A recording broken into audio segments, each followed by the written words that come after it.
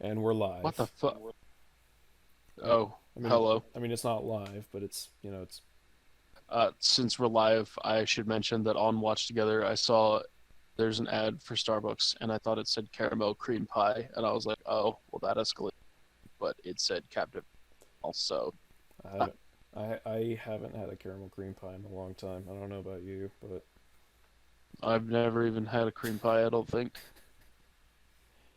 you can go to Cinnabon. You should be able to get one pretty easily, I think. This is what we talk about. I This is what we talk about when we're. Well, this is what we talk about. Apparently, well, I mean, I have a Cinnabon in my town, but I don't think they sell. I think they just sell cinnamon. you're cutting out a bit. You might want to lower your sensitivity just Uh, a wee bit. I said, I actually have a Cinnabon in my town. I don't think they. It's like attached to a gas station, so I don't think they sell pies. I think they Oh just sell God, rolls. a gas station Cinnabon. That's. I don't know if I like the sound of that. God, God I be. mean, I mean to be fair, like their cinnamon rolls are still fucking amazing. That's true. I Like remember. it's You ever watch Louis C.K.? no, I did. Oh, he's fucking funny.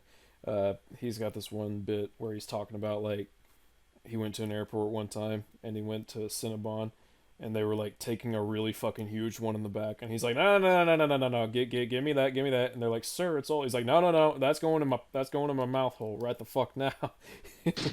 Well, I mean, like it's like its own separate little kiosk, so they have their own space. So That's fair. and they make them fresh and everything. They're obviously packaged in boxes and stuff, but Yeah. I believe they make them there. So in case it wasn't obvious to our audience, I'm still kind of figuring out how the fuck to make this fucking show look. I've, I'm, I'm slow just and steady, I'm just here. slow and steady improvements. It's We got borders now. That's a thing.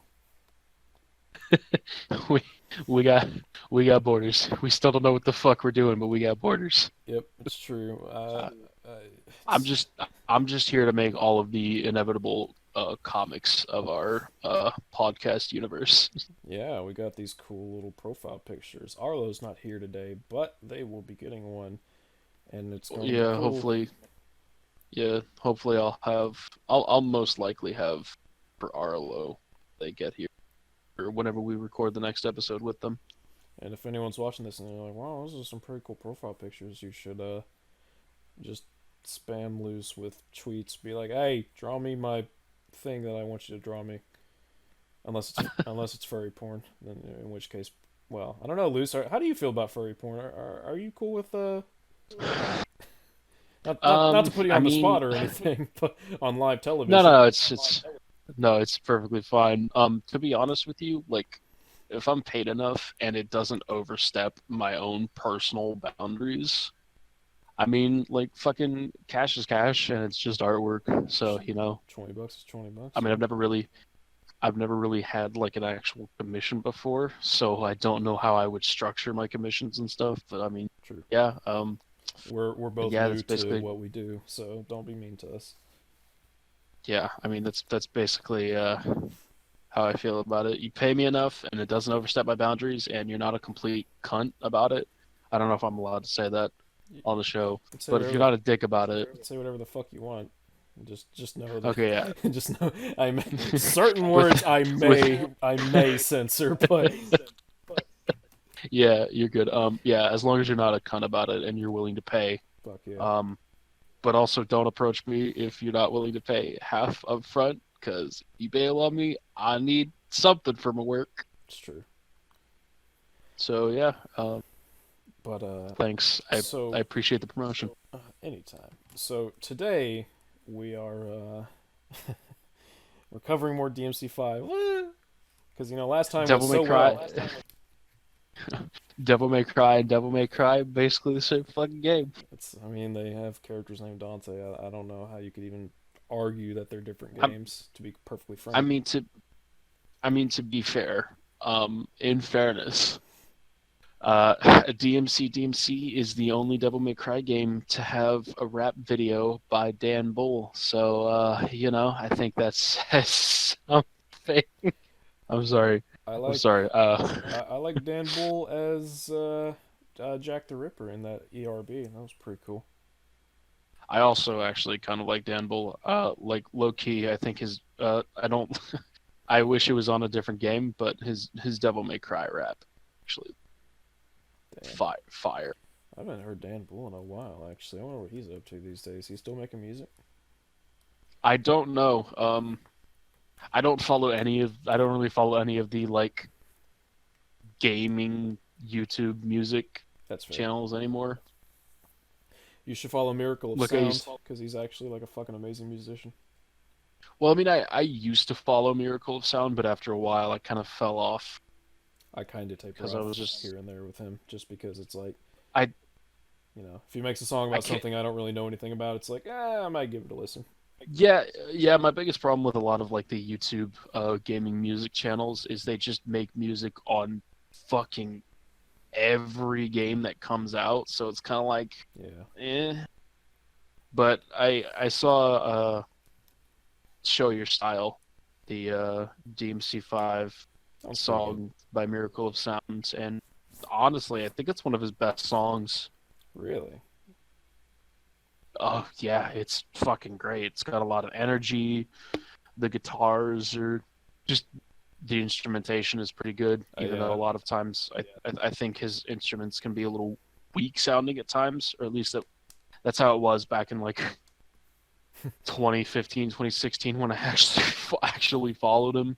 But I think the first song yeah, I I heard think by him was the Mass Effect 3, Take It Back, because God, the months leading up to Mass Effect 3 were so fucking insane. And that song dropped, and I was like, "Ooh, who's this guy?" And then from there, I looked up like he had like Borderlands and Fallout and Deus Ex. And I was like, "Damn, dude, this guy's like actually fucking awesome, and he can do any genre. Like, holy shit, he can do actually any he genre." he really can. And I don't know if you've heard Show Your Style, but it's fucking great. I have, yes. It's pretty good. Yeah. I like it. I wouldn't say it's one of my favorites, but I think my favorite album of his is probably I think it was like Metal Up. It has like Serona and Gromuel, the Queen of the Pirates. It's good shit. Yeah, Sorono was so fucking good. Serona's I so think my fucking favorite good. video I think my favorite video game related song by him is a tie between My Revolution Dude, and Fire's Far. his Assassin's Creed songs are the best thing to come out of that franchise, unironically. They really are. Like My Revolution is one of my favorites of Oh man, I think music ever. I think it's just a really fucking great song. yep. I think if I had to pick a favorite of his, like a favorite song of mine of his, let me look at my here I playlist. I I think my main reason why Fire's Far and My Revolution are my two favorite songs by him is because they showcase just how much range he has because there's such different songs. Like with My Revolution, you've got this very uplifting, light song with very high notes, and then with Fire's Far, you've got this extremely menacing, low and slower song that builds Yeah. up more and more slowly, and it's just fucking amazing. Oh, actually, you know what? I know what my favorite song by him is. It's Jet Black Dress, because that song got me laid a couple times. Oh, all right then. I mean, hey man, that song's you want to get your lady fired up, you play Jet Black Dress. That shit's mm, it's good stuff. I guess I'll keep that in mind. Have you heard that song? I have not actually heard that song. I'll probably listen to it after we're done Oh, it's here fucking sick. today. It's basically about a dude who's just fawning over this chick with a jet black dress, and you know it's good stuff. Sometimes, sometimes it do be like that. Yeah, it really do. But today we're talking about DMC5 and we're talking about the reboot. So, Luz, how do you feel about the reboot of Devil May Cry in 2013? Uh, I don't know how controversial or contrarian this opinion is, but you're fucking crazy if you think that I consider the story even remotely worth mentioning. But as a game, it doesn't. It never reaches any exceptional highs. But I think that as a game, it's not terrible. I would say that as a video game, it's just slightly above mediocre. It's enjoyable to an extent, but it doesn't hugely excel either. See, your take is much more generous than mine. I am very, very much in the. I am very much in the camp of putting that game in a concentration camp. Let me tell you something.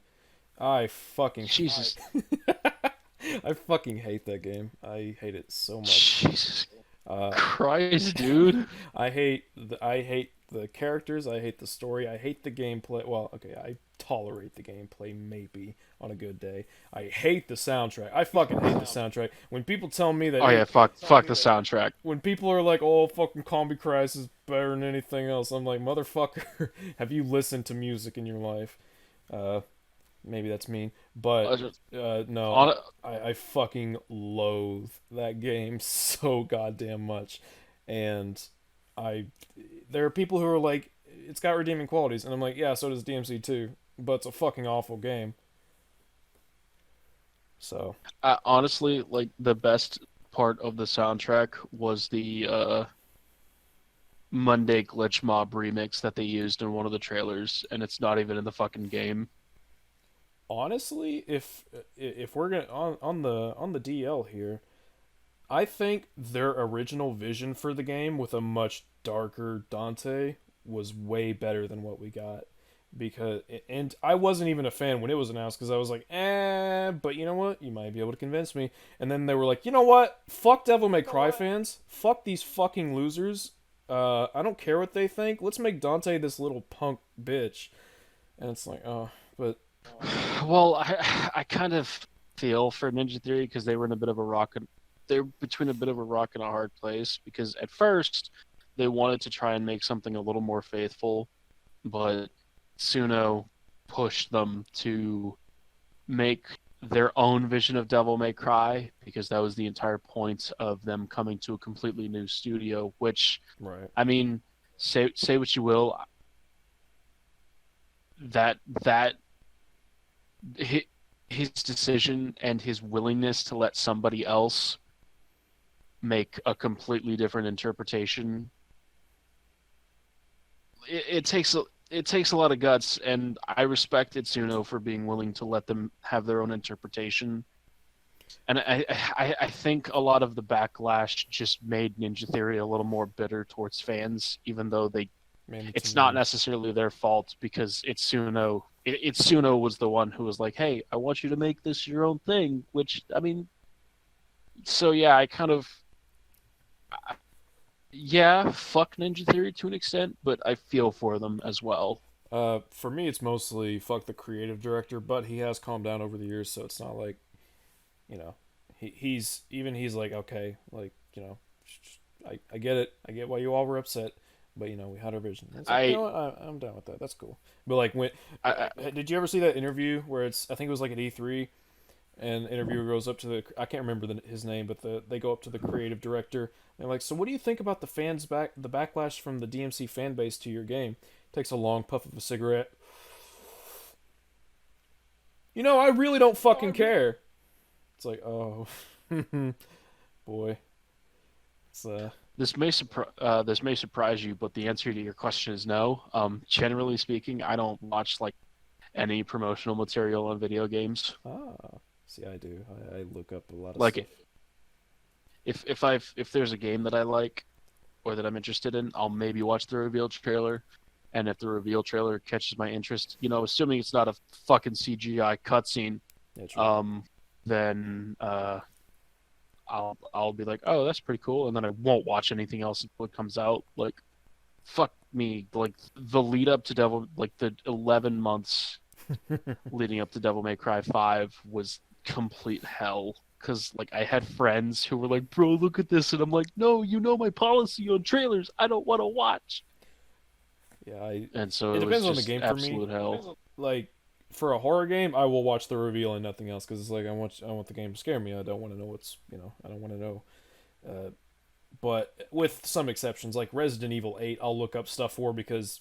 Uh, I mean, at this point, Resident Evil isn't a franchise that I go to for horror necessarily as much as I do just the gameplay and what I love about it. But Tall vampire. I Mm. mean, you're not wrong. Let's just say. And also, I have a particular problem with Devil May Cry 5's marketing because they totally sort of completely fucking spoiled Virgil being in the I game. I love it because like up to that point they're doing so fucking good. Then like a month before the game comes out, they're like, oh by the way, Virgil's in this game. And it's like what? Whoa! Yeah, you spent almost 11 months keeping shit under wraps Oh and man, showing just the right amount of stuff, and then in the 11th hour, you're just like, nah, fuck it. Here's Virgil my all up in your face. my buddy and I, when before the game came out, we had this theory that like Mundus was going to be coming back because of like the Crimson Cloud lyrics and all this stuff about V having the nightmares of Virgil and things like that. And like we were thinking to ourselves like, oh fuck, V is like this was our theory. It was like V was a vanguard for Mundus, and he was going to use Urizen, who was in like blood related to Mundus, to like bring him back in some magical demontism's way, and we were all about that, and we knew, and we had a feeling that Virgil would come back, but then that trailer dropped, and it's like this game's all about Virgil, isn't it? It's like fuck. Not that I'm Yeah, pretty disappointed. much. Like I am not at all disappointed with what we got, but it's one of those things where it was like, oh, you just kind of. Yeah, I'm really glad that I avoided trailers because I'm glad that Virgil's reveal was not spoiled.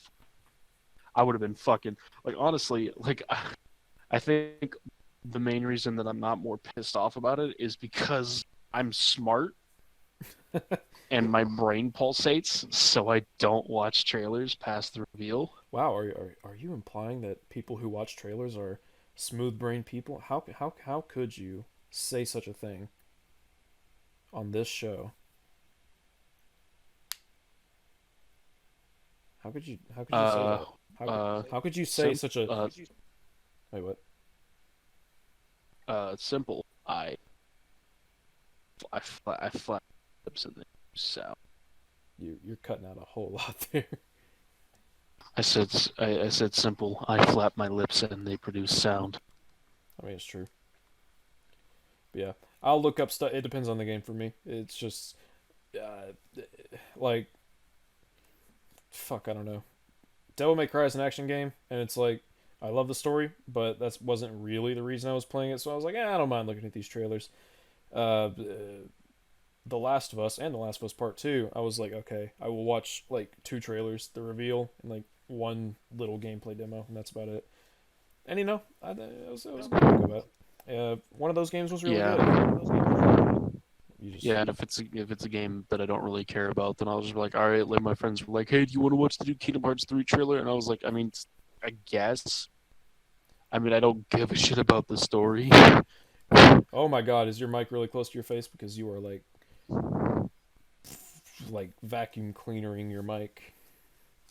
I I apologize. It's all good. Um, I've got family around so I'm trying my best to make caught in the audio. it's all good. I get that. I haven't heard them at all in this little while that we've been chatting and such, but it's all good. How And fucking Jesus Christ! When did we start recording? 20 minutes ago, I was just about to Still, say that. we still haven't started the video. I think that's a new record. Yeah, yeah. We're we're evolving. The long is taking us, but Oh no. so yes, this gentleman has a video comparing DMC5 to the reboot, and I want to read the video description real quick because there's a certain little there's a I want to discuss it. We'll say I want to discuss it. So let me pull up the playlist on my phone. Let me go to the video. So the description says, believe it or not, Devil May Cry 5 is basically a reboot of DMC 2013. Nero is Dante, Nico is Cat, and V is Virgil. Which, that's a funny. I get it. V is Virgil. Funny. Anyways, your mind will be blown after watching this.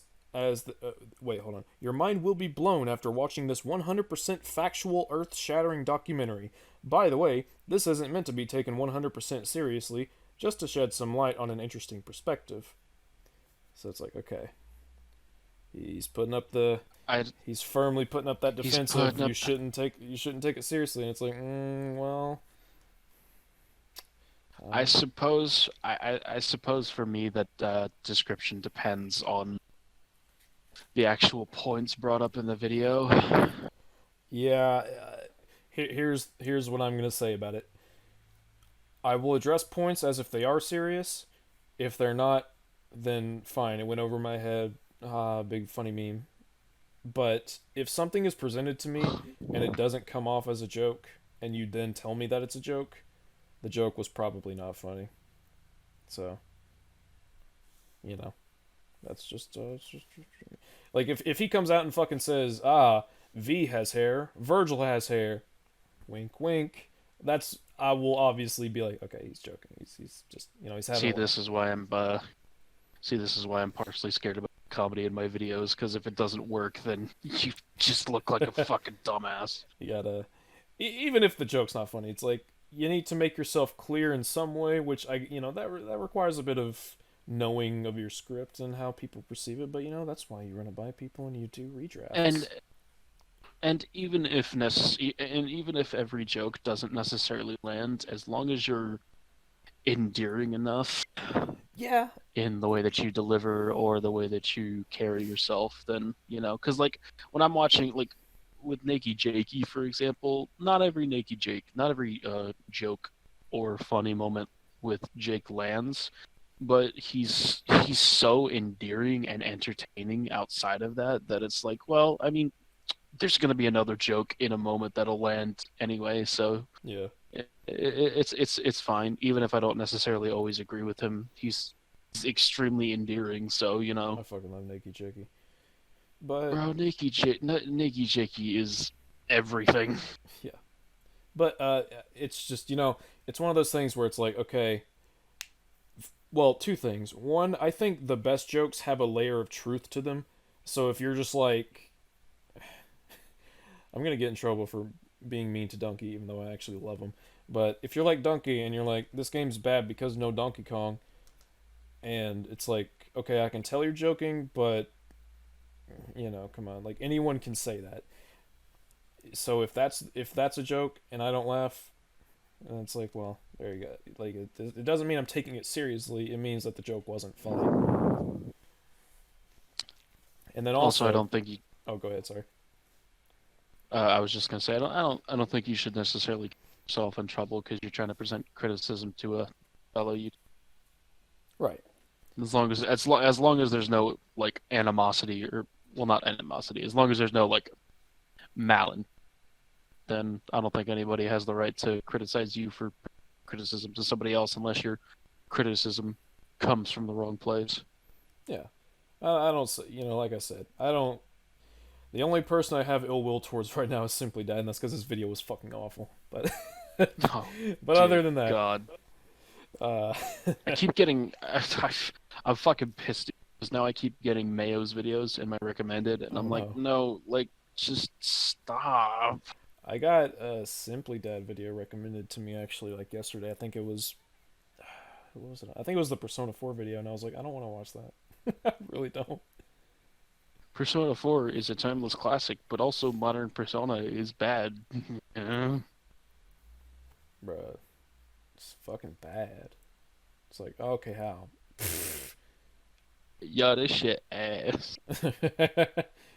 But anyways, it's just it's an important preamble because he specifically mentions like don't take it 100% seriously, and it's like okay, I fine, but if you make a point, I'm going to address it whether it's a joke or not, because if it's If it's a joke about something that has a layer of truth to it, then it's like, hey, that's there's something good to be said about that joke. If you're, And it also depends. I'm sorry. no, you're Sorry. good. Go ahead. I Well, jumped the gun on that one. I thought you were done. no, it's just one of those things where it's like, if the joke has a layer of truth to it, then cool, that's something good. That's a good point for the joke. If it's a joke about something that's straight up fucking false, like uh, or stupid, like saying the game has too much purple, then it's like, okay, uh, your joke's not funny, and there's nothing about it that I can even latch onto, so I don't care. I'm kind of It harsh. also I'm kind of depends. harsh on jokes, but yeah. Anyway, sorry. Go ahead. I think it also depends on the execution as well, because like even if a joke isn't necessarily funny, even if a joke doesn't necessarily have truth to it, if it's executed well, you Yeah, can kind of get away with it to an extent. guys, go watch TC Nick. He's funny as fuck. I didn't agree with his Uh, Persona 3 video, but that video is funny as fuck sometimes. yeah, fucking oh my god, he was. I might actually watch a few more of his videos because It's some he like I said, he presented his points well and yeah. spoke well as well. That's a lot of wells. Well. I like that username, by the way. Me too. It's cool. In 2013, Capcom released a Devil May Cry game featuring a short-haired, angsty protagonist who is joined by a tattooed woman in jean shorts and boots who drives a car to defeat a powerful demon king who threatens all of mankind. And everyone hated it. So let's. What I'm not stopping it here because of the video. I just want to read some of these because I can't help but be kind of morbidly curious. So I also I love random internet reviews because you just know they're gonna be top quality. So Before that, I would like to say, yeah, that is what happened. We decide to say things extremely simplified, somewhat reductionist, and mostly contextless you way. you, So you you're might not fucking wrong. one might describe it as uh I basic. swear to God, if you say what, oh my fucking God, help! But so Stan Rigu says, I dislike this game because it's too much different from the previous titles and it's different in a bad way. I am totally shocked how they changed the main character and casualized the gameplay. I do believe it could have been a good game if it had a different name, but as a DMC game, it's a total disaster. Uh, Actually, yeah, that's pretty much how I feel, to be honest, about the game verbatim, and it's everything he said was very fair and well reasoned. Uh, I have a couple of issues with this review. Can't believe they're getting paid for this, but so I will say I don't like the argument of if it. I don't like the argument people sometimes have of if it had a different name it'd be good, and I hate when people say you just don't like it because it has the DMC name. Um, so just for clarity's sake, at least from my perspective, I don't fucking care what it's called. If I think it's a bad game, I think it's a bad game. Uh, The Last of Us Part 2 not being called The Last of Us Part 2 would not save it from being a horrendously written mess, and DMC Devil May Cry being titled uh, Edge Punk 2079 would make it anything less than the mess that it is. The only difference is that it's kind of insulting, but that's kind of a subjective Well, thing, so I can look the past main it. re- the main reason that I would say it might be better if it weren't a Devil May Cry game is because the developers might have had the chance a much that was their own start. So that's the main reason You're I say. you're cutting out a little bit. The main reason that I say it would probably be better if it weren't a Devil May Cry game is because the developers probably would have been able to make their own vision and their own game from the start. So that's the main reason I say that. True. I don't think the game would be automatically better if it were called something else. That's Well, I don't know. I yeah, it's mean, pretty because it is a reboot, and Itsuno did encourage them to do their own thing. So I mean, I don't know. It's that, but the development of that game is also a complicated mess. So you know, I yeah. I don't Talk 100% put about it on Ninja Theory. I put a lot of it on them because I mean, ultimately, it's their game and their responsibility. But I'm lenient where it's due. I think. yeah. But following that, from Iosicle. In terms of gameplay, I can't say much. It's pretty fast paced and intense, I suppose, but I haven't played the other Devil May Cry games, and from what I've heard, the combat is comparatively watered down, so I guess that makes it pretty disappointing. In terms of story, it's my policy that the worst stories are not poorly paced or insulting but offensive, and oh, that gets cut off from there. I so maybe if you haven't I played would say, maybe if you haven't played the other DMC games, don't bring up the comparison. Probably. I don't know. yeah, if you haven't played any other games, probably just judge it on its own merits. Which actually, I would actually like. I actually would love to see the perspective or review from somebody who hasn't played any of the other Devil May Cry games, as assuming they're being as objective as possible and There's one such. YouTuber who they started the Devil May Cry games and they started with the reboot, and I don't agree with everything they said, but it was interesting. It was a cool little. It was a cool way to see that perspective.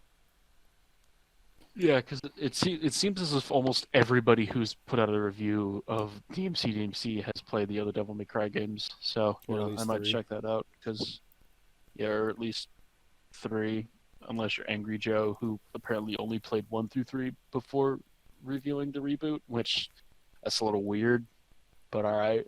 Angry Joe's kind of interesting, we'll say. And then I last but not least from Necro, this game is a betrayal of all DMC fans out there, pure and simple. The gameplay is casualized to the point where you no longer need to put in any effort for the biggest to pull off the biggest combos.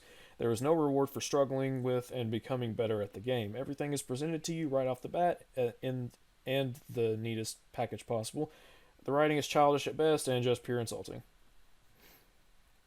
Uh, I'm gonna be honest. I don't disagree with anything that they say about that. Honestly, just yeah. Definitive Edition has some good difficulty adjustments for hardcore mode and Gods Must Die difficulty. I don't. I think you disagree with this. I don't know how everybody else stands on it, but I actually think that if we're in a better Devil May Cry game and it were balanced differently, I actually think that must style mode would be a pretty cool mode around it. I think you gotta adjust your mic sensitivity, man. You keep cutting out. Son of a bitch. I'm sorry. I move it around a lot You're good. because yeah, but I don't know how everybody. I don't know how the consensus on this mode, and I'm pretty sure L disagrees with me on it, but I think that if it were in a different game and it were balanced differently, that must style mode would be a cool mode. I like Must Style as a concept, and I have a pitch for how I would incorporate it and update it into DMC5 in my DMC5 video, which I will, I'm gonna hold off on what I have to say, but I will say that, Must Style mode, I like it in concept, but I didn't care for the execution in DMC. So yeah. But yeah, Devil May Cry fans, I think it's fair to say they probably weren't the biggest fans of this game when it launched. And they had every right to, considering Ninja Theory didn't do themselves any favors during the market. I'm gonna be honest. Yeah, that's and it's like I get it. People are backlashing against your game, but don't don't fight back. Just lean back I and just be like, okay, just let them yeah, see the game for themselves when it comes out. That's all you gotta do. I I would say the best way to deal with backlash is to stick to your guns, but don't actively like fire back at people Do what because people are allowed to. do what Sean Murray and Hello Games did with No Man's Sky. Listen to all that criticism, filter it out. Well, filter out the junk comments, and use that feedback to improve your game. And also, if you get a lot of hate during the marketing, then I would say just like at that point, just let the game speak for itself. Yeah. And but you want to try your best not to build up animosity from fans if you can. And then you can write an apology letter in the as a definitive edition of your game, and see, and it'll be appreciated. But hey, Which I mean, like credit to Ninja Theory, with Definitive Edition, they did legitimately try to improve the game in ways that the fans wanted to see. So, I absolutely. mean, even if I would say Definitive Edition still isn't a success, Ninja Theory earned a lot of respect back from me for just the simple existence of Definitive Edition and a lot of the stuff that they tried to fix. Yep. So, And good on you guys. I apply the same things to I apply the same standard to the original series also. It's not I'm not like gatekeeping because DMC2 is a fucking terrible game and I will constantly cite it as one of the worst games ever made. But that being said, much like DMC the reboot, there were ideas that had potential. There were some cool designs.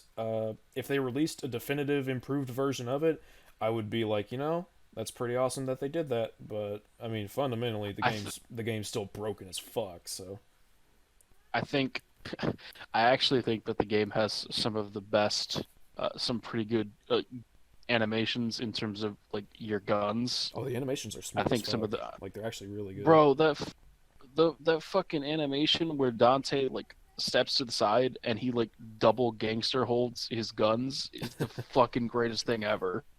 Like, I it shoots slower technically, but it looks so badass. I'm not a fan so much of the hit detection and the feedback itself, but like the movement in DMC2 is really solid. I think Yeah, I for actually think for that if a the plat like 2002 or 2003 PS2 game. Yeah, that's good. yeah, I actually think if it had better, I think if the geometry of the levels were better, it would have had some pretty great platforming. Yeah, absolutely. I also liked the customizable devil trigger. That was a neat idea. It was. I wish they would do more with that in the future.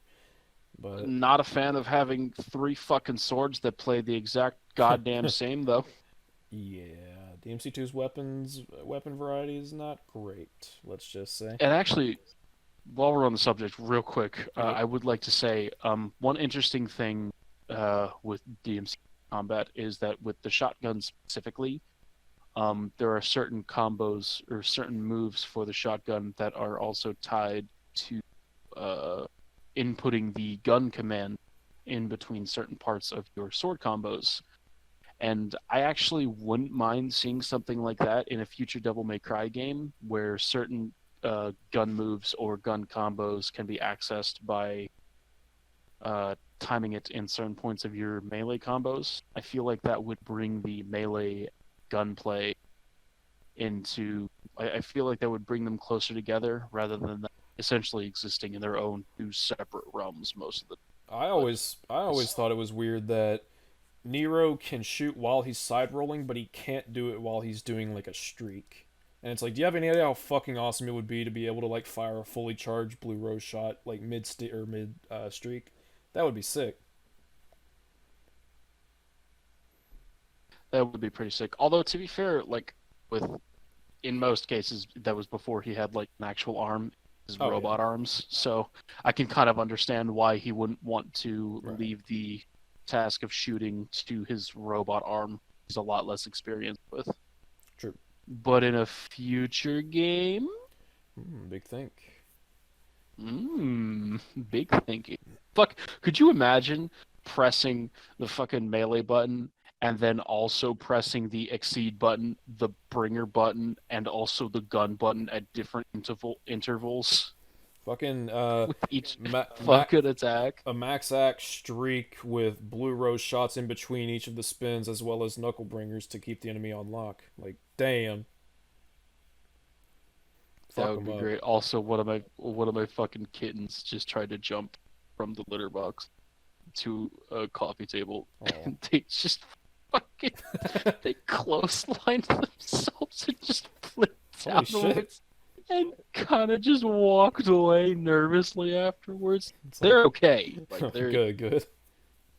nothing happened to them. It was just really, it was a hugely funny, unfortunate set of circumstances for them. They tried so hard. A series of unfortunate events, one might say. That's some good books. Anyways, back of the video. Take it away. We got Back to 2019 when Capcom releases a Devil May Cry game featuring a short-haired, angsty protagonist who is joined by a tattooed woman in jean shorts and boots who drives a car to defeat a powerful demon king who threatens all of mankind. And everyone loved it. I see what you did there. Yeah, I mean, you basically said the exact same thing. And while these two share similarities, I can assure you they're vastly different games. Dude, like, Nero and Dante, short hair, kind of angsty. Kat and Nico, they wear clothes. There's a demon lord, and they try to save the day. Like, damn, dude, same game.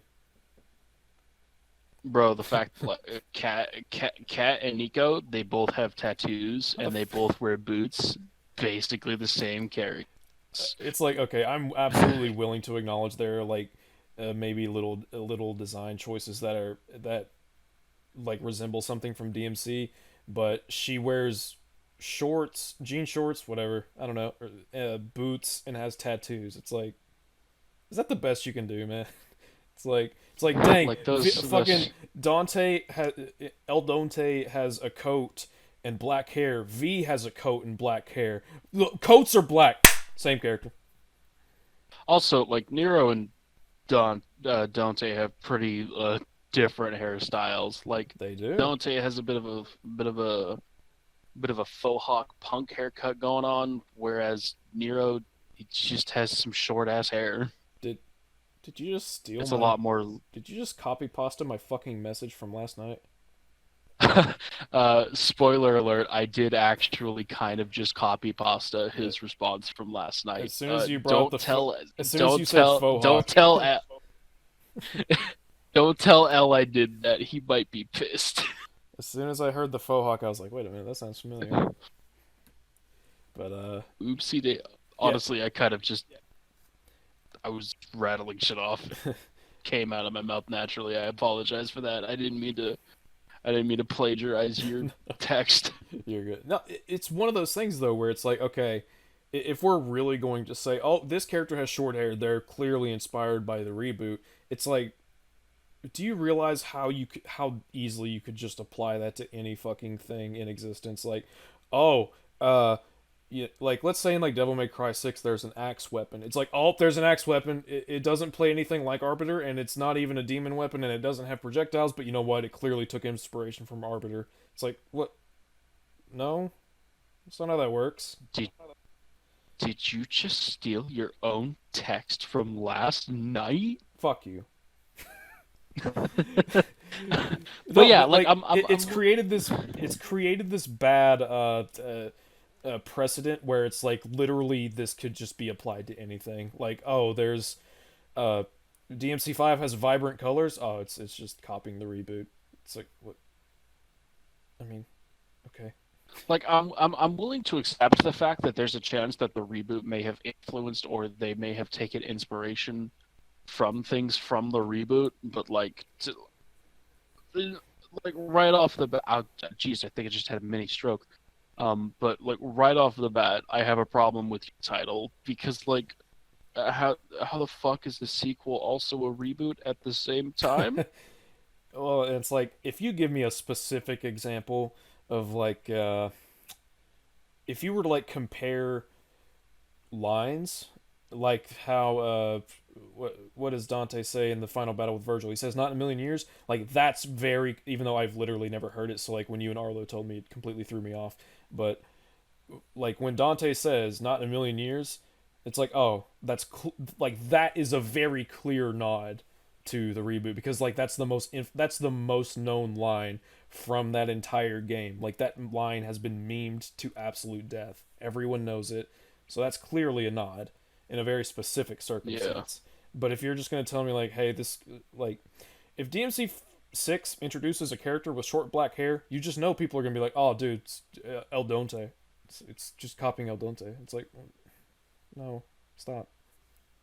Yeah, pretty much. I mean, like, like Dante's EX color is very clearly inspired by the reboot. Like, that's something you can say. But being like, oh, both of these games features, that's like the argument that all three Spider-Man movies, all three Sam Raimi Spider-Man movies are basically the same because they still have the same basic structure. It's the Like, fucking yes, that's true to an extent, but you're also taking out all of the context, all of what actually happens in the film, and basically everything, and you're just boiling it down to the most simple point. one might call it reductionist. And also, One might, this is the fucking Mayo argument for cameras. It's like, oh, Uncharted and Legend of Zelda: Ocarina of Time have a third-person camera. It's the same game. you might call it insultingly basic. Oh, snap, crackle, and pop. Also, yes, Simply Dad, I might be stealing that. Just saying. I think that Simply Dad is. I would refer to him as the villain of, of this podcast at the moment. Let me just do a quick little. I don't know, man. He might get subverted and tossed aside later on in this arc. We don't know. It's true. Still fairly young. Yep, it's true. He will be in. He will forever be etched in the lore, in the lore though. But so let's look at these DMC5 reviews real quick, just to see if there's any points of contention we may have. So, Amir Paksad says this game is absolutely worth to wait about 10 years for DMC fans. All lovely characters are backed in this amazing sequel.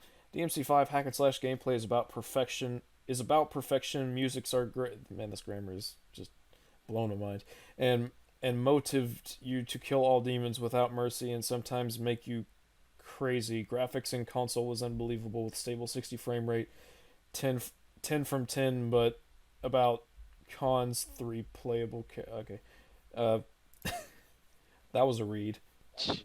Jesus Christ. I don't want to be mean because they might just not have English as their first language, so it's like, well, but yeah, I mean, yeah, they love the game. Cool. 10 out of 10 for them. It's perfectly fine.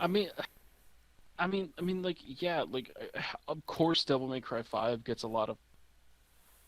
It's a fucking marvel in almost every single. Like, you also have to think about the fact that, like, Devil May Cry 5 is the second franchise that Capcom has managed to revive after a 10-year hiatus. Yeah. The first one being Mega Man, which God leaked. Oh yeah, I didn't play Mega Man 11, but I heard it was really good though. Oh yeah, it was it was pure unadulterated side-scrolling platforming bliss. It's not perfect, but I had one buddy who compared it to what was it, Sonic Mania, where it was like old school Sonic style. I haven't played that game either. Never played Sonic. I have it too. That's the worst part. I haven't actually played many Sonic games, to be honest with you. I played Sonic Adventures 3 with the Knuckles expansion on my PC way back in the day. That was a fun game. But let's look at Cast514. They say Hideaki Itsuno has been the director for some of my favorite games for so many years, and I don't hear his name anywhere. Dragon's Dogma, Rival Schools, and now Devil May Cry 5. He is so underrated and should be recognized for his amazing achievements with this and other games. As soon as Nero started writing his arm during gameplay, I knew this would be an amazing game. Hell yeah. Itsuno's fucking based. Itsuno is fuck. Also, if you haven't played Dragon's Dogma, I want to shake his hand too.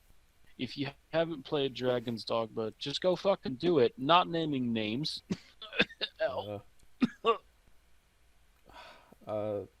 What's a Dragon's Dogma?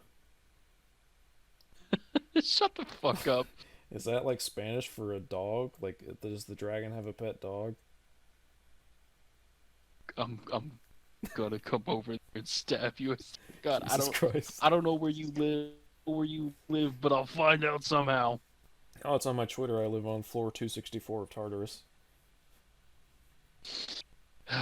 Joke's on you, I live on 265. Gasp. And finally, Irarius says, okay, so I will say this game has a very small amount of problems, such as loading times, how mission selection is handled, and how some things are a little annoying to deal with, but each character offers different things to do and cool new ideas. I do not understand the ridiculous reviews some people have put out, but the game is worth the price and offers a good amount of fun and expand. Yeah, I mean, yeah, it's those load times on last gen are pretty annoying. Yeah, take it from somebody who had the great pleasure of playing Mission 16 more. times last night. It was fucking hell. Take it from someone who had put in like a couple hundred hours in the PS5 version, and then all of a sudden, some fucking schmuck is asking for co-op in a fucking barely functional co-op where you constantly have to reload shit. So Yeah, that was me, by the way. I was at co-op because I didn't have anybody to play co-op with, and I wanted to play co-op. We got a good ways through. And then it worked. Through a couple. It of missions. worked for a little bit. It worked, and then my internet decided to fuck me, and it started lagging. Shit. F. But yeah. Like you were already done with the mission, and it was just loading your judgment in SD. Yeah, it was mission 13. Like I was literally about to jump through the exit, and you were like, you said I did judgment, and I was like, I did that like 5 minutes ago. Or like how we both played mission 7, and we both got to a barrier together, and like we killed all the enemies. I couldn't and go through. Yeah, the barrier disappeared for me, and I could go through it, but L was stuck. I should have saved a clip of that. That was fucking hilarious. Like I was just V running into this fucking barrier with no enemies. The music was still playing too. It was like the cool down intro thing for Bury the Light, because that's the song I have set for V. And I was like, like in the background, and I'm like, I'm scared. I told you to save that clip, ding dum. I might have, honestly. I don't think so though. But I need you to check, and if that happens, send it to me over PSN, and I'm totally uploading that shit. I would, but I have packed my PS4 because I'll be moving soon. Finally, because I finally landed a job. How fucking dare you? Oh, hey, look, I can't play Hitman 2 right now because of that shit. I feel it, but you know. Anyways, anyway, I believe Mr. Mufasa was saying something. It's like the most talkative we've been so far with these, because we're like, how far are we? We're 26 seconds into this video, and we've been going for 26 minutes. Well, plus the 27 minutes from the other clips, so we've been going for about 50 minutes now. Holy shit, Jesus. To be fair, we had a 20-minute preamble, so we've really been going like half an hour with this 26 seconds. So, yeah, I mean, you know. Fair enough. But yeah, Umbasa Mufasa, take it away. Initial negative reception. How was Capcom able to repackage its failed ideas in order to create a smash hit? Today, I look at the ways in which the DMC reboot inspired Devil May Cry 5. Okay. Oh god, copytisms. Woo! I'm gonna turn that down right now. You didn't hear that, Capcom. Please leave me alone. Don't kill me. Just let me know. I see actiontism, so I assume there is music. Yeah. Alright, it's done. Okay, yeah, I'll rewind it just a couple seconds and I'll... By the way, I don't know where the fuck you got that Devil May Cry 5 font from, but I want it. Yo, for real. He uses it multiple times in the video and I'm fucking jealous. Like, actually. Where did you get it? Wait for it. Real. Alright. Look, I know everybody likes to shit on DMC Devil May Cry, aka DMC Reboot, aka DMC 2013, aka... Fuck you! Well, I'm here to tell you, it ain't that bad, especially considering the definitive edition released in 2015, which fixes many of the mechanical issues fans had with the initial release. Devil May Cry 5, on the other hand, was Okay, wait, so real quick. I do want to... Oh, go ahead. I would say that it fixes... I would say that the definitive edition... This is going to be a bit pedantic, but I would say that the definitive edition fixes minor issues with how the game runs. I wouldn't really say it fixes any major mechanics. Having an unstable 30 FPS was pretty bad for the original release, to be fair. But also, not every technical issue was that serious, so there's that.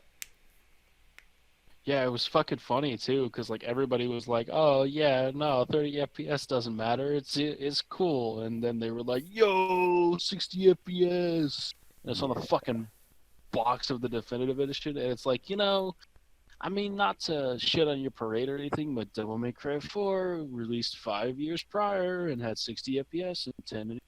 Dude, on PC it had like 280 FPS. It was fucking wild. Yeah, it's almost like you can have all the frame rate you want if you're just smart about your fucking graphics. It's true. Empty Framework was really good, and so was RE Engine.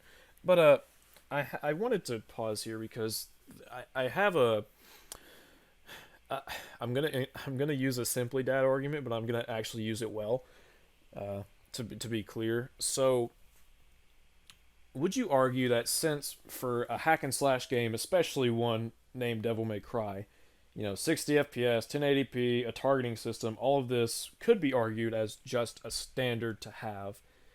So would you offer such praise for them just for adding those things, or do you think it should be more of a okay, so the game actually runs good now? Thank you. No, I would not give a game points because it runs. I would not give a game points because it has what at this point may as well be considered a fucking, like, not necessarily a lock on, because different games handle different types of lock ons, but yeah, 60 FPS, decent enough graphics, and also running stable. You don't get points for that. Like, it's just kind of expected at this. Yeah, like for instance, what's a good example? Okay, here's actually a really good example. It also runs on Unreal Engine, just like DMC Devil May Cry did. The upcoming Mass Effect remasters, they are Unreal Engine, and they look well. Okay, looks can be complimented, I guess, but they're gonna run allegedly at a consistent 4K 60 FPS. And at this point, I'm like, okay, that's I'm really happy about it as a fan, but that's the standard. Like, I'm not gonna just say the games.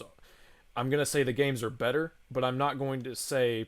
I mean, I am gonna say they're good, but I'm not gonna say they're good because they meet the standard now. It's like, It's hard for me to say that a lot of the games in PS4 and Xbox One era look good when Devil May Cry 5 is able to look way better and also run much faster than most of the games released dude, this generation. RE Engine and also Fox Engine, but that engine has sadly been canceled. Press F. Uh, RE Engine absolutely kicks the ass of every other fucking engine. Like right now, it I is so honestly, good. I honestly, I honestly don't know how the fuck Capcom managed to do. Like, it's insane. Like, RE2 Remake and Devil May Cry 5 are some of the most photorealistic looking games. And Devil May Cry 5 especially is impressive for because it has so many fantastical elements. Like, obviously there's little points where you can recognize, like, yeah, that's video game graphics, but like, god damn, those faces are uncanny. They are almost to a fault, to be honest. I mean, honestly, it's kind of like And also, it's good. to an extent, the Final Fantasy VII, although to a lesser extent, since there's a few tisms with the visuals, but Yeah. it still looks fucking great for the most. Well, it's also kind of hard to do anime hair in a way that like matches realistic graphics. DMC. Yeah, which is why when you're doing something like that, you might want to go for a slightly more stylized look. Although, to be fair, like, Advent Children looked pretty realistic, and it had anime hair. Advent Children was pretty impressive for the time, gotta say. Or, like, Kingdom Hearts is Graphically. able to also have. let's, Yeah, let's be clear on that. It looked good visually. Not, it wasn't, fuck that movie. Advent Children, it's not very good. But, anyways, I'm gonna rewind just a little bit to make sure we capture all of the point that he's making. Cry 5, on the other hand, was hailed and praised as potentially the best entry in the series as soon as it dropped. I'd say it is. And while many of the creative decisions with the DMC reboot still caused division amongst the core fan base, And I got a bigger dick. some of these same ideas were repackaged and implemented into the beloved Devil May Cry 5. Okay, well, I just noticed something. You're really. Sorry, go ahead. So he's talking about like, oh, ideas have been repackaged into Devil May Cry 5, and he pulls up fucking the beams of Urizen and Bob Barbas. I'm like, who in the world is going to compare Bob Barbas to fucking Urizen? By the way, Bob Or Barbas is the best part of also- that game, unironically. He really is. He really is. Or like how fucking the walls of Limbo closed in on Dante, and then he shows a clip of just before the Antonora fight, where the fucking ground caves in below Nero. Like, That's again, it's one of those things where it's like, oh, there's an environment change. The guy from the reboot. It's like, what? No, stop! Don't do that. like, I know this isn't supposed to be taken 100% seriously, or so you say, but also, like, what the fuck? Yeah. Uh, can we take a moment to appreciate Bob Barbas?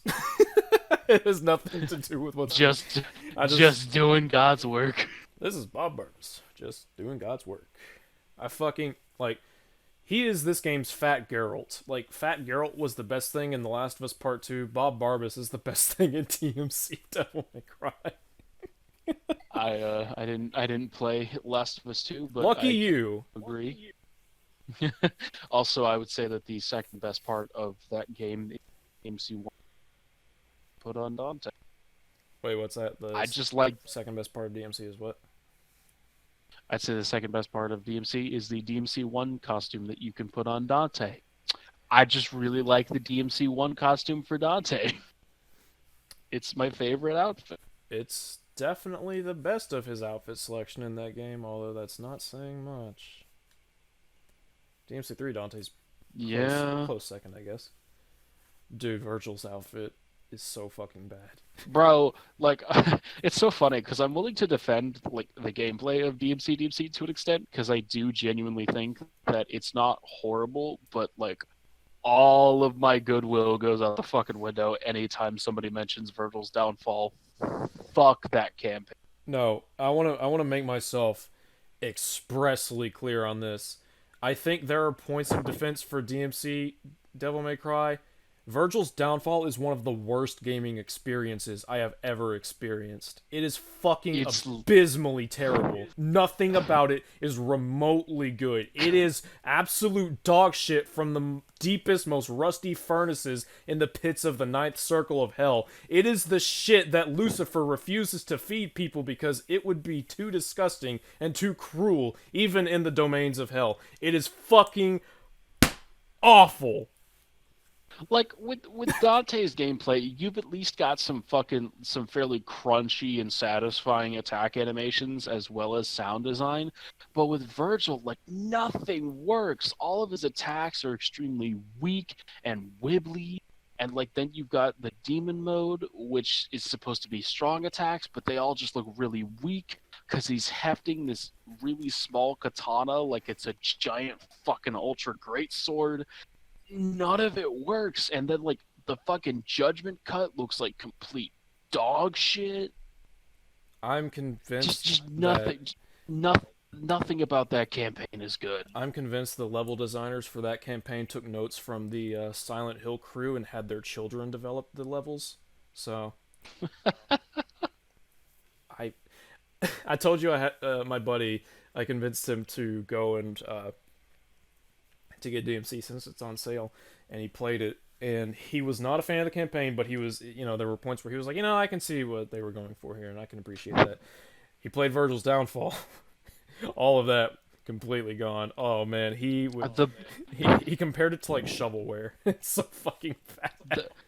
The best part of Virgil's Downfall is Bloody Palace, solely because of the fact that you don't have to fight the same 7 fucking enemies over and over again. The best part of Virgil's Downfall is when you turn the game off. I mean, the best part of Virgil's Downfall is when you just play the base game instead, because that's somehow infinitely better. A buddy of my buddy, he got to one part, I think it's in mission 2 or 3. Excuse me, where I'm gonna drink some water. It's there's a portal and you can't go through the portal till all the enemies are gone, and you're on this platform and it's crumbling around you and it gets really small, and the only enemies are enemies that are flying off of the platform. And if you fall to the pit, all of the enemies will respawn. So you have to basically have mastered aerial combat with Virgil by, like mission 2. And it was not fun. It wasn't even fun to watch. I was laughing I was drunk. I was laughing my ass off. Yeah, just you fucked up when you make the reboot, like the base reboot game, actually seem like it's fucking excelling at combat. You know, Like, I don't know how they fucked up so hard.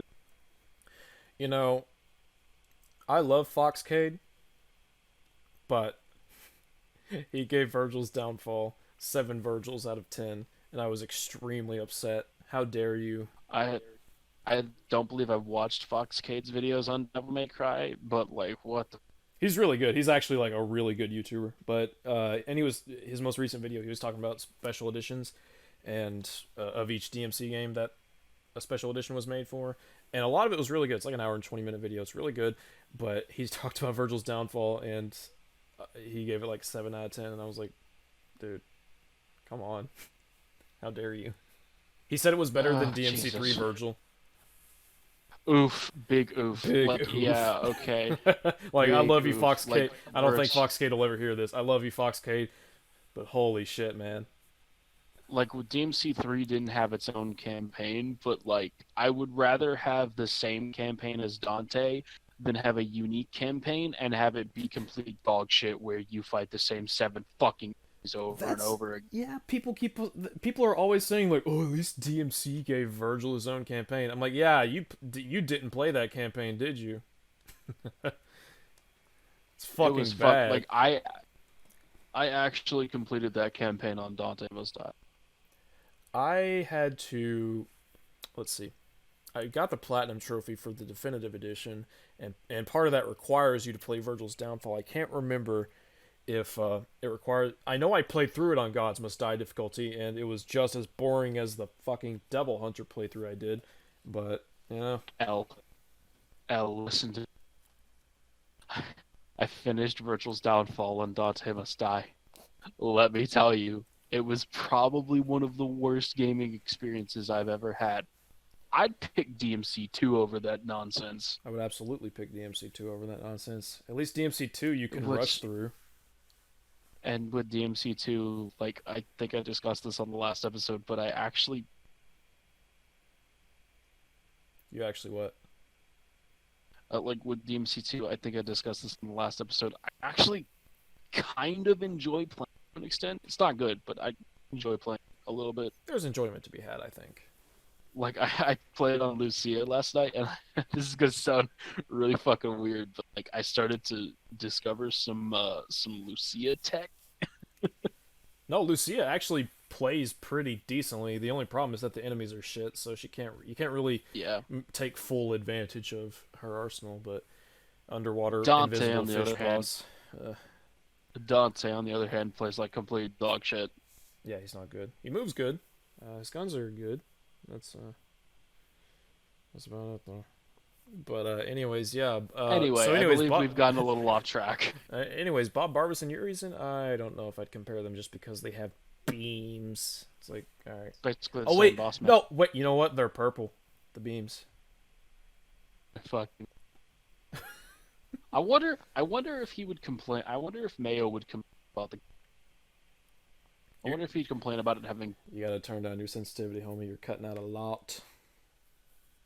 Sorry, I wonder if Mayo would complain about the color palette in DMC. Wonder if he'd complain about it having too much orange. Dude, who the fuck wouldn't? That game gives me a headache just from watching it. That fuck like honestly, I can play most of the game perfectly fine. As soon as I get to Lilith's nightclub, Fuck that. I start stroking the fuck out. Dude, like, I want to introduce my nephew to Devil May Cry, but I can't. He's epileptic. I can't introduce him to the. I mean, I don't know why I would want to, but you know. Anyways, If I ever have kids, I'm gonna punish them by making them do a playthrough of the reboot. it's like, oh, you got an F in school? All right, you're grinding from Devil May Cry 5. You're playing the reboot now. Yeah, you little But I shithead. want to play Devil May Cry 5. Yeah, well, maybe try harder in school. You know what? Back in 2013, this was Devil May Cry 5, you little shit. Honestly, everybody fucking called it that even after it came out. You pissed me off so much. Anyways, It pissed me. we're really off got track. off here. track. Well, yeah. Ideas were Let me rewind just a wee bit. Some of these same ideas were repackaged and implemented into the beloved Devil May Cry 5. So much so that I would argue that in some ways, the DMC Reboot and Devil May Cry 5 are the same game. Let me explain. Yeah, you're gonna need It's to. all a matter of perspective. Okay, so real quick, I say real quick, we'll probably have another 30-minute tangent about it. Probably. Fucking, I hate. Well, okay, I have a love-hate relationship with Phineas as a character because, as a concept, I like the idea of a character being like, "Oh yes, I remember the time of the angels and demons." Because I think that I don't mind the whole angels and demon things. Like some people hate it, and I'm like, "That's fine, I guess." I kind of wish Dante had humanity to him, but it's whatever. But I wouldn't mind him. This goes back to it being Devil May Cry. I wouldn't mind him being a Nephilim if he were Dante, and one of his literal key points as a character is his humanity. I would honestly enjoy, like, if the mainline DMC games introduced angels and, like, there was a new playable character that was a Nephilim. Like, the concept can work. I think I read somewhere that there are angels in Devil May Cry, but they were fairly similar to demons. Probably. Which kind of makes sense, especially if we're going by the biblical interpretations of angels. That's true. Dude, could you imagine? Like, if they were to start introducing that kind of shit, that'd be so awesome. But, Bro, honestly, like, DMC6, angels, let's go. But, like, so Phineas, he's like, it's all a matter of perspective, and then he uses his fucking head thing to warp reality, and it's like, what? So first of all, this perspective shit is just part of your stupid political, I'd call it subtext, but that would be implying some degree of, subtlety? Subtlety, yeah, that's the word. And then he just, like, suddenly changes the world around him, and I'm like, dude, Phineas, you can, like, warp reality. Dude, just, you want to help, maybe? I don't know. You want to help instead of fucking grandstanding and giving me your fucking moral plateaus while also invalidating them at the same fucking time? Yeah. And also, it's like, he's like, oh, Lilith, his mistress, is carrying his child. I'm like, how the fuck do you know that? Yeah, like, how the fuck? Haven't you been down here for hundreds of years? You would think so. And we're back. Of course. Sorry about that, folkies. I mean, they won't know. Or, well, they will now, thanks to you. Oopsie daisy. That's Apologies for being cut that transparent out, with too. our audience. Why would you do that? What are you going to be, like, accused of being, like, intellectually dishonest or something? You mean like Simply Dead? I mean, yeah. So, we were talking about Phineas and his whole shtick being complete horseshit, for lack of a gentler term. Basically, he has that whole thing of, oh, it's all about perspective, but also I have reality warping powers, so my metaphor is completely invalidated. Yep. It does give us, though, it does give us what might be the best scene in this game with, and if you kill Mundus, who will take his place? Camera zoom in on Dante. That is one of the funniest things in that game. I think he also shares a voice actor with Mr. Davin, Assassin's Creed 3. Oh, cool. That's neat. Yeah. Actually, might. It's very neat. You know what? I want to look him up real quick. I want to look up the voice actor for DMC Phineas. Why is Devil May Cry Phineas and Ferb one of the first things that fucking comes up? Jesus Christ. Bro, you don't remember that dank-ass Devil May Cry episode in Phineas and Ferb? Where they went demon hunting with Dante for a day? What are we gonna do today? Oh, kill some demons? Awesome. It's like, yeah, I remember that. Yeah. Who doesn't? That was the best episode, dude. DMC Phineas voice actor change. Lou Beatty Jr.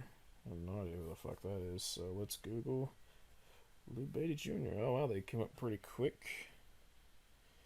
Let's see. Oh, they were in Fight Club. Okay, that's cool. I don't recognize a lot of this stuff that he's been in. He was in Fast and Furious 09, 2009. That is not Fast and Furious 9. Oh, he was in Van Wilder. The fuck is that? National Lampoons. What? I'm ashamed of you. Honestly? Honestly. Honestly. Anyways, We got fucking sidetracked again. that was a real sidetrack. But to be fair, we also just kind of came back. But anyways, yeah, Phineas, it's fucking weird, and I don't remember what this guy was talking about, like, even a bit. So let's rewind a bit. It's all a matter Oh yeah, he was comparing the games of and perspective. using this as. They're the same. He said that they're the same games. I have to turn that down. The series can There best we be go. summarized as All right. character action games produced by Capcom, which generally have you playing as everyone's favorite pizza-loving demon hunter Dante, as he fights against various monsters and hellish minions by utilizing a highly technical combat system which features multiple weapons, styles, and combos. The main focus of this system being on dispatching your foes in the most flashy and stylish way possible, a focus which is reinforced by the style meter, which provides instant feedback on how cool and creative your combos are at any given time. Think of them as part Resident Evil and part Street Fighter, and What? The fuck?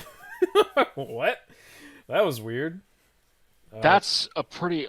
I mean, if he decides to elaborate on this, then okay. But like, right off the bat, that's a fucking weird ass way of describing it. Like comparing it to a fighting game, I'm like, oh yeah, you got inputs and combos and stuff like that. Resident Evil, huh? It's like, yeah, if you were to say that for Devil May Cry 1, but for Devil May Cry 5, are you fucking kidding? Is it because like in Resident Evil, like one of the big things is like speedrunning and like swerving around zombies with perfect dodges. Well, not even dodges, but like mastery of the movement and stuff. I guess.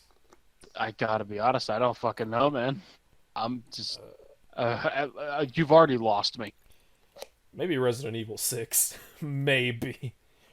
Maybe Resident Evil 6. Although even then, that's a bit of a stretch since they're two completely different gameplay formats. Yeah. By the way, Resident Evil 6 Both is fun as awesome. hell, though. Yeah, it is pretty awesome. Is that a hot take? I hope it's. I don't even know if that's a hot take anymore. I don't even know why it would be a hot take. It's a good fucking action game. I mean, it's the truth. It's not even. It's just Resident Evil 6 is cool, man. Yeah, Resident Evil 6 is a good fucking game. People are like, "Oh, it's not Resident Evil." It's like, okay, but it's not trying to be. It's the same universe, but it's also I've never cared. trying to be. I've never cared for the. It's not a true blank argument. It's no true Scotsman's fallacy. Same goes for DMC Devil May Cry. The reasons I dislike it have nothing to do with it. It's not a real DMC game. The reasons are because. Yeah, I think honestly, I would say it's also a reductionist argument to be like, oh, it's not like other Resident Evil games, therefore it's bad. And it's like, no, it's got its own merits and it's pretty fucking good. Nothing like the previous Resident Evil games, but that doesn't make it bad. Yeah, there are people who are like, oh, I love Resident Evil 7 because it's so true to the original, and then there are people who are like, I don't like Resident Evil 7 because it's not a true Resident Evil game. It's like, yeah, okay. Which, I mean, like, to be fair, Resident Evil 7 is one of the biggest departures we've taken since the original, but even then, that doesn't necessarily mean it's a bad game either. I very much agree. I would actually say, I'd say Resident Evil 7 is actually a pretty fucking solid game. Oh yeah, it's really good. Ethan Winters, not bad. Not bad. Oh, I love Ethan. I think he's actually low-key fucking awesome. He's very different Honestly, from other Resident Evil characters too. That kind of helps. He stands out. Yeah. But, he grows into that cheesy action hero that we'd expect from a Resident Evil game towards the end. Oh, I can't wait for Resident Evil 8. It's going to be awesome. Can't wait. Yeah. Comes out in just like 3 months. So, you kind of... Getting back to this video, he kind of lost me with DMC5 is the same as the reboot, and now you've really lost me by comparing it to Resident Evil of all fucking things. Like before you were out of the... And now you're just out of the fucking continent. Yeah. But let's hear him out. Let's be nice about it. Think of them as part Resident Evil and part Street Fighter, and ever since the original became a cult hit in 2001, Capcom has been trying to elevate the series to mainstream blockbuster status with mixed results. Here's your crown. Okay, I will say that's actually a fucking awesome moment. How dare you? That's actually probably the second best moment in the entire fucking game. What would be the first best?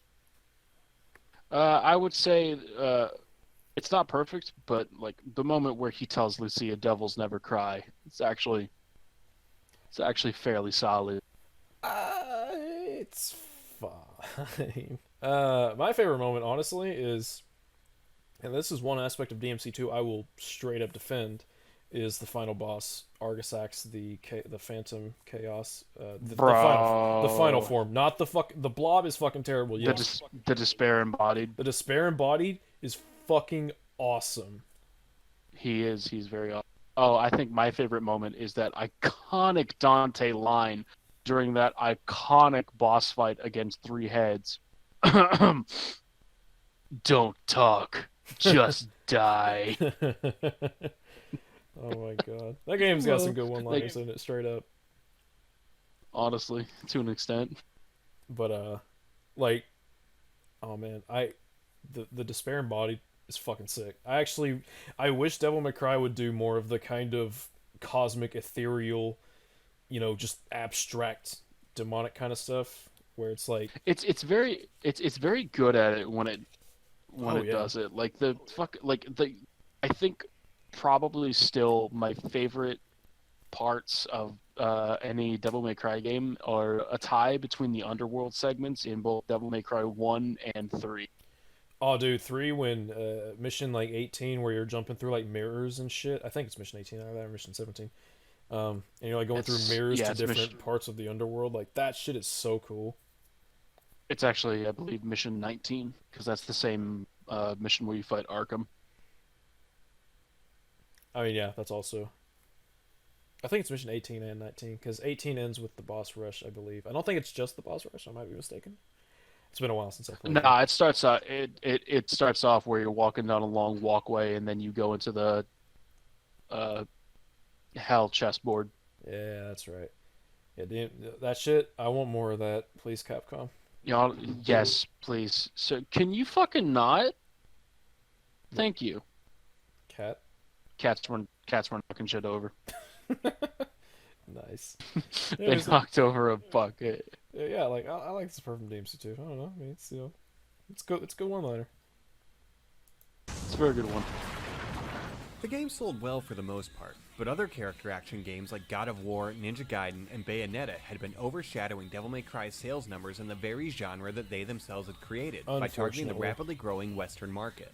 Capcom wanted a larger piece of that Western gamer pie, and as such, Capcom hired you. Okay, this has nothing to do with the video whatsoever, but I hate it when people refer to pizza as pie. It triggers me. Why? It's not pie. Okay. I hate when people call pizza pie. It pisses me off. Alright then. I hope we get some fucking Italian guy who's like, hey, what you talk about my pie like that? Or something. That was horrible, but... Jesus Christ, that was fucking awful. No, don't call pizza pie. I'll fucking shoot you dead in the street.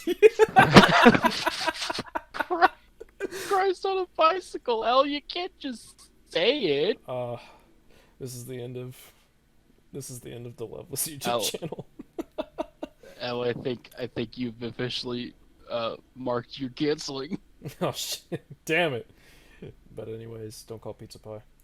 UK-based Ninja Theory to reboot the Devil May Cry series from the ground up. But that's just the theory. A ninja theory! I get it. Aye. No, like seriously, that joke was horrible. Never do it again. Please don't. Mountain Dew on the American gaming frontier, Capcom felt that a style change was in order for the Devil May Cry series. Instead of a gothic horror aesthetic, it became more modern and urban.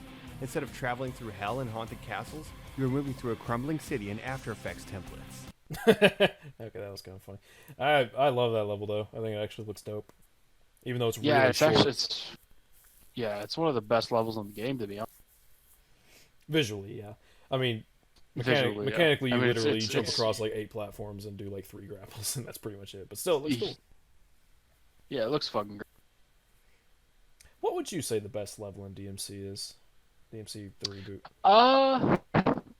I would say I would probably say the that's a bit level of a, with Phineas, the underworld, where it's like upside down ocean with the city on top. Like that area looks cool, or at least it would in a better engine. I would say probably my 3 favorite levels would be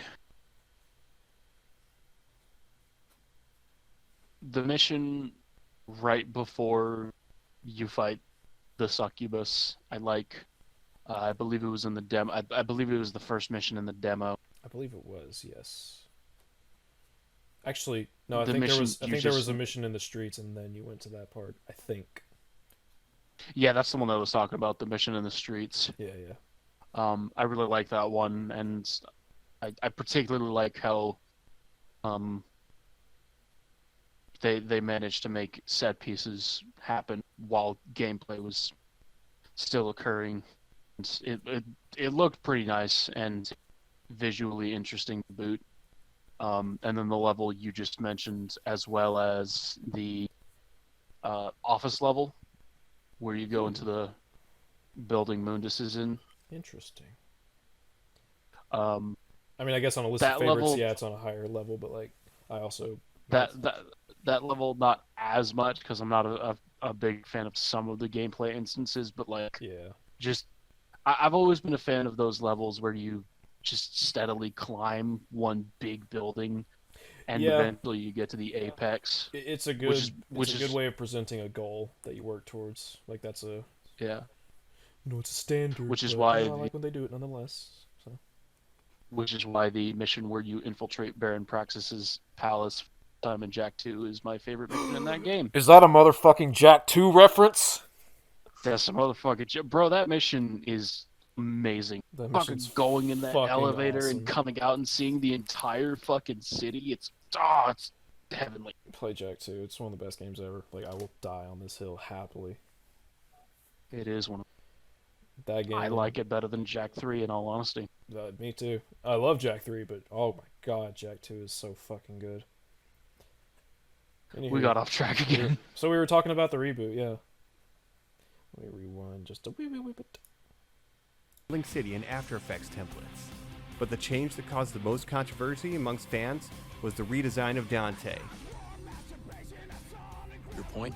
Looking at DMC, the DMC's Dante, we can see some major changes intended to distinguish him from original Dante, such as a short haircut and a cocky devil-may-care attitude that is far more Western in its interpretation and far less anime-inspired than Dante Prime. Not in a million years. What do you mean by That face, what do you mean by, where I pause is such a perfect reaction to that scene. It's like, I don't know if what? First of all, what do you mean by anime inspired? Like, I would like some elaboration on that. like when Camille Because was as we just when talking about the first Sorry, go game, ahead. when talking about the first game, Camille was like, yeah, Dante's very inspired by like Western action heroes like fucking cowboys and John McClane and stuff, and it's like obviously he's got Japanese kind of elements to his design, but really, if Like, it wasn't he- for the coat, I don't think he would be seen as anime as he is. Well, maybe that in his hair. yeah, like he's very much like he's very much still a Japanese interpretation of an American for the most part.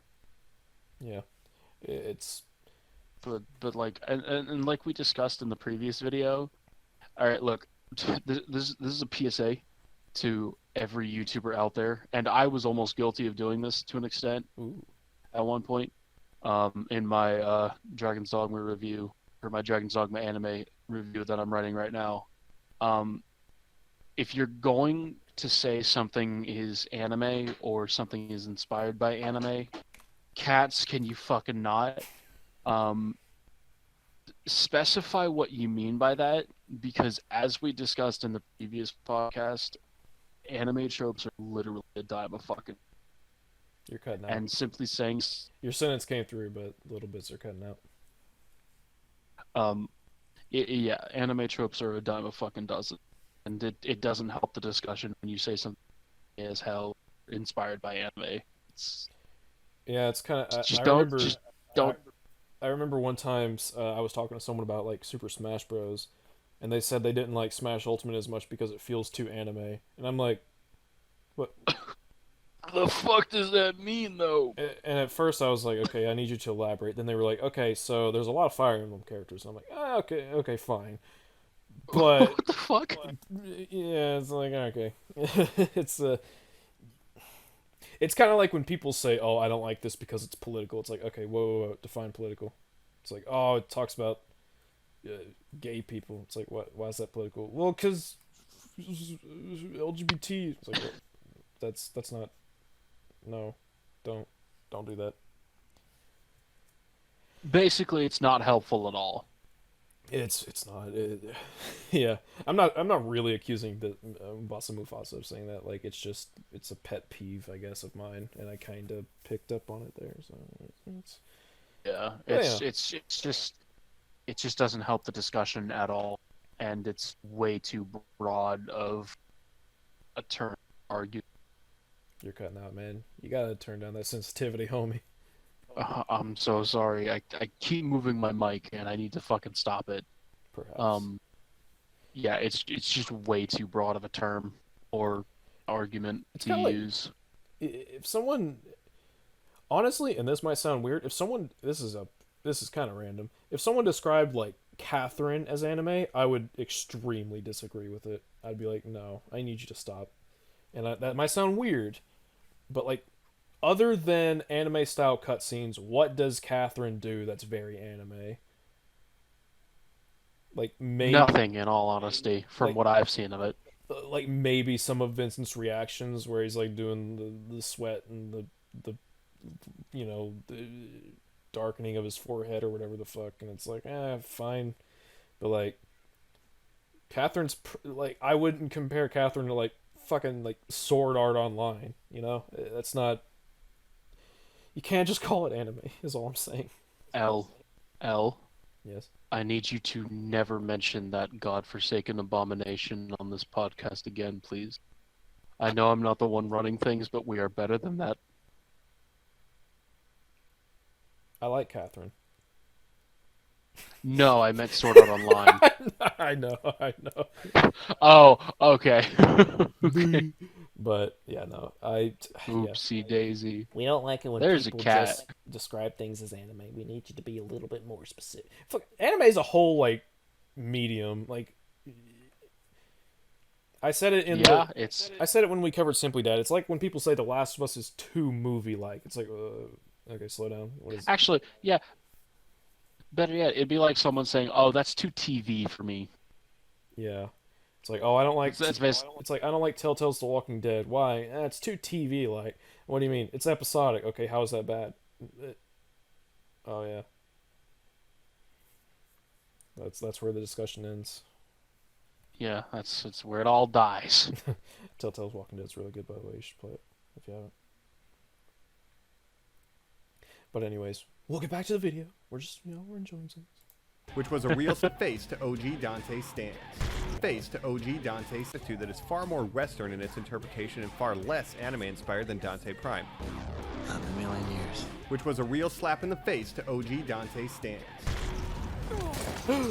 Despite death threats being made to the developers at Ninja Theory and general fanboy outcry over the changes, Capcom stayed the course and made the game they wanted to make. There's a few things wrong with that statement right there. So, for one, they did not stay the course. They changed things quite drastically. They went from dark, gritty, edgy to punk angst. Like, there is a huge difference between the reveal trailer Dante of DMC and the actual version we got in the game. Like, they are very different. They're basically two completely different characters. Yeah. Even in terms of design too, because like Yeah, the reveal trailer, Dante, he was a lot skinnier. He had a much more gaunty face, yeah, like as dark well as circles under his eyes, and a completely different fucking. completely different. I What? think the only thing, completely different jacket as well. I think the only thing that was the same from the reveal trailer to the end game were Ebony and Ivory. And the haircut, I guess.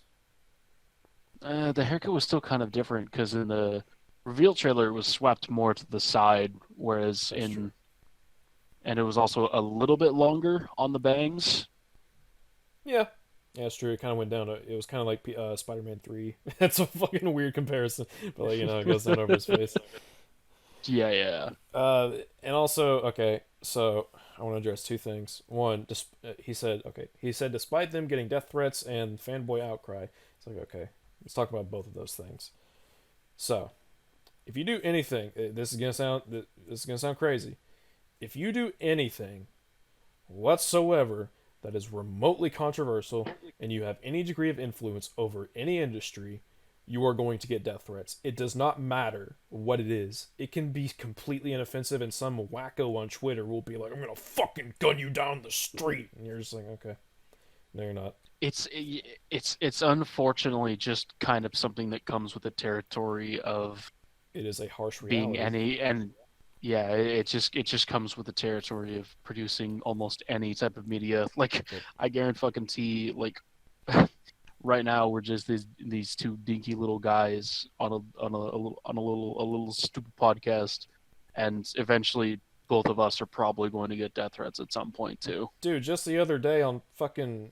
Well, okay, it's not a death threat, but like, yeah, it's on the topic of like one day we're gonna get weird shit, and it's like I guarantee you one day someone in the same day, no less, one person's gonna call me a fucking homosexual loving libtard, and then the next person an hour later is gonna call me a neo-Nazi. Like it's just gonna happen, and I don't, you know, Yeah, it's one of those things where it's like, yeah, it's just I know it's gonna happen. People, there are stupid people out there, and again, I know that's not like death threat, but and I'm sure I'll get a death threat and eventually. But until and then, and keep in mind, we're not saying that makes it right. It no. doesn't. We're just saying that that's unfortunately just how it is at the moment. If you are a person who has ever sent a death threat to anyone really, I guess, other than like I don't know Hitler. I don't know. If you're a person who's ever sent a death threat, like that is something to be ashamed of. It is fucking embarrassing that you did that. Yeah, it's fucking horrible. You're just an asshole and a piece of shit for doing that. Yeah, even if it's like, oh, I was just joking. It's like shut the fuck up. Like, Yeah, like you don't. You don't. I can joke with Luce about like taking him to the street and gunning him down if he draws furry porn because we're buddies, and that's okay. I'm not going to say Yeah, that to like a stranger though. Who would do that? yeah, fucking seriously. Like we're friends, of course, and we Yeah, we pretty much know what we're okay with talking to each other about. yeah. But like, if you're just online talking about some random fucking person that you don't know, you don't tend to just joke about killing them. Yeah. And okay, so yeah, the death threat thing, it's not okay, but it's a harsh reality, unfortunately. Now, It's the other sorry, thing, go ahead. uh, fanboy outcry. It's like okay, you need to be careful about how you word that because me personally, I am so fucking sick of people being like, you just don't like him because he doesn't have white hair. It's like, no, there are a lot of reasons I don't like it. That is so far down on the list that I could not possibly care less, especially given the fact that my favorite skin for Dante in DMC5 has him having black hair. That is, It's also kind of like I'm also kind of tired of this whole argument of, oh, you're just a fanboy. It's like, oh yeah, shame on me for giving a shit. yeah. It's one of those things where fanboy can mean so many different things, and typically it's just kind of an insult. It's like, "Ha, you're just a fanboy." It's like, okay, Yeah, so it's what kind does of that just what does that have to do with my argument? You're just a fanboy. It's like, so I shouldn't be listened to? Yeah. So okay, what a fucking yeah, like weird thing to say. like it's just some hand wavy excuse not to actually take what someone says into account or what something. Oh yeah, yeah. And Fuck, it's having one a of stroke those. over here. No, you're good. It's one of those things that everyone's fucking two-faced about because it's like if someone disagree with you, not like you specifically, but it's like if someone disagrees with you on something, you just call them a fanboy and shrug it off. It's like, you're just a fanboy, you don't know what you're talking about. But in the same, in the same couple sentences, people will look at developers and be like, "Oh, bravo, you're listening to your fans. Bravo, good for you for listening to fan feedback." And it's like, where's the line here?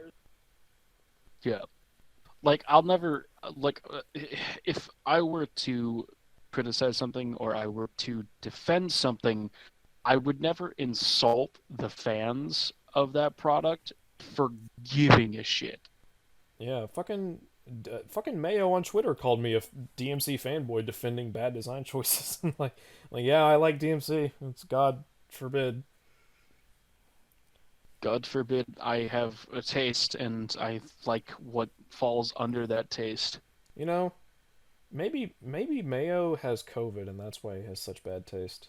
What the fuck? Jesus, dude. I'm just full of awful shit today. Look, I'm angry, alright? Okay, so for those who don't know, I'm a little cranky today because A, I had to wake up very early for a dentist appointment. B, when I got to the dentist's office, this was I had waited a month to see these people, and they go, "Oh, your insurance doesn't cover here." And I'm like, "What? You told me that I was referred here a month ago by another dentist's office who turned me down that I also waited a month to see because they didn't accept my fucking insurance." But you know what? Tomorrow I found a place. I'm getting my wisdom. That is legal. Let's be clear on that part. I found a place that is a legal dentist's office, and they are taking my wisdom teeth out. I'm gonna be so fucking happy to have this shit done because my wisdom teeth are hurting my face. That is a very off-topic tangent, but I need you to understand I'm a little extra irky today. Jesus Christ, we have a video literally like 4 times longer than this one that we are nowhere near close to even starting. The majority of this episode is just going to be me trying my best to keep you from saying some really off the wall horrible shit about the person we're covering. I'm gonna Because you're just really cranky, and I know you're not going to mean it, but everybody else might not understand. It's just one of those things where it's like if one thing irritates me, it's gonna drive me up. Like I'm gonna go insane. So Hey, L. yeah. Yeah. DMC5 is the worst one.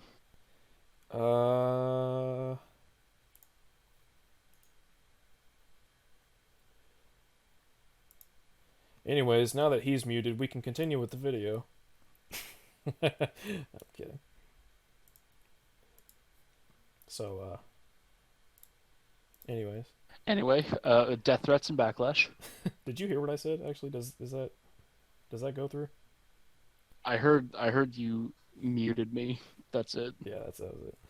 Anyways, yeah, I didn't know that actually. But if I mute you, okay, whatever. Anyways, death threats to fanboys. Oh my god. Wanted to make. In that way, the DMC 2013 reboot is everything it was supposed to be. Maybe fans weren't not, ready though. for a new Devil May Cry. Maybe more of the same was all they wanted. What we do know for sure is that Ninja Theory's 2013 Devil May Cry reboot was not the home run hit that Capcom was looking for. I don't like more of the same as a phrase. I don't know, because like I don't want more of the same of DMC. I just want like the same that I want is high quality games. So if that's wanting more of the same, then you know what? I'll take it. It's kind of one of those things where it's like, oh, it's just following a formula, and it's like, okay, well, that may be the case, but is it still improving on that formula, and is it still justifying continuing to use that formula? You know what? A good example. Fallout. You haven't played these games, I understand that, but Fallout New Vegas is a fantastic RPG where there's a faction war going on and you have to take sides. Fallout 4 is an RPG where a faction war is going on and you have to take sides. However, Fallout 4 is nowhere near remotely even close to being a fraction of as good as New Vegas. So you could say that that's more of the same, but it doesn't quite mean what this guy is saying about DMC, you know what I'm saying? it's kind of the same. Actually, I actually have a better example that might help. Wow, are you Point a saying bit my better. example shit? No, How dare no. you? How dare you? But Fallout 3 is also an RPG about two warring factions where you have to pick a side. You don't get as much freedom with which shit. faction you pick. My fucking computer. In 2000, Oh god. Okay. Ah! Whoa! What the fuck is happening? Are you okay? What the fuck was that all about? So I don't know. I went to pull my mouse away because it was kind of like, I don't know, it wasn't where I wanted it to be. I'll just whatever. And the cord, yes, I use a wired mouse, got caught on something, and it caused me to press one of the buttons, which went back to a previous page, and then I came back, and the video just started jumping around. Lord have mercy. That was a journey. Let me tell you, that was something else. It sounded like it. Are you okay? I'm good. It was just like the fucking video started exploding my eardrums. I was like, ah! Yeah, but as Al said, it wasn't everything the developers wanted it to be. It was very much the exact opposite, I would say, probably. Yeah, they very clearly changed things up from the original reveal, and I yeah, I don't know if this is a controversial topic, but I actually prefer the reveal trailer version of Dante oh, I do to too. the Absolutely. one we actually got in the reboot. I just think it would've- looks a lot. I think it looks like slicker and cooler. I'll take a relatively quiet but sometimes badass character over a character that's extremely obnoxious and never shuts the fuck up. So, And is not clever or endearing in any way, shape, or form. you know, come to think of it, El Donte kind of belongs in Borderlands because he never shuts the fuck up. Oh shit! Shots fucking fired. Hey, He look, might also do pretty good in Ratchet and Clank 2016. like, I love Borderlands. I have literally like over 2,000 hours invested in all of those games. I adore those games, but the characters never shut the fuck up, and it pisses me off. So I'm like waiting for this quest to progress, and characters are going on about fucking like that time they built a treehouse on the middle of Mars and suddenly got attacked by an Infernape, and I'm like, what? I don't care. It's honestly the exact fucking same in Ratchet and Clank 2016. Like, I like the gameplay for the most part, but fuck me, dude. They just don't stop talking. And it doesn't help that there's also a narrator involved. I can't handle I just it. realized there's probably someone watching this being like, you guys never shut the fuck up and watch the video. It's like yeah, probably. Yeah, we are getting we're getting off track way more in this episode than the previous ones. Having a good time. That's what it's all about, you know. It's just having a good old time. But It's a casual discussion, and we've never shied away from that fact. I mean, yeah, we're literally just two schmucks, sometimes three schmucks who enjoy video games and just want to talk about stuff. So. Potentially, at some point, maybe even 4, or if we're feeling it, 5 schmucks. I don't know. Who knows? We are not taking auditions at this time, but you never know what could happen. Anyways. Reboot It's is a bad everything world. it was supposed to be. Maybe fans weren't ready for a new Devil May Cry. Maybe more of the same was all they wanted. What we do know for sure is that Ninja Theory's 2013 Devil May Cry Reboot was not the home run hit that Capcom was looking for. Yeah. Blaming myself for a world on fire. Please stop playing Zombie 2015. Christ. Dude, I swear I'm gonna get copy-tismed, and he's gonna be still making money off his video. I'm gonna be like, bro, I watched this video. If it had been, well, he's gonna read it, so I'll just. Hideaki Itsuno said in an interview, if it had been a world-changing hit, it might have changed the course of the series by becoming the new DMC. I'm really glad that did not happen. I am so glad. It's very hard for me to see a reality where that actually fucking takes place. It's a reality where the general audience is even dumber than it is now, and they're like, "Oh my god, DMC is such a masterpiece," and Capcom's people- goodbye, old DMC. Like, people like to joke that we're in the worst timeline, but Devil May Cry 5's existence proves that it's not. It's not completely the worst. it's still kind of shit, but it's not as bad as it could be. If this was the only timeline DMC5 existed in, it would be the best timeline. Honestly, fuck it. Yeah, I don't want to live in a world where DMC5 doesn't exist. It's too fucking good for us to let go. Me neither. Now, if I could get a world where DMC5 and not the reboot exists, you know what I mean? You wanna? I'm just saying. Anyways. And in some ways, the new DMC. Wait, hold on. It kind of cut for me. I'll rewind it a bit. New DMC. And in some ways, it did become the new DMC. Capcom would take the lessons they learned from DMC, the 2013 DMC Reboot, and apply them to a new title years later, which we know as... Capcom had finally cracked the code. The game sold like hotcakes, multiple Game of the Year awards, and to date, it is the best-selling Devil May Cry game, and it's been out for just over a year. So what did they... It makes me so happy to know that DMC5 is the best-selling Devil May Cry game. Like... Oh, it does with me too. Like... This... Devil May Cry 5 is so good. I'll never stop saying Also, it, man. This game's so fucking good. He's framing it like they had some sort of super secret technique for making this game successful. It's like, no, they just made a good fucking game. It's like, oh, they were elusively trying to sneak in bits of the reboot, and then they reworked them to be perfect, and that's what makes the game. It's like, no, it's a good video game, man. Please stop. Yeah, it's just a good game, regardless of whether or not it has elements of the reboot. It's just a good fucking game. If you removed every element of the reboot in DMC5, like, that could possibly be picked up on and replaced it with something different but of equal quality, it would still be an amazing fucking game. So yeah, anyways, DMC5's awesome. Based. Yep. They learned from DMC 2013 that they applied to Devil May Cry 5 to make it such a success. Like what? In order to satisfy longtime fans, the solution was simple: a return to their roots.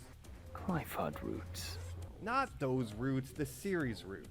Devil May Cry 5 would be set in the main Devil May Cry universe and include funny. every character fans had grown to love throughout the...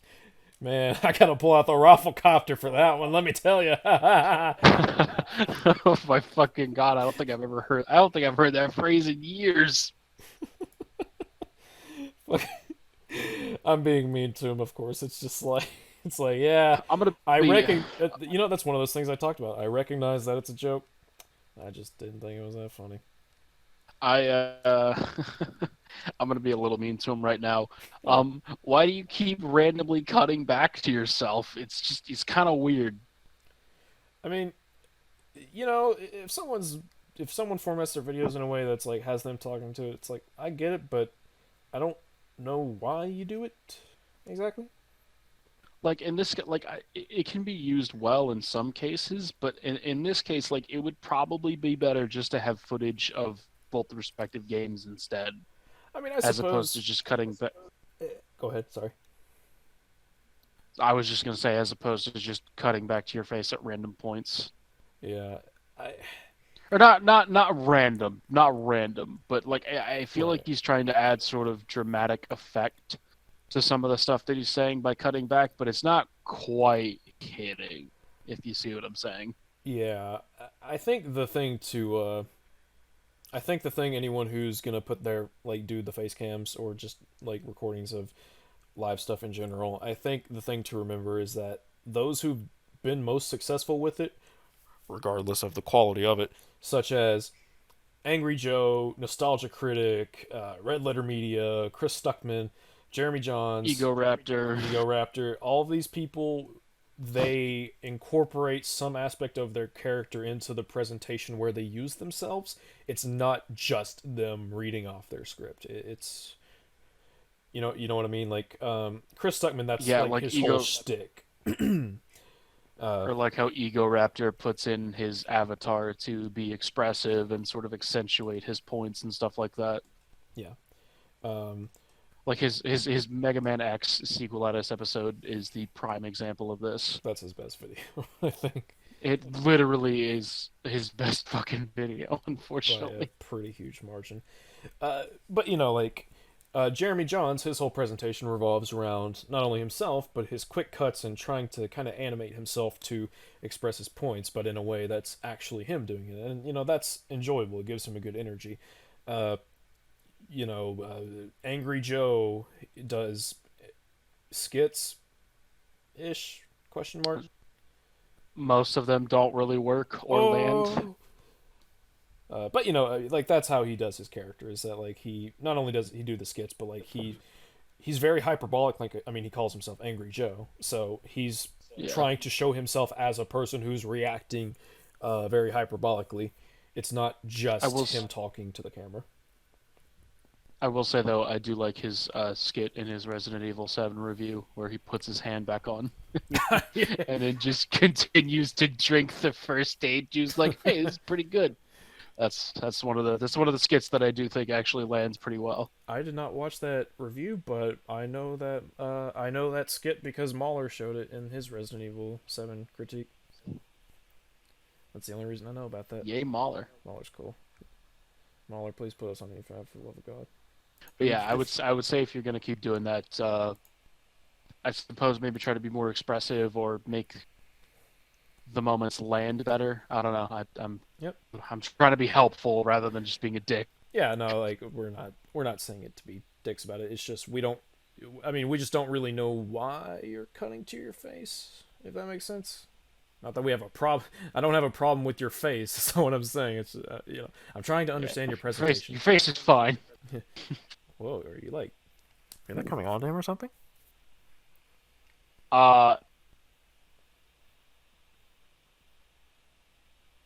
No comment. I had a fucking brain aneurysm trying to think of a response. More like a gay aneurysm. Oh. I think you mean a gainerism. Oh, you mean a gamerism? Oh. Oh shit! What the fuck are we talking about? We're being idiots. That's what we're doing. This is quick. Yeah, we are. This is the most focused we've ever been on a video. You mean unfocused? Oh. I'm just responding to with everything. It's fun for me, at least. That's good. But anyways, we'll let Mufasa Mufasa take it away. Return to their roots. Clive roots. Oh no, I didn't Not mean to those require roots, this the joke. series roots. Devil May Cry 5 would be set in the main Devil May Cry universe and include every character fans had grown to love throughout the series' history. And most importantly, OG Dante would return as a playable character. Can't let a boy do a man's job. This meant that while the fanboy bloodlust had been satiated by Dante being a playable character in Devil May Cry 5, Capcom would need to differentiate Nero from Dante while also making him more appealing to a Western audience. I mean, I don't know I know a lot of people's favorite character to play is Dante in DMC5, but I don't know if I've actually met anyone who's like my favorite thing about DMC5 is Dante the character. You know what I mean? Like, not that he's bad, but it's like who's who plays the story and they're like, oh, Dante was the best part of that. It was obviously Nero, but like also like I don't know if I would say that. I don't know. First of all, like, I take statement with him, I take issue with the statement that they changed Nero's design to make him appeal more to a Western audience. First of all, citation, please. Second of all, like, I don't understand how you came to that conclusion in the first place, because, like, I don't know. I just it's just I don't see it. My counterpoint is that no, they chose to redesign Nero because they wanted to differentiate him from Dante, because that was one of the key criticisms of his character, and they took that to heart. Now, I want you to think, okay, what is a very, not easy, but what is a way to easily distinguish Nero's original design from Dante's design? Cut the hair. I mean, pretty much, yeah. I mean, it's a simple solution, but it's effective because, I mean, fuck, it worked. Nobody's mistaking Nero for Dante now. I mean, the only other solutions are, like, very particular hairstyles. It's like, I don't know if we're going to give Nero, like, a Rasta or an afro, so maybe we should just cut his hair. And even then, I would still say that they looked quite different from one another in DMC5 or DMC4. I probably wouldn't agree with that. Well, okay. I mean, you can't tell me that Nero Baser- and Dante's hairstyles look the same. Baser design elements like ear length, white hair. They Yeah, fair enough. facial wise they kind of look similar, but also they're related, so I kind of understand that. You know, it's kind of Yeah, superficial, I get but I what you're mean saying. that's what appearances are, is superficial. So and I when get what you're saying. yeah, and just a lot of people were like, "Hey, he's kind of too much like Dante," and I actually talked about that a little bit in my review of DMC5, which you should check out, which I will be hopefully releasing on the 2nd anniversary of the game. Hopefully, God, if no more fucking bullshit happens. But also, like, if you seriously though, if you're gonna make a statement like, "Oh, they clearly changed his design to appeal to a Western audience," citation, please. If you're going to try to state the developer's intentions, either provide evidence or provide citation. Honestly, show us the concept art and then maybe link that to, well, DMC reboot. I mean, if you were to look at the concept art and be like, oh, they're clearly drawing inspiration and then growing off of that, then I would be like, okay, I understand what you're saying. I see how you're getting to that. But until then, he's just telling us, hey. You can't just state it like it's fact and then just act as if that's how it works. Yeah. Simply dead. Wow, you're just gonna call out another YouTuber like that? How could you? How dare you? Yeah, fuck off.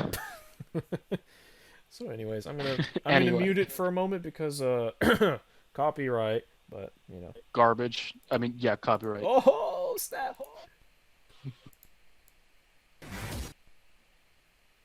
Nero was first Alright, it's introduced done. in Devil May Cry 4, and design-wise, he was basically Dante 2.0. I mean, seriously, who's who here? Maybe you should just throw an insult my way instead. I mean, pretty. It's not. Yeah, we already kind of. I'm willing. We kind of went over that, I I'm- guess. But Yeah, like, I'm willing to admit that they have some superficial similarities, but I mean, fucking come on.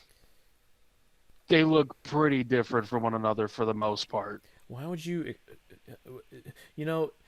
Just the general audience isn't gonna look into it as deeply as you are. It's like you just. What? Someone I was having never mind. It's just I hate the argument that general audiences don't see it as in the same way that you who look so deeply into it is. I'm like, well, Okay. that's just how looking at things works. If you just glance at it, if 99% of people glance at something and they make an opinion that's similar to one another's off of that it doesn't matter how many people think it, it's still wrong. Just saying. I feel you. But anyways, yeah, we already kind of talked about the similarities in their design, so we'll just keep going. Let me do that. Just throw an insult my way instead. Capcom decided to take a page out of the old Ninja Theory playbook, and that page specifically was the one with their character designs on it from the 2013 reboot. I mean, seriously, look at this. Okay, let's look at this. Okay. See, All right. that's the beauty of this. We can actually do that. So, okay, I'm not even gonna bother really looking at Nero on DMC4 because yeah, we get it. He's different. So let's look at DMC5 Nero and DMC El Dante. What do they have in common? Well, they've got short hair.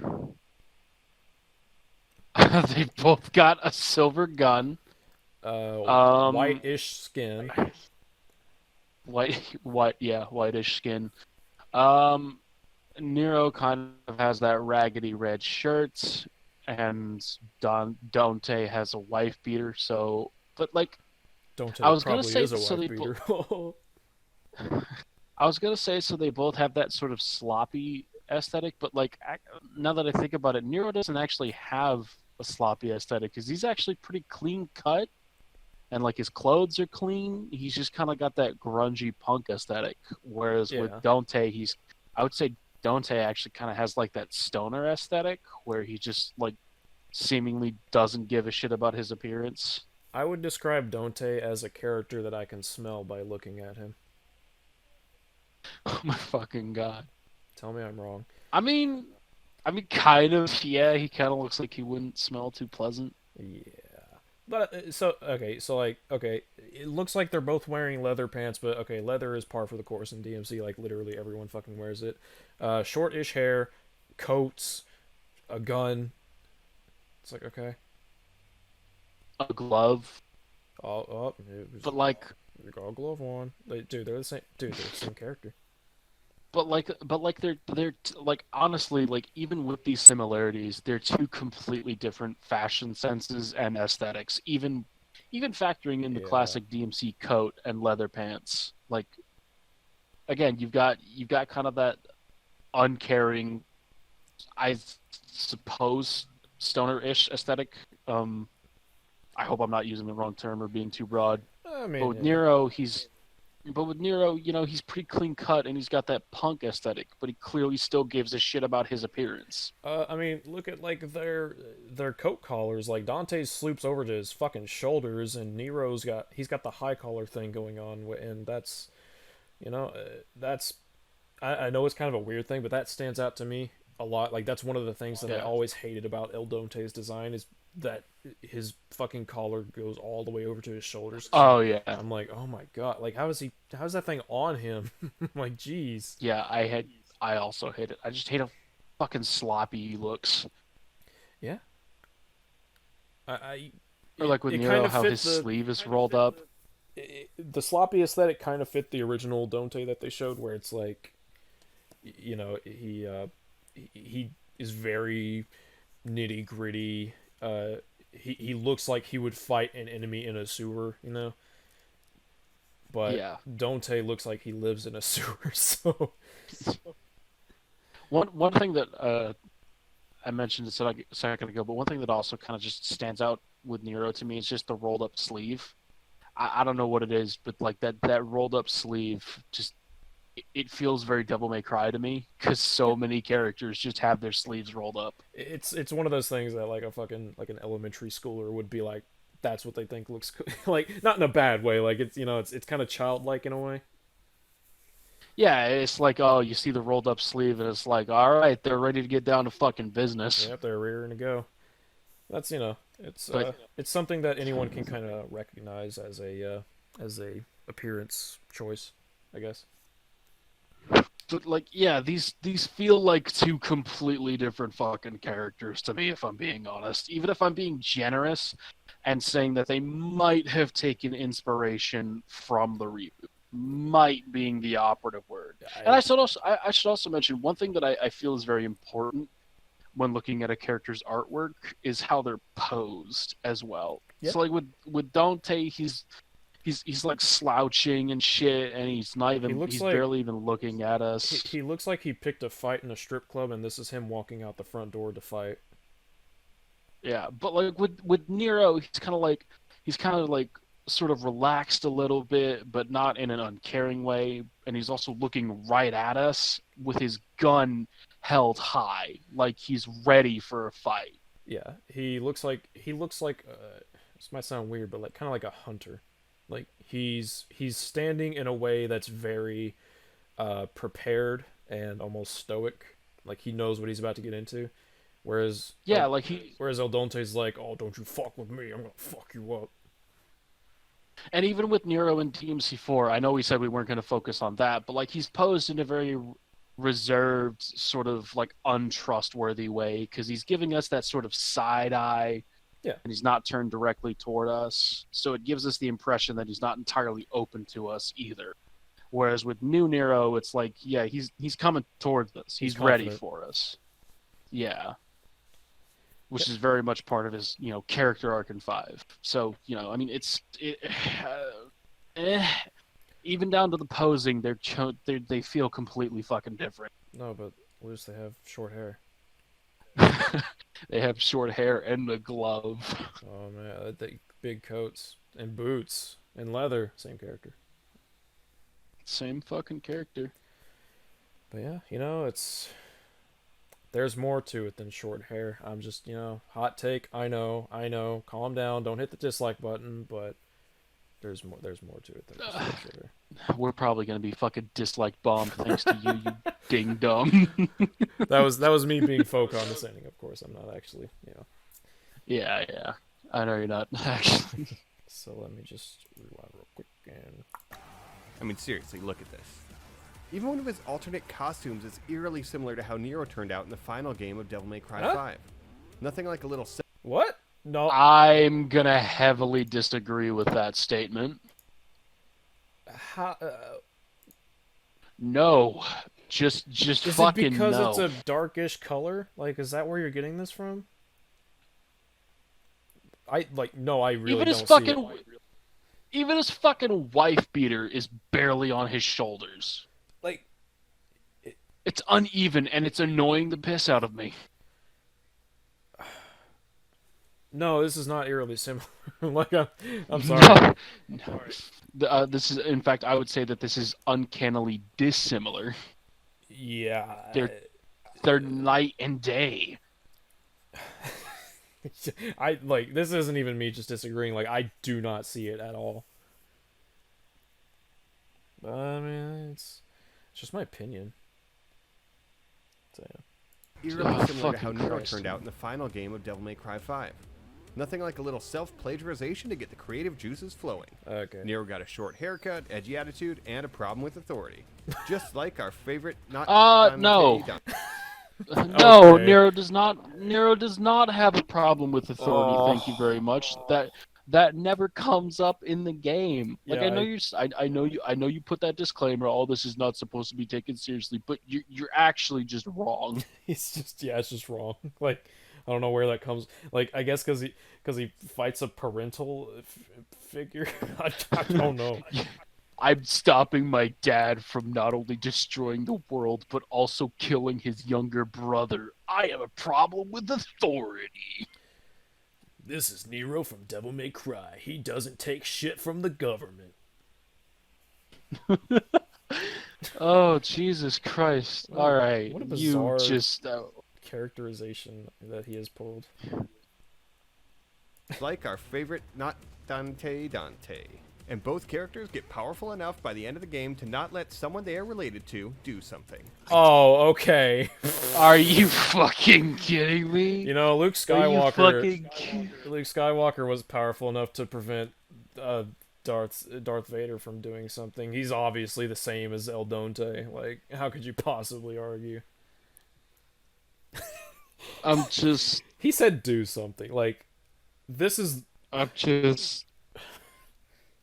Is he joking? This is... Like, No, I don't know if he's get joking. pranked.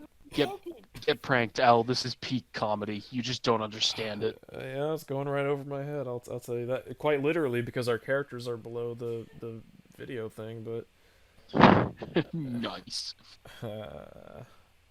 I'm gonna disagree. I will also respectfully disagree. What the fuck are you on about? They both get powerful enough to They- stop someone they love or are related to or whatever from doing something. Like, Yeah, that's they Darth Vader both- and Luke. They both get strong enough to do something. Or to stop someone from doing... You know, America got powerful enough to stop Hitler from doing stuff. I guess that means Nero... This is an allegory for America in World War II. Boom. I've solved Devil May Cry. fucking...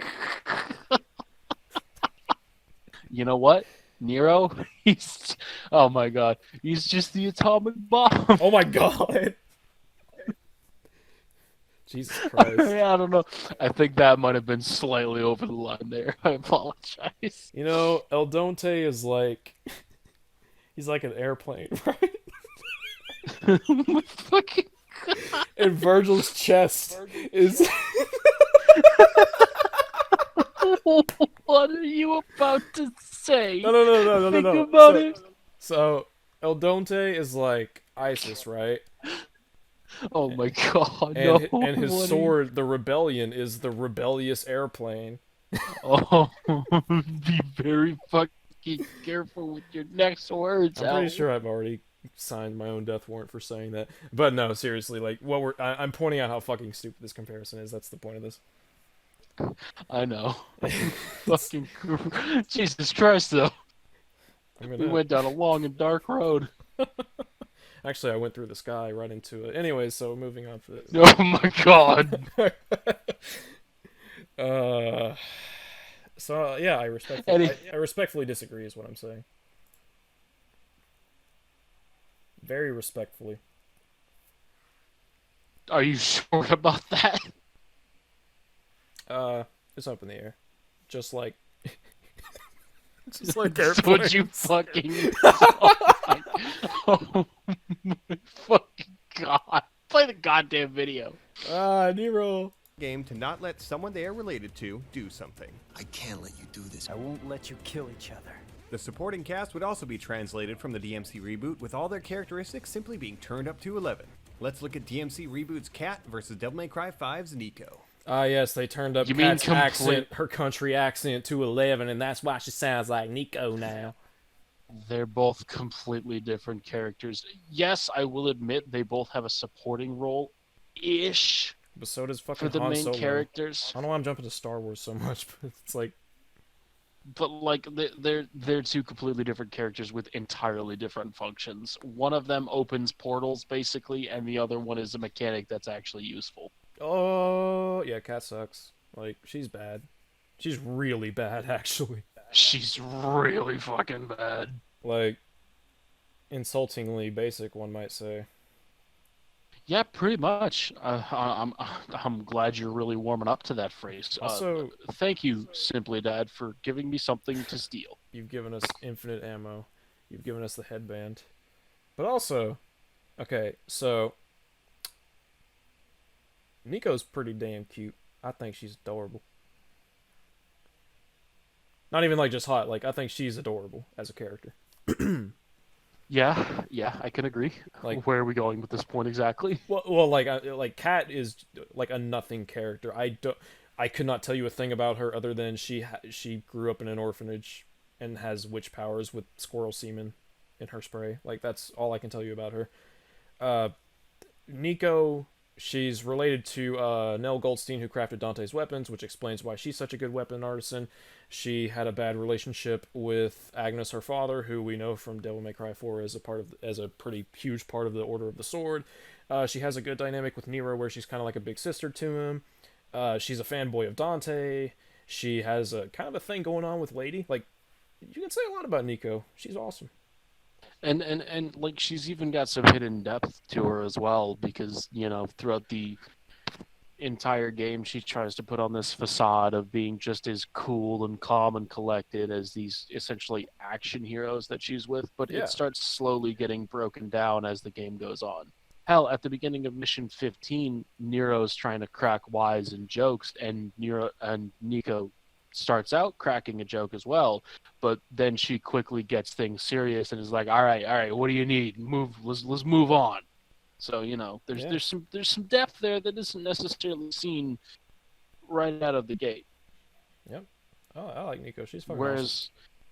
Whereas with Kat, she's literally just a damsel in distress for basically the entire fucking game. Yeah.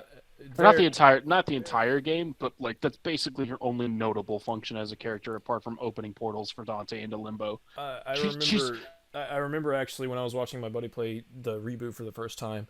At the end, when Virgil all of a sudden does a heel turn for no reason, Dante's like, Kat's the reason that this happened. She was just as important as you or I. And I'm like, what the fuck are you talking about? Like, what are you saying? Like, listen to the things you're saying and then read them back.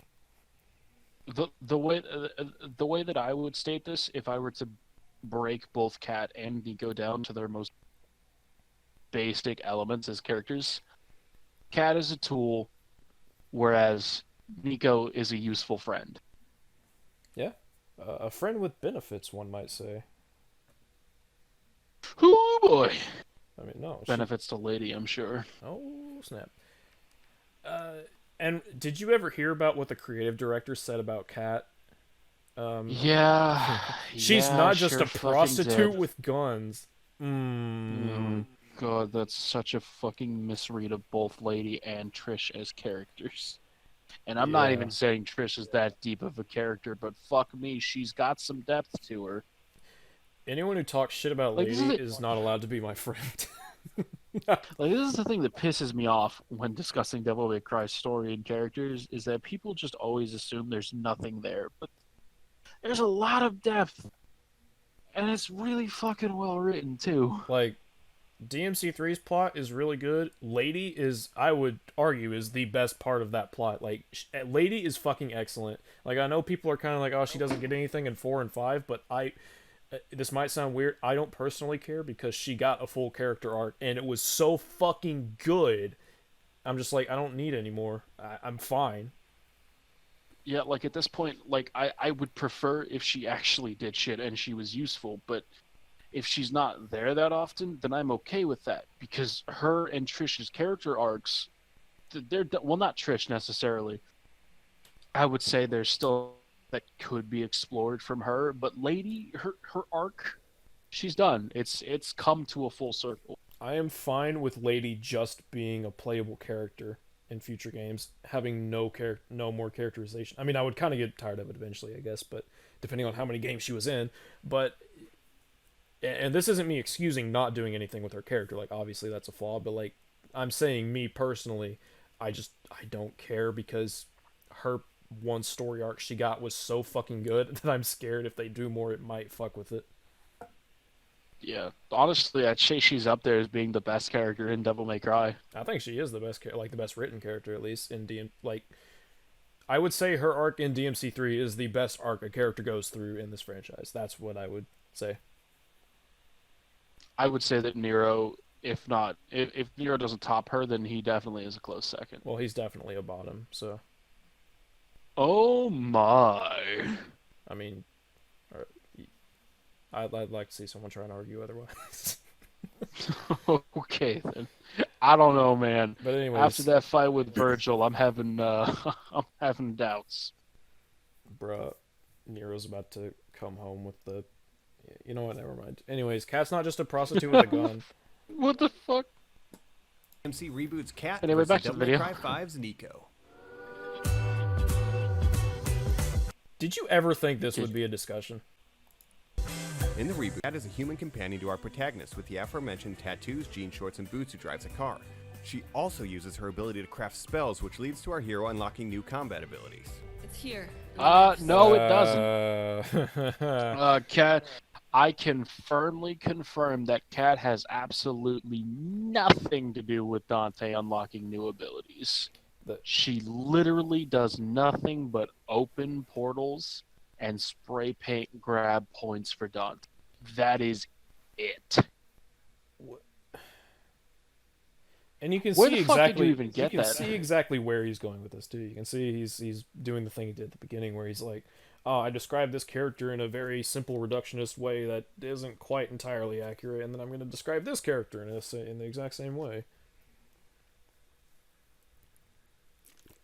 Sorry, I had to take a drink of water, but it's You're like good. I can You're see good. exactly where you're going with this, and frankly, you're wrong. But also, it's such a it's like, okay, so who's another character you can think of that helps out the protagonist by giving them access to abilities in a video game? Like literally anyone. Fucking. The weapons vendor from Ratchet and Clank 1. Yeah, they're just copying Cat. Like honestly, here's another argument that I have to present.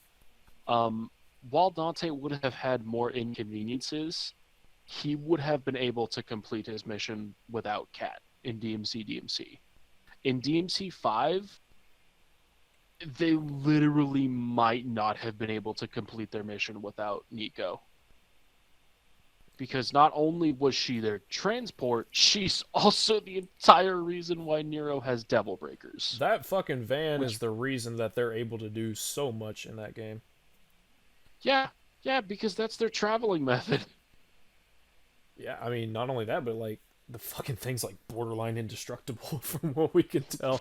So, pretty much, yeah. Man, you know, if Cat drove a van that was like indestructible, that'd be pretty cool. It'd be something. Anything. But unfortunately, Cat is not a prostitute with guns, so you know. I mean, like I don't even know if I would. Well, I mean, I would say Cat's a bad character, but she's not like. She doesn't piss me off. She's just nothing. Like, there's nothing to her. Yeah, she's basically Kyrie from Kingdom Hearts. like I can't be pissed off about her doing nothing because that's how she's does. always been. To be fair, She's so milk. she gives us one of the funniest, most contrived, stupid moments in the game where she's about to get captured, and Dante's like telling her how to surrender because I mean I guess as a meth head he knows everything about that, and she like she gets the shit beat out of her and like it's such a dumb scene. Actually, I kind of have to take that back. Because in the Remind DLC for Kingdom Hearts 3, Kairi is actually able to fight Xehanort. So, That's true. yeah, Cat is somehow more nothing than Kairi. Dude, playable cat wins. You. She's gonna spray paint her enemies to death. I don't even know. It's like you create portals and like make enemies fall from the sky or some shit. It's also kind of like I could see making a combat system for Nico because she has guns Yeah. and stuff around her van. So like I could see Nico being able to hold her own in combat as well, but like Cat literally can't do fucking anything. I could see Nico just playing like Lady, honestly, where she just has her guns and her gear. Yeah, like she's literally got a fucking sawed-off 12 gauge in her fucking van, and if you go into the gallery. Yeah. It's awesome. Nico's great. Cat sucks. BTFO. Pretty much. I mean, like, Anyways, well. I know that's not really the topic of discussion, but like, Well, I mean, it is. It's Cat and Nico, so. Well, I mean, yeah, fair enough. We weren't. He wasn't necessarily comparing which one was better or worse. He was just like, oh, they're the same fucking character. Duh. Yep. We can create gateways to and from Limbo. Nico in Devil May Cry 5 is also a human companion to our protagonist, featuring the aforementioned tattoos, jean shorts, and boots, who now drives a van. She also uses her ability to craft weapons, which lead to our hero unlocking new combat abilities. That's why I built him that well-functioning Yeah, it's arm not the same. to kick demon ass. They It's both not. also share tragic backstories featuring abusive father figures. I was in a foster home. My foster father was a demon. Yeah, and they both also completely and totally handle their trauma in completely different ways. It's like there are only so many experiences human beings can have, right? So it's like Yeah. if you just take one person having an experience and say, "Oh, it's the same as this person," it's like, well, I mean, way to just rip any nuance from any context away with such a simple statement. It's like, oh, fucking Actually, what's a good example? Persona 3 protagonist faces the what's the word? He faces the hurdle of possibly dying every day. Sackboy from Little Big Planet faces the hurdle of possibly dying on his adventures. They're the same character. Actually, no, real quick, I take that back. Fuck that. We actually don't know how Kat handles her previous trauma because apart from expositing her backstory, we get basically fucking nothing. Yeah, you know what? About how she handles her trauma. This Whereas is something with Simply Nico, Dad could actually tear into, you know? Yeah, whereas with Nico, she literally describes how she deals with her previous trauma within her first fucking scene. Yeah, well, where she literally says, well, he left my mama and I for dead, so I feel nothing. But then at It's the like, end, there when we go. she's talking with Nero right before the end credits fight, she's like, he's still my dad. That's a biological fact. And it's like, Nico, you're all right. Yeah, and she's like, it's okay to cry if you're sad about your father. Devils leaving. cry. And then she also, devils cry. Puppies Does cry, make you a little bitch woof. though. Cats cry. Whereas meow. with Cat, Cats with cry. Cat, it's like okay. Whereas with Cat, it's like okay, you've got this super tragic backstory on paper. Where the fuck do we go from here? Oh, no, it's her character. It's like, oh, okay. Thanks, I guess. Yeah, no, they're not the same. Nico's actually decent. He attacked me most nights. I didn't cry when my asshole daddy died. He abandoned my mother and I and left us for dead. And when you look at Kat's early concept art, where she's a tomboy type with an affinity for motorcycles and mechanics, we can see how that was translated in... What? What? Please translate this. I don't know how you reach this conclusion. Let's let him finish his point real quick before we scrutinize this. Also, I actually like Kat's original design they showed. It's like, I kind of would have preferred that. But that's just me. It certainly has a lot more personality. True fucking Her having a hood on, I think her having a hood on for most of the game just completely and totally takes away. I don't know, just something about that hood. It just rubs me the wrong way. Yeah, I will say I like her hair. If she didn't wear the hood, I would have been like, oh hey, she's got like I like her hair, her hairstyle. I will say though, Cat without her hood on does remind me a lot of Cortana. A little bit, yeah. Anyways, But you see it, right? Like she looks a lot like Cortana. Oh yeah, like now that you mention it, it's like, I kind of see that. But we'll let him continue this point. And when you look at Kat's early concept art, where she's a tomboy type with an affinity for motorcycles and mechanics, we can see how that was translated and amplified into the version of Nico we see in Devil May Cry 5. Now let's look at DMC. Yeah. Now you say that she had. You say that she had an affinity for motorcycles and mechanics. We saw the motorcycle. Didn't see much of the mechanic part. I mean, that part, I'm going to actually give him benefit of the doubt because I haven't looked at why would I fucking look at the DMC concept art? I'm willing to say that maybe that was a thing. But even so, it's like... I remember I remember one night when I was hanging out with my friend and we looked extensively through the concept art that was available to unlock in the game, and I never once saw that cat. Yeah, and he's like they clearly translated the concepts over and amplified them. It's like, what? Why? Because it's mechanic-like, okay? So is fucking, I don't know. What's like Tucker and Dale, like Tucker and Dale versus Evil? They look like mechanics, sort of. It's same as Cat, Like with Nero and Dante, I can sort of understand where you might get that conclusion. It's still fucking wrong. Yeah. But like with Cat and Nico, I literally don't see it. They are two completely characters. They are night and day. Same with Nero and Dante, in all honesty. Yep. But he's going to move on to a certain other character, which, oh boy. Oh no, please tell me he's not about to talk about Virgil. Okay, so I think we can agree. Virgil is the worst part of the reboot by far. In every fucking regard. Like, I could forgive the reboot. I could honestly forgive the story as an interpretation if it weren't for how dog shit Virgil was. Everything about Virgil is bad in that game. I don't even know if it's motion capture, but like his animations, not even just like the fighting, but like no, it's like when Dante's stabbing him in the final fight, it looks so stupid. It's motion captured. Okay, so yeah, the motion capture for Virgil's terrible. The voice performance, I don't know, it's fine, I guess.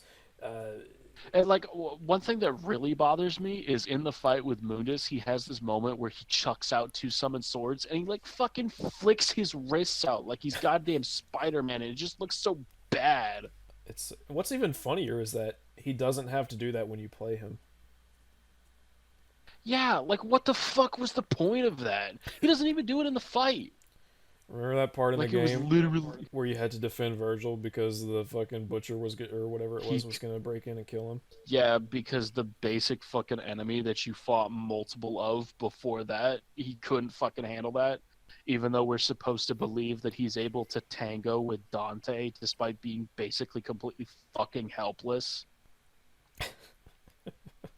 The story's so fucking bad. Yeah, the story doesn't matter. Yes, it does. Shut up. Anyways.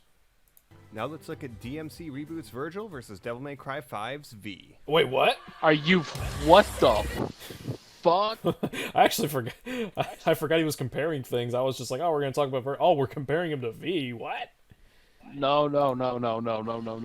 This is where I draw the fucking line. I could...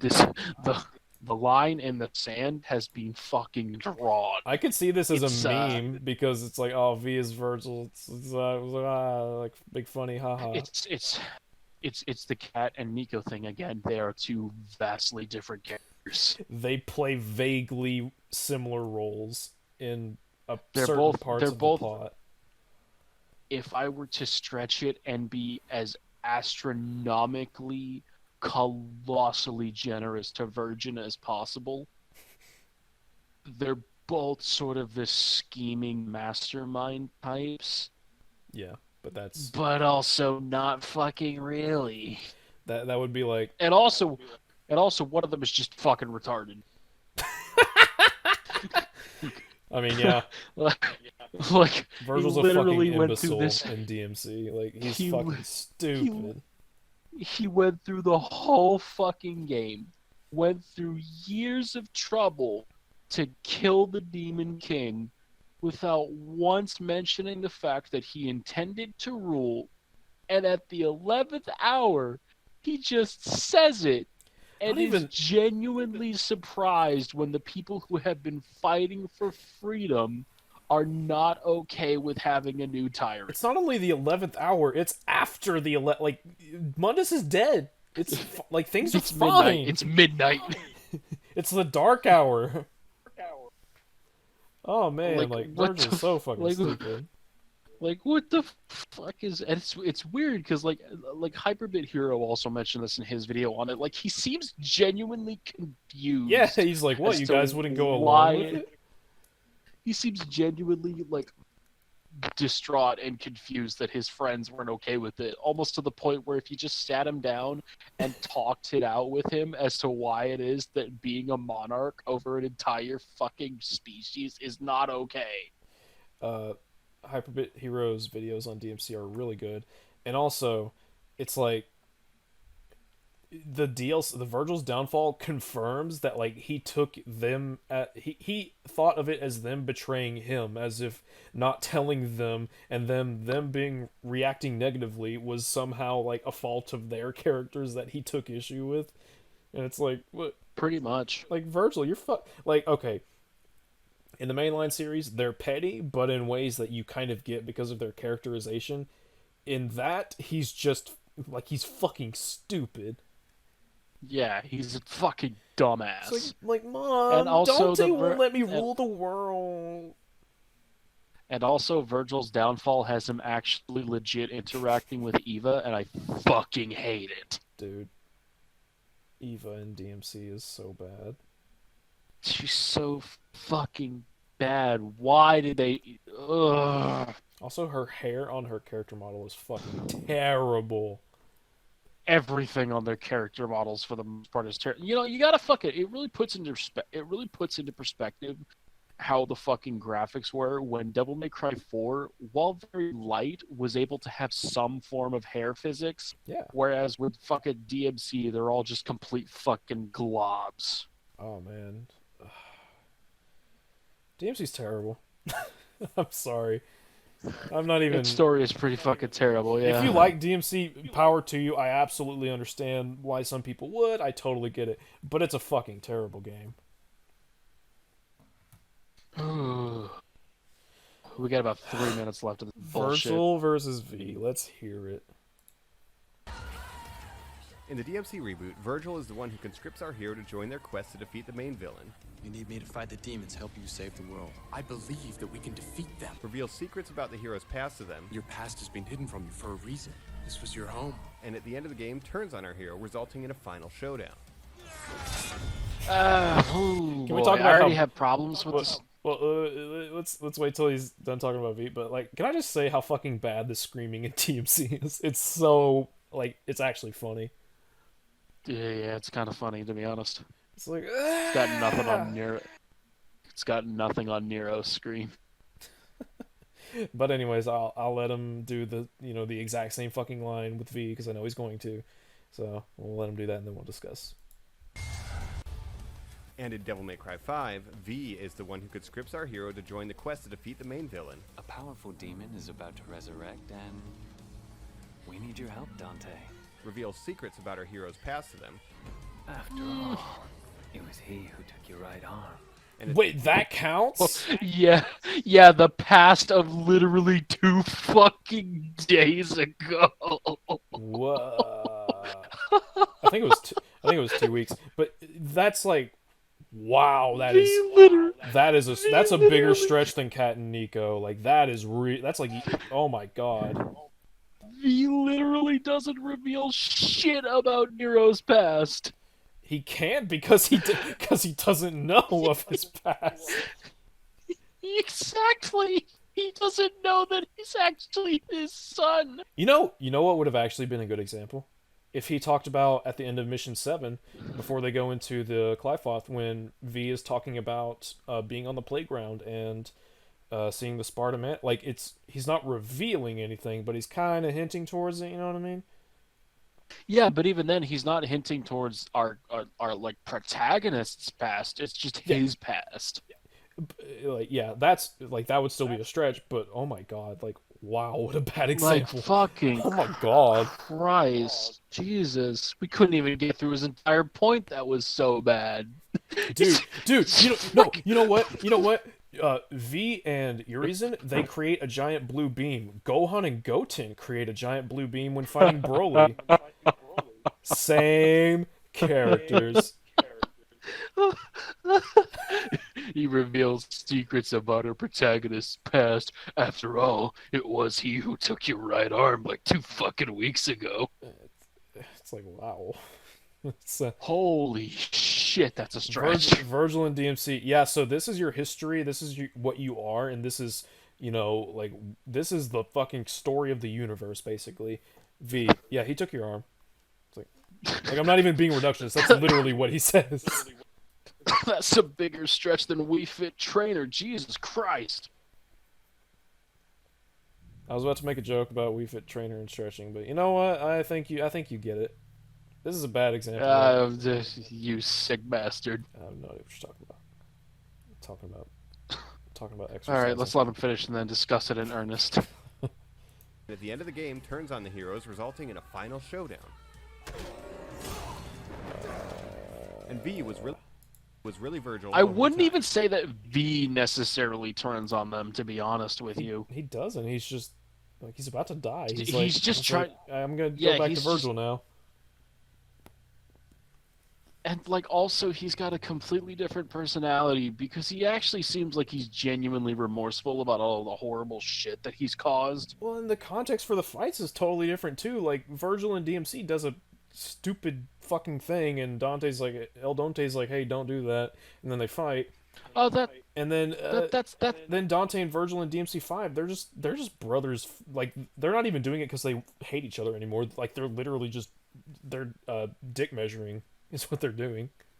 Pretty much, like, that's what he's doing here. He's stripping away all of the fucking context, and with Virgil and Dante and DMC5, it's more or less like Dante's like, all right, I'm just not letting you do anything anymore. I'll fucking kill us both if I have to. But with Virgil, he's kind of just like, well, I know Dante's gonna come for me, so I'm just gonna wait for the inevitable for now.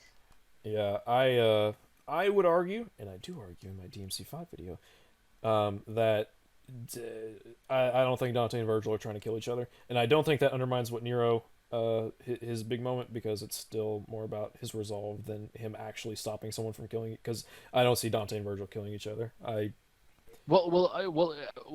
still doesn't undermine it even then, because Nero believes that they're trying to kill each other. It's the point of what he was doing, not what he was. Yeah, but anyways, that's completely off the topic. But yeah, and I should also. Sorry, go ahead. No, I was just gonna basically summarize I was just gonna say that, yeah, the fights are not even remotely the fucking same.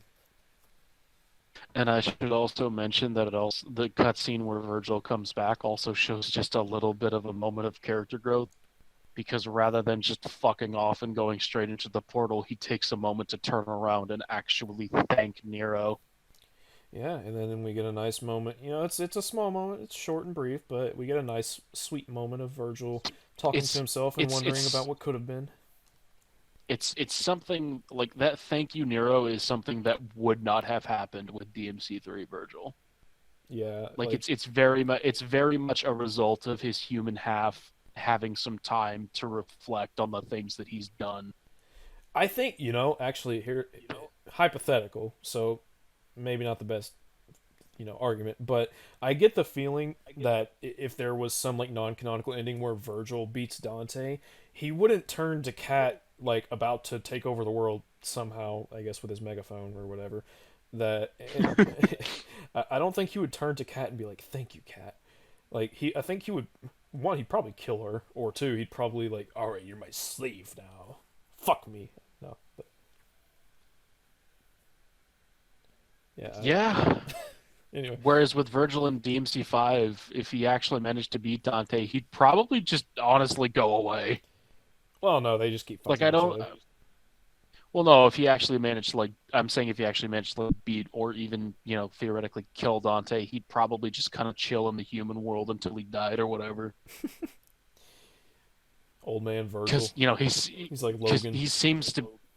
Yeah, because he seems to be completely done with his search for power by the end of the game. Yeah, I mean, at this point, it's just he's not like, he's not endangering people, well, anymore after the Clive fought, to get stronger. He's literally just fighting Dante and being like, all right, this is my measure of strength, and then fighting Nero because he's like, if I beat Nero, I beat you by default, because he's so fucking childish about it.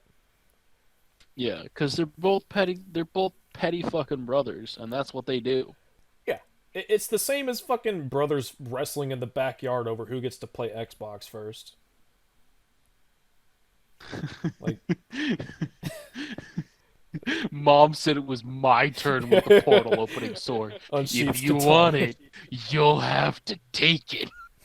But you already knew that. Mom said it's my turn with the good controller. If you want it, then you'll have to take it. You'll have to take it. I love Dante. And then Nero comes in and is like, Grandpa said it's my turn on Dad's lap. Fucking oh, fuck. What lovable characters. Isn't it great when characters are like characterized and are understandable? Yeah, and they're not literally nothing. Oh, that's what it is. Fucking Nico is a full course ramen soup meal with eggs and veggies. Man, I don't know about you, but I'd eat her out like a ramen soup meal. Oh my fucking god. Anyway, as I was saying, in the non-degenerate corner, and Cat is literally just a fucking just a fucking Maru-chan pack of ramen straight out of the package, doing nothing but boiling and cooking the noodles and then eating. Cat is what happens when you name a stick before you throw it at someone. Pretty much. That's all I've got to say. Anyways, we were talking about V and Virgil. You want to know something I find funny? What's that? It's completely unrelated, but in the first episode where we covered Mayo, we had a section where we paused for a long time talking about Virgil, and it was literally on that exact same frame where we stopped a second ago. Yeah, and right before it, I think we had paused on Dante when he was like pulling out fucking Devil Sword. Yeah. Funny how that works, ain't it? Good times. Anyway, back to shitty proof. Pretty much. And V was really Virgil the whole time. In the end, both characters were the architects of a plot to achieve ultimate power. I'll rule alone. I didn't help you just Not really, though. V didn't want to achieve power. He just wanted to stop Urizen. V wanted to not die. I don't know. Yeah, I don't know really how else to put it. He's like, yeah, I don't want to be dead, so... V was entirely out of self-preservation, whereas with Virgil, it's like, yeah, man, I kind of just figured I could rule the human world and keep them safe and stuff. Is that okay with you? Nyx is just like threatening the world. Virgil's threatening the world. Oh my fucking god. It's almost like when you completely strip out the context, everything is exactly the same. Yeah, pretty much. It's like, fucking Borderlands is a shooter, Doom is a shooter. Same fucking game. I don't know why I went to that. But... Oh, Devil May Cry 2 primarily features gunplay, and Resident Evil 6 primarily features gunplay. basically the same fucking game. Damn, got him.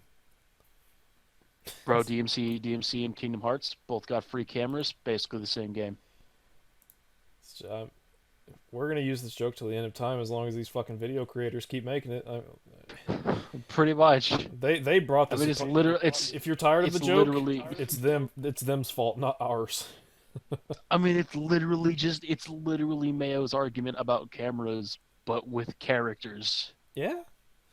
It's just as stupid. Actually, I would argue it's probably a little bit more stupid because. Virgin's face in this frame. That's me right now. I'm just extremely bewildered. It says it all. He's like, "Wait, you didn't think I wanted to rule the world?" Like, what? I didn't mention that. Wait, I thought I put that in the memo. Like, you sure? I talked about I faxed it to everybody. You know. Oh, you don't use fax machines anymore? Oh, okay. That might explain why you didn't get it. I'm sorry. I'll go ahead and write you an email instead. No, it's like I thought I sent you an email. Looks at his phone. Oh, it failed to say. You know, I did. I was out in the sticks. I probably lost connection. You know, fuck me. My bad. I'll go ahead and send it to everybody over Facebook. That way we know. Yeah. I mean, yeah, it's a big part of the DMC, right? As everyone gets on social media, we have awoken. That game's bad. Oh boy, we're almost done. We're almost there. I didn't help you destroy Munna so that you could take his place. We are connected. How the fuck are you gonna compare those monologues? How? Those are two completely different scenes. One of them is literally Dante reprimanding Virgil like a child, whereas V is completely and totally pointing out how pointless all of Urizen's efforts were. Oh my god.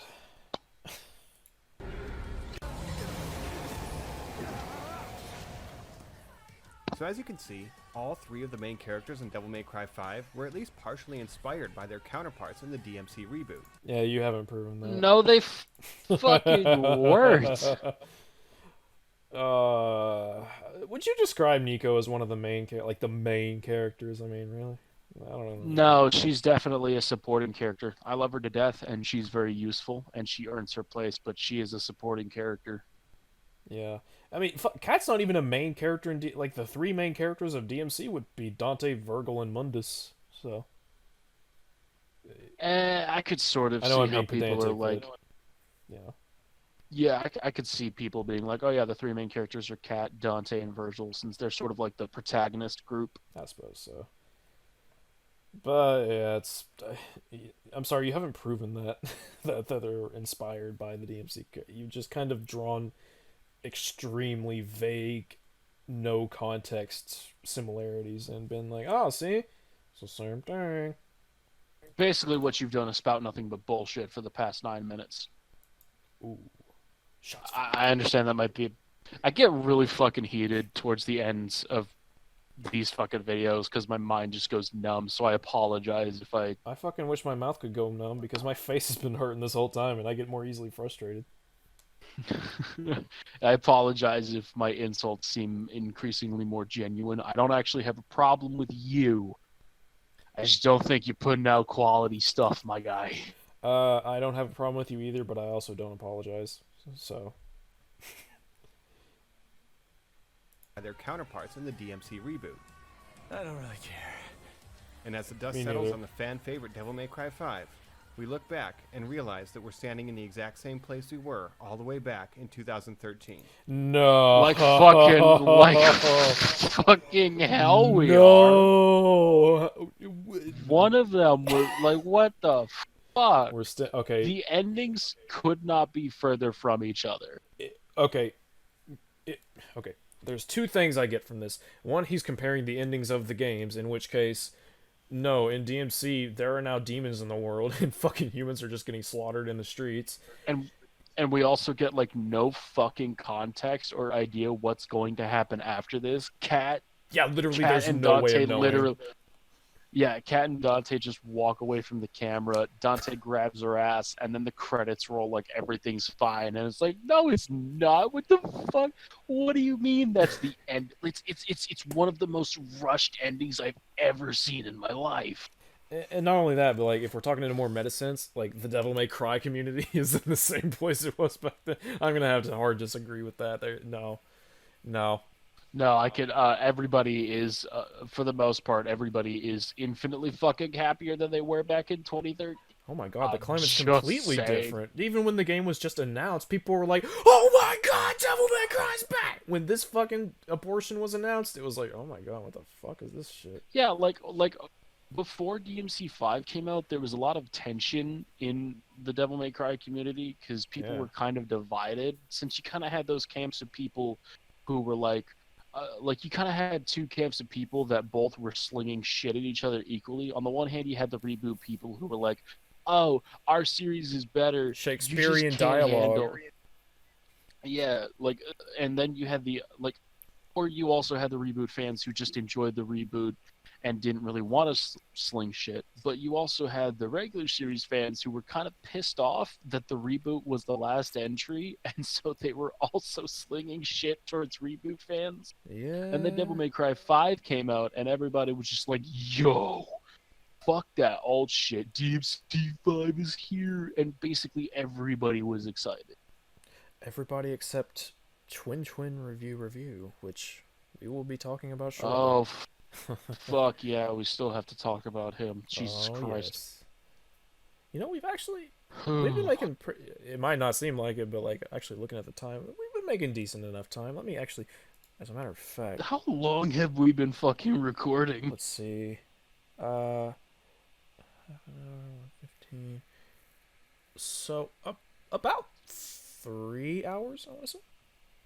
It's only been 3 hours? Fuck, it's felt like a little bit longer. Yeah, half an hour plus 45 minutes plus what? Right now we're on 145 almost. So, yeah, about 3 hours. Damn. It's not bad. Nice. All right, let's rock, baby. Time to go to work, guys. I love the music.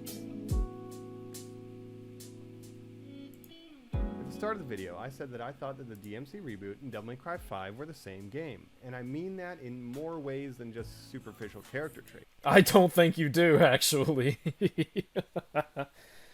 I think it's completely superficial character traits. You lose? Yeah. It's like, sorry, that was mostly silent agreement. I mean, yeah, it's like, no, it's pretty much everything you've said has been extremely superficial. Extremely superficial, surface level, contextless, reductive, basically every fucking negative word under the book or under the sun. Yeah, for, I wouldn't not explaining yourself properly. I wouldn't call him dishonest like I would some other YouTubers, but like he's. I feel like you're not making good arguments. I feel like even he has to know, like, come on, dude. Like, some of these arguments are not very good. Like, even with the slide, like, you know, there are guys like us who will sit around for several hours talking about it, but like, you could even just kind of, well, you could even just poke a hole in it, like, as a casual viewer and be like, wait a minute, that's not right. That's not, no, stop. Yeah. I've got a, oh, hello, kitty. Were you trying to climb up my leg? Meow. I have a kitty. I have just an entire litter of kittens with me, and there's one of them that is just constantly pining for my fucking attention. Oh, that's adorable. I wish I had a she's just the cutest little thing ever. Anyway, that's not here nor there. I mean, the cat's our mascot, you know, more or less. Oh yeah, pretty much. They make guest appearances pretty much in every episode at this point, so you know.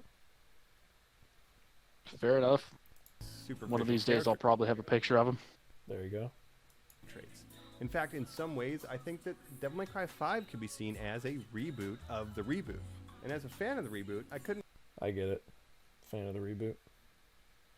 I get it. I actually like that. Yeah. Yeah, I get it. It's not a reboot though. Couldn't help but notice the connections between the two as soon as the credits rolled on Devil May Cry 5.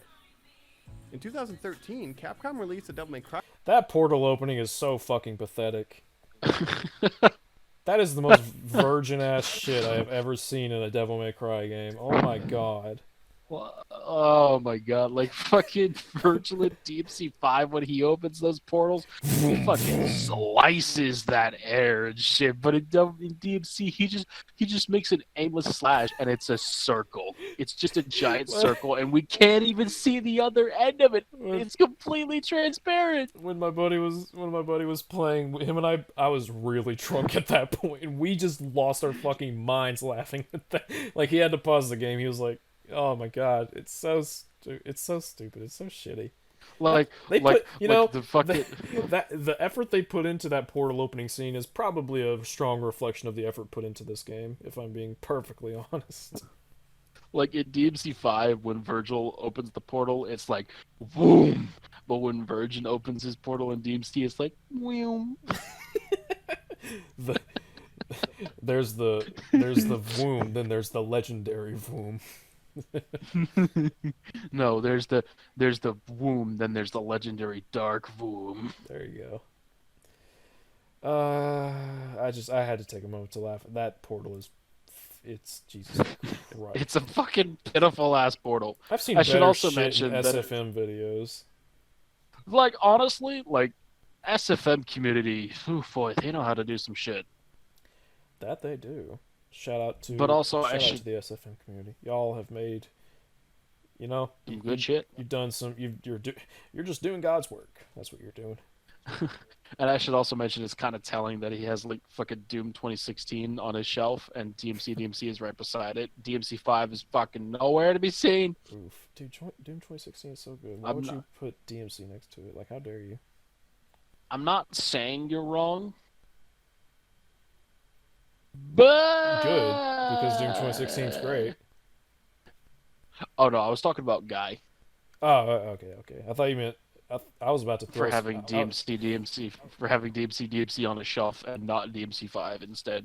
I was about to throw some hands, like if you were talking shit about Doom 2016. I haven't played Doom 2016. I can't talk shit about it. Dude, it's honest to God, it's the Devil May Cry 5 of shooters. Like, it's so fucking great. Call me fucking crazy, but I tend not to talk smack about shit that I haven't experienced. That's fair.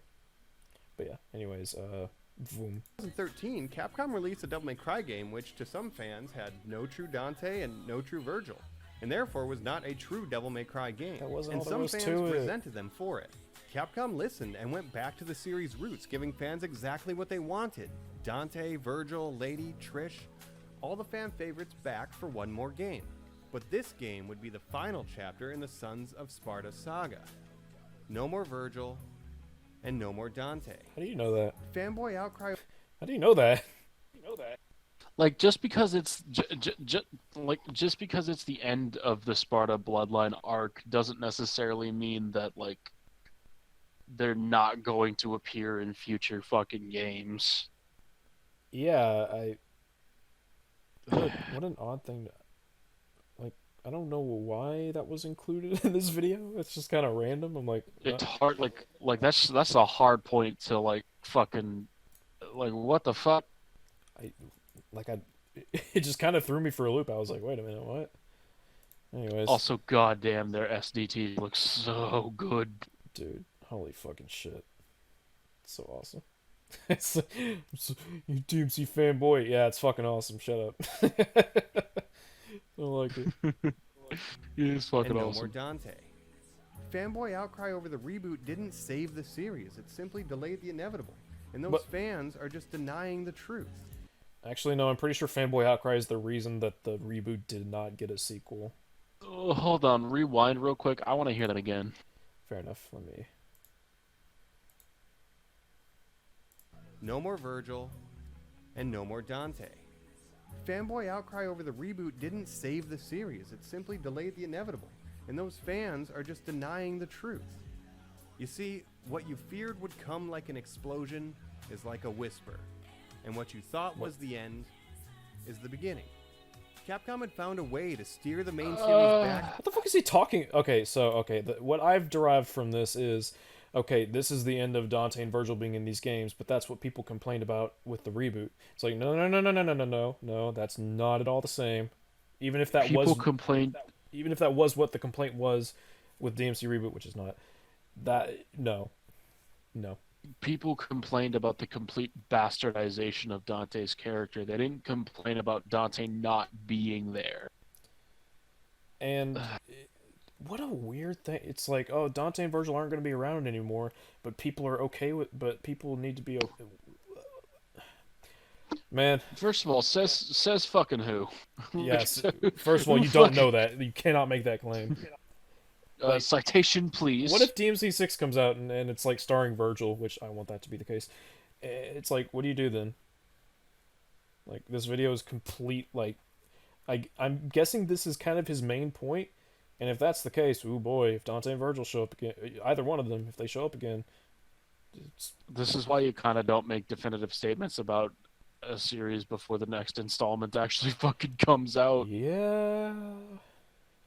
You know, that's why I refuse to say that a Persona 3 remake will be bad, because you never know. Assuming that it ever happens, which I think it will. But, you know, yeah. Until then. Just, what a bizarre thing to say. I don't know what else. I don't know if I can add anything more. It's just such a weird thing. It's like, yeah, Dante and Virgil surely not showing up again. And you know what? That's what you should have accepted with the reboot. It's like, what? What? This imaginary point doesn't apply to either. Towards the direction they had envisioned in 2013 with the reboot without anyone even noticing. Whoa. Alright, rewind real quick. We kind of stopped in the middle of his point. Yeah. Yeah, okay, that's... Capcom had found a way to steer the main series back towards the creative direction they had envisioned in 2013 with the reboot without anyone even noticing. No. See, nobody noticed because it didn't. Nobody noticed because it didn't fucking happen. Oh my! What the fuck is this guy talking about? So, because of these extremely vague, superficial comparisons between these completely unrelated characters, that means that DMC5 is definitively just trying to steer the series in a direction that the reboot was trying to do, under our noses. Apparently, I guess. No, they're two completely different fucking games with two entirely different tones. I like how... So, basically, this is a conspiracy theory that Capcom really wants the series to go in the direction of DMC. I mean, yeah, Itsuno has gone on record stating that he would have liked a DMC2 to be made, but, like, no. I really don't. Most people don't, but like fucking what are you okay, what are you smoking, first of all?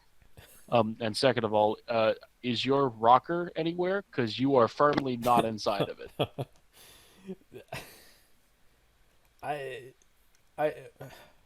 I'm not even trying to laugh like a douche. Like, it's like such a fucking weird thing to say. I'm like, you've blown my mind. Well, man. yeah, I'm baffled right now because it's so fucking weird.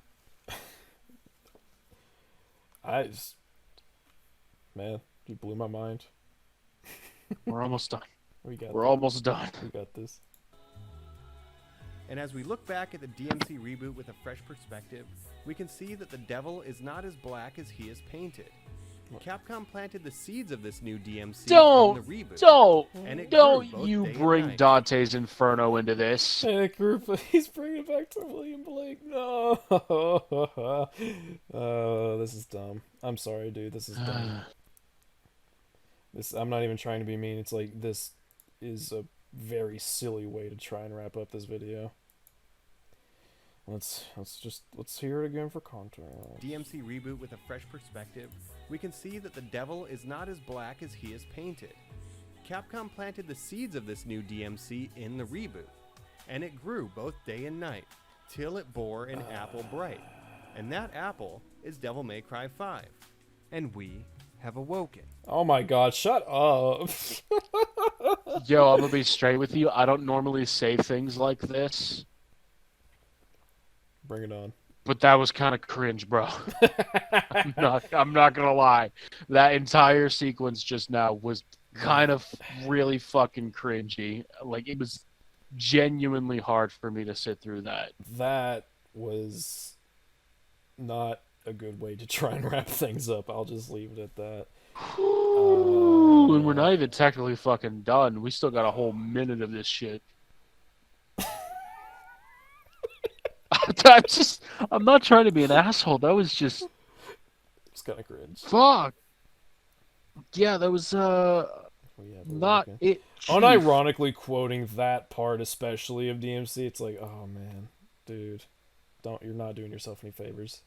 In such a way, like, he's acting like he's cracked some sort of huge fucking mystery, but, like, no, there's no evidence to support this at all. Other than extremely, insultingly basic, one might say, superficial elements. Have nothing to do with one another, but whatever. And now that the truth has been laid bare for all to see, we can accept the past and embrace the future. A future in which Capcom is free to release new Devil May Cry games featuring a short-haired, angsty protagonist who is joined by a tattooed woman in jean shorts and boots who drives a car. You act like you've made some sort of big conclusion, but you haven't. You've literally... You know what this feels like? You talk crazy... yeah. This feels like when... A fever dream? I mean, that too. This feels like when a college student who is whacked out on a lot of drugs turns in a paper with some really bizarre ending, and they look at the professor as they read it, and they're like, and the professor's like, okay. Anyways, F. Yeah, pretty much. I don't know, man. It just kind of keeps going with it too, and I'm just like, no, you're wrong. That "we have awoken" clip is going to be in my fucking brain for the rest of my life. I swear to God, I'm gonna wake up in cold sweats thinking about it. I'm glad you've awoken, because this video's put me to sleep. I hear you, brother. Got him. Epic gamer moment. Based, got him.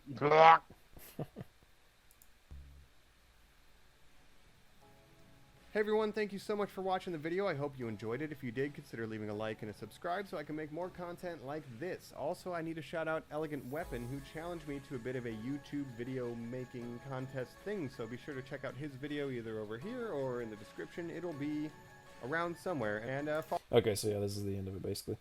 Okay. Well, Luce, what did you think about this video? I don't think you want an answer to that, man. How could you? Like, I honestly have. I don't really have anything positive to say about it. I mean, like, the production value was good, so good for you, I guess. Dude, I want that font though. I do want that font though. Tell me how you got that font right fucking now. Right. But like, yeah, it seems as if you're trying to gain clout for a game that you liked by making extremely superficial, surface-level, contextless comparisons to a much more favorable and well-liked game by the community. And I gotta be honest with you, if that's the case, and I'm correct, it didn't fucking work. If anything, it actually made me more annoyed at the reboot that I had to fucking look at it, and it's ugly ass, Unreal having ass. The Unreal Engine is kind of dog shit. Is basically what I'm saying. Credit where it's due. The Mass Effect remasters on Unreal Engine look pretty good. Gotta say. Fair enough. And I suppose the Unreal Engine used in 3 wasn't bad either. Although that game still looked kind of weird. Wait, 3. Devil May Cry 3? Kingdom Hearts 3, sorry. Oh, okay. Well, that was Unreal 4, to be fair. That was a bit different. Yeah, fair enough. It was different from DMC, where it was just Unreal 1. And, like, every fucking game in the early 2010s was made on Unreal 1. Like, Jesus Christ. Yeah. And most of them looked ugly as shit. So, my final thoughts on the video. I'm just gonna be real. It was pretty weak. It wasn't.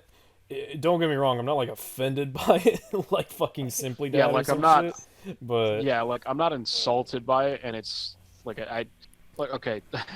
Let me clarify. I'm not insulted by it, and I don't think that this came from a bad place. So no. like I don't have any ill will towards you. I just don't think it's a good video, or that it was well researched, and also again, there's a lot of points in the video where I'm just like, citation, please.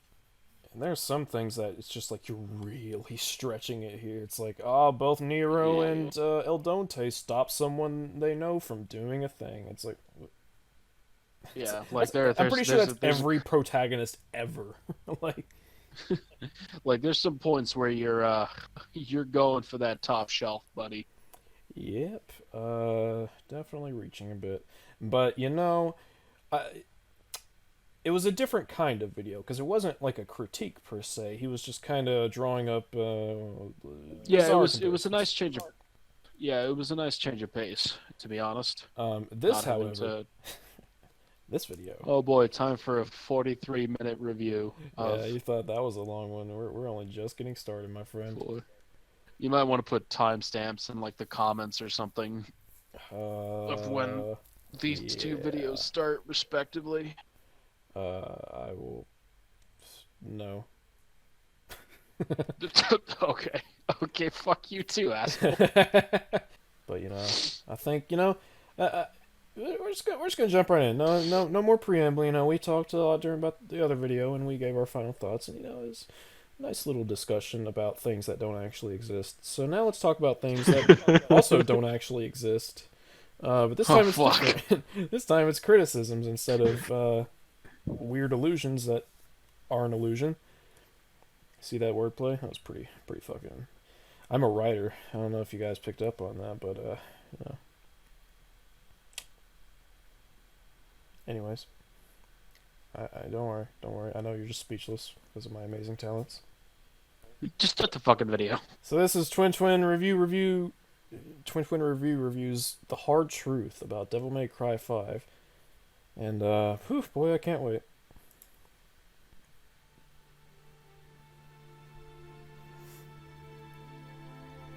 Oh, we're starting off strong with the dramatic intro, huh?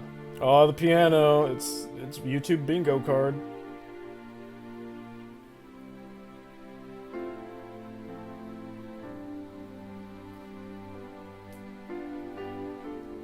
What am I supposed to be getting from this? I know I'm nitpicking. I don't know. I know I'm like nitpicking already, but it's like, no, but like, what's the point of this? Well, you know what they say. In a YouTube video, you've got 12 seconds to catch your viewer's audience, and I've got to be honest, it's been 37, and I'm not interested. Wait, is this Kingdom Hearts music? I think so. God damn it! I think it might be. I think it might be Dearly Beloved. I don't think it's Dearly Beloved, but it's... I recognize that. This is like when... No, this is at the end of the first game when fucking Sora and Kairi, like, split up or whatever after killing Ansem. Okay, here we go.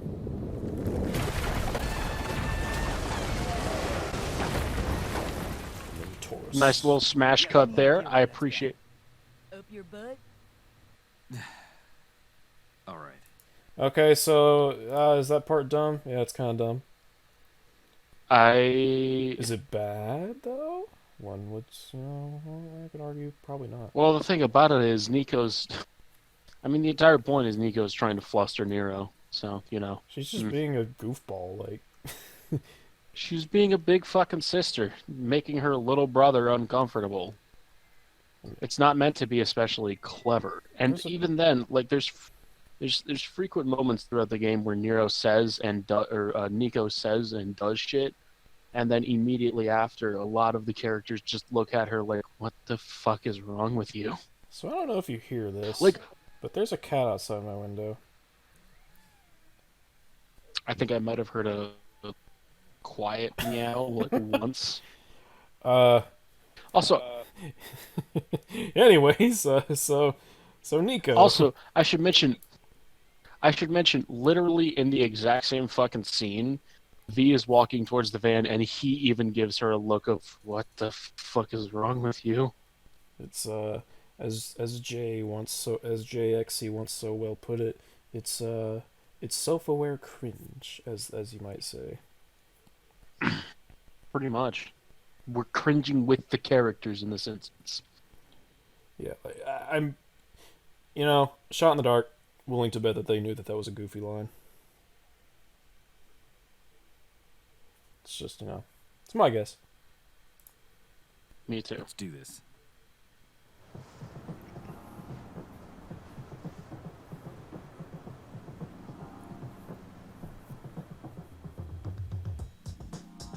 Alright, how many intros do you need, buddy? Come on. I mean, hey, I guess it's less time to pause. Lots of bad words. Whoa, whoa, whoa, whoa, whoa, whoa, whoa, whoa. We don't do bad words on this. No, sir. I'm gonna have you canceled for that. Bad words, you fucking harlot. You piece of shit. How fucking dare you. Also, like, alright. This might be a minor pet peeve, but do YouTubers actually need to fucking preface about bad words nowadays? Especially when they're talking about, like, Devil May Cry. In fairness, I feel like he's doing it to be kind of silly, like, I don't like game, it gonna be, cut. Like, it's just him kind of prefacing his dislike for the game in a way. But, I don't know. Fair enough, I suppose. That's a maybe on that. But, let's hear him out. Let me rewind just a wee bit, just so it doesn't cut. Spoilers for everything. That's good. Devil May Cry 5 is one of the most disappointing AAA releases I've ever played. Oh, okay. Its playtime is short, its level design... Okay, nope, gonna cut you off right there, buddy. I've got about 600 hours in this game. Gonna If we're talking about... First, and also, like, can we, as a collective, stop measuring a game's quality by how long it takes to complete your first playthrough? Yeah, that doesn't actually denote how good the game is. I would take a game that is 4 hours long and is consistently amazing for that 4 hours than a game that is 10 hours long and is mediocre at best for about 3 of them. Most of my favorite games, well, okay, this is gonna sound weird coming from the guy who two of my 3 favorite games are Fallout New Vegas and Persona 3. But most of my favorite games, other than those, are not very long. Length doesn't matter. It's about what you can do with it.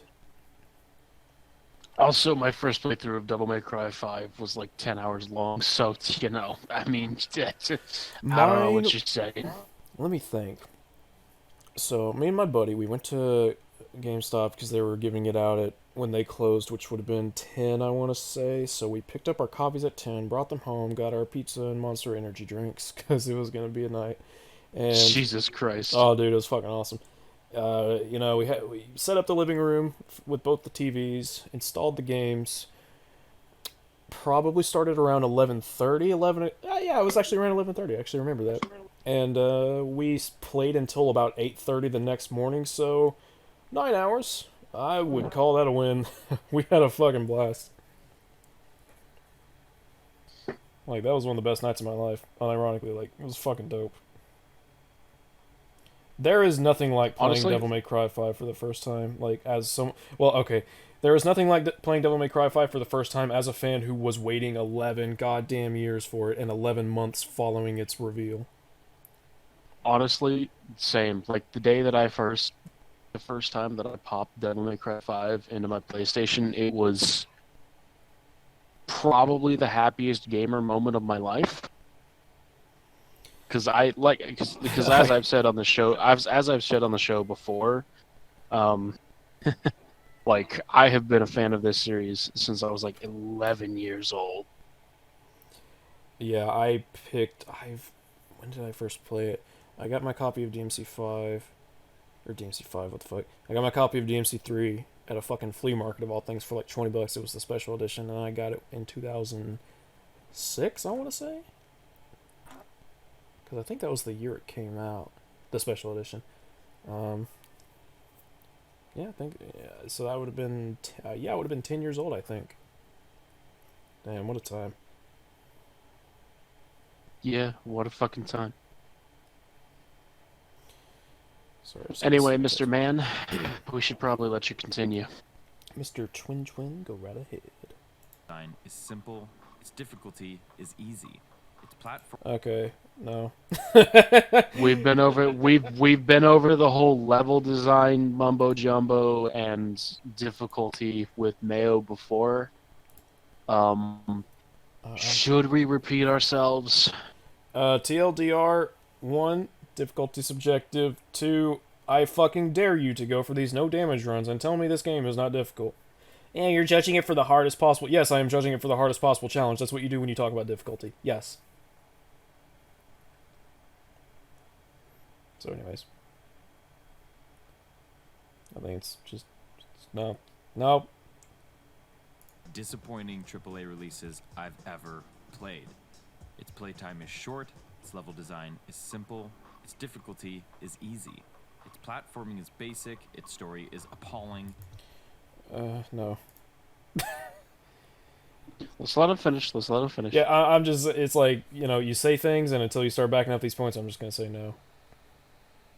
Its characters are embarrassing and one-dimensional. Smash in the middle of it all is one of the most hands-down, ridiculously imaginative and entertaining fighting systems I've ever played. Okay. So,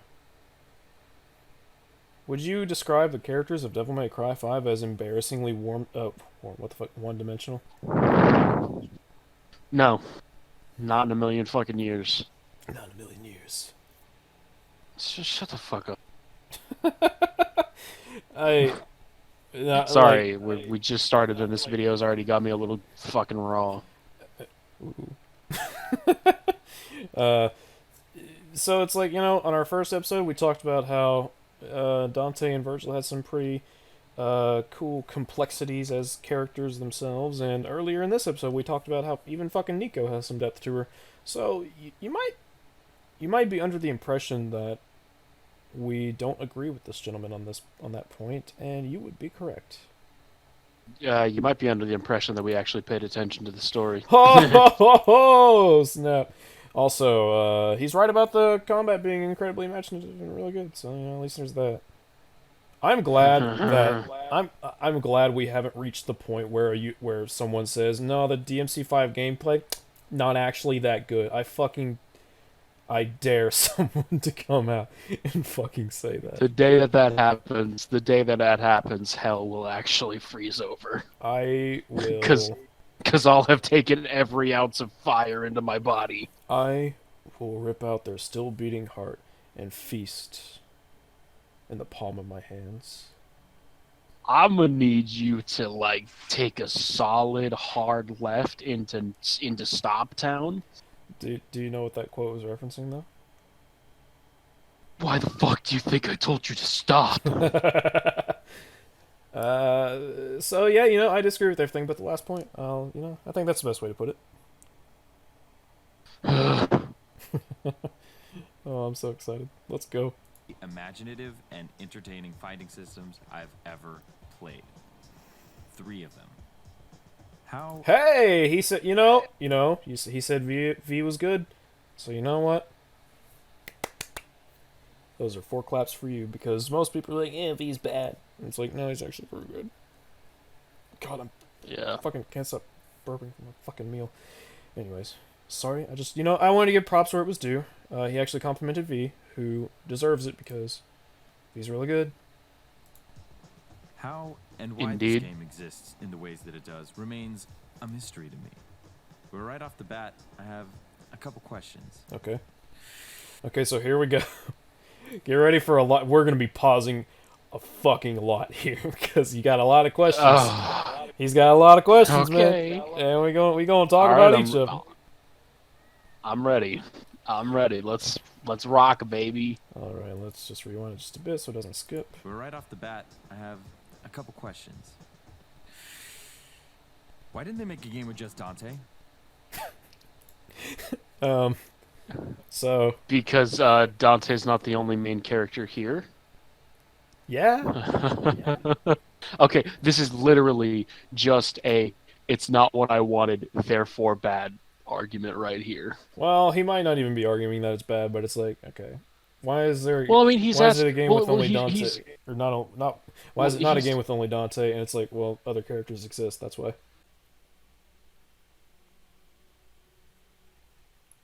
Did you want to? Well, I was saying he's almost framing it like it's a sort of negative thing here, because he's like, why didn't they make a game with just Dante? Also, he's not the protagonist anymore. important anymore. I mean, he was the original series protagonist, but now the actual series protagonist is Nero, which, I'd say he's earned that title. Oh, hell yeah. Nero's a fucking awesome He's protagonist in DMC5. He's actually my favorite character to play as, to be honest with you. I honestly don't know who my favorite character to play as is. It depends on my mood, you know? I mean, yeah, that's fair, but I tend to default to Nero over everybody else. Nero is probably... I think I would argue that Nero's kind of the easiest to just pick up and play. Like, you just, afternoon following a day at work, put on some DMC5, just drop into Blade Palace's Nero, start doing your stuff. It's just... Yeah, whereas with Dante, I feel like I'm taking a fucking calculus test trying to decide which weapons I want to take with me. And with V, you're like, okay, so I want Shadow over there, I want Griffin over there, I want to summon Nightmare here, and blah, blah, blah. And then with Virgil, it's like, okay, so which overpowered Super Buster move do I want to use? Pretty much. He's so fucking busted. He's goofy busted. He's goofy busted. Goofy busted, I will say. So yeah, there's like a million reasons they didn't just make a Dante game. Take your pick. I don't know. Gooby fusted. Gooby fusted. Why didn't they make a game with just Dante? Why does the game have 3 playable characters? Why? Because they wanted to put 3 playable characters into the game. So you have Dante and Nero from DMC4, who are the main characters, and then you have this V character who, they just felt like making him a playable character. Come to think of it, let's imagine a world where V is not the playable character, but he's still in the game. Do you have any idea how uninteresting he would be comparatively? Like, you don't get the moment with him and Trish being alone. You don't get the little interactions between him and Griffin. You don't get Mission 14, which is immediately a downside. I mean... Yeah, like literally, if you don't have V as a playable character, he becomes infinitely more uninteresting. Yeah, it's one of those things where because we're able to play as him, we start to connect with him more because we start understanding his struggle, considering the fact that he can't really fight. Yeah, fucking V's awesome. He feels like a much bigger part of the story because he actually involves himself in gameplay. This is kind of weird considering this guy just said that this game has 3 amazing combat systems. It's like, you do realize without the 3 characters, those 3 combat systems wouldn't exist as they do. I don't know. Let's hear him out. Game have 3 playable characters. Why is Griffin not annoying? Why is Nico so annoying? So Griffin is awesome, and I think at least he agrees on that. Pour one out to my boy Brad. As will I. Fuck, where's my whiskey? For real. As for the Nico thing, I think we've both got different definitions of it. I am willing to see how any... Well, okay, here's the thing. Annoying is subjective, and I am absolutely willing to see and perfectly capable of understanding why anyone would find Nico annoying. However, I do not. Therefore, I don't. That's pretty much the end of it. I agree. Yeah. It's like, yeah, I don't think she's annoying. Okay. Annoying. Why is Nico so annoying? Why do I have to fight the same Urizen battle 3 times? It's to instill just how powerless you are against him multiple times. So let's look it's kind of like how... Go ahead. Sorry, go ahead. No, you.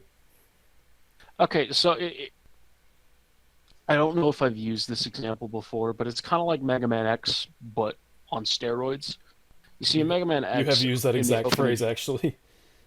Okay, yeah, essentially. So you fight your first battle against him, and you get completely fucking demolished by him. And then you go through a bunch of missions as Nero and V, and you finally come back in Mission 8, and you're like, alright, I'm stronger, I'm better as a player, I have more abilities. Maybe this time I'll be able to fight him. And it instills a false sense of security in you, since this time you have to break the crystal at least once.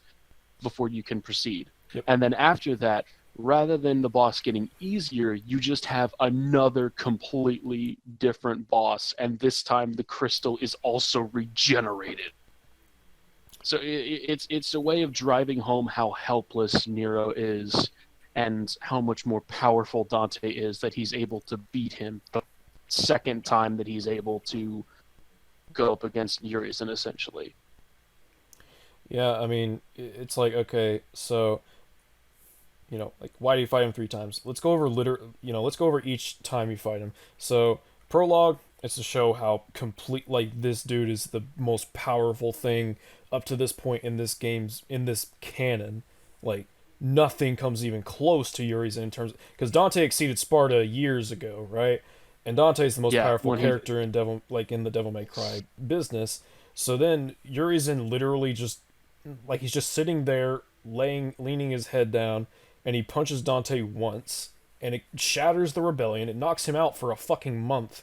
It's like, holy shit, this thing, like, this is because they didn't include a boss rush in this game. It's like, sorry, I accidentally dropped my whiskey bottle onto my keyboard. No, you're fine. But it's like, yeah, like, nothing has ever been this powerful in DMC, and Dante has been like, it's a meme how powerful Dante is. So, like, holy fucking shit, this Urizen guy, pretty damn crazy strong. So yeah, like it establishes. Go ahead. Excuse me. It establishes the stakes within a matter of minutes, and like we understand his strength not only just by them telling us, hey, he's super powerful, and by us seeing him beat Dante, but by playing as Nero and just getting absolutely thrashed in 2 hits by him. Yeah, and it's essentially the philosophy of, yeah, we could be told how powerful he is, but because of the fact that we're playing as the character getting our ass kicked, we feel how strong he is as a result. It really because makes it's actually you feel happening like a Nero, directly. Man. Because it's actually happening directly to us. I mean, how fucking helpless did you feel the first time you fought Urizen, and you most likely just got completely fucking bodied, and probably felt pretty shitty, didn't it? Yeah. Welcome to the game. Especially in Devil May Cry, because I don't think that's ever been done with just you fucking lose to this boss. Yeah, no, generally speaking, most bosses just have them completely. Yeah, most bosses just have them win without any question. And it's like, it's especially weird in some games where it's like you just thrash the boss, but then it go to a cutscene and the boss is kicking your ass, and it's like, wait a minute, no? Yeah, there's not usually that dissonance in Devil May Cry, but in this one, there's still technically no dissonance, at least on your first playthrough, since you most likely got your ass kicked. Right. And then, Mission 8 is the second time you fight him. This is what the game's essentially been. It's what you think it's been building up to, but there's plenty more of the game left, so you're like, what the fuck's going on? You go to fight Urizen, he finally stands up from his chair, and I love the cinematography, where when Urizen stands up and it cuts to looking at Nero from Urizen's perspective, and it makes him look so tiny, and Nero's just shitting himself. He's fucking great. Nero's like, what the fuck, man? Yeah, it's fucking wonderful. Straight up, every cutscene with Urizen's fucking great. And you fight him, and it's like you could be so good against him when he's in the chair, but as soon as he stands up, he will absolutely demolish you. Yeah, and he's a completely different boss, too. Yeah, like, not only is he moving around, he's activating more abilities at once. You have to smash the crystal again, multiple times. Like, this boss does not fuck around, and that establishes, holy fuck, like, what can we do to beat this guy? Then, boom, in comes Dante, which is a perfect time to flash back to see what's been going on with him. And that's what they do. And then eventually, Mission 17, things come back around, Dante gets his way back to Urizen, and, so on and so forth. Like, there absolutely are reasons for each of the fights, both narratively and gameplay wise. Yeah. So, yeah. I mean, fuck, like the first time that I broke Urizen's crystal on Mission 8, I felt so good. I was like, holy fuck, I actually managed to do it. And then once again, I'm just right back at square one, feeling helpless again the moment he gets back up. And I basically got bodied instantly because I didn't have much health left. Oh, it's so good. That fight it's fucking psychotic, dude. There's a reason I'm saving my no damage completion for mission 8 for last because Jesus fucking Christ. Yeah, Jesus Christ. It's a fucking hard one. I still haven't even managed to S rank it. Yeah. Actually, no, you know what? You fight Urizen technically 5 times, but the one with Dante in Mission 10 doesn't really count because you just break the shield or literally attack him once if you wait it out. And then Mission 12, you fight him in Sin Devil Trigger, but that fight's, I guess, a bit more of a set piece because it's just meant to be like, hey, so Sin Devil Trigger fucking trumps the shit out of Urizen. Like, he can't do a thing against you. And it's at that point that I don't know, man. Good. Sorry, go ahead. No, go ahead. Go ahead. I'm sorry for interrupting. Oh, you're good. I was just going to say, like, narratively and gameplay-wise, it's like, you get this Sin Devil Trigger, you go in, just demolish Urizen, and it's like, holy fuck, this guy stands no chance. This is where we're going to win, right? And then he disappears, and you're like, wait, what the fuck? And then that's, he goes after the fruit, and he gets the superpower buff, and so on and so forth. It's very nice. It's very nice. It's pretty good. Annoying. Why is Nico so annoying? Why do I have to fight the same Urizen battle 3 times? Is this the compromise I have to make because they didn't include a boss? Oh, you know what? He said the same Urizen battle, so maybe he means the chair battle, but even then, Mission 10's doesn't last long, and Mission 8's just doesn't either, so... Yeah. Either way, the point kind of remains, like, there's reasons for each fight. I just wanted to clarify that, because I didn't want to take them into context. Annoying. Why is Nico so annoying? Why do I have to fight the same Urizen battle 3 times? Is this the compromise I have to make because they didn't include a boss rush in this game? Wait a minute. So, yeah. What a boss let's let rush him finish mode? that boss. Well, what a boss rush mode be? I mean, you have Bloody Palace, but it doesn't have Elder Garian Knight, which pisses me off. So, yeah. I mean, yeah, boss rush mode would be pretty cool, but I wouldn't. It's one of those things where I wouldn't consider it a flaw that it's not in the game. It's just something that the developers decided not to do. Yeah, it's like the co-op thing for me, where it's like, goddamn, I really fucking want a co-op system in this game, but I'm not gonna knock the game for not having it just because I think it would be cool. Yeah. Every game could have more. Yeah. Like, there's no point in being like. There's no point in criticizing a game for what it doesn't have.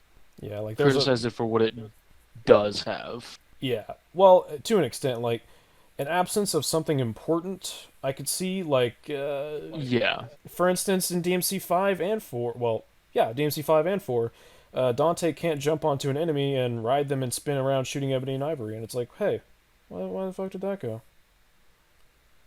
Yeah. Like and it's hasn't returned in 5, which is a fucking shame. Yep. It's like, it was one of the coolest moves in DMC3. Wasn't necessarily useful for killing a lot of enemies, but it looked fucking... You could raise your style pretty high with that if you rode into a crowd and, shooting fast enough and you jumped off and combo just right. Like, you could get some good stuff out of that. Yeah, fair enough. But yeah. Include a boss rush in this game? Wait a minute. Why does Urizen look so... If Urizen doesn't care... Wait, hold on. It jumped ahead for me. Oh, God. It's okay. To fight the same Urizen battle times? Is this the compromise I have to make because they didn't include a boss rush in this game? Wait a minute. Why does Urizen look so bored? If Urizen doesn't care, why should I care? Why does Urizen... But you should care because... Well, But go ahead. You should care because he casually dispatched of the most powerful main character in the franchise, and that sets the stakes for the story. Oh boy, I'm already feeling it. Have you ever heard of have you ever heard of an antagonist who, just casually dispatches of a main character, and it's like they seem like they don't care? That happens sometimes, especially in anime things. I know, I don't mean to casually just say, oh, anime, but you know what I mean. It's like, it's a trope of, like, the enemy being like, oh, you are nothing to me.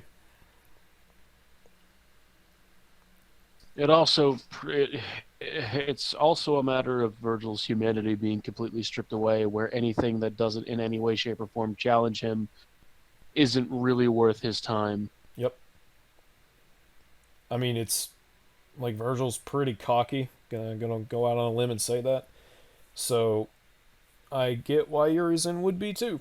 Especially since that's the strongest part of Virgil and what he takes the most pride in. So, yeah. Pretty much, yeah. Why does Urizen look so bored? If Urizen doesn't care, why should I care? Why does Urizen's final form look like Ivan Ooze from Power Rangers? Is it because Johnny Young Bosch was in Power Rangers? Is it because Ruben Langdon was in Power Rangers? Get lost. Is it because Daniel Southworth was in Power Rangers? Eric! There's a lot of Power Rangers in DMC.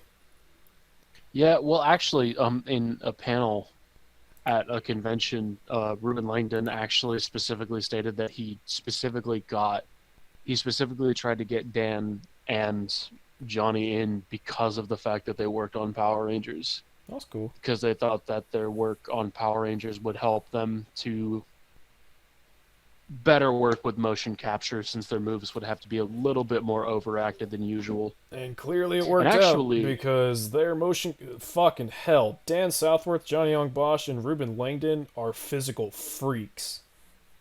Yeah, they are. And actually, surprisingly enough, before he had landed the role of Dante in DMC3, Ruben Langdon actually tried to get Johnny Young Bosch to audition for Dante.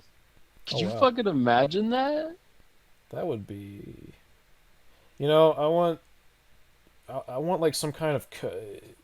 Someone go on fucking Cameo and get Johnny Young Bosch to say Dante lines from DMC3, and someone go on Cameo for Ruben Langdon and get him to say Nero lines from DMC5. Honestly, that'd be fucking great. That'd be fucking awesome.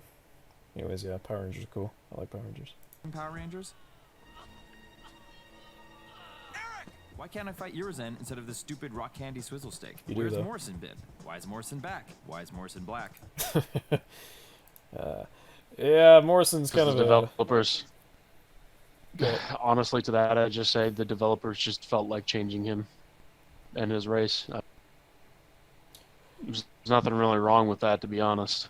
Yeah, it doesn't come off. I fear to step into this territory, but it's like it doesn't come off as pandering to me. It's literally just like, they had a new vision for the character and they changed him, and it's like, woo, and they wanted to bring him back. Why? Because, well, they wanted, they had to come up with a way for Dante. Okay, so you have to get Dante into this fight with Urizen, and you need, like, you can't just have him just stumbling across fucking Redgrave City, which has a huge significance to his character. So how does he get there? Well, he has an employer. Do we have an established employer? Oh yeah, we do. It's Morrison. Hey, let's bring back Morrison. Woo. Yeah, boy. That's pretty much it. I don't know if he's actually complaining about it. It's that might actually be a question. It's like, why did they bring Morrison back? It's like, well, they need to get him as employer and blah blah blah. So yeah, there you go. Instead of the stupid rock candy swizzle stick. Where's Morrison been? Why is Morrison back? Why is Morrison black? Why does Yamato have the power to separate man from devil now? Okay, so actually no. You know what? I remember there's a bit more to this question, so we're just gonna listen to the rest. Instead of the stupid rock candy swizzle stick. Where's Morrison been? Why is Morrison back? Why is Morrison black? Why does Yamato have the power to separate man from devil now? Why hasn't getting stabbed with Yamato separated Dante's human and devil halves? Why hasn't... So do you want to take this one, or shall I? I'll let you take this one for now. Okay. So it's been established in 2 games now that the Yamato split the human world from the devil. Well, okay, it's more established in DMC4 that I could. Either way, it's established that the Yamato can separate the demon world from the human world. So, naturally, why couldn't that be applied to other characters? I mean, why not? It's not retconning necessarily, it's just an extension of a pre-existing ability, which makes sense when talking about lore and such things like that. Now, why doesn't Dante get separated from his devil half in Devil May Cry 3? Simple, he hasn't awakened his devil half yet. It doesn't really exist. It's just kinda... He has demon blood. Like, that's literally it. And I should also mention, Dante did awaken his devil half after being stabbed by the rebellion in DMC3. Yep. The reason why he didn't get his Sin Devil trigger after being stabbed with the rebellion again after that was because Sparta wasn't present for him to absorb the power of it. Yeah. He didn't have any devil arm to combine with when those things happened. I mean, other than, this is kind of a weird spin on things, but he did have Cerberus and Agni and Rudra when he first fought Virgil. So maybe that's why he has different forms for them. Probably not, but it's a neat little coincidence, I guess. I would say it's more or less a matter of him not fully establishing his Devil Trigger yet. Yeah. So the Devil Trigger is actually shaped by the weapons that he's currently using. True. Until, of course, we get to DMC4 and 5, where the weapon doesn't matter, and it's instead just his Devil Trigger all the time. Yep. Which I actually kind of prefer. I know some people prefer the different forms, but I kind of prefer the consistent design. I prefer it from a visual sense. I think it makes playing a bit more interesting, but from a character growth standpoint, yeah, it's pretty satisfying to have one consistent form. Yep. Have the power to separate man from devil now? Why hasn't getting stabbed with Yamato separated Dante's human and devil halves? Why hasn't getting stabbed with Rebellion activated Dante's Sin Devil Trigger before? What is his Sin Devil Trigger? And why is it stronger than yours and... Wait, hold on. So, okay, I kind of paused awkwardly there. So I'm gonna let him read. Let's say it one more time. Have the power to separate man from devil now? Why hasn't getting stabbed with Yamato separated Dante's human and devil halves? Why hasn't getting stabbed with Rebellion activated Dante's Sin Devil Trigger before? What is his Sin Devil Trigger? And why is it stronger than Yersin's Plot Fruit? Okay, so you want to take this one? I wouldn't really say that Yersin has plot armor, to be honest with you. Well, he says plot fruit. I think he's just referring specifically to plot fruit. Oh, right. Yeah. Okay, so I'm pretty sure Now you go. I took the last one. First of all, in Nico's reports, she quite literally explains what the Sin Devil Trigger is. For both Dante and Virgil, it's their true forms, awakened by rebellion, merging Dante's devil half and human half while also absorbing the power of the Sparta, thus making a new devil sword in the process. As for why it might be stronger, I don't know, you take this one. Okay, so yeah, you pretty much you nailed it with the rebellion absorbs the rebellion and the Sparta unite with Dante to create his most powerful form. It's like, yeah. As for why it's more powerful, I mean, so okay, let's put it this way. It's established that Mundus, the reason he was able to become the most powerful demon was by eating the Qliphothr fruit. It's mentioned, I think, in Nico's reports. It's mentioned in a couple of different plot, whatever the fuck, notes and things. So the Qliphothr fruit is what Urizen and Mundus took to become as powerful as they were. Sparta was more powerful than Mundus. Dante absorbs the power of the Sparta as well as his rebellion, and it's a bigger power boost. I mean, it's also established in this game that absorbing human blood can make demons stronger. And in Nico's reports for the version of Dante with Sparta on his back, thank you for knocking that over, Kat. I'll have to pick that up later.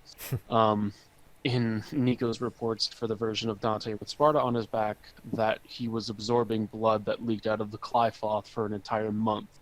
Hence part of the reason as to why he was stronger. So he might have honestly been able to take Urizen on without the Sin Devil Trigger power boost, but with the Sin Devil Trigger, yeah, and it's implied.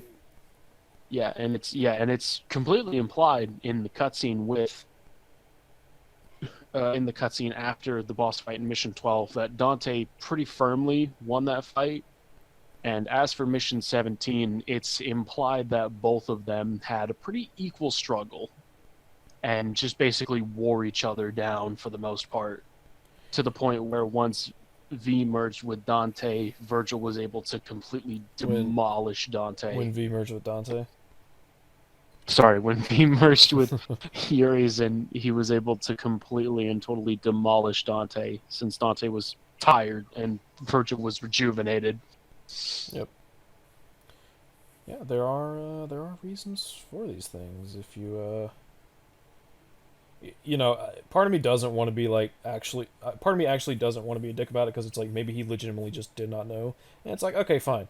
But at the same time, like, some of this stuff I feel like you just kind of have to pay attention on. Not to be that guy, I accuse you of not paying attention. It's just, you know, it seems a bit. Some of this seems a bit more straightforward than is being presented, I will say. But you know, I'm not gonna assume. Legitimately, I'm not gonna assume. You know, maybe he has these questions. Maybe he's being snarky. I don't know. Either way, we'll answer them.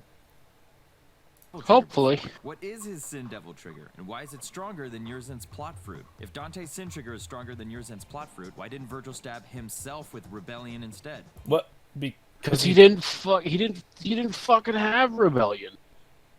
What's decrepit, dying Virgil gonna do? Walk up to Dante and yip the fucking rebellion? And the Sparta? I don't... You know... Come on. Come on, buddy. Like, why are you doing this? Dante's Sin trigger is stronger than Yurzen's plot fruit. Why didn't Virgil stab himself with rebellion instead? Virgil trigger before. What is his Sin Devil? Whoa. You just jumped back. What the fuck? Oh, Or sorry. Maybe not you, but like... I keep accidentally touching shit. That's all good. Let me just, Dante's Sin trigger is Also, there's no way that Virgil would have known that, first of all, Virgil didn't even know the Sin Devil trigger existed before the game began. Yeah. And even if he did, there's no way he would have known that his Sin Devil trigger would have been more powerful than his demon form would have been after a month of absorbing human blood. What? Let alone that combining the Sparta with the rebellion would do it. Like seriously. Dante slowly pieces it together, and he, like, we see his thought process. Virgil doesn't, like, he knows a lot. Like, he clearly knows about, like, the Qliphoth because he spent time under Mundus and he spent most of his life researching Sparta. Makes sense. You know, perfectly reasonable. He's not just going to be like, hey, Rebellion, this weapon that I've never wielded and that I know nothing about, and that I've, you know, for all intents and purposes, have never wielded other than that fight with Arkham, which was fucking awesome. Like, he's just gonna know that he can stab himself while wielding Sparta, and it'll combine the two. Like, I don't know if that would be kind of a jump in logic for anyone to make. So, you know. Virgil stab him with rebellion instead. Virgil has a Sin Devil trigger form at the end anyway. How? But, I mean, I'm pretty sure they also explained that in Nico's reports. I can't remember the explanation off the top of my head. I mean, he said it in a snarky way, but yeah, wait, the fruit of the Qliphoth. No. That's what it is. He gets his Sin Devil triggered by absorbing the Yamato into his body, just like Dante does with the Rebellion. No, he wields the Yamato. Well, he wields the Yamato as well, but like, if I'm not mistaken, in Nico's reports, she says that he absorbs the Yamato into his body. Again, I'm not 100% certain on that because I haven't read the reports in a while. So take my words for now with a grain of salt. Because I could very well be completely fucking wrong. I think you're wrong about that part, about the absorbing it thing, just because I don't remember ever seeing anything about that. I could be wrong too, though. So, but either way, like, I mean, he quite literally answered his own question. He said plot fruit, and it's like, well, I mean, you can put it that way, but yeah, like, he ate the fruit of the Qliphoth, which gave him a super huge power boost. Like, yeah. Are they just making it up as they go along? Where the fuck is Dante's amulet? Do we not talk about the amulet anymore?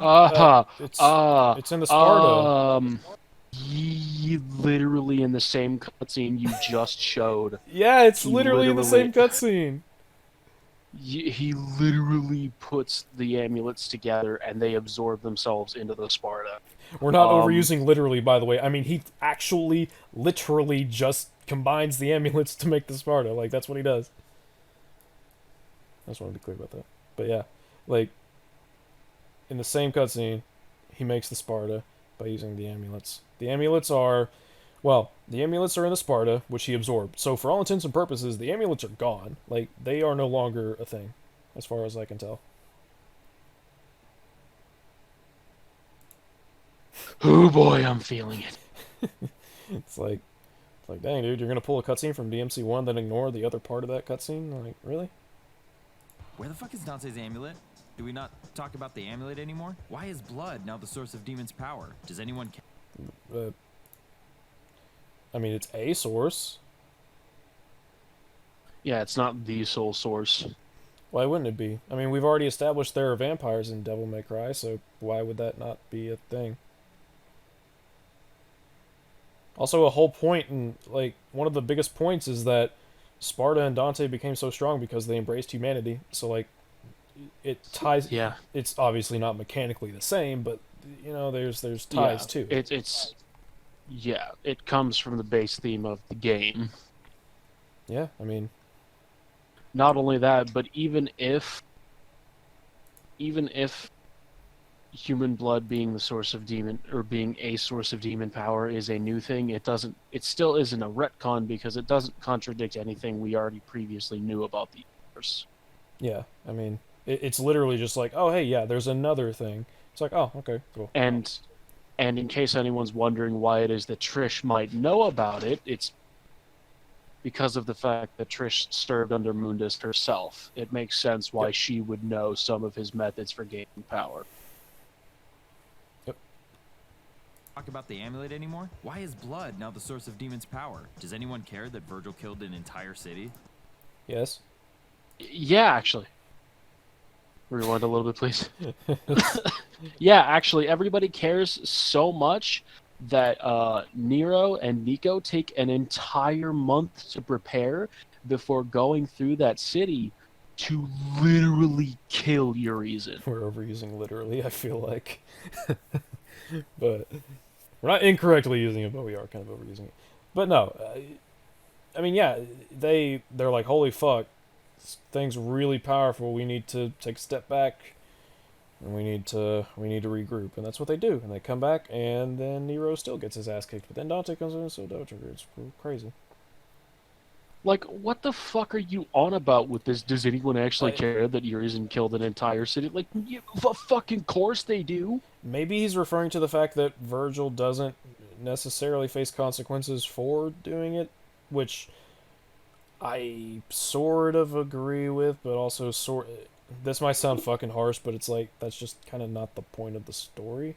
Maybe that's, maybe that's not really a good defense, actually. I take that back. Well, at the same time, I would say he does face quite a bit of consequences, considering the fact that he's basically trapped in the underworld, doing nothing more than killing demons at this point. Come to think of it, I mean, he goes to help Dante destroy the Qliphoth and, well, save the world, so, I mean... Yeah, he might not necessarily face any extremely harsh consequences, but he still takes responsibility for his actions. Come to think of it, like, Urizen is the one who awakened the Qliphoth, not I don't know, it's not established that Virgil planned for Urizen to do that, or that he even knew what would happen when he split himself. Like, there's a lot we don't know about that, which I actually prefer. So, it's almost, in a weird way, kind of like a sins of the father thing. Like, are we going to blame Virgil for what Urizen did? I'm not. Yeah, especially after his human half merged, and his human half seemed, again, Cat, I swear to fucking God, after his human half actually genuinely remorseful for the things that his demon half had done. Yeah, and just the same way, I wouldn't... This might sound weird, but like, I wouldn't blame V for anything Urizen or Virgil did, because he's his own entity, you know? And plus, him being... Well, I mean, I guess there's more specifics to it, like, he was the lesser part of Virgil, but either way, that's being a bit specific. But yeah, no, I don't necessarily buy into blaming Virgil for what Urizen does, just the same as... I mean, I wouldn't blame Sparta for what Virgil does. You know, I know it's technically not the same because it's, you know, kind of like magically splitting himself, but you get the point. Yeah, or like kind of how Dante's pissed that Beowulf is mad at him for what Sparta did as well in DMC3. Yeah, that's just, you know, that's a weird kind of point. I've heard people say it, like, people are like, oh, Virgil did a bad thing, and I'm like, no, Urizen did a bad thing. It's like, oh, he's the same. No, he's not. He's his own character.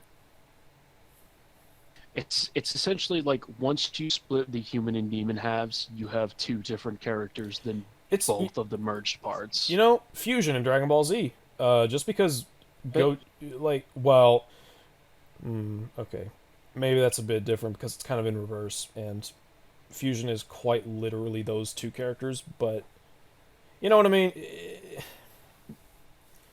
It's a character turning themselves into different characters. So, okay, here's a better example. Maybe, hopefully, once I actually say it, cloning. Right? You don't blame the clone for what the Master did, what the original did, or the original. Sorry, like I don't blame Solid Snake for Big Boss fucking up. Yeah, I mean, pretty much. And likewise, I wouldn't blame Big Boss for something Solid Snake does. It's just they're separate characters, man. And considering the fact that Virgil didn't even have his humanity in the first place, there's no way he would have in any way, shape, or form reflected.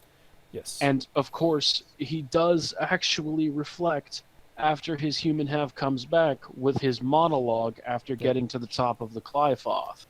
And, you know, if the Devil May Cry storytellers were like, hey, let's show that Virgil actually had the Clyfoth thing planned out, and then we're going to show the consequences of it. And it's like, okay, absolutely. Like, if he planned it out, yes, he needs to pay for it. But as far as we know, he didn't. So until it establishes that, I'm not going to treat it as that, because that's not what happened. Yeah, it's more like, essentially, Urizen came up with the plan to use the Clyfoth.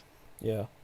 There's reason to believe Virgil would know about the Clyfoth, since he studied Sparta and was under Mundus for a while, but there's no way of telling whether or not Virgil was like, okay, so what I'm going to do is I'm going to split myself, and then Urizen, hopefully, is going to go and awaken the Clyfoth.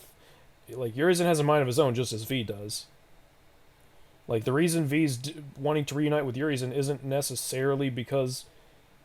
Well, okay, you could argue it is, but it isn't necessarily just because of him wanting to become Virgil again. It's because, I mean, after all, Virgil didn't want his humanity. It's because V is dying. Like, he doesn't want to die. It's the self-preservation method. Yeah. Not only that, but I imagine he thought that him merging with his demon half would help to somewhat calm him down at the same time. Yeah. As you can see from us discussing, there's a lot more that goes into this than is being let on, and, you know, it's worth discussing in context. It's also worth thinking about it before you decide to make a video about it. Also true. Where the fuck is Dante's amulet? Do we not talk about the amulet anymore? Why is blood now the source of demons' power? Does anyone care that Virgil killed an entire city? Is Dante just aloof, or does he have no idea what's going on? If the van is indestructible... But he's aloof. It's actually I never really got the sense that Dante was all that aloof. I mean, well, when I say aloof, what I mean is, like, he puts on the bravado, but when he's alone, he's talking to himself, and you can tell that there, you know, he's got stuff on his mind. As for whether or not he's aloof to Nero, yeah, that's once again an act he's trying to put on to try and discourage Nero, since he doesn't want him to have to kill his own fucking father. Yeah. An entire city? They just aloof, or does he have no idea what's going on? If the van is indestructible, why don't they just stay there? Because the people inside the van aren't indestructible. That and... Okay, so... I get that we're in Devil May Cry and characters are capable of ridiculous physical feats, even Nico with her driving. But how the fuck are you going to be styling on Urizen and Virgil with a van? Like, I don't know, man. That's what we said about a motorcycle back in Devil May Cry 3, but I see what you're saying. Well, what I'm saying is that, like, okay, obviously, like, it's Devil May Cry. We could choreograph some crazy, goofy fight scenes and stuff, right? Yeah, sure. But when it comes down to it, I mean, like, you can't do everything just from within the van. Like, physically speaking, you just can't. And we also don't necessarily know if the van is actually indestructible. From what we see, it's just extremely fucking resilient. I mean, the Yamato would probably cut through it. I don't see why it wouldn't, so... Fucking almost any demon blade would go through it, to be honest. I mean, probably.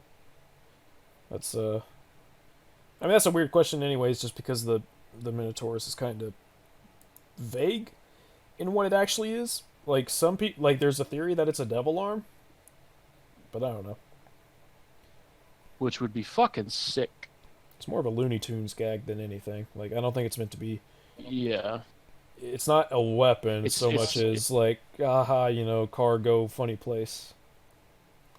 It's one of the few aspects of the game that's not necessarily meant to be taken seriously. Especially considering the fact that the van... Because of the fact that the van cutscenes are technically optional, they're technically able to be considered non-canon to an extent. Somewhat. I mean, and you know... to an extent. I don't want to make it seem... I'm normally not the type of guy who's like, you're not supposed to take this seriously, but like, you really aren't supposed to take that seriously. Like, I don't think at any point the van is really established as... Okay, let me put it this way. The van is used primarily for gags, and its actual abilities are kept pretty vague, which would mean that it's meant to... Its primary purposes in the writing are to be a gag. It's not... For all we know, canonically, some of those little trips didn't happen. It's there for the fun, which is what Devil May Cry is all about. Not only that, but it's also... We don't know much about the van, so that also leaves room for it to be expanded later on as well. True. There might be a scene in the next game where they're like, why didn't we just fucking run through Urizen with the van? And then Nico will be like, oh, shut up, that wouldn't work. Yeah. I mean, yeah, it's very vague, so I actually couldn't answer that question if I really wanted to. No idea what's going on. If the van is indestructible... At least not conclusively. Why don't they just stay there? Also, why doesn't Lady ever leave the van? When? Well, I have a theory about that, but to put it bluntly, I'm pretty sure her and Nico are,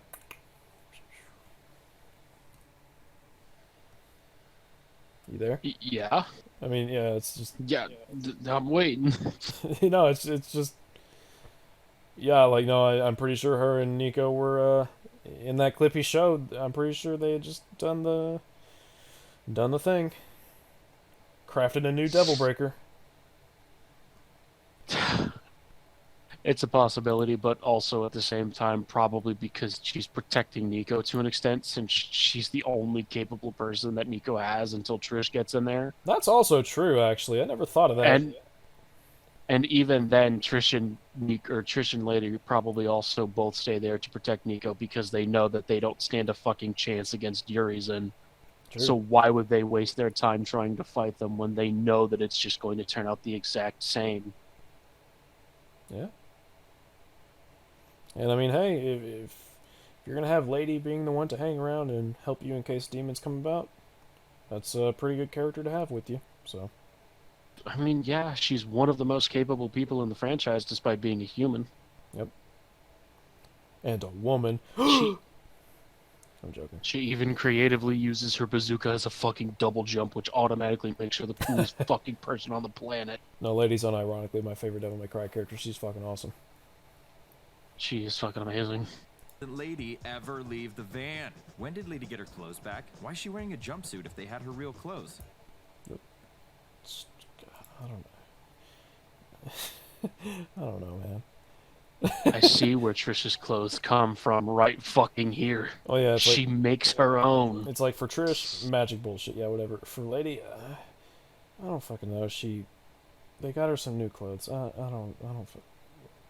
Are you tired? It sounds like you're just progressively getting more tired as the video goes on. It's not even tired. It's just like, where did Lady get clothes? It's like, I don't know, man. You know, I don't have an answer for that. You know, they just gave a character clothes. You know, it's like I don't have an answer, but it's not necessarily something that needs to be answered to an extent. Like the moment, like that's a nitpick. Specifically, like with Trish specifically, the moment you show me her summoning clothes, I'm automatically like, okay, she's somehow able to magically summon clothes. I don't need an explanation for that because it doesn't contradict anything, nor does it create any holes in the story. She's just able to summon new clothes for herself. It's like fucking Piccolo in Dragon Ball. Clothes beam, you know? I mean, pretty much. It's one of those things that it's like, okay, yeah, you're nitpicking. This isn't important. It'd kind of be like if someone was like, why doesn't Dante's clothes have holes in them when he's stabbed? It's like, because character models. That's, it's just what happens. Yeah, it's one of those things it's just a limitation of the medium, unfortunately. Is it also cool to think that the clothes are basically indestructible to an extent? Yes, but I doubt that's the actual reason. I unironically want some lore that says, like, Dante's coat is indestructible. Same. Oh, my coat's all charred. Anyways. Did Lady ever leave the van? When did Lady get her clothes back? Why is she wearing a jumpsuit if they had her real clothes? Where do Trish's clothes come from? Where do V's clothes come from? Why does Lady look so young? Why? So. Are you fucking kidding me? Where does V's clothes come from? You do. Once again, I'm just gonna say with like Trish magic. Well, it's not even that. You do realize that like days pass. Yeah, true. Like it's implied that a couple of weeks pass or something like that before Urizen actually summons. Yeah, before Urizen actually summons the Glyphoth. Like, my guy, we don't need to know where he got clothes from. I want a deleted scene or a manga, page where V goes into a clothes shop naked and he's like, I need clothes. It might be in that V prequel manga. Yeah, for all I know, it probably is. But until then, it's like, okay, Trish, demon, she has magic, V has magic. All right, cool. So let me rewind this little bit right here. It is hard to rewind in little snippets in such a larger video. Gotta say. When did Lady get her clothes back? Why is she wearing a jumpsuit if they had her real clothes? Where do Trish's clothes come from? Where do V's clothes come from? Why does Lady look so young? Why does Dante look so old? Since when does Lady... So, there's actually a thing in the... Is it the prequel manga? Or is it the novel or whatever the fuck? Where it's like... They talk about Dante's aging. I think it's Lucia that actually asks him. She comes by and she's like, wow, you're looking older. And he's like, yeah, I don't know what's going to happen. And it's like, It's not something that really matters, but, I mean, yeah, it's acknowledged. Yeah. But, like, it's like, why does Dante look so old? Well, I mean, he looks older.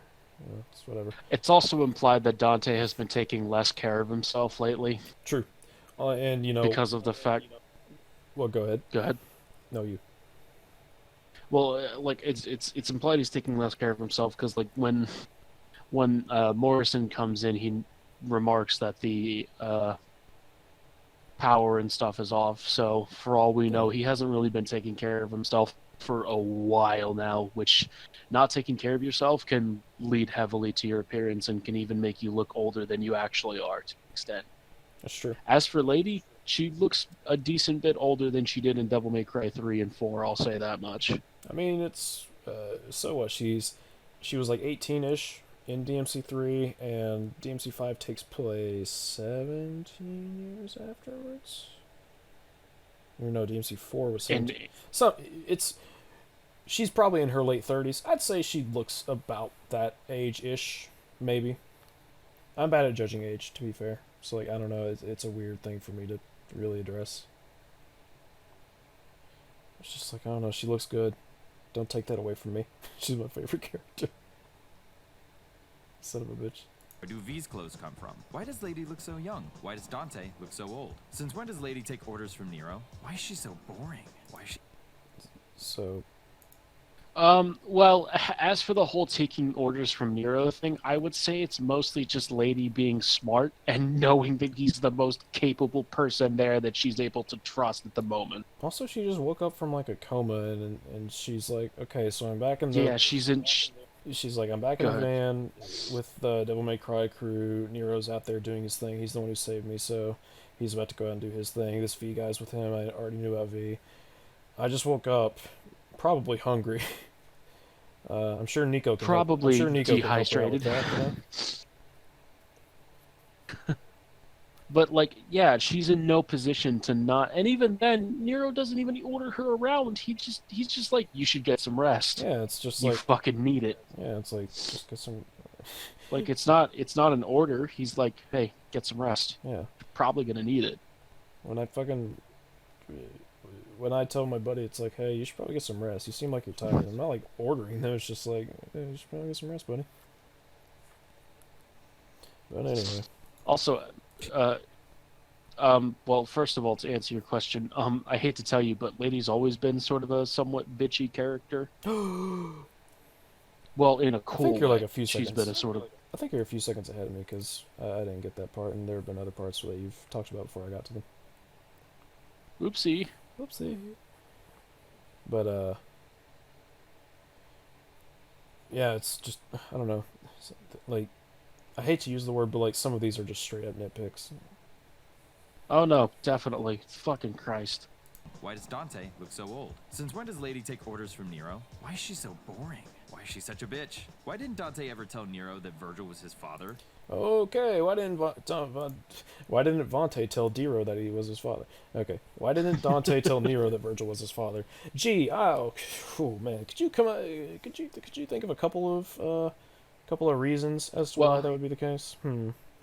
Big thing. First of all, probably because of the fact that before Virgil came back into the picture, it would most likely do more harm than good.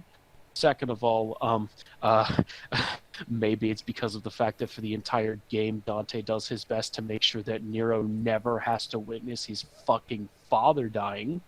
So he essentially only tells Nero at the 11th hour when he has no other choice because he wants to get Nero the fuck out of the Clive-Fog. So, and my argument would be, okay, so Dante he's clearly protective of Nero. He doesn't exactly tell him everything. He's constantly trying to get him out of the way, especially when it comes to Urizen and Virgil. Like, Dante cares about this kid to some extent. Now, does he feel it's his place to tell Nero about it? Who can say? Does he even have the confidence in his ability to convey the information to him properly in a way that doesn't psychologically fuck him up? Like, that's a lot. Okay, there's a thing called burden of knowledge. If I knew, for instance, that like fucking, like if Luce was, I don't know, if Luce had cancer and I for some reason knew it and Luce didn't, it's like, do I just come out and be like, hey, so you have cancer? It's like, fuck. Yeah, it's like, do I completely shatter this kid's worldview, or do I try my best? It's actually kind of like, it's like that one Kevin Hart skit during one of his shows where he was talking about how his son thought that he would be Spider-Man. So, and at one point Kevin was pissed at his son, and his son was trying to be Spider-Man and web up his father. So he asked himself, do I completely shatter his worldview, or do I let him down easy and pretend that he's Spider-Man so that I don't hurt him? And I know this is a weird fucking comparison, and it's good. Left field, but I mean, it's the exact same thing. Do I tell Nero that that's his father when I know damn well that I don't have any choice but to kill him? Or do I continue to hide it from him and just try my best to completely shatter his motivation so that he leaves? And like up until the point of DMC5, for all Dante knew, Virgil was dead, and I don't think there's any allusion to him thinking that he was alive. So it's like, okay, how do I tell this kid that A, your father was this psychopath who nearly destroyed the world almost twice, because in DMC1 he would have been helping Mundus, and how do I tell him that I killed him twice, sort of, and how do I talk about all of this? It's like, like, there's a lot that goes into this kind of thing. Chances are Dante just didn't fucking know how to tell him. Yeah, even if he wanted to, it's like who's to say that he even knew how to do it? That's why eventually, when Nero just won't back off, he has to, and situations at its most dire, Dante has to just be like, look, he's your dad, and Nero's like, huh. And you can kind of tell him, he doesn't show Dante's face, but you can kind of tell by his posture and movement. He's like, oh fuck.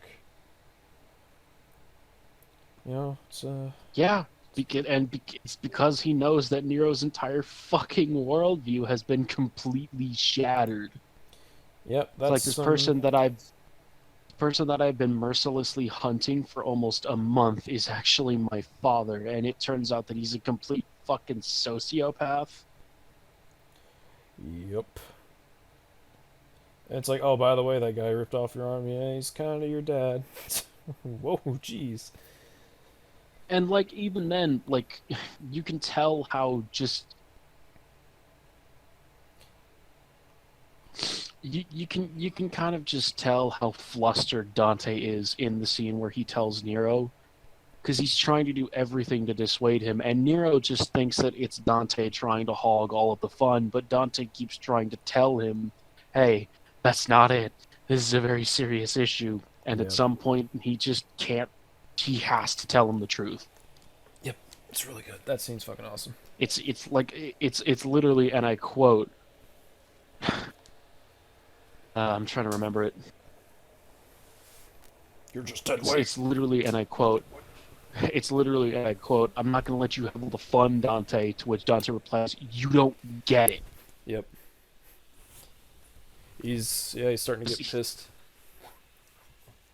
Yeah, he's starting to get fed up because he can't keep up the lie anymore. It's like... It's such a fucking great moment. You know, and I really don't mean to keep comparing it to Star Wars, but it's like when people are like, why didn't Obi-Wan just tell Luke? It's like, look, it's a bit more complicated than that, man. Yeah, not like all of fucking Nero's problems would not have been solved if Dante just all of Dante and Nero's problems would not have been solved if Dante was just like, hey, this is actually your father. In fact, it'd have actually probably complicated things even more. Oh yeah, especially if they did it like during DMC5. It's like, fucking hell. But anywho, we shall continue. God, we're only 4 minutes in. Why is she so boring? Why is she such a bitch? Why didn't Dante ever tell Nero that Virgil was his father? Why didn't he ever tell Virgil that Eva loved him? Why would Eva put Dante in a closet in a house? Okay, so I let him do 2 questions just because I feel like I pause. Well, he asks them at such a rapid pace, I have to keep pausing. So, fuck, what was the first one? Why didn't Dante tell Virgil that Eva loved him? It's like, okay, so I want you to name all the instances in which Dante and Virgil saw each other, and I want you to look at the context surrounding those circumstances, and I want you to tell me when would be a good time, and also when did Dante even have it figured out? Because, well, I think it's... There's the DMC... Sorry, go ahead. I think it's implied to some extent that Dante didn't piece it together until he had this dream while he was in this coma.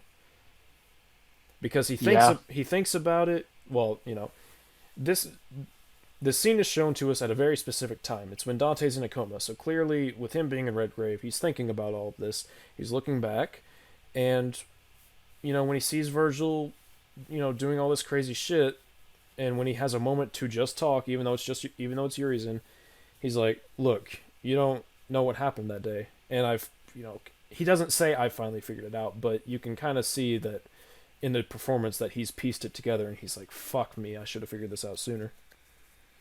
And, like, Urizen tries to play it off that he doesn't actually give a shit about what's happening around them, but at the end of the day, the illusion is formed from the deepest recesses of Virgil's mind.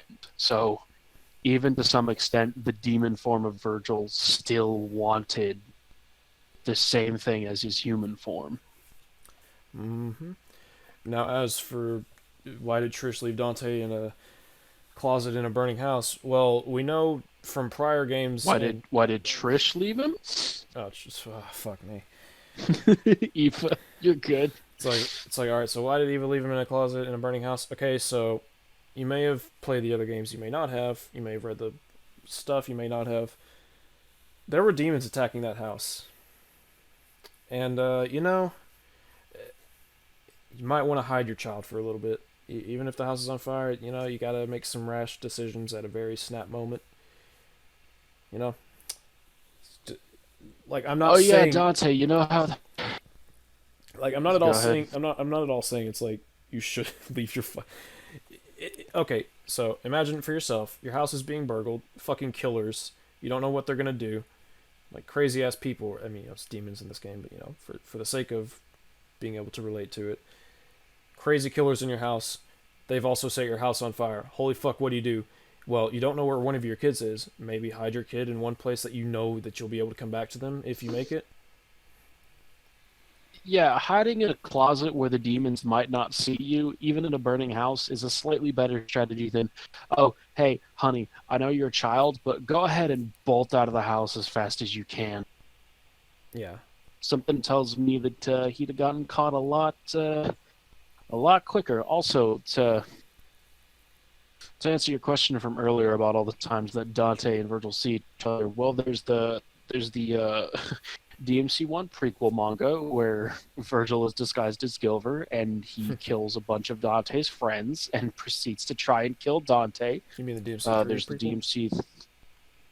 No. There's a DMC1 prequel manga as well. I know about. Wait, is that when Gilver was? I haven't read those in so long. So Yeah, Gilver was in the DMC1 prequel manga, and then Virgil was actually Virgil in the DMC3 prequel manga, wherein they were trying to kill each other again. Then there was DMC3, and then, there were a lot of times where Dante would have really been able to reflect on, what is it that Virgil actually wants? Yeah, he's separated from Virgil when they're kids. He immediately goes and, he starts his new life as Tony Redgrave. He sees Virgil once when he's like, 16, 17-ish, and they duke it out because that's what they do. Then in DMC3, it's 1 year later, and it's like, hey, it's been a year since we last met, and, well, what they talk about in that game is what they talk about. They're not exactly on friendly terms, and there's bigger things going on. Then in DMC1 prequel, well, after that, it's mind control from Mundus, so, yeah. Yeah. It just the time that he actually, and by the time that he realizes it's actually Virgil, he's basically fucking gone. Yep. There's good fucking times. There's a lot that goes on in these stories, just saying. That Virgil was his father? Why didn't he ever tell Virgil that Eva loved him? Why would Eva put Dante in a closet in a house that's on fire and then tell him to change his name and start a new life? Did she know she was about to be crushed off screen by a wooden beam for no reason? She was well, considering the fact beam? That they were, and also considering the fact that they were, I don't know, being hunted. I think it would make sense for Eva to tell Dante to change his name in case she died. Yeah, it's like, okay, so I'm going to look. It's like, okay, so you're the mom, right? It's like, I'm going to look for his brother, and I got to leave him here for now so that I know where I can come back to in case I make it alive. There's a high likelihood of me dying because I have to run out to the fucking playground like a mile away from the house. And in case I don't come back, this kid needs to know what to do. I got to come up with something. So she does. And that's what happens. And she's killed by a wooden beam. She's killed off screen. How the fuck do you know that? I was under the impression that was demons breaking into that point where she was and attacking her. Like, that's what I thought. That's what I thought it was. Elle, we're only 4 minutes into this fucking video. Again, he starts off with rapid firing these questions, and it's like, well, I mean, he's jam-packing that content. And a good majority of them are nitpicks so far. They are extremely nitpicky. So, let's continue. Why stupid? Why is... Wait, hold on. Let me rewind it. Cut. Okay, so... in a closet in a house that's on fire and then tell him to change his name and start a new life? Did she know she was about to be crushed off-screen by a wooden beam for no reason? Why is Virgil so stupid? Why is fighting Dante all he cares about now? Is the only reason Dante and Virgil can't stop fighting so that Nero can have that big moment at the end where he says... Okay, so first of all, I like how you're gonna just fucking say to me, why is Virgil so stupid, and not elaborate on that. That's the problem when you're trying to act sort of smug and rapid firing off points in an attempt to seem intellectually superior and also funny to an extent. So thank you for that, by the way. Real primo shit. So why is Virgil so stupid? What does he do that's stupid? Yeah, I'd love for you to tell us, but Yeah. clearly you're not going to. Why is fighting Dante all that Virgil cares about? Because that's literally that's the thing they've done since they were kids. Like they say it. That's the literal foundation of their bond. How many times have we fought? It's hard to say. It's the only memory I have of us since we were kids. Then they smile. And it's like, oh, they like doing this. Yeah. And it's the only reason that they're fighting so that Nero can have this big moment? No, there's a lot of things that go into that. Shall we list all of the things that go into that moment and how it happens? Namely, the biggest one being that there's no fucking way in hell that Dante is going to allow Virgil to roam free after everything he's done. Perhaps. That actually is a consequence of all of Virgil's actions, him having to be watched over by Dante. True, true. He's got to deal with Dante forever. Holy fuck. But that's the main reason, because Dante doesn't want to just let Virgil go. Yep. As much as he loves him. Yeah. Virgil, okay, I'll just put it as simply as possible, because I really don't want to literally go into every reason why Nero gets that moment. So, I'll just put it this way. Nero and Dante, you may have missed this, thing called characterization, but Nero and Dante have a lot of reasons for why they choose to fight one another. While that's going on, Nero, under the belief that they're about to kill each other, decides to break it up. And the reason he does that is because, he... Just extremely simplifying this, it's because he has that moment where he decides that, he wants to protect his loved ones, be the hero, save the day, yada, yada, yada. It's as simple as I can possibly put it.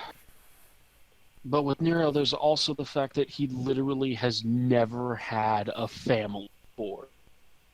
Yeah.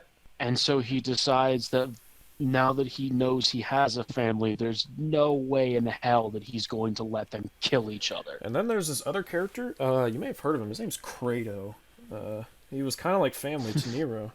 And that, his death did a lot for Nero in terms of characterization and why he wants to protect his loved ones. And also Kyrie, he loves her. And, Nero's a pretty cool guy. Namely the fact that he literally wasn't strong enough to be able to save Kratos. Dude, he literally mentions. I'm going to take a shot every time you say literally, and I'm going to be succumbing to alcohol poisoning before this episode's over. I'm sorry, I'm using it a lot, but fucking Christ. It's true. Now I'm going to be self-conscious about it for the rest of the fucking video. You're fine.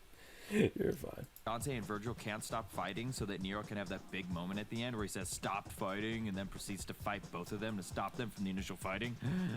No, that's not what happens. He says stop trying to kill each other, and then he beats the shit out of them so they stop killing each other. Yeah, I mean... So Nero does not say... Go ahead. There's this little thing, sometimes you fight so that people don't die. I know that sounds crazy. But yeah. Like fighting and killing, not exactly the same thing. It's hot take, I know. But, yeah. For them to stop them from the initial fighting. Why does Virgil say that he doesn't care about his son when fighting Dante, but then immediately tells Dante, Nero is my son. The dialogue's kind of weird, but the reason he asks him at that point is because there's a pause in the fighting. When they're in the midst of battle and Dante drops the bomb that Nero's his son, he's like, "Oh, fuck, he means nothing to me. Okay, I want to fight." Yeah, Virgil doesn't really give a shit about his son right there because he's in the middle of something. That's the least of his worries. It'd be kind of like. Yeah, it's a piece of information that Virgil, let's face it, Virgil's not exactly the master of processing emotions, and he gets that bomb laid out and smacked to his face while he's in the middle of a fight, which is, it's the thing that he cares most about, is fighting and proving that he's stronger. So it's like all of a sudden you try and distract him, he's like, "What? You're just trying to distract me." My son, he doesn't say it like that, obviously, but it's, he's trying to shrug it off because he's fighting. And then when they pause, it's like, oh, shit, okay, well, hold on a minute. Nero's my son? Yeah, dumbass. So yeah. Although I will say, I do think the dialogue itself is kind of awkward for the way it's, for the way it's done. Yeah, I think a better way to place it would be right after Dante lands on the ground at the start of the cutscene. He goes, that's when he decides to go, you cut off your own son's arm for this? And Virgil goes, Nero is my son. I think that would have been a much better placement of the dialogue. Yeah. Big agree.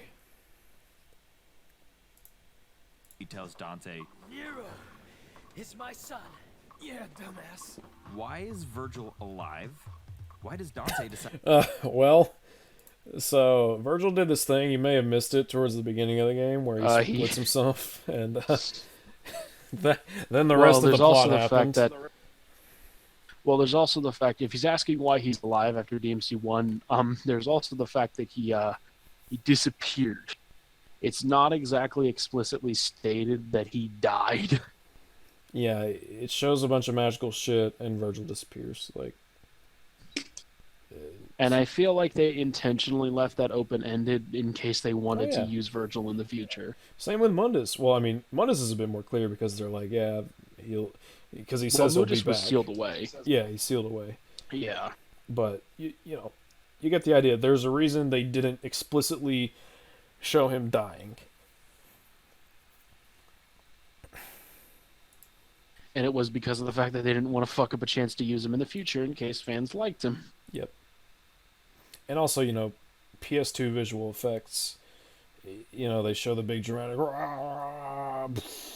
kind of thing. It's like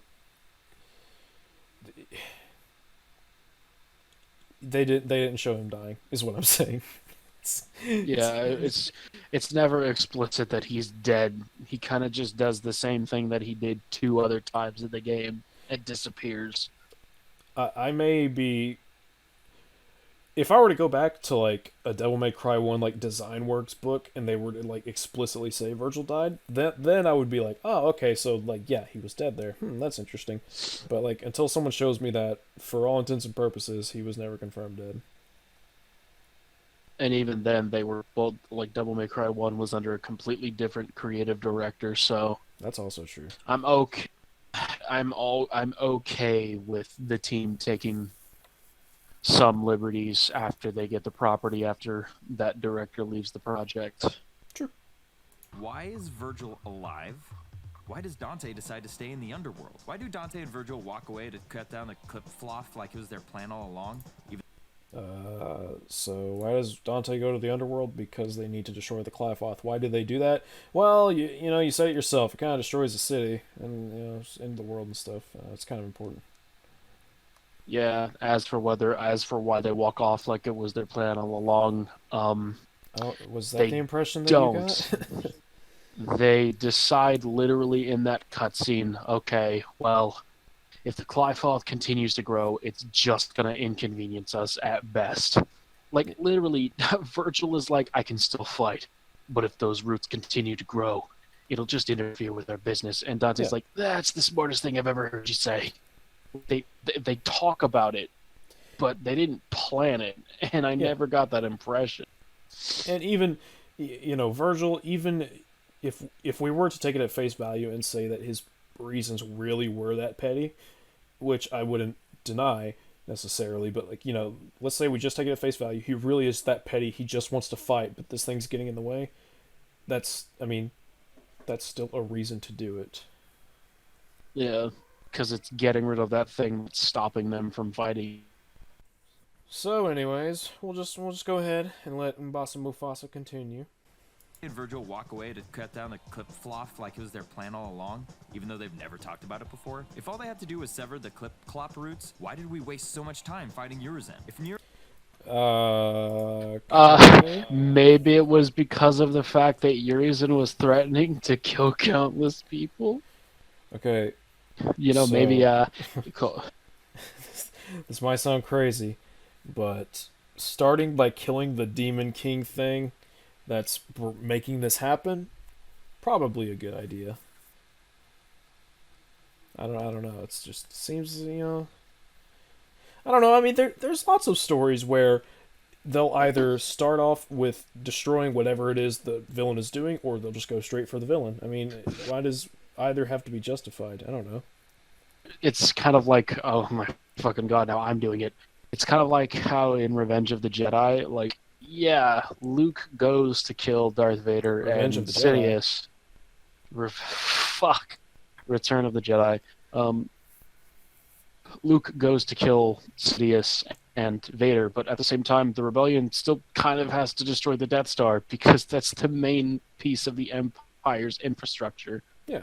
It's like destroying the Caliphate would not have solved the problem. Urizen would still be about. Like, Urizen, he's kind of strong. I don't know if they made that clear enough, but he's pretty strong. He only destroyed the most icon. He only destroyed arguably the second most iconic sword in the series. Second? I would say that this Sparta is probably the first. Really? Well, I've Yeah, never, I don't know, I've never heard anyone say that. Most of the time, people are like, "Oh yeah, Rebellion in Yamato," and sometimes Sparta. And Red Queen. well, considering the fact that the Sparta is the sword of literally the character who catalyzes the entire series, Yeah, true. I'd say his sword's pretty iconic. True. Brutes, why did we waste so much time fighting Urizen? If Nero's never seen Virgil before, why does he wear a hood to hide his identity? At the very least, Nero would think that it was Dante. Maybe it's because of the fact that maybe it's because of the fact that Virgil is literally falling apart and he doesn't want to draw too much attention to himself. Yeah, he's walking through a city, and he's getting Thanos. Like, you kind of want to. And also, there's something to be said for the fact that he's making himself look as rough as possible because it allows him to catch not only Nero but really any other threat by surprise. I mean, it's just trying to surprise him. He's trying to get his thing. It gives him the advantage to look like some, just poor thing. Like, if he shows himself just outright decrepit and dying, that kind of invites some trouble. But, with the hood up, It also he's invites just some ragged-looking dude. And also him having a hood on. I mean, him not having some kind of cloak to cover his decaying body would draw a lot of attention because that's suspicious as fuck. Yeah, it's a little suspicious. So let's hear the rest. If Nero's never seen Virgil before, why does he wear a hood to hide his identity? At the very least, Nero would think that it was Dante, but wouldn't that help Virgil ambush him? Is Nero's arm his Why arm, would or is he Yamato's- think that this? Why would he think that this hooded, decrepit, shambling figure is Dante, though? Not only that, but this question's kind of under the premise that Virgil knows not only who Nero is, but that he has the Yamato. Neither of which are really he all he knows is where the Yamato is because magic and he's connected to it or whatever the fuck. And it's like, okay, he doesn't know about Nero. He doesn't know who Nero is, or that he even knows Dante. Like, what a weird. It's kind of like the rebellion question of like, why doesn't Virgil just stab himself with the rebellion? It's like, well, because the circumstances don't match up with that being possible. Could you fucking imagine how weird it would be if Virgil just suddenly out of nowhere was pretending to be Dante and trying to catch Nero off guard? Be like, no, because that's really fucking stupid. It's like, how the fuck? It's like, how do you know this guy, let alone that he knows who Dante is? Like, what the fuck? That'd be stupid. If Nero's never seen Virgil before, why does he wear a hood to hide his identity? At the very least, Nero would think that it was Dante, but wouldn't that help Virgil ambush him? Is Nero's arm his arm, or is Yamato his arm? Nero's absorbed a lot of stuff before, so why does it specifically turn into Yamato and not all the other stuff? Why? He gets the Yamato from it. Yeah, it's explicitly shown that in Devil May Cry 4, the Yamato goes inside the Devilbringer. It's just that ripping the Devilbringer off was a much simpler process than just prying it from the Devilbringer. That way, Yeah. not only does Virgil get the Devilbringer, but he also takes away a method of self-defense from Nero at the same time. It's like, I kind of get how, like, you know, he gets the arm, magical whoosh, he's got Yamato, but we know that Yamato was inside the Devil Arm because of Devil May Cry 4, so, like, I don't really see the problem. I don't know. It's just, yeah, he gets the Yamato from it. I don't know why that's complicated. Specifically turn into Yamato and not all the other stuff? Why doesn't V tell anyone that he's Virgil? Or did he tell I don't know. What? Maybe it's because of the fact that would have been a really good way for V to fucking die. What a possibly retarded thing for him to say. No, what a stupid thing to say. At that point, you're literally just not fucking paying attention. No, I'm I mean, sorry. like, for V, like, what a fucking stupid thing that would be for him to just be. He just walks into the DMC shop. So yeah, I'm actually Virgil. Dante's like, huh? Who the fuck's this guy? Like, one of two things happens at that point. Either Dante doesn't believe him, in which case he doesn't take V seriously, in which case he doesn't go after Urizen, well, most likely at least, or he does take it seriously and he tries to fight V, in which case V fucking dies because he's not fighting Dante. Yeah. Why doesn't V just tell people he's... Hey, guys, by the way, that dude who almost ended the world a couple of times and almost killed Dante a couple of times, I'm that guy. Don't worry about it, you know, hey. So that's a... Why don't these characters just reveal these gigantic plot bombs to one another? Well, you know... There are reasons, let's just say. There are reasons, that's my answer. Reasons. Not actually. He clearly has fucking reasons for doing this. We're only 5 fucking minutes in. We're still in the stupid questions bit. It just goes on forever. Also, no, V does not reveal to Dante that he is Virgil there. No, Dante clearly does not know until it happens. Because when V climbs up on Urizen and he's talking about the poetry and shit, that's what you see it on Dante's face. He's like, wait a minute. Oh, fuck! And then he tries to run to him and it's too late. Yeah, because he recognizes the poetry. Yep. Tell anyone that he's... Well, I don't know if he recognizes the poetry, but he recognizes from what he's... You know, he knows that Urizen is Virgil, in a sense, and V is talking about them being one and the same, and it's like, oh, fuck. Shit. Yeah, fair enough. Virgil.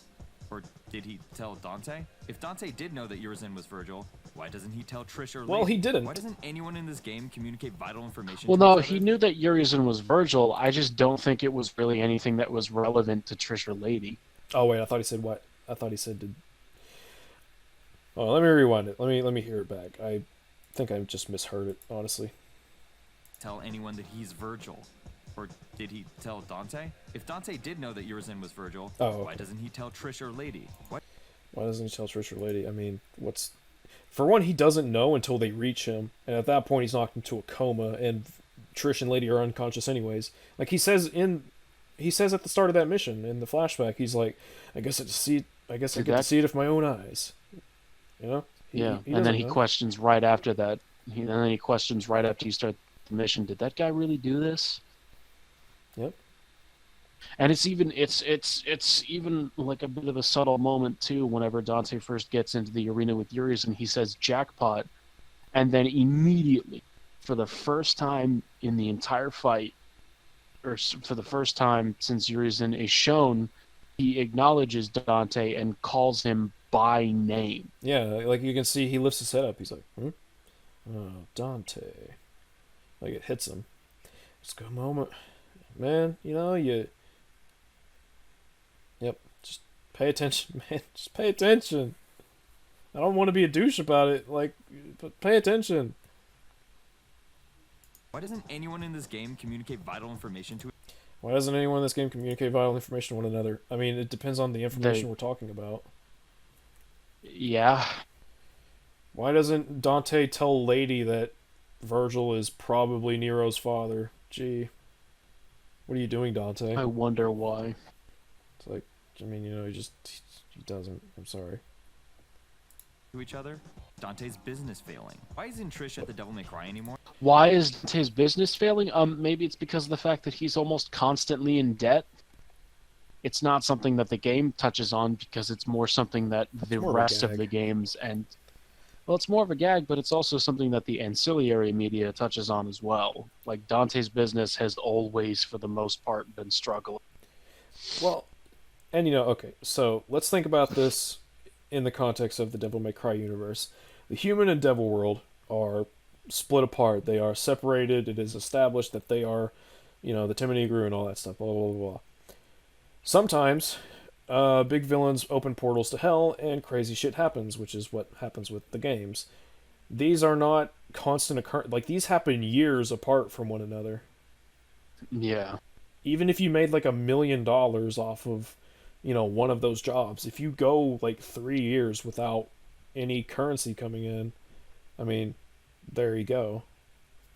And like, even in the context of this game, we don't necessarily need to know exactly why Dante's business is failing. We just know, oh, well, I guess Dante's in a bit of a tough spot right now. Business is slow. I mean, it happens. Supply and demand. There's not a lot of demons in the world. It's a fucking nitpick, and it's not even a good or relevant one. Oh, snap.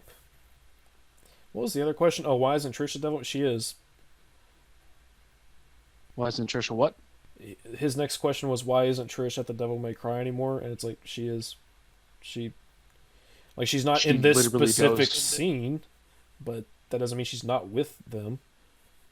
And, like, Morrison literally tells Dante right after they meet that he's going to bring in Lady and Trish. Yeah. And then they come back to the shop when Dante's gone at the end. I mean... Literally, Trish and Lady just regularly hang out at Devil May Cry. That doesn't necessarily mean that they're always there, though. Yeah, this spot I've got it paused on right now with Dante just kind of shrugging. It's like, yeah, that's my reaction right now to this video. It's like, well, yeah. To each other? Why is Dante's business failing? Why isn't Trish at the Devil May Cry anymore? Is it because Dante sucks at everything now? Oh. Why does Dante fail to stop something easily preventable from happening long enough to dramatically run to stop it, even though... Wait, even though what? Be happening? Wait, hold on, let me it cut again.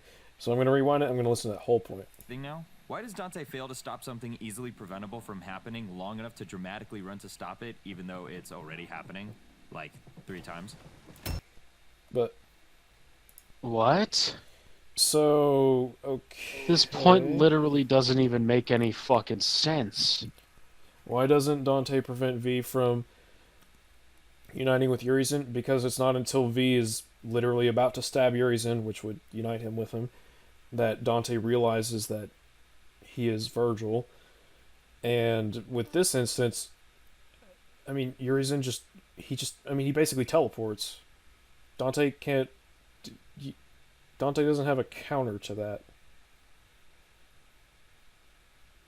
That would be like saying, why doesn't Nero or Dante stop Virgil from walking through the portal when he comes back? It's like, well, because Virgil opened a portal, and he walked through it.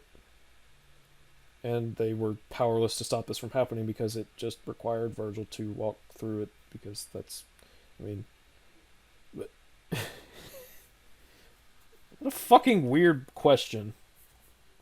It doesn't even make any fucking sense.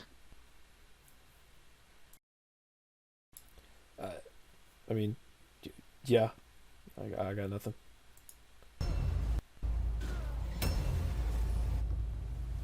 Oh my god, I literally was joking about this, and you actually... Oh my god. Oh my fucking god, he literally just beat Dante's ass.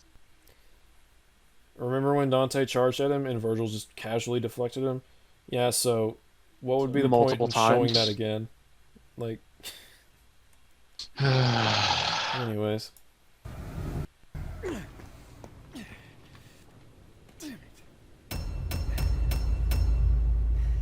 is Dante so dumb? Why did they move DMC4 to after DMC2? Last we saw Dante in DMC2, he was on a motorcycle. Why tease Dante's return on a motorcycle if it wasn't because he escaped the demon world? But I would say probably to... Go ahead. Why is Dante so dumb? Dante's a goofball. Yeah, it's just a thing. Why? He's not fucking dumb in this game either. Yeah, he's not. He's not dumb in any of the games. Really? Well, maybe DMC3, but he grows up, so it's okay. Well, he's a kid in DMC. Yeah, he's naive and stupid and doesn't really know everything. But anyways, so why did they switch up the timeline? Because then things wouldn't add up, like Nero and Virgil's existence, basically. Why did they tease Dante coming out on a motorcycle, which is how DMC2 ended? Probably just because it was a hype-ass shot. I mean, yeah, to be honest with you, it's just a like I mean, like good this shot to show, like it's for the reveal. Like of Dante. when you're going for a reveal trailer, your entire intention is to hype people up as much as possible with one short video. And I gotta say, like, I don't even like Subhuman that much, but that fucking guitar riff with Dante riding down the street on that motorcycle was the sickest shit in 2018. And it's like, the motorcycle, when I saw this, I did not think of DMC2. I thought of, oh, hey, people have wanted a motorcycle weapon for years now. They're finally doing it. Fuck yeah. Because, I mean, it looked like a weapon, and it turned out to be. Also, we're not even criticizing Devil May Cry 5 at this point. Yeah. We're just criticizing the marketing and a completely different game. Yeah. So yeah, we're just gonna keep going. On a motorcycle, if it wasn't because he escaped the demon world. Did they just build a motorcycle weapon into the game and only realize that fans thought it was after DMC2 after the fact, and then say, oops, actually DMC4 is after DMC2 now because they forgot? No. Actually, DMC2 was before DMC4, long before Devil May Cry 5 was revealed. No, I'm pretty sure it was when they revealed Devil May Cry 5 that they switched up the timeline, but that was because of Nero and Virgil's. I'm pretty sure it's because they needed Nero's age to make sense, because it was like, okay, so DMC4 takes place after. I get the timeline of DMC mixed up all the time. Maybe I'm not the one to talk about this because I know the order of the games, but I get the events mixed up a lot, so I'm gonna actually just kind of take a backseat on that. I mean, the major ones are essentially DMC3 manga, DMC3. Well, but my point is, like, I don't think them switching the timeline has as much to do with their introducing a motorcycle weapon as this guy thinks. I'm pretty sure it had more to do with actual story reasons rather than, oh, hey, we have a motorcycle weapon, we should switch up the timelines. It's like, oh, okay. I don't know how those... I really don't... You know, it's kind of like the comparing some of the things in the reboot to DMC5. I don't really know how you got there, but you certainly got there. If Dante's been trapped in the underworld all this time, why does he look so crappy? Why is fighting Dante all he cares about now? Why is fighting Dante the only reason Dante... Okay, so yeah, the point he's trying to convey here is that he has a lot of stupid questions that don't have actual, you know, a lot of stupid questions. A lot of stupid fucking questions whose answers are literally there. Things that are either just, like, not trying to discount them, but, like, some of them are just straight up nitpicks, or, like, you know, how does how does Lady get her clothes back? It's like, well, you know, because she does. And then there are some more plot-related questions that are not good questions, because they basically require you to pay a little bit of attention to what goes on, and then you won't be asking those questions. Also, I stated this earlier, Dante looks like crap because it's implied he hasn't been taking care of himself. Yeah. It's pretty... He's not even sleeping in a fucking bed whenever Morrison sees him. He's just sleeping at his desk. Can't even be bothered to go to his fucking bed. Yep, and the prequel, not the main... I think it's a novel. I don't fucking know. It's... Light novel, I think. Yeah. Virgil... fucking me. Jesus Christ. I am... This dude... This guy's blowing my mind. Anyways, Dante and Lucia talk, and Lucia's like, dang, you're looking older. And he's like, yeah, I don't really know what's going on, you know? It's just kind of weird, and I don't really have much going on these days. He's And then they beat the fuck out of Balrog. Yep, it's pretty cool. Man, I want Lucia Oh back. god, we're only 6 minutes in this video. But at least now we're not gonna have to stop every literal second for answering a stupid question, right? Thank fucking god, maybe now we'll be able to finish doing this before 6 o'clock in the morning the next fucking day. It's like, bro, I got a dentist appointment tomorrow. I'm gonna get my wisdom teeth pulled. We gotta finish this shit. But no, but so we've been going at this for a while. None of these questions have really seemed worthwhile, I'll say. But you know, maybe he's got more.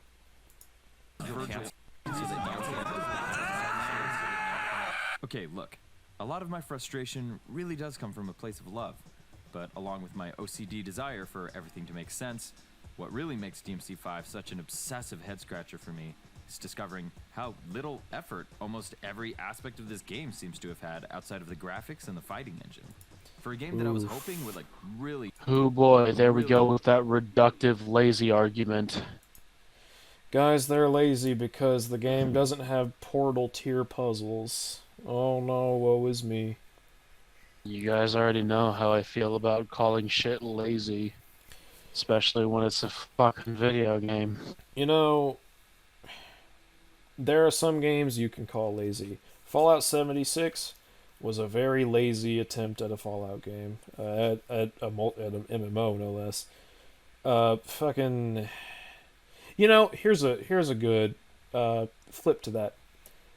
The Devil May Cry 2, it may be an awful game, but you cannot call the developers lazy because they had 7 months to try and piece that shit together, and they did their absolute best.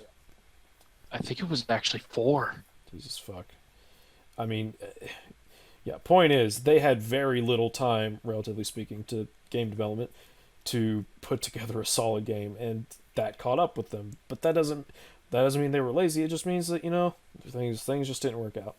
Even if you don't think everything in DMC5 worked out, you need to qualify what you are saying when you are accusing them of being lazy. I would not accuse any studio of being lazy unless I had information on that studio that led me to believe they were being lazy, such as what's a good example? Actually, I have a pretty good example. You might not understand because you haven't seen it, but you see, there's this little anime called Dragon's Dogma, and in it, there's a giant fucking dragon, and he talks at one point in the first episode, and they don't even bother animating his mouth moving while he's talking. That's pretty bad. That would be an actual legitimate example that I could see someone presenting and saying that, yeah, they kind of lazed out with that one. Especially considering the fact that in the Dragon's Dogma video game, they were perfectly fine with animating the mouth of the dragon. Yeah. However, with Devil May Cry 5, yeah, I'm just going to say you're fucking bonkers. Yeah, Man, how could you even look at those pre-finalized cutscenes and tell me that they weren't not only having a blast but weren't putting in effort? Like, that shit was awesome. Yeah, fucking seriously, they were using toys and shit, or action figures and shit. Do you remember the smaller versions of the character? Did you watch Donkey's DMC5 video? Yeah, I watched his DMC5 video, and he was fucking having a time of his life watching those cutscenes. Oh my god, he's fucking losing his mind. It was funny as hell. But alright, if you're gonna call developers lazy in anything ever, this is to all YouTubers. If you're gonna call a developer or a producer, or whatever the fuck, lazy, you need to cite an actual example from like studio diaries, or give a very specific example, like Lou's saying, hey, you know, they don't animate lip syncing for not even lip syncing, but like they don't even animate mouth movements for this thing, and it's like, yeah, that's clearly like they did not put any effort whatsoever into that. That's lazy. So pretty much. But just saying like, oh, it's the game's puzzles aren't great. Oh my god, they're lazy. It's like, that's not really how that works. It just means that man, I know it sounds crazy, but Devil May Cry puzzles, not the biggest priority in the game. It's just, that's not an excuse to be lazy, but I think it's safe to say the majority of their efforts went towards the combat. Yeah, you can't exactly call them lazy for prioritizing, not even including something that wasn't part of the core gameplay. Maybe. But just, it's prioritization, they put all of their eggs in the, well, not all of them, but, they put most of their eggs in the combat basket, and that's what people wanted. So, it's just the way it is, man. But along with my OCD desire for everything to make sense, what really makes DMC5 such an obsessive head-scratcher for me is discovering how little effort almost every aspect of this game seems to have had outside of the graphics and the fighting engine. For a game that I was hoping would really knock my socks off and prove me wrong, the end result is kind of insulting. We're simply not operating on the level of mutual respect, I assume. No, I guess not. But of all things, why Devil May Cry 5? Is some silly hack-and-slash game really deserving of my fastidious criticism? At this point, like most people who don't like confrontation, one could say that it's just a video game. It's not meant to be taken seriously. Or even, isn't it great how Devil May Cry 5 doesn't take itself seriously? Who's making that argument? Those people are fucking stupid. Who's making that argument? What are they saying in response to? For instance, I made the response to the van thing. It's I don't think that part's meant to be taken seriously. It's no, but the developers use it as a means for a joke.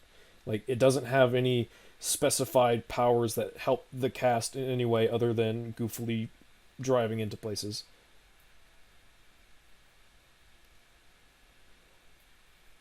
Uh-oh. Babalus. Are you there, son? I'm there, Papa. My phone keeps being a bit of a dick. It's all good. But did you hear what I said about the van? Yeah, there you can kind of tell, okay, the developers didn't really mean for it to be taken seriously. But when you look at shit like Nero's transformation into his Devil Trigger and tell me, oh yeah, they didn't mean for the game to be taken seriously. Get the fuck out of here. Yeah, I don't know. What's weird is that most people when they say this kind of thing, they pull up YouTube comments, but this guy's not even doing that. He's just maybe some people just don't think it's meant to be taken seriously. It's okay, who? It's well, these people. Okay, why does it matter what they say? Well, blah, blah, blah. Okay, so they're wrong, but what does that have to do with the fact that you're making terrible criticisms? I don't know what the point of bringing this up is. That's just my thing, I guess. I guess it's to dissuade any commenters that are you're looking at it too seriously. But who even cares about those comments? I don't know. These Hold on, let me rewind a bit. Okay. Isn't it great how Devil May Cry 5 doesn't take itself seriously? These arguments don't make sense to me. They are encouraging people to stop thinking and stop asking questions. Okay. I know that a lot of people don't have a problem with that. And I'm not making fun of those people either. What I am saying is that in order for me to enjoy something, it has to make sense first. Okay. So, is there anything about DMC5 that you would say, just does not make sense? Or is perhaps poorly fleshed out, even? Let me think real quick. Yeah, it's me too. I mean...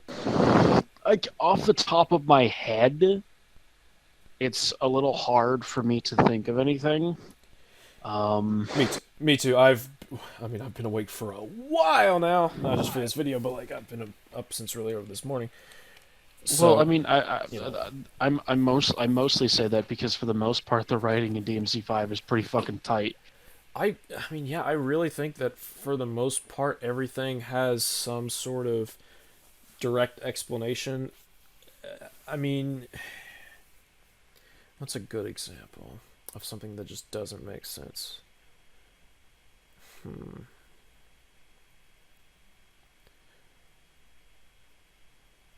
I'm really blanking on it. I don't...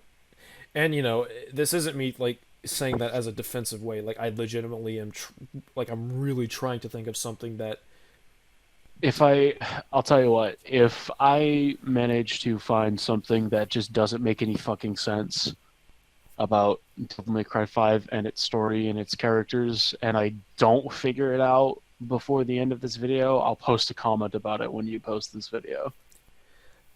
I guess that's the best way that I can think about it right now, because I'm just fucking blanking, and that's even if I find something. One thing for me, and this is kind of a nitpick itself, but I mean, I guess it could be questioned, is like, why does I want to think of how to word this. If Urizen wants to create an Artemis and Cavalier Angelo demon, why does he need Lady and Trish? Trish I can kind of get because she has the electric powers, but okay, so does he need Lady to create the Artemis? And if so, what does her... Like, I get that Artemis was a gun weapon, so it's like, oh yeah, Lady's all about guns, but it's like, but like, what actually does Lady do to power the Artemis? You know what I mean? Yeah, that's fair. I might say that it might be due to Lady's cognitive abilities. Maybe. I mean, well, yeah, because the Artemis has good aim, you know? Yeah, and in order to survive as a demon hunter who's also a human using primarily firearms, you gotta have one hell of an aim. And we see multiple times throughout the series that if there's one thing Lady can do, it's fucking... It's fucking what? It's fucking aim. True. Yeah, I mean, I really just... I'm fucking blanking. I don't have any big examples. Like, I can think of tiny things like, why does Lady suddenly have her clothes back? Oh, okay, whatever. Why does Nightmare look like that instead of like he did in DMC1? It's, you know, he just does. It's like, okay. It's like, doesn't matter? Not really. I got nothing. If it's dumb, it's dumb schlock. Wait, hold on, let me back up. If it's dumb schlock, it's dumb schlock. If it's genre defining, call it genre defining. But if it starts out as genre defining and turns into dumb schlock, that doesn't mean I'm taking it too seriously. It means that it sucks now. Okay, how the fuck are you gonna pull up a scene from DMC1 and tell me that these games did not start off schlocky? That is... I mean, if we're talking about genre defining, Devil May Cry 1 was genre defining for its gameplay. And I would say that once again, Devil May Cry 5 has absolutely set a new standard for video games once again. Yeah. I mean, I could think it's genre defining. It really is. As simple as DMC1 story is, I can think of issues with its story. Does that mean that the story's bad or that it somehow affects its ability to be genre defining? Not really. I mean... okay, let's assume for an instant that DMC5 story is absolute fucking dog shit bad, but it still has all of the same gameplay assets and stuff. Is it still not genre defining by being the best combat game in a combat genre? I would say that it is. I mean, yeah, and again, just like, how the fuck are you gonna say DMC1 is not schlock? Like, dude, come on. You're showing... He was literally showing the scene where Dante's like, how long are you gonna keep zapping? Or whatever the fuck that line is. It's like, man, the game's goofy as fuck. And I'm not saying that as a bad thing. Like, I fucking love DMC1 and all of its goofiness. That game's fucking nuts. It means that it sucks now. Most people online have been too afraid to say anything that remotely resembles an opinion like this. Okay, amazing graphics, but that's it. The game is so boring and repetitive. How can this game get so high score is beyond me. Well, most people don't, to answer this guy's question, most people don't accuse DMC5 of being boring and repetitive because it's not boring and repetitive, so... get fucked, I guess. to put it bluntly, I mean... I've been too afraid to say anything that remotely resembles an opinion like this. But if you've seen the comments section on any of my Devil May Cry videos, you can see that I do not have this problem. But I am... Okay, so... Also, like, Bayonetta had an amazing story. Why are you lying, bro? Stop getting views from Devil May Cry. Stop getting views off from Devil May... Okay, whoa. Back up. Let me... Hold on. You may not know this, but this guy's... The video this guy is talking about is a video from before DMC5 released saying the game already sucks. Alright then. So, good for you. This guy posted a stupid video with, like, really not much to go off of, where he was very wrong, even before the game came out, and people called him on it, and he's trying to compare that to criticizing the game itself. It's like, no. That's not the same thing. You're criticizing a fucking demo. I don't even know if he was criticizing the... Well, okay. You know what? I'm gonna look up his other video real quick, if my phone will cooperate with me, and I'm gonna check the release date of the video. Do you know off the top of your head when the demo launched for DMC5? Wasn't it like December 2018? I think. I want to say it was December because I remember playing it. Yeah, I also want to say it was around December that it released.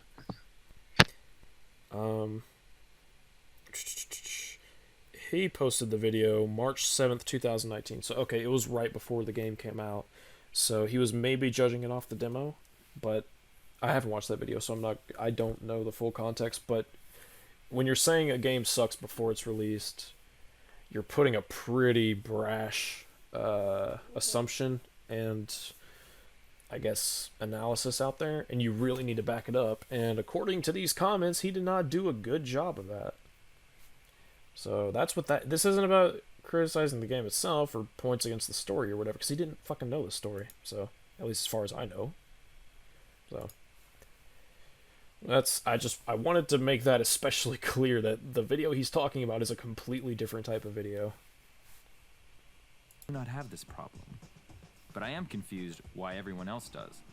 My first video was even blocked by the Devil May Cry community on Reddit for being too inflammatory, only for them to post it themselves months later to make fun of it. They just... Oh, he's showing his hand. He's bitter that his video was bad and people made fun of it. I wonder how he's gonna feel about this. Fuck him, I guess. If he can't handle us criticizing him, then, like, I mean... Maybe you should... I don't fucking... So, okay. Just to be... just to make ourselves clear again, if you bring up points and they don't line up with reality as I am able to observe it, I'm going to have questions and possible criticisms of what you are saying. When you're literally asking fucking like 50 million questions for the first 7 minutes of your video, and a lot of them are about extremely basic and easy to follow plot details, that's when I'm gonna go, okay, what are you doing, my guy? And also, when you decide to post something on the internet, you immediately open yourself up to potentially be criticized, and people have the right to criticize you, especially when you're putting out mediocre content. Oh, not naming names. Mayonnaise. Damn, got him. But also potentially this guy. And the same goes for our videos. You are absolutely free to I have criticisms for my own fucking videos, like for my own writing. I mean, everybody's a critic. Everybody's their own critic. It's fine. It's fine. But didn't want this as part of the discussion. Now, come on, guys. If we really can't talk civilly about a video game online, then Tipper Gore's already won. What? So thanks for the views. And no, I'm not making any money off of these videos. I do these videos because I hate myself. Okay. I'm just fucking confused at this point.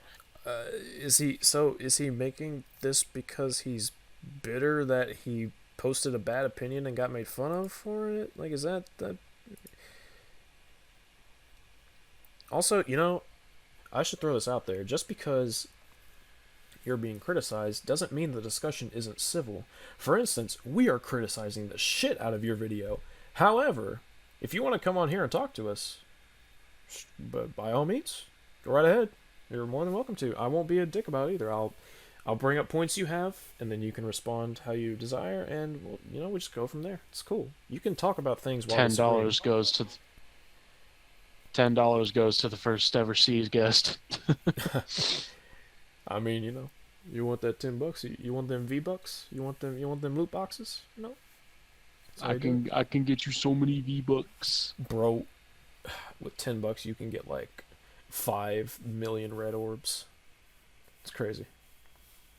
I don't know what you do with them, but hey, it's up to you. It's the beauty of capitalism, I guess. I don't know what I'm talking about anymore. I've gone insane, man. I have gone fucking nuts. And we have I'm almost there. We have 35 minutes left. So, oh my god. Let's go. I'm fucking ready. Let's go. Because myself. Almost as much as Devil May Cry 5. So let's talk about the bad. This compliment sandwich has no top slice of bread, and it starts in the soggy middle with the story. Compliment sandwich? Where was the compliments? Devil May Cry 5 has one of the worst stories I've ever seen. Okay, we're off to a good start. Off to a good start. Let's let him keep going. It's kind of a weird place to stop. Yeah. We'll let him keep going. Devil May Cry 5 has one of the worst stories I've ever seen. Especially for a game that's supposed to wrap up the entire series. There is so much wasted potential here. Whoa, it's supposed to wrap up the whole series. I know. Yeah, I never got the impression that was the intent. Just because it's wrapping up a certain arc doesn't mean it's wrapping up the whole series. Like, I would guarantee, based off of the success of this game, there's going to be another one. Like, yeah. I also, you'd have to be off your... I'm going to be honest, you'd have to be off your fucking rocker if you thought this game was trying to conclude the entire series. Yeah, because they clearly aren't trying to, based upon the story that they tell. I don't believe for a second that for one, that the series is going to end anytime in the next century because of the nature of sequels in Japanese media especially, but also because, there's so much left to explore. Like, holy fucking shit. Lucia, Argisax, Mundus, Sparta, fucking Patty. There's so much more that you can just dive into. I don't know, man. You could do more with Trish. And just because DMC5 didn't do it doesn't mean that it's a knock against that game. It just means that it decided not to do that.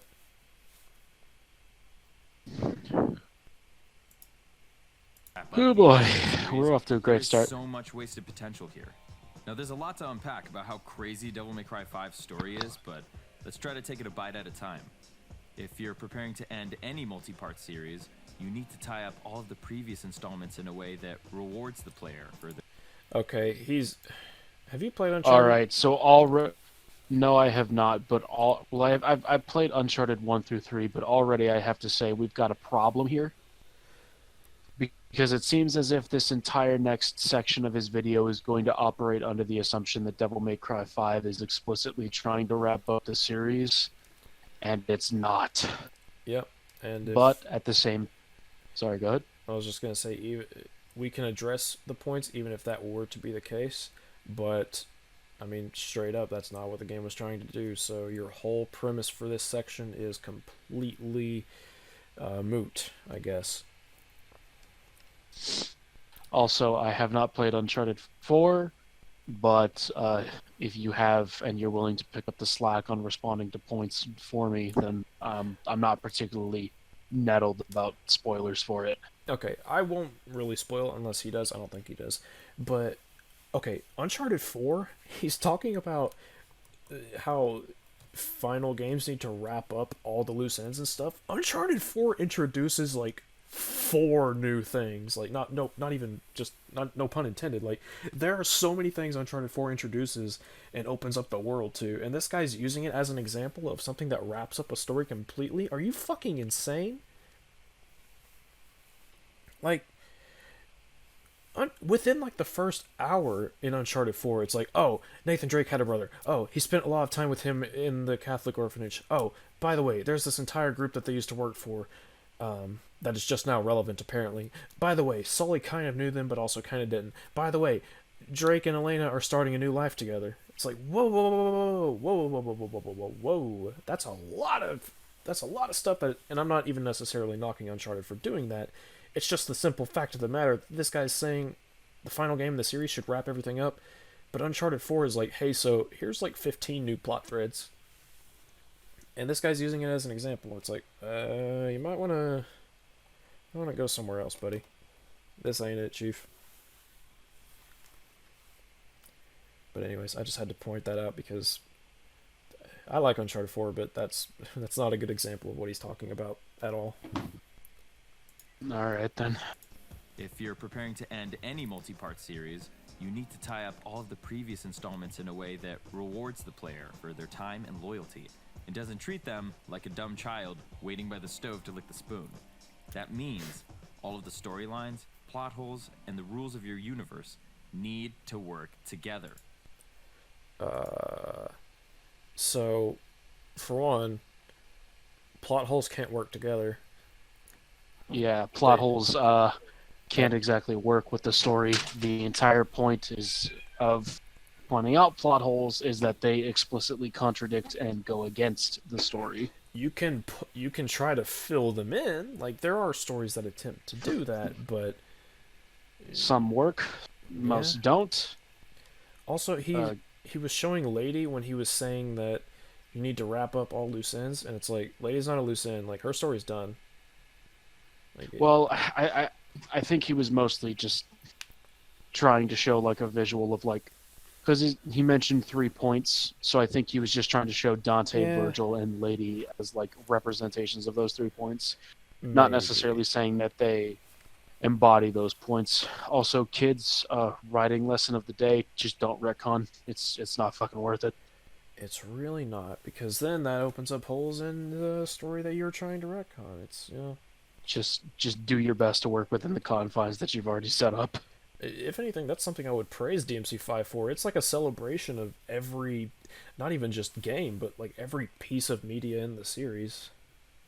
Yeah, which I would say it has every right to do, considering the fact that there hasn't been a Devil May Cry game in 10 or actually 11 fucking years since 4 came out. I mean, they even reference fucking the DMC, I think it was the DMC director, calling Dante a gay cowboy. Like, they turned that joke into one of the most iconic scenes in the game. Like, well, maybe not iconic, but, memorable scenes, I'll say. No, it's fucking iconic. Kill yourself. Oh my god. Sorry. Damn, Go fuck yourself. We jumped from 0 to 11 very quickly there. This video is making me very, very raw right now. Raw is... I don't know if that's... Maybe not raw. I don't know if that's... Agitated. I don't know if that's the word you want to use for that. We need rules, because rules provide context. Yes. Without rules, we don't understand how or why something is happening. Correct. Some would call this world building. Okay. Unfortunately for Devil May Cry 5, literally everything that happens in this story either openly contradicts something else from another game, retcons it past the point of making any kind of sense, or just straight up ignores it. Well, we've already proved those first 2 examples wrong. Virgil was not confirmed dead, and we know why the rebellion in Yamato didn't affect them the way they did back then, because there were circumstances that weren't met back then. As for Kyrie, I mean, just because she's not relevant. Sorry, go ahead. Well, just because she's not on screen doesn't mean she's relevant. Like, Nero has a conversation with her at a pretty pivotal moment in the plot, and it's because of her that he comes to the decision to become the character that he is and has been developed into. Yeah, like, this isn't Kyrie's story. This is Nero's story, and Nero is away from home, and it's very unlikely that Kyrie would follow him, because she's not a fighter. At least, not yet anyway. She could become one later on. Yeah, I mean, I don't probably see that happening. But I mean, even like, I don't likely see that happening either. How do you fit Kyrie into this story other than the phone calls and the moment where Nero's remembering Virgil taking his arm. Like, she, like Kyrie's not a fighter, and if she were to be with them, that would just be putting her in needless danger, which would be extremely irresponsible on Nero's part, and just frankly stupid. So, yeah. What would Kyrie even do? Probably fucking nothing, which is most likely why she's not. Like, moral support, I guess? I don't know. It's just... he's correct. World building matters. Rules, there need to be rules in place in fiction, all this stuff, blah, blah, blah, blah. Absolutely true. And he has not given examples of DMC5 not doing it. He's tried, but he's failed, so, Concept past the point of making any kind of sense, or just straight up ignores it. This is not world building. This is world destroying. If you want to spot when the game is trying to ignore something that it doesn't want to explain, look for Dante to say something dumb to redirect the conversation. Yeah, well, that's a lovely story and all, but as long as we know where to find him. As much as I'd love to hear that story. Dante, wait! I'm not... Okay. So, I don't remember... the first one in Mission 13, what was he even... He's not showing what Dante's even responding to. Yeah, no, in Mission 13, what's happening is Trish is explaining essentially how the Glyphoth works, how down is actually up and up is actually down, and how blood is the source of a lot of Devil's power. Yeah. And that's how Mundus was able to get himself into power as well. And it's at that point that Dante's like, yeah, okay, I need to go find Urizen, though. Which makes sense, because that's kind of the... that's... It's kind of a huge issue that's not fixing itself. The next thing was... What was the next thing? Oh, yeah, Dante and... It's like, Dante and Virgil are fighting, like... Shut up. They're fighting, okay? Yes, they're not going to stop for too long to have a conversation. That happens multiple times. They want to fight more than they want to talk. They talk when they feel like they want to, and they make progress with one another, but just because they stop talking doesn't mean that it's putting the plot on hold or whatever. It's just they felt like they didn't feel like continuing talking at that point. Like, yeah. And as for V trying to catch up to Dante, Dante's more concerned with Nero. He wants to go and save him. Like, Urizen, what the fuck? Griffin tells him that Nero's making a beeline for Urizen, and it's at that point that Dante yeets him, and he starts walking away, because it's like, oh, okay, I gotta go help Nero. And Dante wouldn't really care what he has to say, because Dante has one mission and one mission only. Stop Nero from killing himself, and also stop Urizen. Yep. All of these can be explained by, okay, the characters have higher priorities than stopping to talk about certain things. In fact, I would praise Devil May Cry 5 for not beating us over the head with exposition. I would also say that it might help if he, showed the fucking context for these scenes. Yeah, if you're gonna say that Dante's responding in a dumb way, maybe you should show what he's responding to, instead of having us decipher them and try to explain what's actually going on, because you failed to do so. But that's just my opinion. Oh, it's a pretty fucking solid and objective one. Talking yet? Dante, that demon is... As we all know, Devil May Cry is full of plot holes and bad writing. Is it? But when utilized correctly, bad writing can offer opportunities to make some really cool connections and So have you played Legacy of Kain? Because I haven't.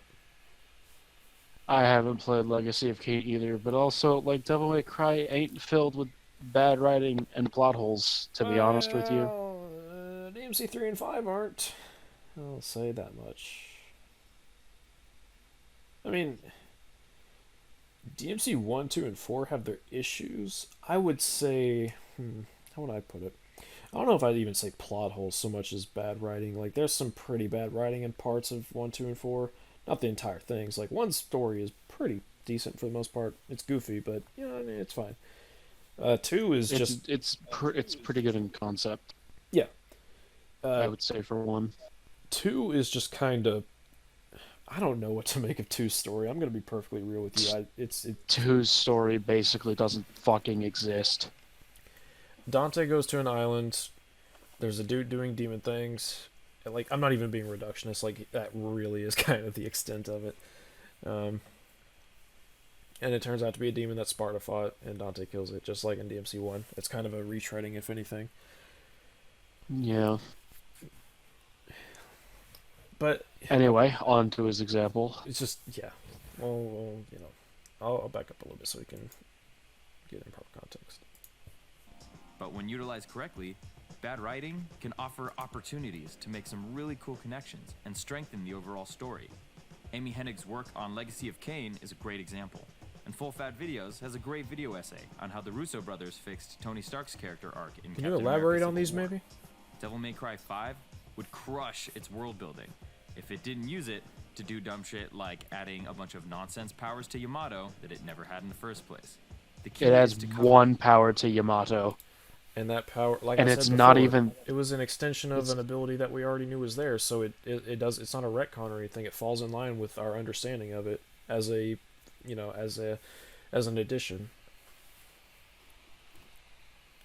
I don't know why. Why is that like not? It's like, okay, so for instance, Dragon Ball Z, when Goku and Piccolo are fighting Raditz, Goku suddenly turns his Kamehameha wave. It's not a new bullshit power out of nowhere. It's an extension of what we understand, because we know he can manipulate ki, and he's been doing it for years now, like most of his life. So it makes sense that he would be able to do that. It's not some bullshit magic power that he just suddenly gets. Like, yeah. How you doing, Luce? How you doing, buddy? I'm sorry if I'm not providing as good of commentary as I could or should.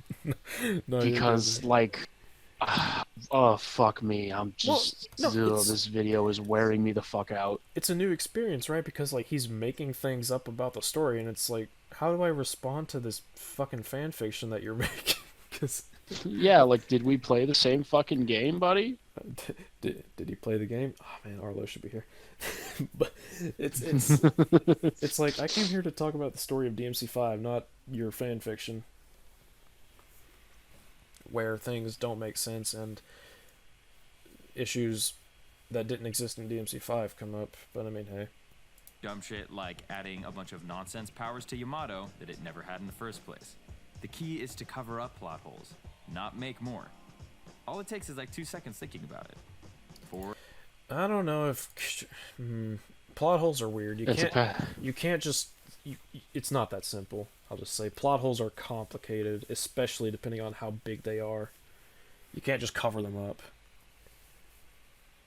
Like in Star Wars fucking Episode 9, they try to cover up. Oh god.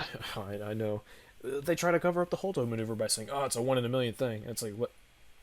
No, bullshit. That opens up more issues, because then it's like, what was Holdo fucking expecting? Yeah, because like if it's a 1 in a million chance, then chances are she was running away. Yeah, like, and that's even worse. Like, you don't. And if not, and if she wasn't running away, then she's just fucking stupid. Because literally a better strategy would have been just regularly ramming her fucking ship into the supremacy. Yeah. It's I'll say it again. Or like how plot holes are complicated. You can't just try and cover them up. Sometimes, honestly, they should not just. It might sound weird. Some plot holes you just need to either accept are there and try to avoid discussion or subject that can be traced back to it, or you try your damnedest to explain it, and it's not easy. Yeah. Plot holes are never fun to see in your stories. Yeah. Let's think of a good example. What would be a plot hole that would just be a pain in the ass to try and cover up, other than the Holdo maneuver? Because that's like the epitome of a plot hole. That's everyone's go-to. That's a good example.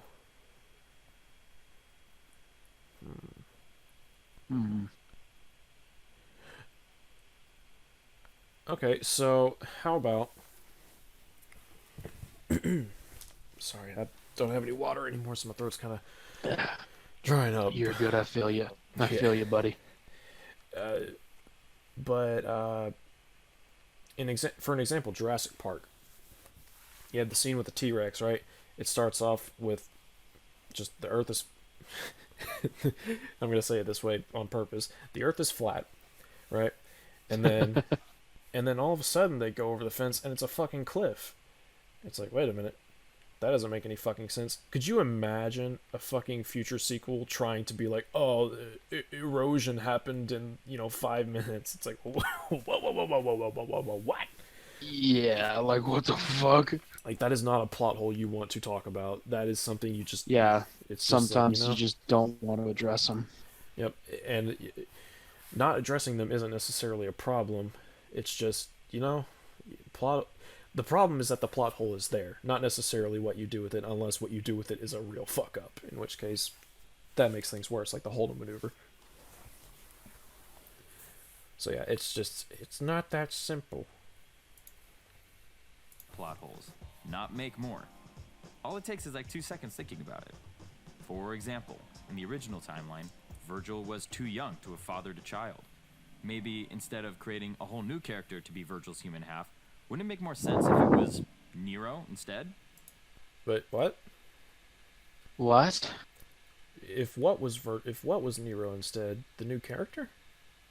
No, he's like, what, instead of making a new character to be Virgil's human half, wouldn't it make sense to be Nero? And I'm like, well, considering the fact that Nero has always been Virgil's child, I'm gonna go with no. And you can't fucking tell me that he wasn't his child in the original game, because it was literally stated by the developers multiple times after it was released. See, that would be an example of a retcon, which you just said you want to avoid. I'm pretty sure you just said that, at least. In general, you should try to avoid retcons. So let me hear this back. What a fucking weird thing to say. Let's hear this back. I'll give him the benefit of the doubt, and I'll just, let's go with it. And Full Fat Videos has a great video essay on how the Russo brothers fixed Tony Stark's character arc in Captain America Civil War. Devil May Cry 5 would crush its world building if it didn't use it back a little to too do far. dumb That's shit my bad. like adding a bunch of nonsense powers to Yamato that it never had in the first place. The key is to cover up plot holes, not make more. All it takes is like 2 seconds thinking about it.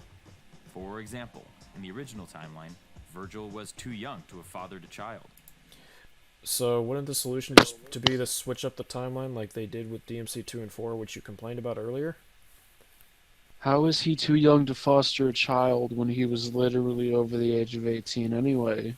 I think in the original timeline, it was DMC. It was because it was before DMC3 happened that he went to Fortuna, and then the stuff with DMC1 happened, and then. Okay, I gotta remember the original fucking. Originally, it was 3142, correct? Yes. Yes.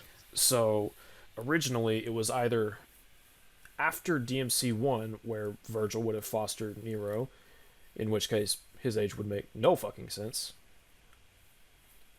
Or, dude, I'm getting lost. I'm tired. My face hurts, and man. I'm fucking lost on where this video is even going, to be honest with you. Honestly, it's hard to focus on one thing because his points are so all over the place. He complained about switching up the timeline, and now he's talking about... he's talking about, just a moment ago, he was talking about Devil May Cry 5's world building. And now we're talking about now we're talking about Devil May Cry 4? And not only that, but it's like, he's saying that switching up the timeline was bad, but retconning is better? When? When is that ever the case? You know what? I'm just gonna let him keep talking. Maybe instead of creating a whole new character to be Virgil's human half, wouldn't it make more sense if it was Nero instead, that fixes everything and makes more sense. How? Oh, okay. No. Play the next fucking seconds. I want to see if he actually justifies this and explains how. Man, Nero's face right here, that's me. And That's me right now. Instead of anything to protect her, for me it's anything to protect the fucking canon from your bullshit. Make more sense if it was Nero instead. That fixes everything. More sense. Or what's up with Devil May Cry 4 and 2 having the exact same cookie cutter villain? Why not retcon it so that they're... Okay, no, so he's literally not going to justify his dumbass point about making Nero the human half of Virgil, fixing everything. No, it doesn't, though. Okay, I want him to define everything. Does he mean everything with Nero's character, everything with V's character, everything with both, everything with them and Virgil? What is this guy on about? I'm so fucking lost. And now okay, why are we talking about the plots and of now DMC 2 and 4? Why are we talking about these? Yeah, we're talking about the hard truth of the Devil May Cry 5. And we've barely mentioned Devil May Cry 5 so far, apart from those nitpicks. So, okay, wait a minute. He's talking about how it would be better to try and patch up plot holes, which is an argument that isn't entirely it's something I can understand getting behind. Now, why aren't we talking about supposed plot holes in DMC5 rather than 2 and 4 in their wonky timeline? Why don't we just talk about DMC5? This is bizarre. Also, Argosax, Despair Embodied is fucking cool. I'll say it again. Despair Embodied is fucking cool. But anyways. With Argosax. And look at that! We have a new series antagonist. After Argosax failed to cross over with the original timeline, Virgil was too young to have fathered a child. Maybe instead of creating a whole new character to be Virgil's human half, wouldn't it make more sense if it was Nero instead? No. That fixes everything and makes more sense. No, it doesn't. Devil May Cry 4 and 2 having the exact same cookie cutter villain. Why not retcon it so that they're both Argosax? We have a new series antagonist. What the fuck? What? I'm so fucking... We're talking... His video is titled... His video is titled The Hard Truth About Devil May Cry 5. And we're talking about plots. Oh, you cut out. I'm not hearing you. Just saying.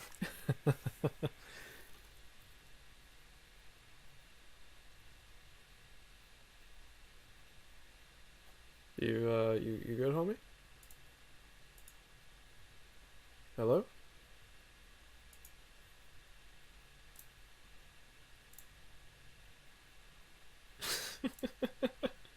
This is how bad your video is. It's ruined our fucking connection.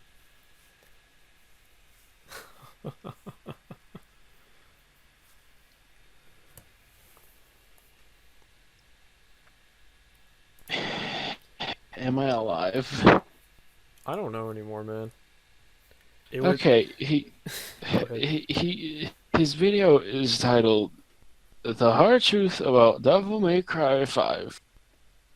And we're talking about the plots of Devil May Cry 4 and Devil May Cry 2. I suppose it's worth saying that, like, bringing up other games as examples isn't necessarily a bad thing, but I want to know the relevance of making Argosax and Sanctus the same character, and why that affects DMC5, or how that can be applied to DMC5. Don't just bring up random examples. Actually, and he might do it. Maybe he'll bring it back around in some way and be like, oh, if Nero was the human half and Argosax was the main villain of 2 and 4, it would affect DMC5 positively because of this. But somehow I doubt that's going to be the case. So, you know, wouldn't it be easier if Lex Luthor and Doomsday were just the same character? I want to put a fucking double barrel down your what? I want to put a double barrel down my fucking throat right now. Jesus Christ. That was a joke. I don't actually mean that. Please don't call the Oh no, suicide hotline on me. I was saying it, Jesus Christ, in response to you like blowing into the mic. I was like, oh fuck. Oh, I'm sorry. You're good. But what a fucking weird thing to say. Wouldn't it be easier if Mundus and Virgil were just the same character? Then Nilo Angelo could be like part of Mundus, you know, bruh? Totally, bruh. Absolutely tubular. Dude, isn't retconning so much better than he's saying retconning he's at least implying that retconning is a way to cover plot holes, and it's like, first of all, Argisax and Sanctus being the villains of their respective games aren't plot holes, and second of all, retconning that opens up massive plot holes, so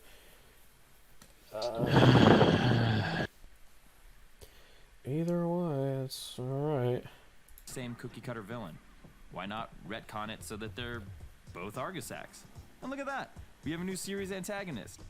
After Argisax failed to cross over with Sanctus, Dante heads over to Vito Marley to stop Argisax once and for all. And did we just fix Devil May Cry 2? The possessed Sanctus form even looks like... No, you did not fix Devil May Cry 2, homie. What the fuck is going on?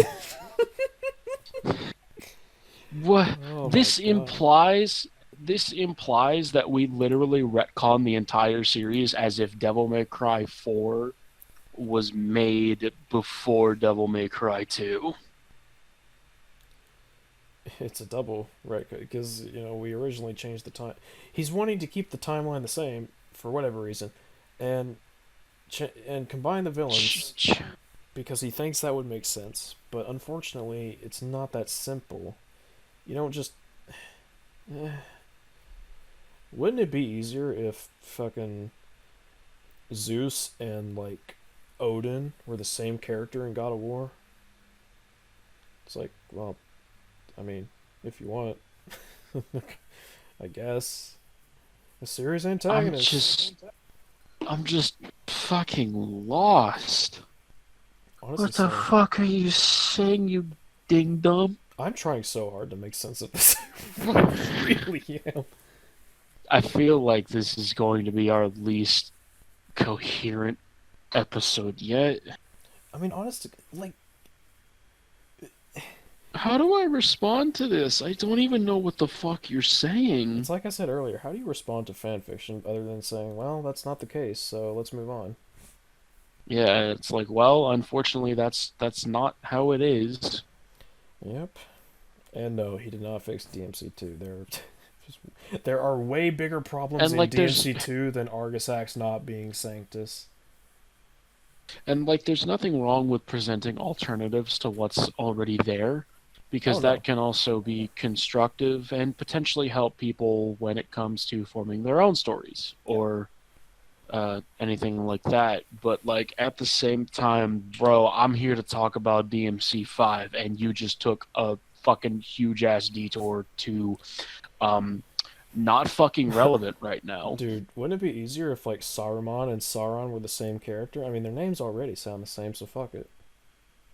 I mean, I would say sure, but I haven't seen Lord of the Rings in a while, so I wouldn't even be able to get the fucking... Dang, bro. I need to watch Lord of the Rings again. It's good shit. Maybe we can watch together? Not using watch together, because it wouldn't let that. But, Get it, because we're using watch together on the video. I understand the joke. I know, but I was making sure the dumb YouTube audience understood the joke. How could you say that? Because they're fucking stupid. Oh my god. Audience, he's talking shit about you. You gonna take that? I'm gonna timestamp the moment that Luce Belmont talks shit about our audience. Put it in the fucking pinned comment, so people can immediately skip to it. I'm gonna find the timestamp, and that's gonna be the one thing I timestamp, is you being, you being a big, he's being a big meanie head, that's what he's being a big meanie head, how dare you. I'm being a big idiot poop face. Big poop face. We are 11 minutes in this 43-minute video, and I already want to die. We can make it, homie.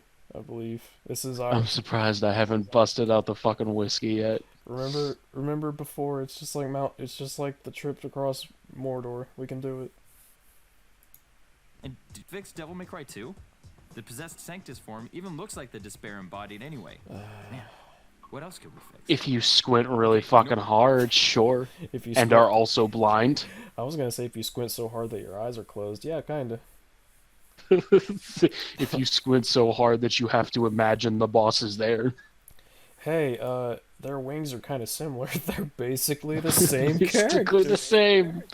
Oh my god, it's just like Dark Souls. All of this goes back to Dark Souls. This video, it's just like Dark Souls. Dark Souls. It has demons in it, so it's like Dark Souls. The possessed Sanctus form even looks like the despair embodied anyway. He's not even possessed. What else could we fix? Okay, no more swords opening portals to the underworld. That's getting annoying. Why? The amulet worked for Devil May Cry 1 and 3. It can work for a Devil May Cry. Wait, was the amulet used in DMC1 to open a portal? No, it wasn't. The Philosopher's Stone was used to open a portal in Devil May Cry 1. As for Devil May Cry 4, I think Yamato was used to open up the main Hellgate. Yeah. But like in Devil May Cry 5, we're literally getting into hypotheticals now. He's literally just presenting his fan fiction to us at this point. I mean, pretty much. He's saying we're not talking about. There's, in this video titled "The Hard Truth About Devil May Cry 5." I'm noticing a lot of not talking about Devil May Cry 5. You could say that's the hard truth about the hard truth of Devil May Cry 5. I was going to say you could say that's the hard truth of this so far dog shit video, but, yours is a lot nicer. I mean, neither are inaccurate, though. That's getting annoying. The amulet worked for Devil May Cry 1 and 3. It can work for a Devil May Cry 5. Or at least, unmake it or something cool. What? It's the last thing Dante has from Unmake it? Unmake it? What the fuck does that even mean? Wait, rewind real quick. Okay. Bodied anyway. Man, what else could we fix? Okay, no more swords opening portals to the underworld. That's getting annoying. The amulet worked for Devil May Cry 1 and 3. It can work for a Devil May Cry 5. Or at least, unmake it or something cool. It's the last thing Dante has from his mom, so letting that go would be like a cool character moment, and we can close that plot hole forever. Damn. How's it a plot hole? Also, how does he well, I don't even care, actually, because it's your fucking fan fiction, but how is it a plot hole that the amulet opens portals? Or, well, okay, let me be more specific. How is it a plot hole that the amulets combined, help open the portal with the Timony Gru, which they establish is part of the ritual for opening the portal with the Timony Gru? How's that a plot hole? You, you good, homie? No, I'm fucking not. Why are we talking about your stupid fucking fanfiction in a video where you're supposed to be criticizing Devil May Cry 5? It's like, it's one thing if you threaten my imaginary friend, but it's one thing if you criticize my other friend for my imaginary friend. No, I don't even know how to fucking work this analogy. Fuck it, man. This shit's bull. Oh, yeah. He said, man, I'm good. Shut the fuck up, man. Your shit's dumb. Shut the fuck up. Oh my god. This man really said, I'm gonna make a 43-minute video titled The Hard Truth About Devil May Cry 5, and I'm gonna go on like a 20-minute tangent about my fanfiction. To be fair, and then I'm gonna... It's probably been like 20 seconds for him. For us, it's been like 20 hours. So. And I'm also gonna just conceitedly compliment myself in the middle of the video by making a Dante quote from Devil May Cry 5. Damn, I'm good. Luce, he's joking. Don't you see? He's just joking, bro. Oh yeah, I'm gonna joke when I say that your video is dog shit so far. Haha, you can't respond to that. It's just a joke. Haha. It's just a joke, guys. Wow, don't take it so seriously. You guys are so serious. Oh my god, what's wrong with you? Wow, dude, laughing. Sorry, Are you laughing at your own joke? I had a bit of an aneurysm there. Play the fucking video. God damn it. Dante has from his mom, so letting that go would be like a cool character moment, and we can close that plot hole forever. He literally let it go, though. Oh yeah, and Dante's trapped in the underworld after Devil May Cry 2? Man, that's awesome. I heard that the most powerful demons are having a civil war right now. What would Dante do in that kind of situation? What would the characters do without Dante in the human world?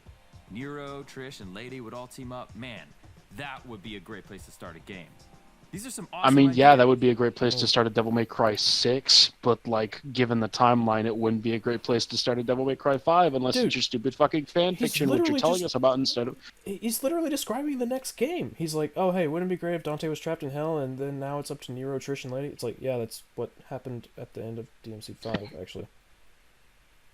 Yeah, but also, like, we're not here for your stupid...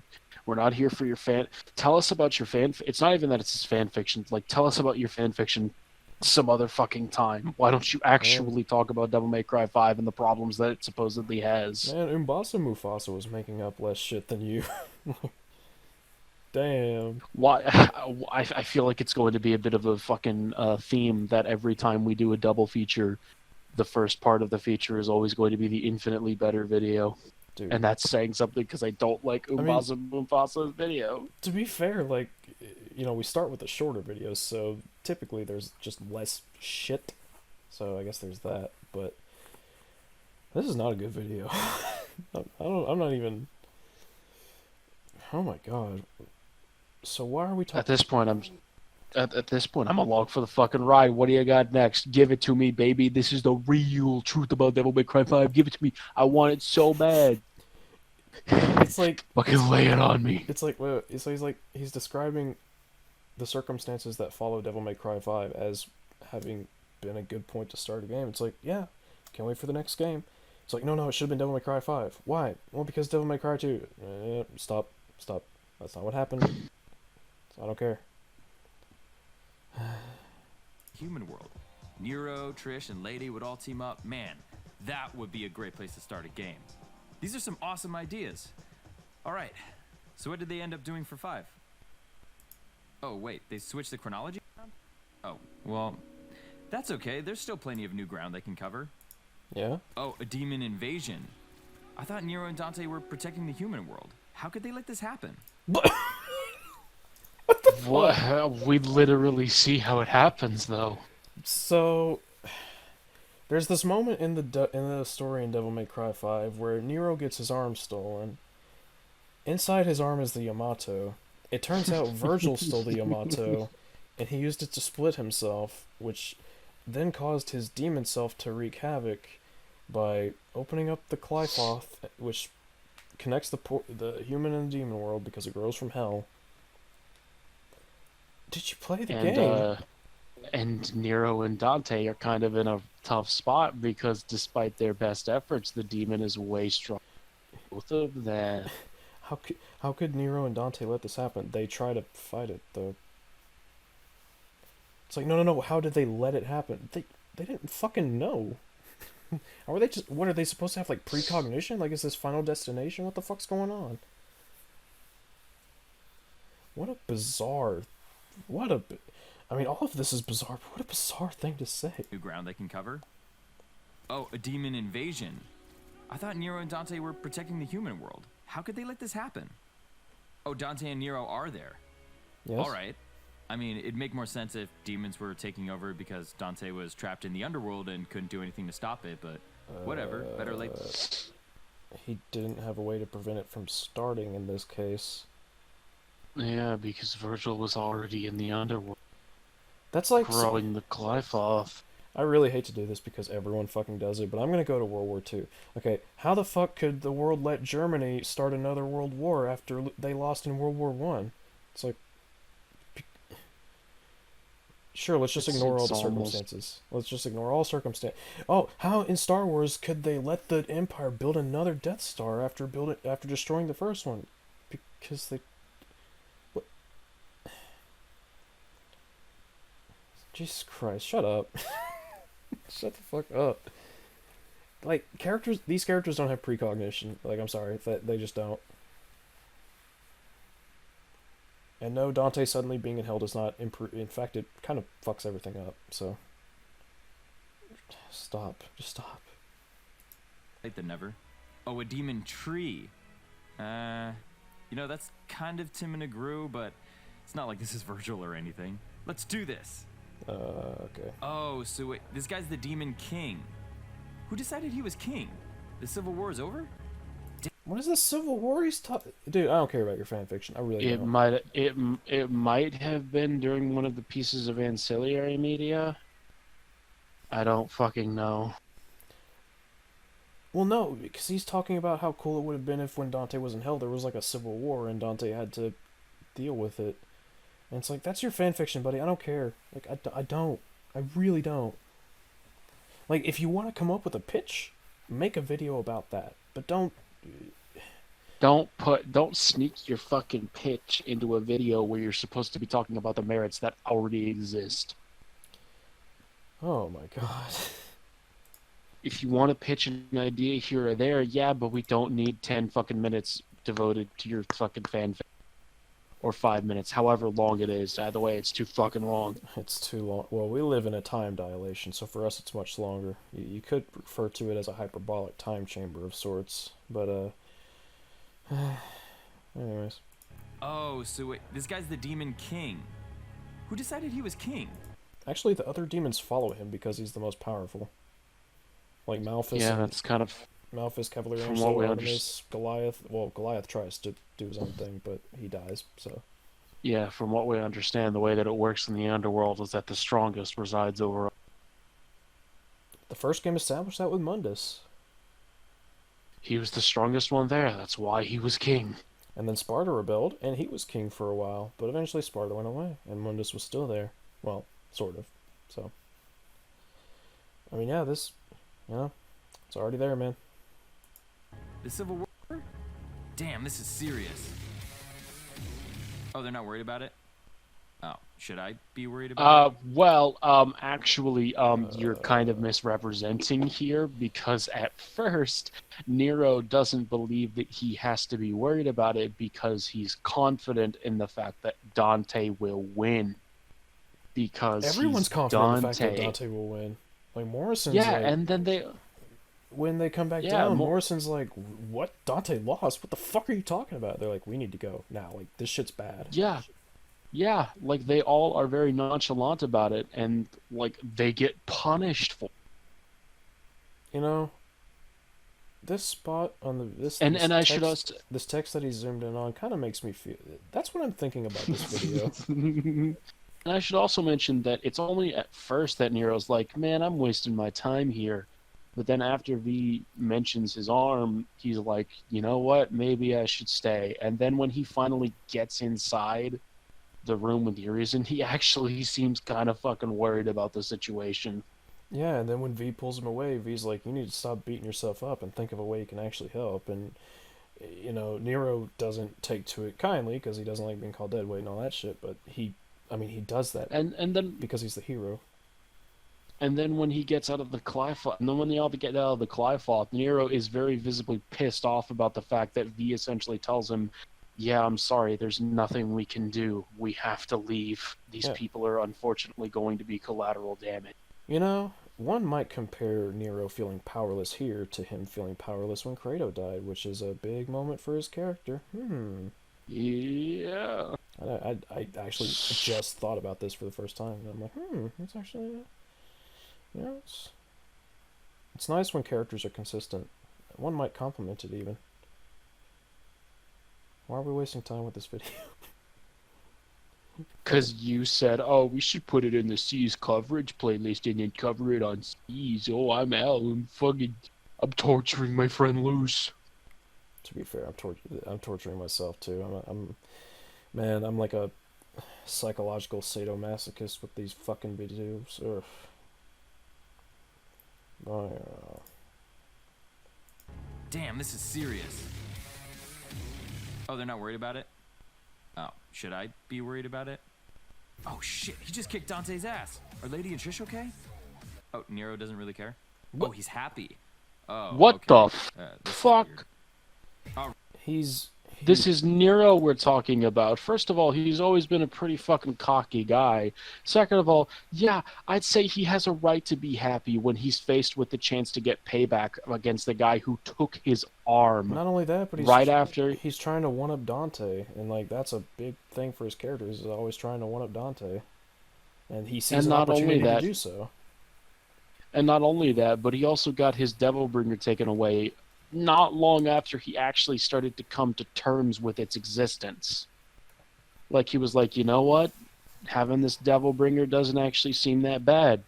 And also, my girlfriend told me that she doesn't care if I have it. I'm still me, and that's what matters. Has a thing for it, you know?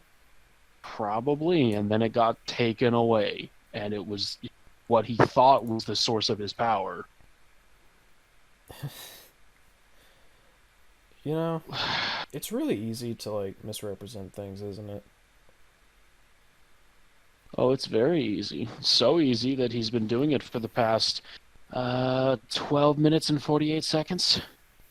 It's like, man, I can't believe Joel in The Last of Us like fucking murdered a school of children. It's like, what? Where'd you get that from? Ah, you know he did it. He's a violent guy. What? No? It's like, how'd you come up with that? Oh, I just did. Yeah. Uh-huh. Anyone can do it.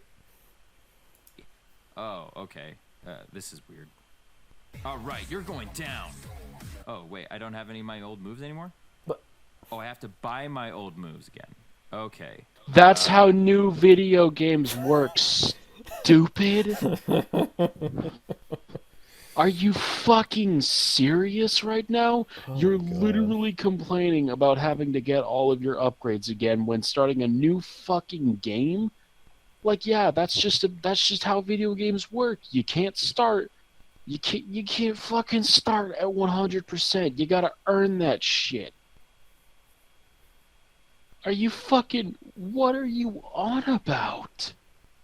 That's the equivalent to complaining that, like, so like in the mission 14, you can use Nightmare on Goliath and he becomes like super giant, and it's like, oh, why can't I make Goliath or Nightmare giant in everything? It's like, well, because gameplay is a thing and you have to design your video game. Like, sorry homie, but you know, these are the concessions we make when playing video games. Oh boy. Oh boy, indeed.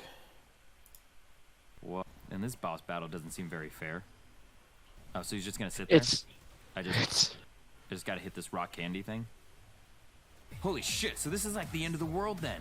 Damn, this is crazy. This shit cannot wait. And they just all left. For a month.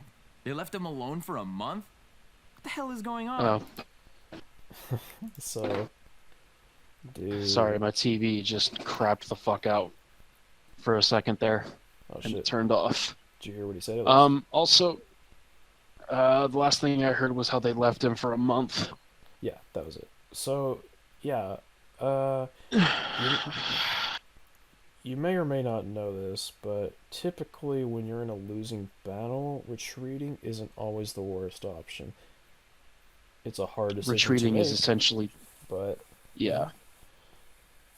At some point, you have to think, okay, how much of my well-being am I willing to sacrifice to continue essentially just fucking losing and hitting my head against a brick fucking wall? Well, and let's look at this in the context of the characters, too. So, like, okay, V, he knows what Urizen is. He knows how powerful... Well, I mean, he just saw him beat Dante, so he's got a good grasp of the seriousness of the situation. Nero just had the absolute shit kicked out of him, like he's in a weakened state, so it makes sense that he would be frustrated, but still willing to listen to V when it comes to retreating, because Nero's a knucklehead, but he's not a fucking idiot, at least as far as we know. And, you know, it makes sense that V would take it seriously, and once they get down there, I mean, Morrison's just the employer, so why would he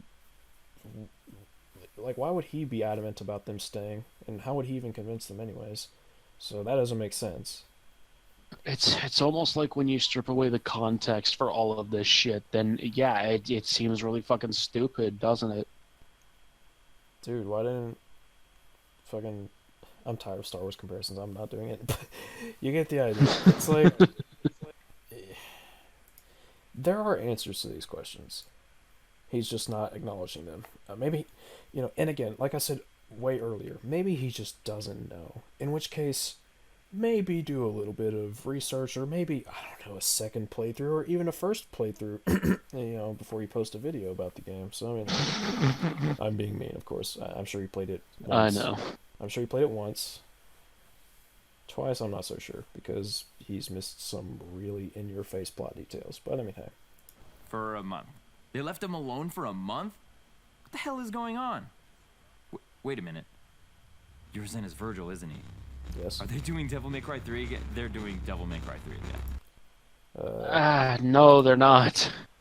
They pay homage to Devil May Cry 3 like every other end of the Devil May Cry universe, but they're not. Ooh boy.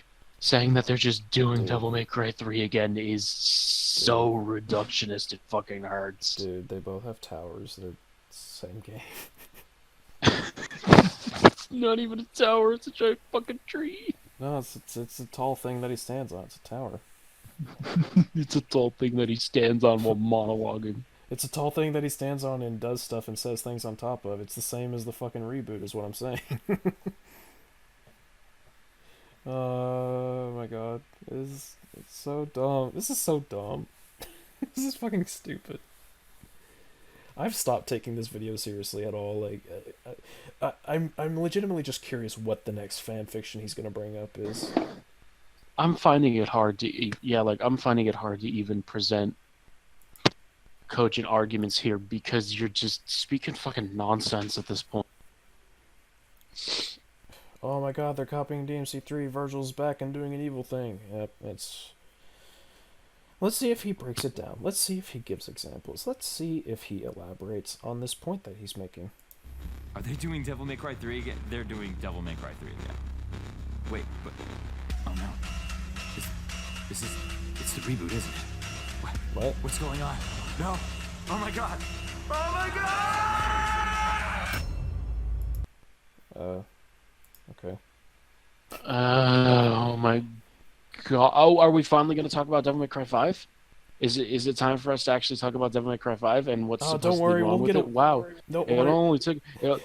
We'll get away from Devil May Cry 5 eventually and talk about the reboot. Don't worry. Oh, geez, it only took you 13 minutes and 41 seconds to maybe start actually talking about Devil May Cry 5 and what's actually wrong with it and explain to us in your video titled The Hard Truth About Devil May Cry. Get pranked. We got fucking pranked, Al. Fucking 13 minutes? That's like 3 million years in S.E.E.S time and 300 million in fucking EFAP time. Like, damn, dude, get it together. We took the goddamn bait. Don't worry, guys. We'll get back to other DMC games, but for now we're going to talk a little bit about DMC5. Just a little bit. Hopefully, probably. So now that we have the setting down, the world building is a mess, but what actually happens in Devil May Cry 5? Honestly, almost nothing. Oh my lord! Isn't it easy to just be a reductionist? It's like, oh, what happens in the Bible? Basically nothing. This Jesus dude shows up and he just dies. Like, fucking loser. Where do I? What happens in the Epic of Gilgamesh? Basically nothing. I mean, I don't. How do I even respond to something like that other than did you play the fucking game? What happens in I'm sorry. What happens in fucking Terminator 2? Basically nothing. There's a robot, but then he goes away, so it's like nothing really happened. It's like, okay. I've never actually unironically used this terminology before, but man, you're looking a lot like a hater right now. Haters gonna hate, players gonna play. Haters gonna make extremely stupid arguments in their 43-minute video and also take 13 minutes before they actually properly address the subject at hand, maybe. Let's see how much he does that. Let's see if he elaborates on this point, because he didn't do it on the last fucking thing. In Devil May Cry 5. Honestly, almost nothing. Even though I make fun of it, the whole beginning chapter of the game is actually my favorite part. It throws you right in the middle of the action, and at least sets up some decent stakes. But Without any kind of follow-through with the rest of the game, it falls flat almost immediately. How does it not follow through? What the fuck did you play? What the fuck did you play? Remember at the halfway point when Nero comes back to fight Urizen? And it's like, oh man, this is the follow-up we've been waiting for. And then other shit happens. And that leads into other shit. And then that shit leads into other shit. And it's like, whoa. There's like a chain of events going on here. Is this an out-of-season April Fool's video? Oh, legendary moments in gaming. That's what it feels like. That's what it feels like. This feels like an April Fool's video that somebody would make in order to display how not to criticize something. You're scaring me. I need to look at the date that this video was released now, because I swear to fucking God, if I find out we did this. If I fucking find out this book actually came out on April Fool's Day, I am going to scream. You still have to post the video. I'm sorry, you have to post it. There's no fucking way you can. This is March 7th, okay, so... Oh, thank God. So no, he's just actually stupid, is with his... Okay. Oh my fucking God. I can't, man. It's fucking stupid.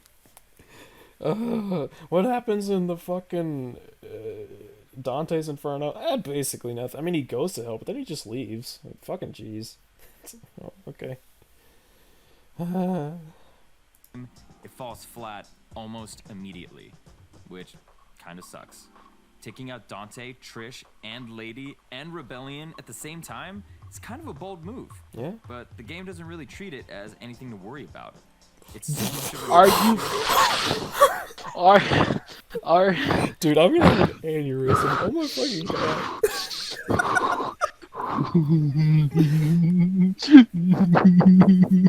God. Dude, this guy is a... Dude, this guy must have the fastest fucking internet on earth, because he is a month fast for this April Fool's joke. Let me fucking tell you. Dude. I'm gonna headbutt my fucking window. Are you fucking twin? Dude, you've gotta be shitposting. You've gotta be shitposting. I don't believe you're being serious. Are you fucking stupid? Are you fucking stupid right now? This has to be a prank. I can't. Holy shit, our main characters have to retreat. It's not treated that serious. Oh, okay. Oh, fuck. Oh my God. Remember when fucking Japan didn't treat the political climate seriously after 2 of their cities got nuked? Yeah, me too.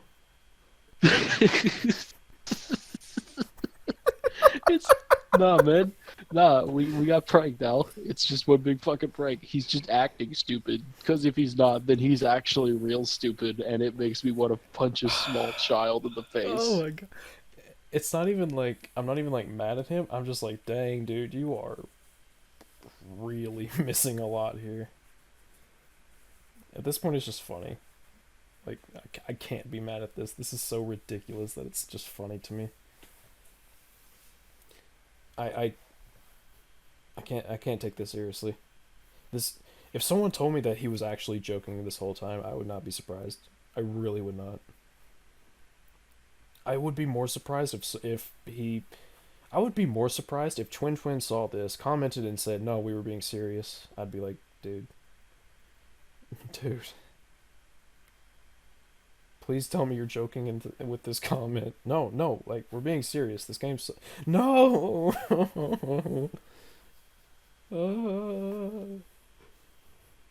Dude, help me. I need some Twizzlers. How are you this fucking stupid? There's only so much that you can say that's wrong.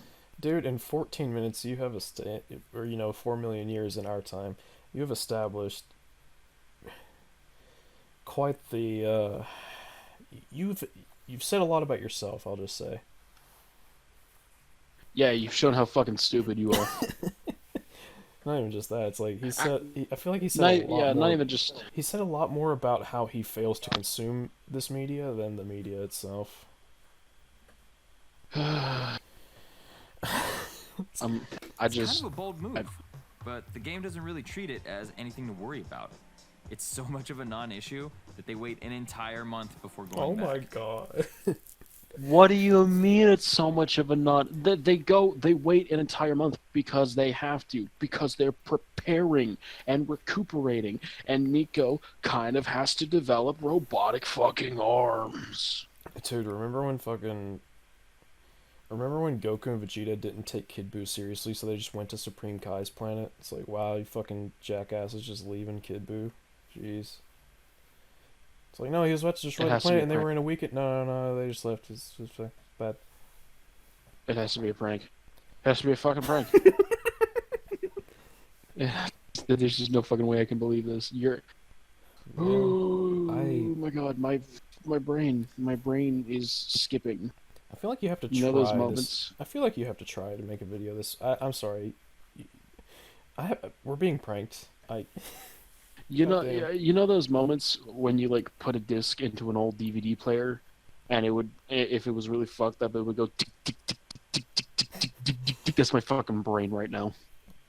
That's my brain. My brain is begging me to stop, but I won't. I'll do it for the fucking subs, man. I do it for the subs. Yeah, bruh. Supposedly so that Nico can make Nero's breaker arms, but yeah? Why write in such an inconvenient time gap when the breaker arms don't even make that big a difference in Nero's power level in the first place? Okay. Are you fucking kidding me? They're literally okay. He can stop time. He can stop time for the entire game up until Virgil. They're the only way that he is able to mimic doing his Devil Buster move from Devil May Cry 4. They literally change up his entire gameplay formula and also supplement the power that he lost with his Devil. Also, you may think I'm crazy for saying this. Having a second arm is really useful. You don't fucking say. You know, something about it. It's just, it's nice. Just something about that second hand with an opposable thumb. It really makes it. Something about being able to grab a bottle of water while I'm beating my meat. It's just really fucking useful. My fucking god. I've lost it, man. Oh my god. Boy. We can do this. Oh my god, we can do this. We're not even halfway. We'll get there. And didn't bomb the city? Is there a government? I'm giving world building another wrist slap. So plot. Well, that was probably my favorite part of the video, but I mean. Thanks, I guess. Thanks. Wait, we don't need the specific details about how this government fucking operates. Remember in Hellsing Ultimate Abridged when you're like, bro, where's the government? It's like, what? They exist, right? Yeah. Why aren't they there? Like, really? Is this what we're doing? Do you think God doesn't watch YouTube because of how stupid some of the people on it are? No, I think God doesn't watch YouTube because he's not real. Oh, Lordy Lou. So, it's like, where's the government in Dark Souls, It's like, what are they doing? Well, oh my fucking god. Play the goddamn video. Guys, you levels putzing around, no rush. You basically run into No rush! No rush! What the fuck are you smoking? What the fuck? Dante, we can't waste any time. Nero's making a beeline to Urizen. Wow, they're clearly slacking on this. Oh my god. Hey, V, do you want to come with me to go defeat Urizen? No, I've got something else I've got to do. Alright, well, you're gonna miss all the fun, because I'm heading straight fucking there. Hey V, we gotta find Dante, right? Yes, but first we need to destroy Clifoth roots. Why? Because of these reasons. Oh, okay, sure, yeah, let's do that first. That makes sense as an objective. Because the Clifoth roots will transport more blood to Urizen, and that's a problem for us. No, they're just being lazy. Just like the developers for this game. I'm gonna be real lazy when my body stops moving. Same. TBH. Oh man. Occasion happen to have Lady and Trish inside for lulls, I guess. Okay. Sometimes you're V. Lols, I'm not what do even. you I'm not mean? even. Dante. I'm not even. Sometimes you're supposed to be Rewind it a fighting little bit, quiet- please. I'm not even gonna fucking acknowledge that that lady in Trish Payne is fucking stupid. Oh not my even- god! All right, you even can just doing it. play from here. And I guess the government didn't bomb the city. Is there a government? Wait, he's complaining that the government didn't bomb the city? What? Dude. Are you shitposting? I'm pretty sure the city. I'm pretty sure the government just considered the city a lost fucking cause when a giant fucking tree started going into the stratosphere from underground. You know, wouldn't it be a knock against a fictional government if like their first response is like, oh, it's just Nuke City, it's whatever. It's like, whoa, whoa, whoa, not only are we introducing a government, well, you know, governing bodies in Devil May Cry, but we're introducing just like their characterization of them just nuking shit. Like, whoa, where was this during Tim and Negru? Oh my god, You know, Like in Resident Evil 2, they fucking carpet bomb the entire city. And in like the later installments of the series, both in the movies and in the video games, like the entire public is fucking furious at them for doing. yeah, Like my guy, like you can't just bomb a city as your first response. It tends to not go over well with the public. this isn't Godzilla 2014. We're not gonna casually drop fucking nukes into a city. By the way, I love Godzilla 2014, so I'm allowed to say that. Okay. Godzilla's cool. Dude, you know what Godzilla should be in Devil May Cry? That'd be fucking cool. Oh my fucking god. Godzilla should cross over with Gundam. Oh, that would be cool. Dude, Wouldn't it though? hear me out. Godzilla as a persona. Jesus fucking Christ. He's like Yaldabaoth and fucking Sataniel are like, whoa. I could imagine his theme song being like Oh, that would be fun. Dude, that would actually be fucking hype. Like, imagine fucking Yaldabaoth and Sataniel are fighting, and like, all of a sudden the clouds get darker, and everyone's like, what the fuck? And Godzilla just walks up and he's bigger than all of them. Why the fuck are you guys talking about? He's talking about fanfiction. I don't fucking care. I'm giving world building another wrist slap. So plot-wise, Hey, we you got the spend best part of the beginning video, at levels putzing around, no rush. You basically run into bosses on occasion, two of which happen to have Lady and Trish inside for lulls, I guess. Sure. Sometimes you're V, sometimes you're Nero, sometimes you're Dante, sometimes you're supposed to be fighting a quipod route or walking through a graveyard. But you do It that. doesn't really feel like you're supposed to be anywhere, which kind of makes What? it. Oh my, it's male all over again. Jesus Christ. Sometimes you're supposed to be destroying a Clifoth route, but it doesn't feel like you're going anywhere. No, you're on your way to the Clifoth base, and on the way there you destroy routes because that's how Urizen gets his power supply, and you don't want him to be. You want him to be weaker because when you first fought him, he was unbelievably powerful. So on your way there, you try to weaken him. You get there, he still kicks you. I mean, and once he's gone, you then try to descend the Clifoth because Trish makes it clear that the Clifoth base is where all the plot fruit grows, and you know, after that was when Virgil comes up, and that's when you try to ascend the Clifoth. Like, there's always a goal. It's actually pretty expressly clear.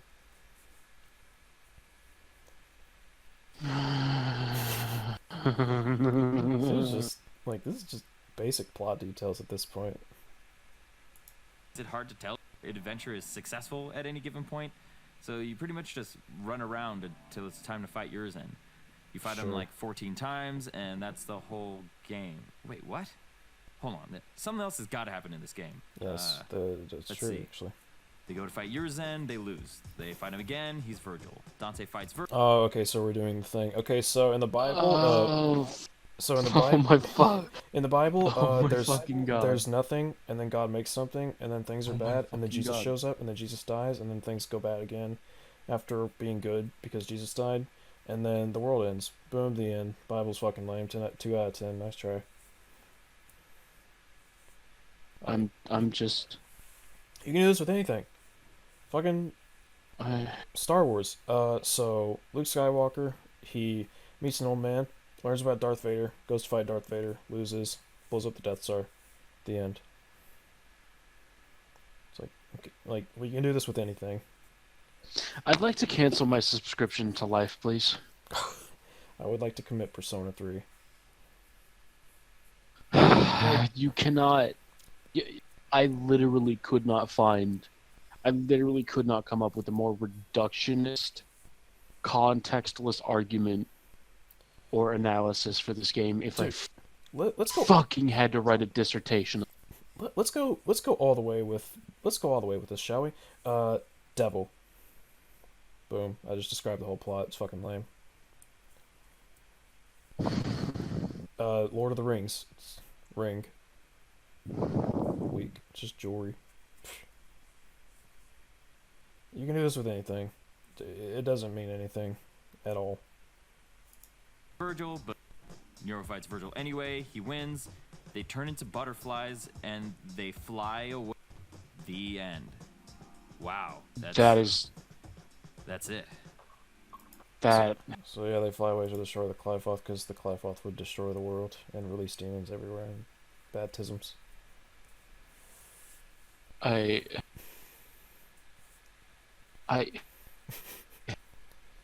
Persona 3, dude, they just die. Like, jeez, stupid. I'm just. This guy's been play like, the fucking video. This guy's been styling on my mind with his stupidity. That's what he's been doing. Oh my lord, I can't take it. I'm going fucking bonkers. We're not gonna take it. No. We're in episode 4 and I'm already losing my goddamn mind. This is by far our longest episode, I think, though. Yeah, we.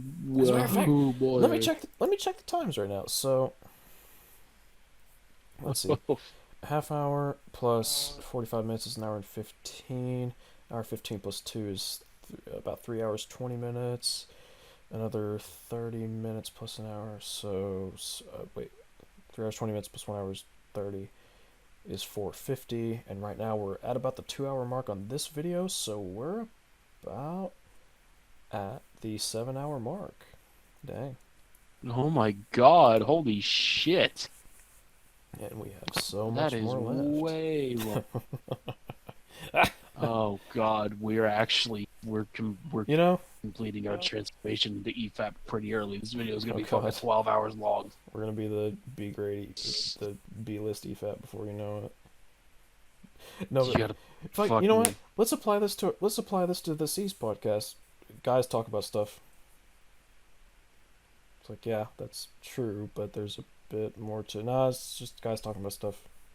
Okay. Oh boy, let's talk about the characters. In earnest, I couldn't recognize anyone. All the characters look amazing. The graphics are easily the best I've ever seen, but the heart and soul of these characters is not there. Okay, here we go. Besides Trish and Lady, really, this game doesn't fuck anyone as hard as it does Lady. I'd like to fuck Lady harder than this game fucked her, but that's just me. I'm trying to lighten the mood. Go with it. Don't tell me you wouldn't. She don't even tell me you wouldn't. I'm just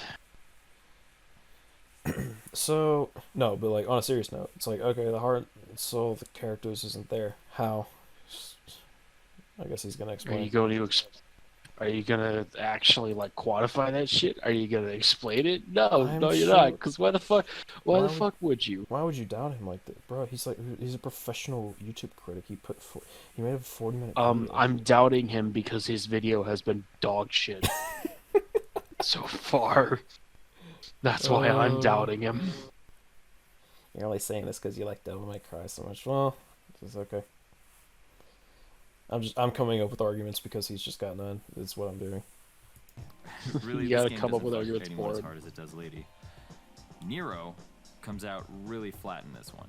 And I'm not just talking about his weird square jokes. As a character, it feels like he's taken a couple of steps backwards. What? Dude, you did not pay attention in this game. I don't believe that you did for an instant. I feel like he's looking at a fucking wiki page and he's like, oh, that's the plot. Okay, that's stupid. So Nero's character takes a couple steps back. So yeah, the humility that he faces, the coming to, protect the ones he loves, finding the resolve to do that, that kind of thing. Nah, just take steps back. Luke Skywalker, fucking, he just gets mad at Darth Vader at the end. Wow, huge step back. How can you be so wrong? How do you get this? No, like seriously, how do you be this wrong? I've seen fucking Cosmonaut Variety Hour put up better arguments than this. Oh man, whatever you're doing, this ain't it. This ain't it, Chief. He's kind of and arrogant.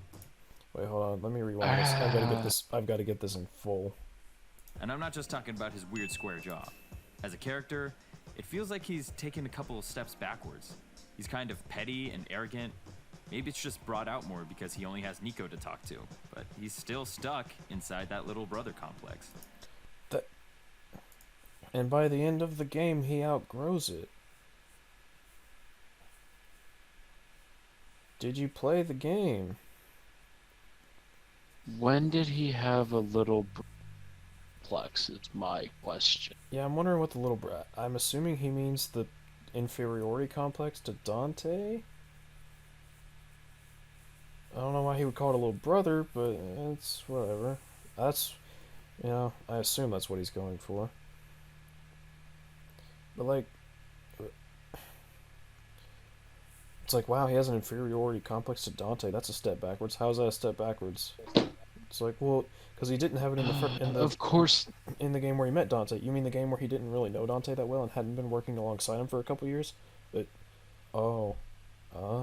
like, of course, after he had to basically rely solely on Dante to save the day, of course he'd probably get slightly inferiority complex to him. He literally was powerless for the most part in Devil May Cry 4. Dude, Nero got his ass kicked in DMC4. Meanwhile, Dante was doing fucking Looney Tunes shit. Like, Dante was basically on fucking holiday. Like, it's gotta be a little embarrassing, gotta say. Especially when all the fans are saying you're not as good as Dante. It's a meta.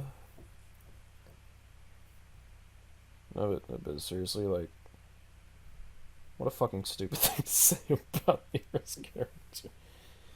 It's like, of all the things I've heard, it's like Nero takes a couple steps back. Like, dude.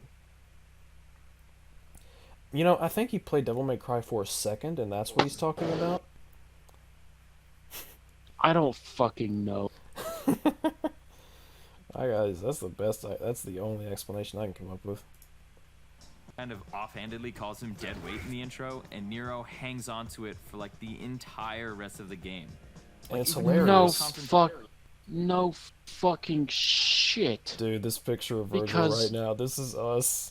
This is us reacting to this bullshit. Gee, Nero gets insulted by Dante, a dude he has an inferiority complex against, and he takes it personally. Ooh, you don't say. Especially after Dante was basically the only reason that he was able to save the people that he cared, or the person that he cared about in Devil May Cry 4. Yeah, no fucking shit. Also, he has a bit of an inferiority complex to Dante. Also, he cared about Kratos. Dante wasn't there to save Kratos, and Nero was powerless to save him. That's got to feed into it. Nero literally watched his only big brother fucking die. Yeah, that's more of a brother relationship. Anyways, yeah, the point is, like, man, it must be easy to, like, completely ignore details and make criticisms off of that. I mean, damn, we should start doing that. Bro, when I criticize the Dragon's Dogma anime, I'm just gonna call the visuals shit and not actually explain why it is that the visuals don't work. I mean, why bother? Look weird. You're a YouTuber who makes a relatively long video about it, so you must be right. You don't have to put in effort. You know what they say, Longed man automatically equals good. Long man good. That's the reverse of what I hear. To it for like the entire rest of the game. Like even in the final confrontation, Nero throws that line back at him for like the 4th time. Dante probably doesn't even remember. He's like, "What the fuck is Nero talking about?" Probably, and it's adorable.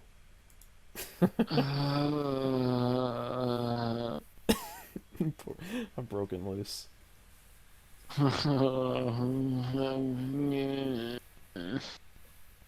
Understandable. Have a nice day. I'm not. Oh, let you call me dead weight again? No thanks. Let me guess. I'm dead weight? I'll show you dead weight. Dante But doesn't work for. No, but Nero. You know what? Fuck this guy. Let's just talk about how funny Nero is, because he's adorable. Like, god damn it. I love Nero. Him and his dead weight. That bastard called me dead weight! Oh, come on, this might be nothing! Oh my god. Hi, kitten. Are you having fun climbing on Papa? Well, that's adorable. There's a kitten climbing. You know, They if like to.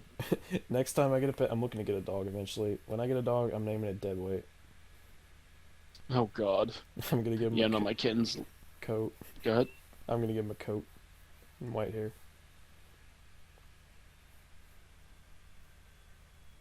What were you about to Yeah, say? my kittens like to. My kittens like to climb on my shoulders and shit while I'm in my chair. Oh, it's adorable. I used to have a cat that would he would get on my shoulders. It was cute. He would just lay there. Yeah, and because of how cold it is right now, they have deemed me the optimal source of warmth. So all 6 of them just lay on me while I'm in bed. Oh, you're laying Fucking down? amazing. No, I'm not laying down right now. Oh, I'm okay. sitting in my chair. Gotcha, But when I lay down, they like to. Why the fuck would I be laying down during a fucking podcast filming? I mean, I'm chilling out on my bed. I'm just leaning back. I've got my both of my pillows and like my blankets kind of piled up behind me to kind of be like a chair, but like I'm kicking back. I got my feet on my table and shit, just chilling. That's really fucking smart. Yeah. But anyways, Anyway, on to the fucking. Oh god, what were we we're talking not about? even halfway through. We got this. We can do it. Show you dead weight. What doesn't work for Nero for me is that in Devil May Cry 4, he seemed to be this kind, thoughtful, angry kid. There's a lot of emotion going on with Nero, and a lot of heart. Okay. But now he's just kind of flattened out into a stock hero with a bad attitude archetype that's honestly not as interesting to me. Mm-hmm. You mean besides the fact that there's actually multiple points within the game that Nero shows a much softer side to him? You know, kind of like that scene where a lady, quote unquote, takes orders from Nero and he's like, get some rest. You need it, in a very gentle, understanding tone. Remember when he calls Kyrie and he's like opening up and he's like being really vulnerable and shit? He's like, hey, I don't know what to do, Kyrie. I need to talk to you. And it's like, oh, nah, he's just fucking stuck. Or like how after he beats Virgil, his facial expressions show that he's very clearly emotionally unstable and vulnerable right now. Remember when Virgil and Dante go to leave and he's like really upset? It's like, wow, stock hero. Pfft. Also, ooh, we're comparing him to El Dante now. Ooh, this is a big fucking oof from me, fam. Until he says something specific, I'm just gonna go oof, because that's all it's worth. It helped that Devil May Cry 5 makes Nero really unlikable. Innocents and bystanders are getting harpooned by praying mantises and shit, and Nero is still pissed off about that dead weight thing. No, you don't. No, no. Fuck that. You are completely misrepresenting this scene. Nero actively tries to go in and save these people and is only stopped by V. And when V says outright, we can't do anything because there's too many, Nero storms off, extremely pissed. I mean, yeah, like... Are you... He's just lying. He's just lying. Air kind of holds him back, but Nero's just so whatever about saving innocent lives in this one. Oh my No, he's not. Wait, so he acknowledges No. the thing, and he's like, you know what, nah. It's like, oh, okay. He's, by the way, yeah, him completely and totally shoving Morrison out of the way with his shoulder is just him being very uncaring about the situation. Get pranked, El. Get pranked. We got pranked. I've been duped. So, okay, wait a minute. If he didn't care, why did he come back? Exactly. Like, let's even humor it for a moment. Let's say he legitimately doesn't care. Okay, he leaves. Why does he come back? What's the reason? The game doesn't give a reason because it's full of plot holes. No, it doesn't give a reason for that because that thing you're talking about doesn't exist. Oh boy, we're about to bring Crew Cut into this. Let's watch. Wounded. Oh! Wait, hold on. And it cut for me, so I'm gonna Sorry. rewind. No, you're fine. I was just rewinding it for you. Go ahead. I should also mention that in that very same moment with Crew Cut, he also has a soft side with Nico too, because Nico yells at him for breaking his Devil Breaker, and instead of reprimanding her or getting pissed at her, he just says, "Quit your bitching and take cover." Like he's very clearly worried about her. Yeah, true. Like he says it in a snarky way, obviously, but he's telling her to get to cover for. Oh, and there's also a softer side.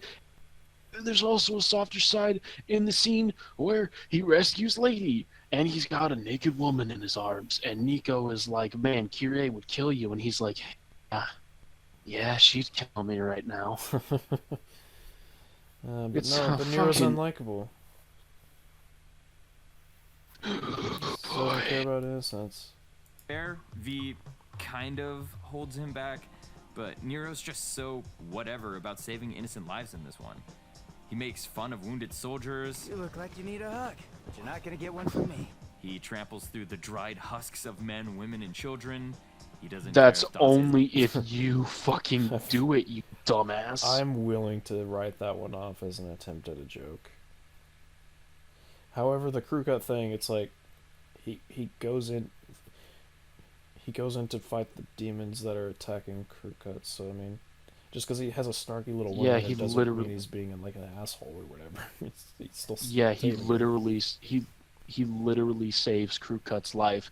In fact, if you S rank mission 1 past your first playthrough, at the end of the mission rank screen, you get two little pictures for every mission.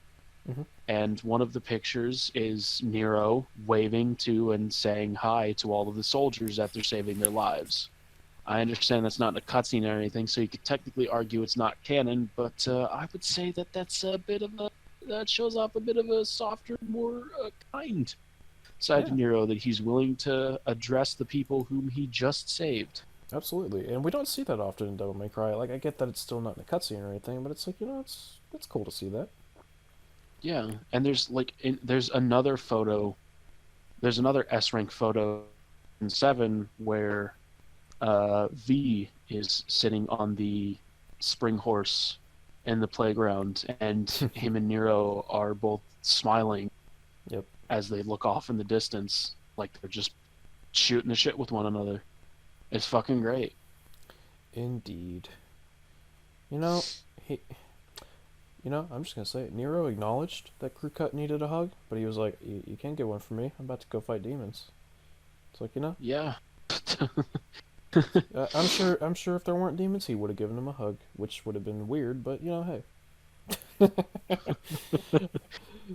pause the fucking video. I mean, that's what we're doing, right? We're writing fan fiction, so I mean, I might as well join the party.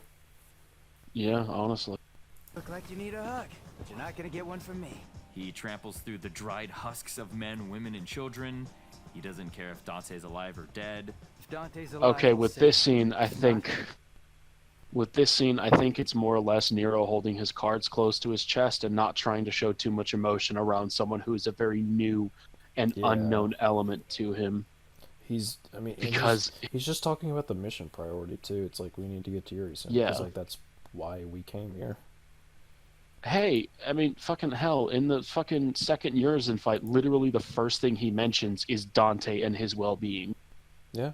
He's like, where's Dante? No body, no dried up Dante jerky, nothing. When he sees Dante, he's like, I knew nothing. He literally says, I knew that you wouldn't die. Like, I knew nothing could Yeah. kill you, or whatever. So it's like, Yeah, he says, I knew you weren't dead, you were too good for that.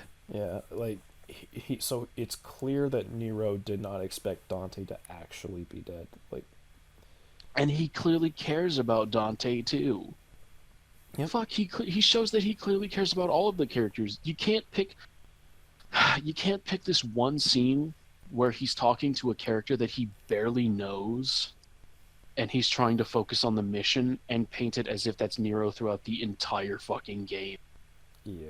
And even in the scene where he's talking to Lady for the first time after they rescue her, like, not even just the take a rest part, like, throughout the entire conversation, he's very soft spoken and very, like, mild to her. He's being very gentle with.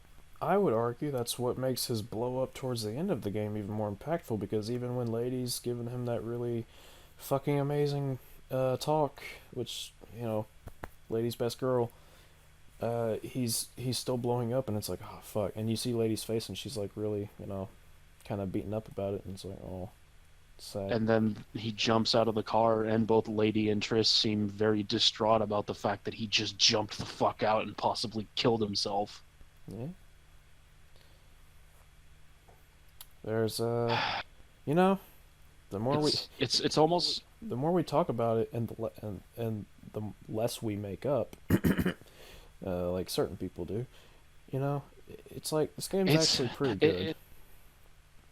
Yeah, the writing in the game is actually a lot deeper than it gets credit for. And I should also mention, it's almost like when you consider the context of each scene, Yeah. it informs a lot of what's going on. It's like, and I don't even think, like, me personally, I don't even think DMC5 is like especially amazing. Like, I think it's really, really good, but I don't think it's like fucking, like, I still think DMC3 is the best, but like, DMC5 story is good. This whole fucking thing about it's you know, the holy grail of trash, like, shut the fuck up unless you're gonna qualify that. Because we've been going on for, not even counting the first episode that we did, like 7 hours about how good this shit actually is.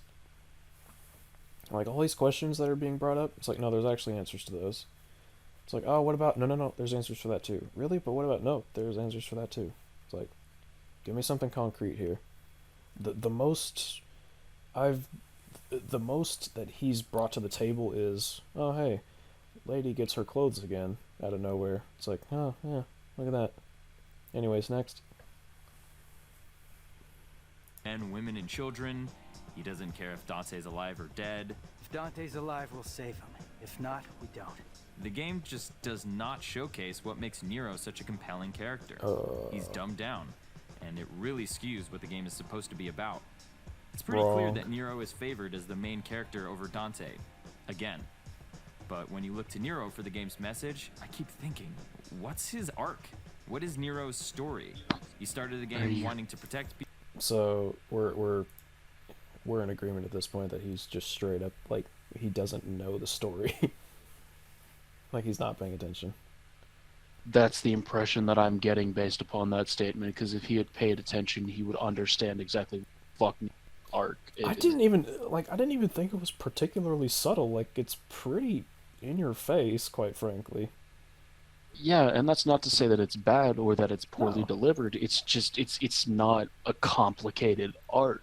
It's Like, it's straightforward, but the way that it gets there is very deep. Yeah, there's subtle details and little bits that make it better, but like the main character arc is pretty, I mean, it's pretty straightforward. Like,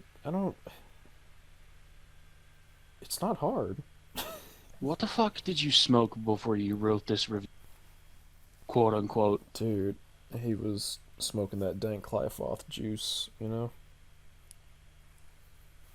Protect people and ends the game still wanting to protect people.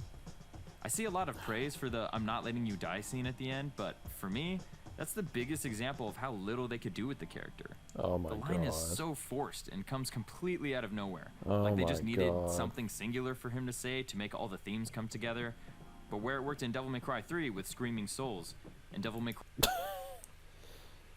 Is this guy for real? Are you fucking shitting me? My soul is saying it wants to stop you! Like, Virgil laughs at him. Everyone laughs at him because that line's fucking stupid. Like, I think it's stupid in a good way, but like, it's stupid and extremely in-your-face blunt. Like, but he's gonna talk shit about I'm not letting you die, and he's gonna praise, like, I may be in the minority here. I think the line "Devils never cry" is fucking stupid. Like, I get it. I know what the point is, but it's silly. It's extremely silly.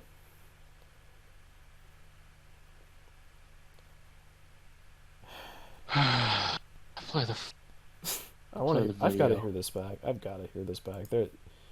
This is a shitpost. I keep thinking, what's his arc? What is Nero's story? He started the game wanting to protect people and ends the game still wanting to protect people. I see a lot of praise for the "I'm not letting you die" scene at the end, but for me, that's the biggest example of how little they could do with the character. The line is so forced and comes completely out of nowhere. Forced? Like they just needed something singular for him to say to make all the themes come together. But where it worked in Devil May Cry 3 with Screaming Souls, that and line... Devil May Cry 1 with Devils Never Cry, here it just feels hollow. Oh my god. That line isn't even trying to say what the themes of the game are. That line is just a proclamation from Nero. Honest to God, it's so straightforward. He doesn't want them to die. He's not letting them die. Like, it's literally just, I mean, not just, but you know what I mean. It's what he says. Like, the overarching theme of the Devil May Cry series has always been and always will be, love is a strength, not a weakness. And Nero saying, "I'm not letting you die," is not a singular line that ties that theme together. Yeah, I mean sure, it has to do with him loving his family, but like... But like, that wasn't put in there just so that he could force the themes in there. The themes have been there from day fucking one. I mean... Nero is the literal embodiment of the main theme of the entire franchise. Okay, so... let's actually look at all of the dialogue of that scene. So, he's talking about how, you know, he couldn't protect Kratos, and he was always hard on himself for not being able to. And then he says, "But this time it's different. I swear I'm not letting you die." It's like, okay, yeah, so things have changed. He's going to protect his loved ones. He has found the strength to do so. He has found the resolve to do it. He has decided for himself that that's what he's going to do, despite how he feels about those loved ones, and despite the fact that he doesn't even necessarily know them yet.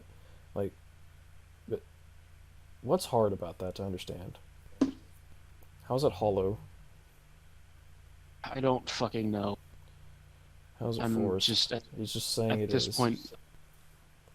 Yeah, just say it is. Don't actually quantify why it's that. Just say it. Just say it. Just say it, bro. You're a YouTuber making a 40-minute video. You're allowed to do that. I mean, hey, if he's not screaming Kyrie's name, is he even really Nero? Come on. Kyrie, get back inside now! I will say that Morrison is fine. A Morrison character who's known Dante since he was young is a really welcome addition to the canon.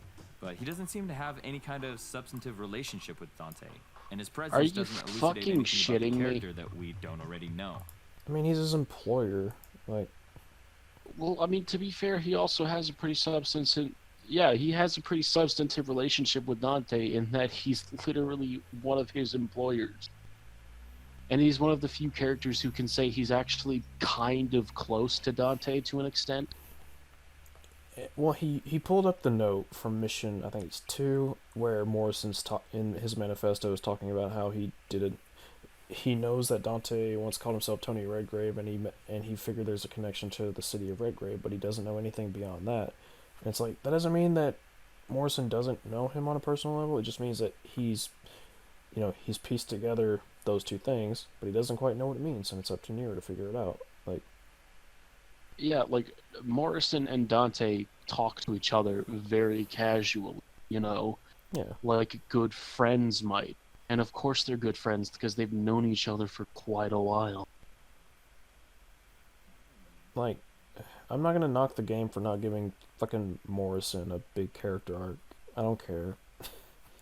That's not even like he's not. That's not even like a defense of he's the game. It's just like he's a side character who shows up in like 2 scenes. Like, oh, woe is me that he doesn't get this arc and big development with Dante.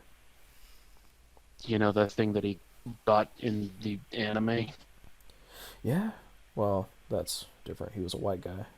Or was he Asian? I don't even know.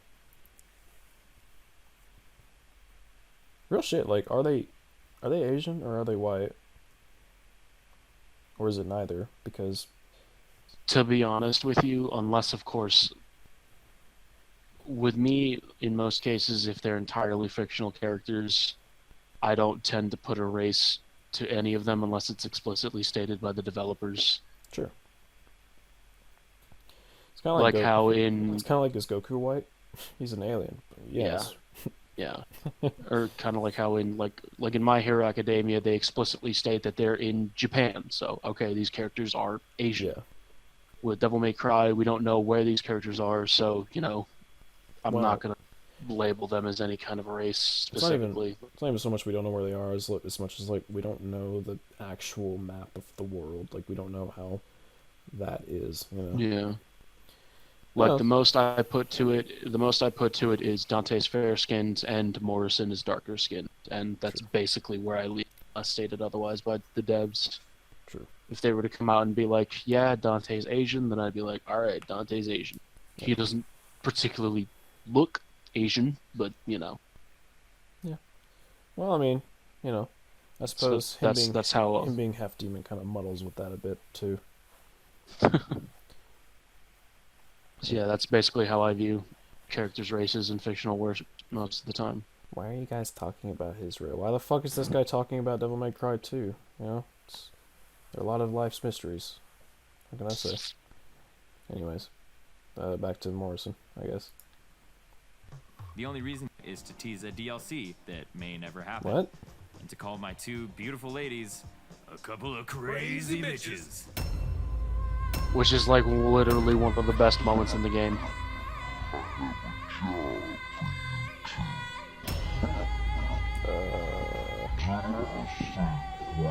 For real. Like, I legitimately thought I was gonna get in trouble for calling them pizza sluts in my first video, but apparently I was just ahead of the fucking game. Which, alright. We're gonna talk about Lady and Trish now. Okay, that was kind of weird. That was just... Comparing calling a couple of your peers crazy bitches to calling characters pizza sluts for eating pizza and looking hot, it's...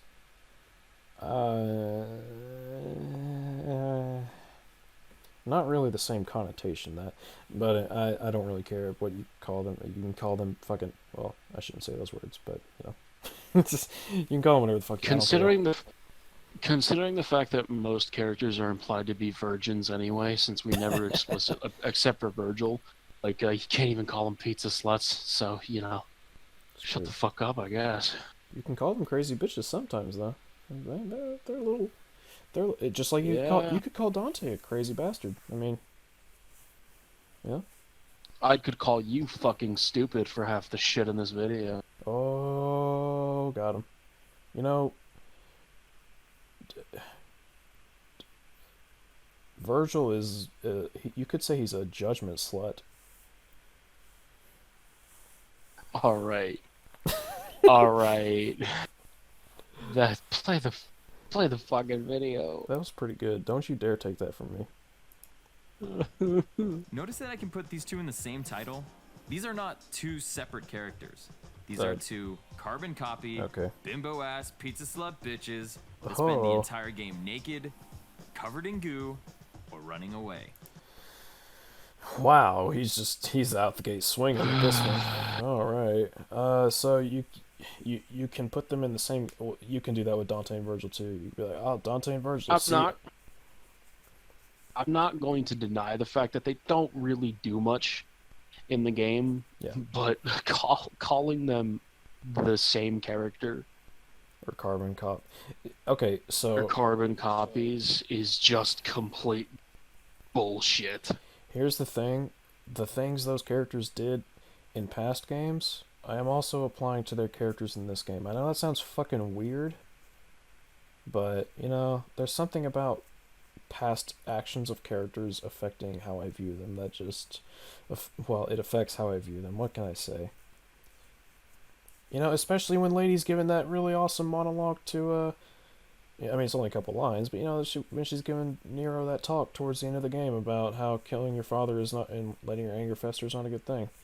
Like, that's a great moment. Yeah, and especially it comes from 'cause- her arc in yeah. a previous game. Yeah.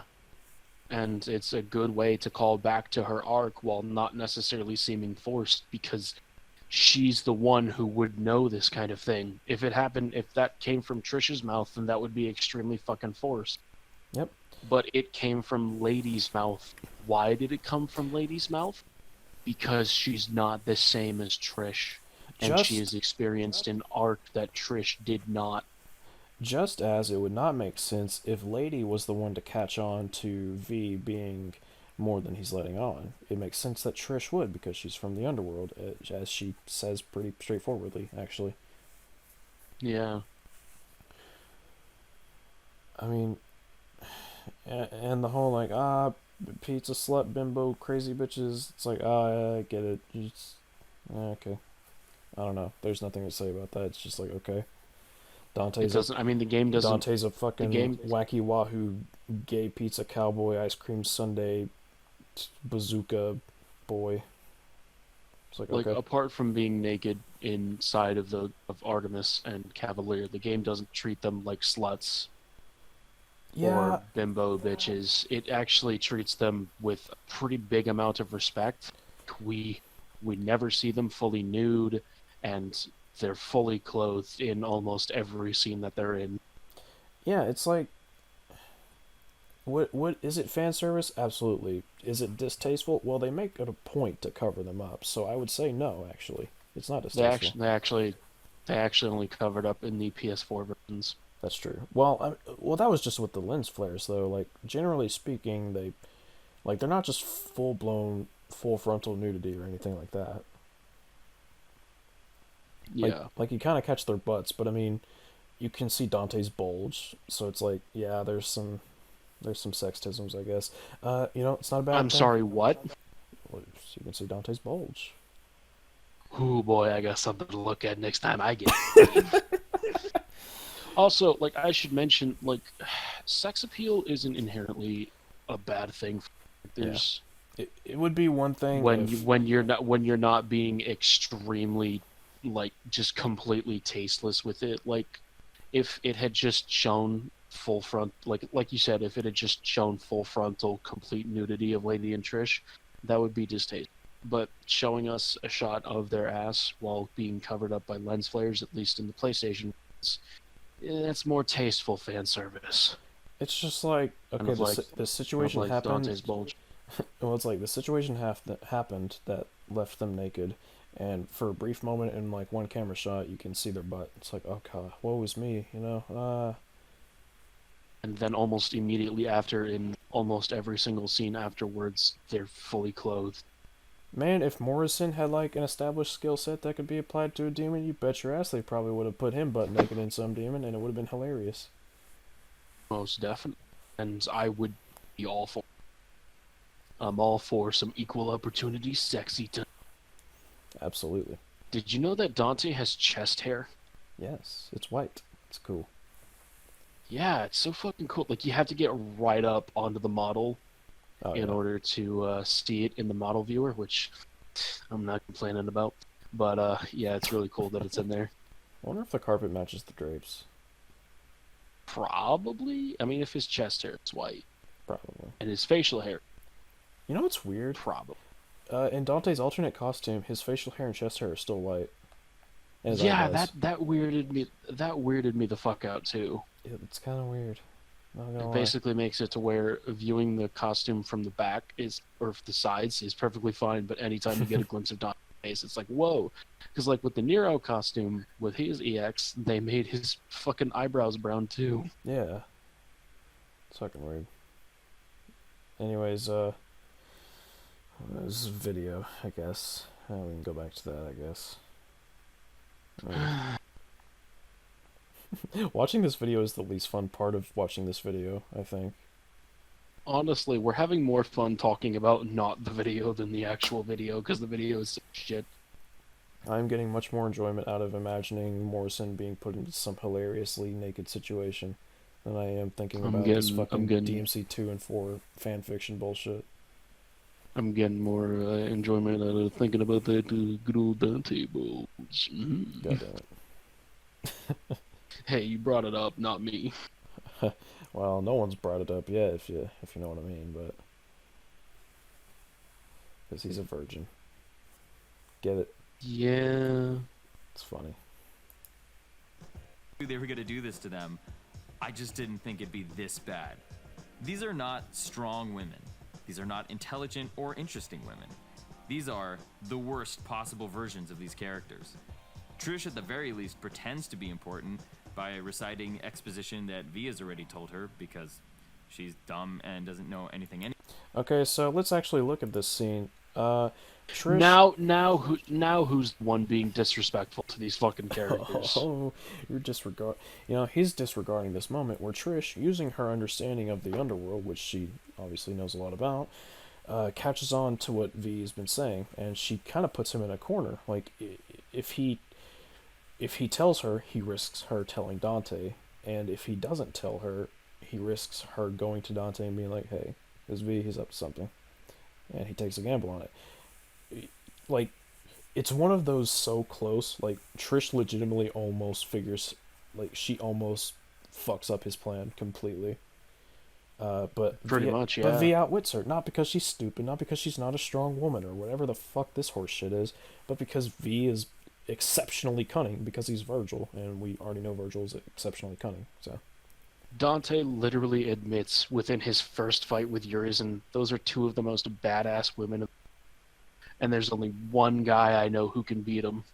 Yeah, and it's one of those things where it's like, would it have been better for us to see them fighting Urizen and to show us rather than tell us? Yeah, sure, absolutely. But I mean, that alone doesn't mean that their characters are bad, you know? He literally completely disregards the protagonist of the game and essentially implies that even he couldn't beat Lady or Trish. That's how much respect he has for both of them. Yeah, I mean,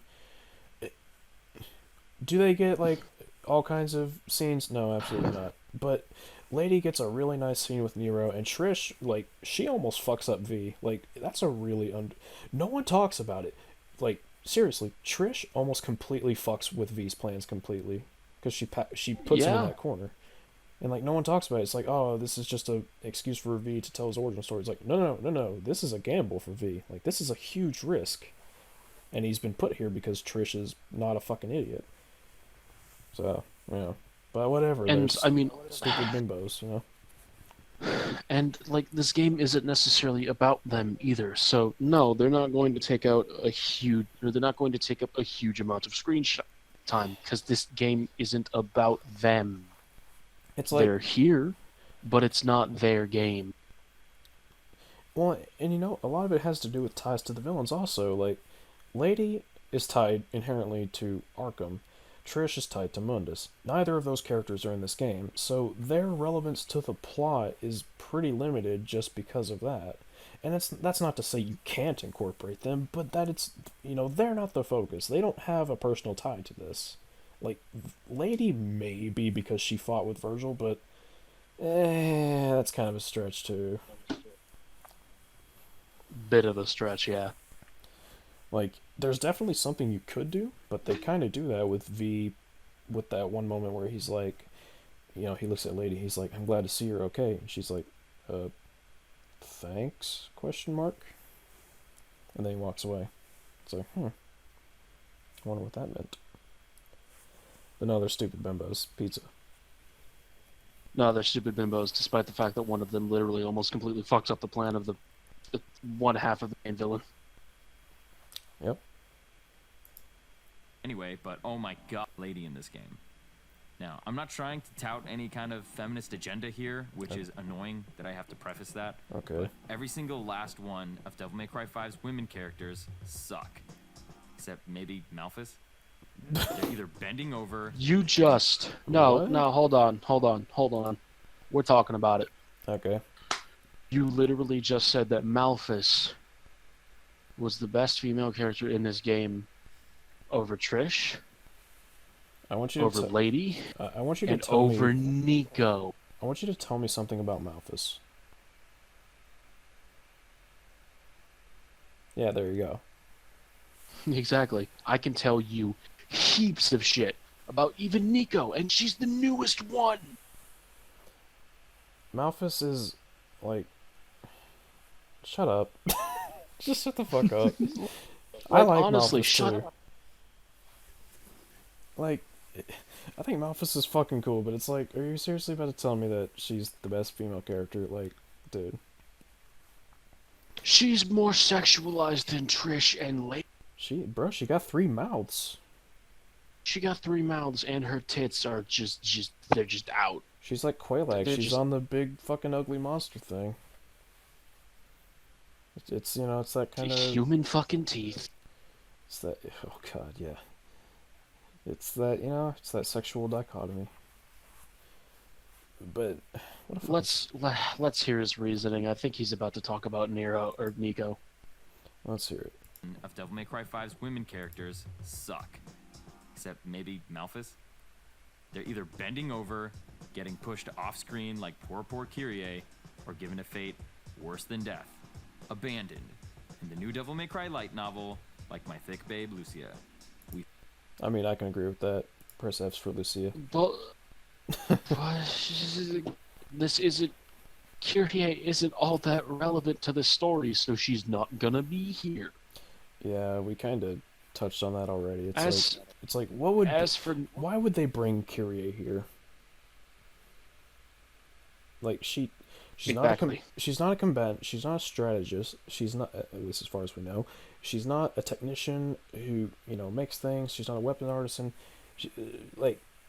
She's not in the Devil May Cry business. She's Nero's wife. Would it have been nice to get like some kind of flashback to her and Nero? Yeah, sure, no doubt. But like, Yeah, like I like Kyrie, and I would have liked to see more of her because I honestly really like her design. Yeah. But I mean, she's not relevant. And also, like, Nico bending over, like, you literally can't even fucking see anything. I mean, like, I'm sorry. Don't Like, get is me it really wrong. that big of a deal? I'm all for Nico bending over, but what is? You can't see a fucking thing. I mean, well, you can see her bare back. That's literally basically. I mean, and like maybe a quarter of a curve on her ass. regardless, it's like, even if she was like butt ass naked, what would that mean? What's the problem exactly? Like, you need to tell me something other than she bent over, fucking slut, big pizza bimbo. It's like, okay, fine, I don't care. I do miss Lucia though, so I can agree with that part at least. Yeah, wrong place, wrong time. She deserved better, especially that design. Jesus, she's got such a great design. She's fucking awesome. We finally, and I'm so sorry. Nico. I really tried with Nico. Nico is annoying the whole time. I don't understand people that defend this character. That's subjective. She's terrible and makes me so mad. She's kind of like that annoying friend in high school who embarrasses you in front of your cool friends, but like ramped up to 11. Oh my god, you literally just described her point as a character in terms of how she acts. It's like, I don't even. She's trying to act cool. It's like, I don't even disagree that she's a dork, but like, why is that bad? What's the problem? She's literally trying her best to act cool, amongst all of these larger-than-life superhuman devil hunters, while she's just a little human. She's almost a self-insert for the fans. Like, she fangirls over Dante. She has a crush on Lady. She thinks all their super cool stuff's great. She picks on like, she is literally the fan base of this fucking series. Literally, like, she gets real nervous when talking to Dante and stuff like that. And is also like the only character who like acknowledges his extremely absurd weapon show-off sequences. But no, she's Like- annoying. Why? Because she's annoying. Okay. Let's let him finish. I'm so eager to hear what he has to say. She's kind of like that annoying friend in high school who embarrasses you in front of your cool friends, but like ramped up to 11. She ruins every scene she's in and finds the rudest, most childish way to communicate every line. You know I got you covered, asshole. Yeah. Keep your panties on. What? Will you stop it? Look at you. You're nobody's. That part's not even mean. Yeah, like she's literally just trying to joke and cheer Nero up. Yeah, like, that's not mean. And it's like, oh god, it's like what fucking Simply Dad said about, was it Simply Dad? Someone said Yukari was like just kind of a bitch, and it's like, okay, so I think it was Simply Dad, yeah. yeah, because he was talking about the scene with Fuka on the roof, and he's like, she says a mean thing. It's like, well, no, Yukari's kind of snarky, and Nico, she's a fucking goober who picks on Nero, like. And even then, we mentioned the fact that in the scene where Yukari makes a kind of snarky comment to Fuka, like, Fuka, it's not out of character. Well, like, even then, like, they all just walk up and say hi to her, and then Fuka just immediately starts waxing poetic on them out of fucking nowhere. And it's like, yeah, I can understand why they would be just a little bit unsettled, because their friend decided they were just gonna fucking wax poetic as a starter. Yeah, and it's like, with Nico, it's like, oh, she's mean to Nero, and it's like, do you, okay, who in their fucking, I do not. Who in their right mind is getting the impression that Nero is really taking what she says to heart? Even then, I don't get the impression that Nico is entirely earnest with all of the shit she says to Nero. Like, even in the scene with Lady, she's like, loosen your jockstrap, I'm just messing with you. Yeah. Oh, and on the topic of that softer side, when you S-rank Mission 3 as Nero, you also get a photo of Nero on a payphone, and judging by his expression and the way that he's casually leaning up against the payphone, I'm pretty sure we can all assume that he's most likely talking to ADA. Yeah. Fucking, just figured I'd bring that up since I remembered it. Man, Nico makes a devil arm just for Nero to fuck Kyrie with it. Alright, I don't want you saying shit about her not being God. the best fucking Chad in this game. Alright, she takes after her father. She's a Chad.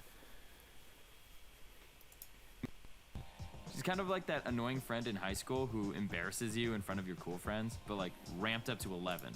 She ruins every scene she's in and finds the rudest, most childish way to communicate every line. You know I got you covered, asshole. Yeah.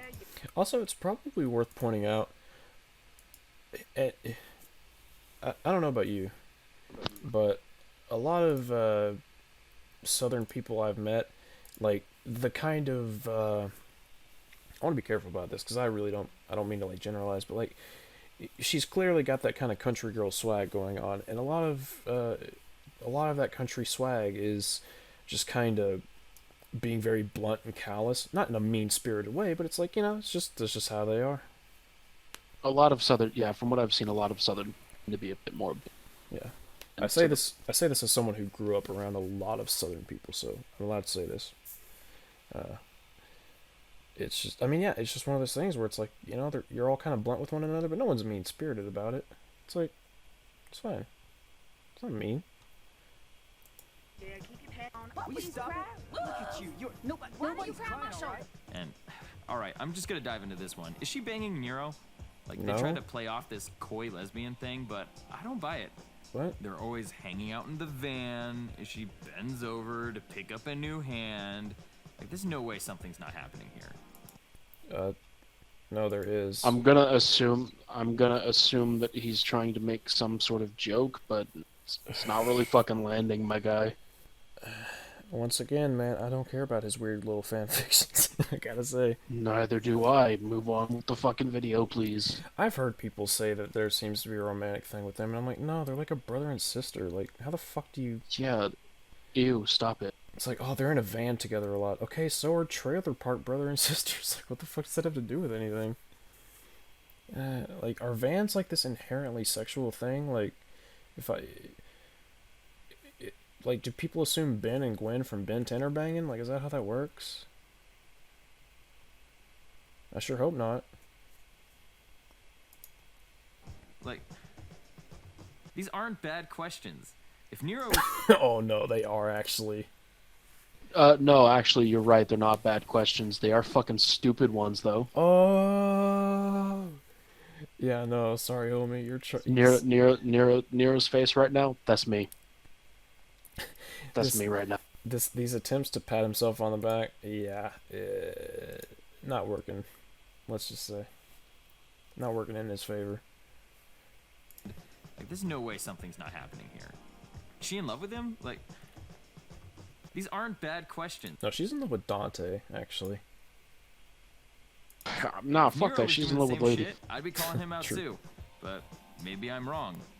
Could be that he's already taken care of business all on his own. Catch my meaning? Okay, before we keep going, I'm just going to use this one scene as my case study for everything that's wrong with the way DMC5 treats its characters. Alright, let's hear it. I mean, as for bringing everyone together, this has got to be the most embarrassing sequence I've ever seen in a game. It's just a symphony of bad. For context, Dante has just found his childhood home and inexplicably received his sin powers, but we haven't had the time to process this Griffin yet. literally explains in that scene. Immediately into a cutscene to kick Urizen's ass, only to let him get away because Dante's bad at doing things. No, he teleports. Back at the van, which is somehow inside the tree, Dante finally reunites with his friends. Dante hasn't seen Lady since the Urizen battle, where they all probably thought each other were dead. Trish. No? She was captured. I remember that. But I don't know what happened to Dante. No. Okay, well, Dante knows that Lady and Trish aren't dead. And they believe, like, no one believes that Dante's dead. I mean, just... no. No. Oh my god, this fucking I'm gonna grab a bottle of water or Sprite or something. I need a refreshment. Yeah, I'm gonna go grab a drink too. Alright, I'm gonna leave it on the recording because we're just gonna be gone for... I'm literally just gonna walk in there and walk right back out, so... Just... I need time to process things. Yeah, I'm gonna wait to continue. I'm gonna wait to say something about this until he's done with his little case study. Yeah, I want to go through the whole thing too. I just wanted to stop there because I'm like, no, they didn't think they were dead. It's not what happened. Hey, bro. What's up? Our avatars look sick beside each other. Dude, they're so cool. Wow, are we patting ourselves on the back? Ugh, fucking cringe. I worked hard on these. Fuck off. No, they're great. Thank you. I'll be right back.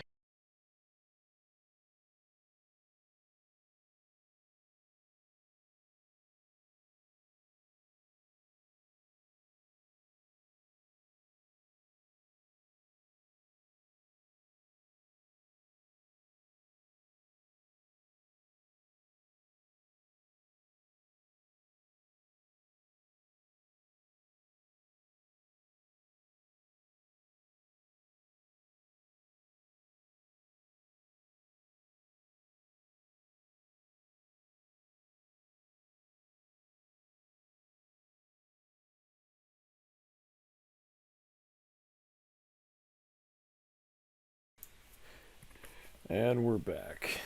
Oh man, this video's not very good, I gotta say. It might sound like we're being kind of mean to him, but in fairness, he's being mean to our favorite video game. So yeah, no. But on a serious note, like I'm sorry, this video's just fucking bad. he raises all these questions about just total nonsense that are either nitpicks or things that are not actual problems.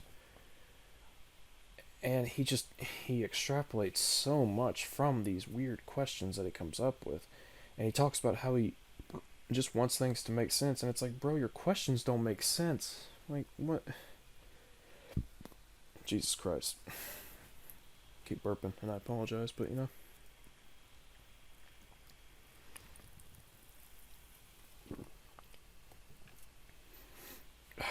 God, oh my God, how far are we into this video? We have 20 minutes left. We can fucking do this. I believe.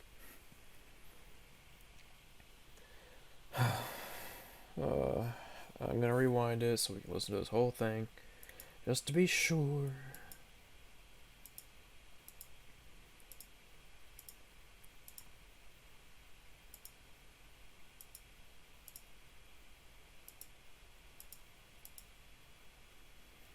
Alright.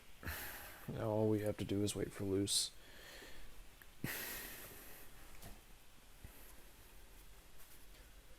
I suppose I should make it clear, like, this isn't a case of, like, I want to be especially clear. Just because we love the game doesn't mean we're not open to criticisms about it. Last time we talked about Persona 3, a game that both of us love very, like, on a very personal level, love very, very much. But we absolutely have criticisms for the game, and the same goes for DMC5.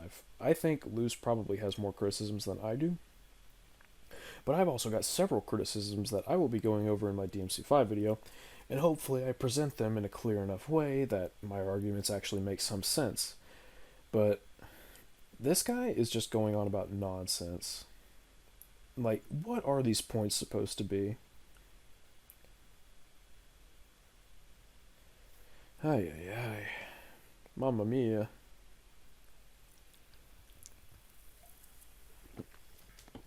We're gonna fucking make it. We're gonna make it to the end of this, though. I'm getting my wisdom teeth removed tomorrow. I am not about to stop.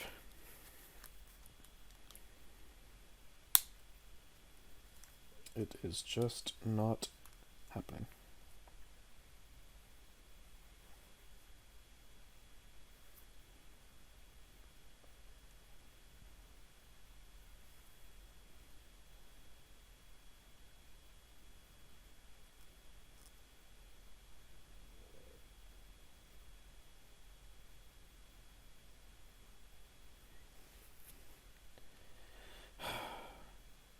So, commenters, even though you're not watching this live, obviously, I'm curious. What are your thoughts? Because I'm gonna have this premiere, obviously, and I'm gonna have the live chat thing going on. So I'm curious. What are your thoughts to those of you who are actually watching this premiere? I can't imagine that. Man, I don't know how anyone would defend this video. I don't know. Also, if it sounds like me and Luce are getting kind of tired, that's because we're getting kind of tired. It's about 1 o'clock for me, which means it's about 12 o'clock for him, I think. And we've been at this for a while. Man, Mahler and EFAP folks, Raggles, and Fringy, and Jay, and all y'all. I don't know how the fuck you do this shit so regularly. Luce, I think that you're gonna have to leave and come back again. Snap. I love that sound. I think Luce is back, but it's doing the thing where I can't hear him. So, it's just, it's one of those pickles. One of them, they're pickles. Hopefully he picks up on it soon, though.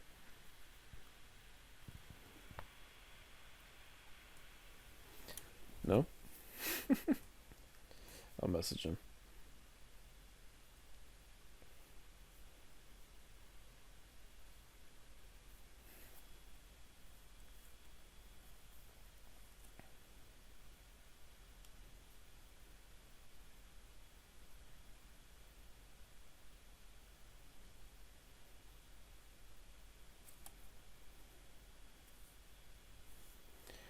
Alrighty. Oh boy. This has been a fucking adventure, let me tell you.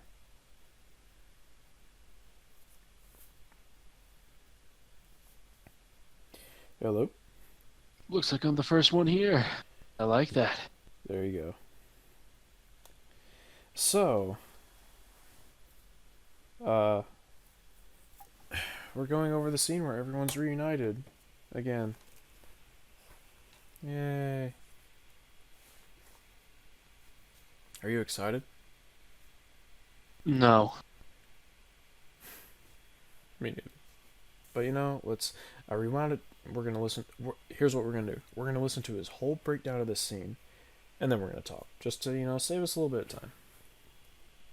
Scene as my case study for everything that's wrong with the way DMC5 treats its characters. I mean, as for bringing everyone together, this has got to be the most embarrassing sequence I've ever seen in a game. It's just a symphony of bad. For context, Dante has just found his childhood home and inexplicably received his sin powers, but we haven't had the time to process this yet because he jumps immediately into a cutscene to kick Urizen's ass, only to let him get away because Dante's bad at doing things. Back at the van, which is somehow inside the tree, Dante finally reunites with his friends. Dante hasn't seen Lady since the Urizen battle, where they all probably thought each other were dead. Trish, she was captured. I remember that. But I don't know what happened to Dante. Nero probably has a lot of questions about Dante's unexplained powers and that he's alive still. Dante and Trish, at the very least, both understand that Urizen is actually Virgil, but no one says anything about it. And it can't just be to keep it from Nero. Or maybe they actually don't know. When Dante drops the worst line in the game and says, quote, "My dumbass brother's back, and I'm gonna rip him a new one," Trish's immediate reaction is, "Virgil's how?" So, does anyone know what's going on? Does Dante know? Okay, so we're gonna stop there. Oh boy. Okay, so wait. Technically speaking, he's not done with the entire scene. Well, he jumped to another scene, so that's a good enough stopping point for me. So, okay. Dante and Trish both know that Urizen is Virgil, so why aren't they talking about it? Simple. So, Dante has already... We already know that he's very private about his personal affairs. He doesn't really plan to talk to anyone about Virgil, unless Virgil himself becomes a threat, which he does, and then Dante talks about it. And again, up until the end of Mission 10, where Lady and Trish were knocked out, he didn't know for certain that Urizen was actually Virgil until he actually saw him with his own eyes and fought him. Trish, on the other hand, learns that Urizen is Virgil from V. And V sort of manipulates her into... So what he does is he's like, was this man who stands before you wrong? Or whatever the fuck. And Trish is like, I'm not your mommy, V. You gotta fight your own battles. And, you can tell Dante yourself. She resolves to let him handle his own business. And then, when they get to that scene, he doesn't. He doesn't tell Dante because he doesn't want Dante to know, because Dante would fucking ruin everything. And he's lucky, in a way, and also clever for being able to get Trish to not tell him. Like, she expressly states that this is V's thing, not hers. This is his business. He needs to work it out. And he convinces her of this by playing the pitiful fool, which, there might be some truth to it. It's, it's up to the audience interpretation, which is really good. But that's why they don't talk about that. And then when Dante says, hey, Virgil's back, Trish says how, because she doesn't know how. She wasn't there when it happened. She doesn't know what's going on. It's literally just, hey, Virgil's back. Whoa, what the fuck? It's like, yeah. Yeah. I mean, oh, you just left the watch together. Oh, no. Womp womp. Fucking internet. It's all good. But yeah. You sure I left the watch together? It's... It says he did. Alright, I'll refresh. Okay. So yeah. Join the room. to- And to clarify, I agree with pretty much everything Loveless has said up to this point. I couldn't have said it better myself right now. I mean, yeah, it's Hit the nail on the fucking head. simply fucking put. Dante doesn't like to talk about that, which is extremely clear. And Trish got worked by V. That's all there is to it, man. And then when Trish figures, or when she's told Virgil's back, she is wondering how, so she asks how. So Because she doesn't fucking know how it is that Virgil managed to come back. yeah, like, just because she knows that V is part of Virgil doesn't mean that she automatically knows how. Like, it would be like if Mundus came back, like, she would still I fair to say she'd probably wonder how, you know? Shot in the dark, but Yeah, considering the fact that she most likely considered Mundus completely done and gone, it's safe to say that she would probably be like, wait, what the fuck? yes, And it would be perfectly justifiable. yeah, even though we know, because of the ending of Devil May Cry 1, that Mundus isn't dead, it would still, like characters would want to know how. I mean, Yeah. yeah. Like, Dante probably knows that Mundus isn't dead. Like, he literally taunts him after he's sealed away Yeah. by saying, hey, give my regards to my son whenever you come back. But even then, he would probably still be like, wait, how the fuck did you actually come back? Maybe Nero You know? will be that. Dude, could you I imagine? hope so. Could you imagine a fucking Nero fighting Mundus adventure? It'd be so fucking cool. That would honestly, I would say that would probably be one hell of a way to end the series. Maybe. With the person who is the closest to Sparta out of all of his descendants, Yeah. essentially following in his grandfather's footsteps. Because, I mean, Nero is basically just Sparta 2.0, but a lot Nero woke up to love rather than justice. Yeah, but I mean, he still has a sense of justice to him. He just didn't need to awaken to it. Oh yeah, He had it from the start. I'm just turning the phrase around. So, anyways, yeah, no, that's pretty much that. So let's hear the rest of this. Does anyone know what's going on? Does Dante know? Yes. Never would have guessed you'd come back. Damn it, V. Was it your plan all along? So there's no reunion, there's no, oh my god, we're all still alive. There's no sharing of crucial information that they may or may not even know. Actually, they do. Trish says, hey, the Clifoth grows in reverse. You need to go down in order to track down Urizen, which is their priority. He went to the highest level of the Clifoth's control. And also the reason he's so strong is because he absorbed human blood, and it makes demons stronger. That's also how Mundus was able to be king. Yeah.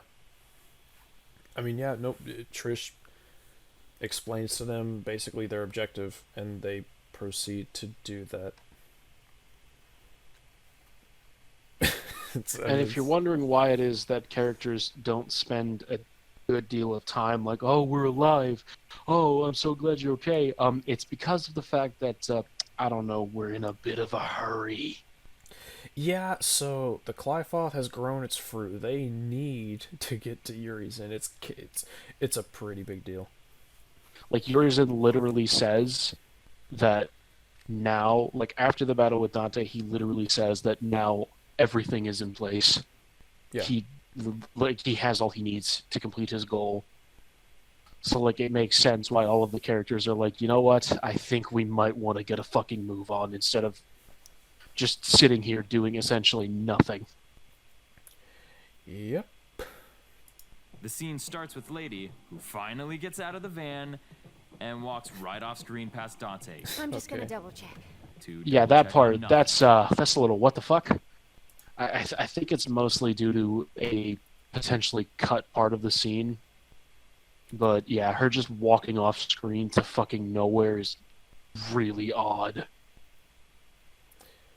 Yeah, That's that's an actual point of criticism. It's like, oh, what the fuck was she doing? I don't know. Does it affect the scene Holy in a shit. particularly negative way? Not really, but it's a thing. Holy shit, did he just present a potentially valid criticism for the first time in his 43-minute video at 23 minutes? I mean, hey, he did bring up Lady not suddenly getting her clothes back. That was a thing. It was a nitpick. It's about the best he had up to that point. I'm gonna fucking punch you in the throat. That's how I feel about this video. Oh, hello, kitty. Do you want to watch with Papa? You're gonna lose your fucking mind before you're even able to talk. Dude, this is like some Lovecraftian shit where I'm just going insane the more I'm exposed to it. Honestly, this video is a perfect example of that's what this video is. It's an attempt at cosmic horror. This video is cosmic horror. It's right off screen past Dante. I'm just gonna double check. To double check on nothing, because everyone's already there. Trish reveals what the plot fruit is, and that the tree is actually upside down, but so no she one is sharing cares, crucial and she still information. doesn't actually know anything, because V is the one who told her, and didn't tell anyone else previously, because I guess he's afraid of public speaking. No, he told her about Virgil. No, he told her about Virgil, and he doesn't want to tell anybody about who he is, because that would fuck up his entire plan. And Trish puts it on him to do that, because he convinced her to let him. And she wasn't expecting him to not tell him, since he seemed genuinely remorseful whenever he, whenever he was talking to her. Yeah, it's like, oh, no character shares crucial information. By the way, Trish shares this crucial information, but it doesn't really matter because she's not talking about Virgil. It's like, there's more going on. Stop it. Stop doing that.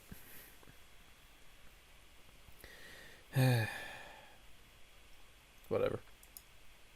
His balls 7 times, makes Nero feel insecure, and then like a bad horror movie, everyone runs away to cover more ground because Dante let Urizen get away in the first place. Okay. Is this really the same game that everyone is saying is the best in the series? Yes. This is embarrassing as hell and makes no sense. There is one good scene. Okay, so the game you're describing is not the game everyone's saying is the best in the series, because the game you're describing is your fan fiction, not what actually happened. So, yeah. Just gonna throw that in there. Series. This is Can embarrassing. you copyright strike a person? Why do you say that?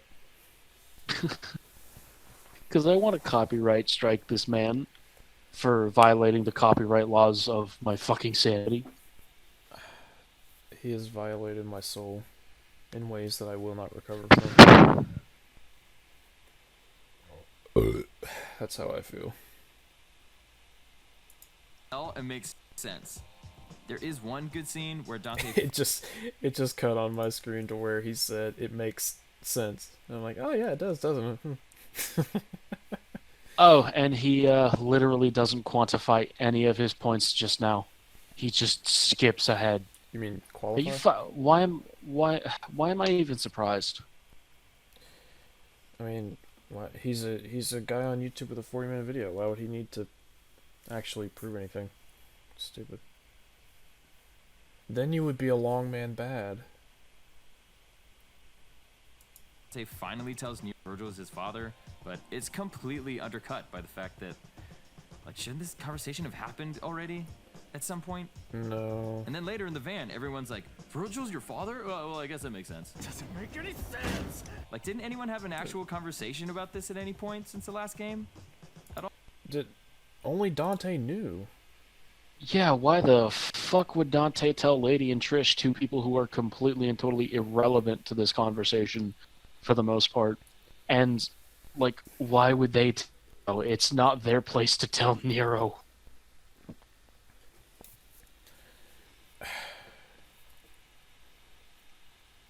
Man, I'm about to get my whiskey, I swear to God. This is... Bro, I'm reaching for it. It's taking everything in my power not to. I'm not sure how much I have. I don't have too much left in that big fat fucking club of whiskey, but Why didn't anyone else talk to Nero about it when they didn't know about it? Gee, I wonder. Doesn't make any sense. Like, didn't anyone have an actual conversation about this at any point since the last game? At all? And then they're off to stop Virgil. And actually, this is a great scene here where Lady, Trish, and Nico all look around and say 3 different versions of the exact same thing. What? What's happening now? Oh god, I thought it was over. This isn't good. There is no characterization here at all. They're just panicking. Why does there need to be characterization in that? They're just... You know how Trish looks kind of like she's crying and mascara is running down her face? That's me right now. That's my fucking heart and my brain. That's what I was gonna say. It's my brain with gray matter just leaking out of it. So, you're a character, right? And you're on this giant structure, and it's starting to collapse around you, and it won't kill you, but you're like, holy shit, things are going south. I need to get out of here. And this fucking schmuck with a YouTube channel is like, wow, this character's not like developing here. It's like, what? It'd be like if every time Spider-Man swings a web, it's like, wow, why isn't he fucking developing? It's like, he's just swinging through the city right now. It's like, no, but he's not developing. He doesn't need to develop right here. He doesn't need to develop every fucking second that he's on screen. Like, believe it or not. I know it sounds crazy. Not every time a character shows up needs to be the next pivotal moment of their life. What a bizarre thing to say. That's how I feel. Everyone's changeable, and I don't give a damn about anyone. Dante tells them to all fuck off, and they do, because there's no reason anyone is in this game in the first place. Okay. And then there's Dante. I thought I already talked about Dante. He's a wreck. He's worse than a wreck. He's a wreck not because he was stuck in the underworld, not because he has some overwhelming trauma. They kind of Thored him. They looped him. They decided to make Dante... Oh, no, sir. All right. All right.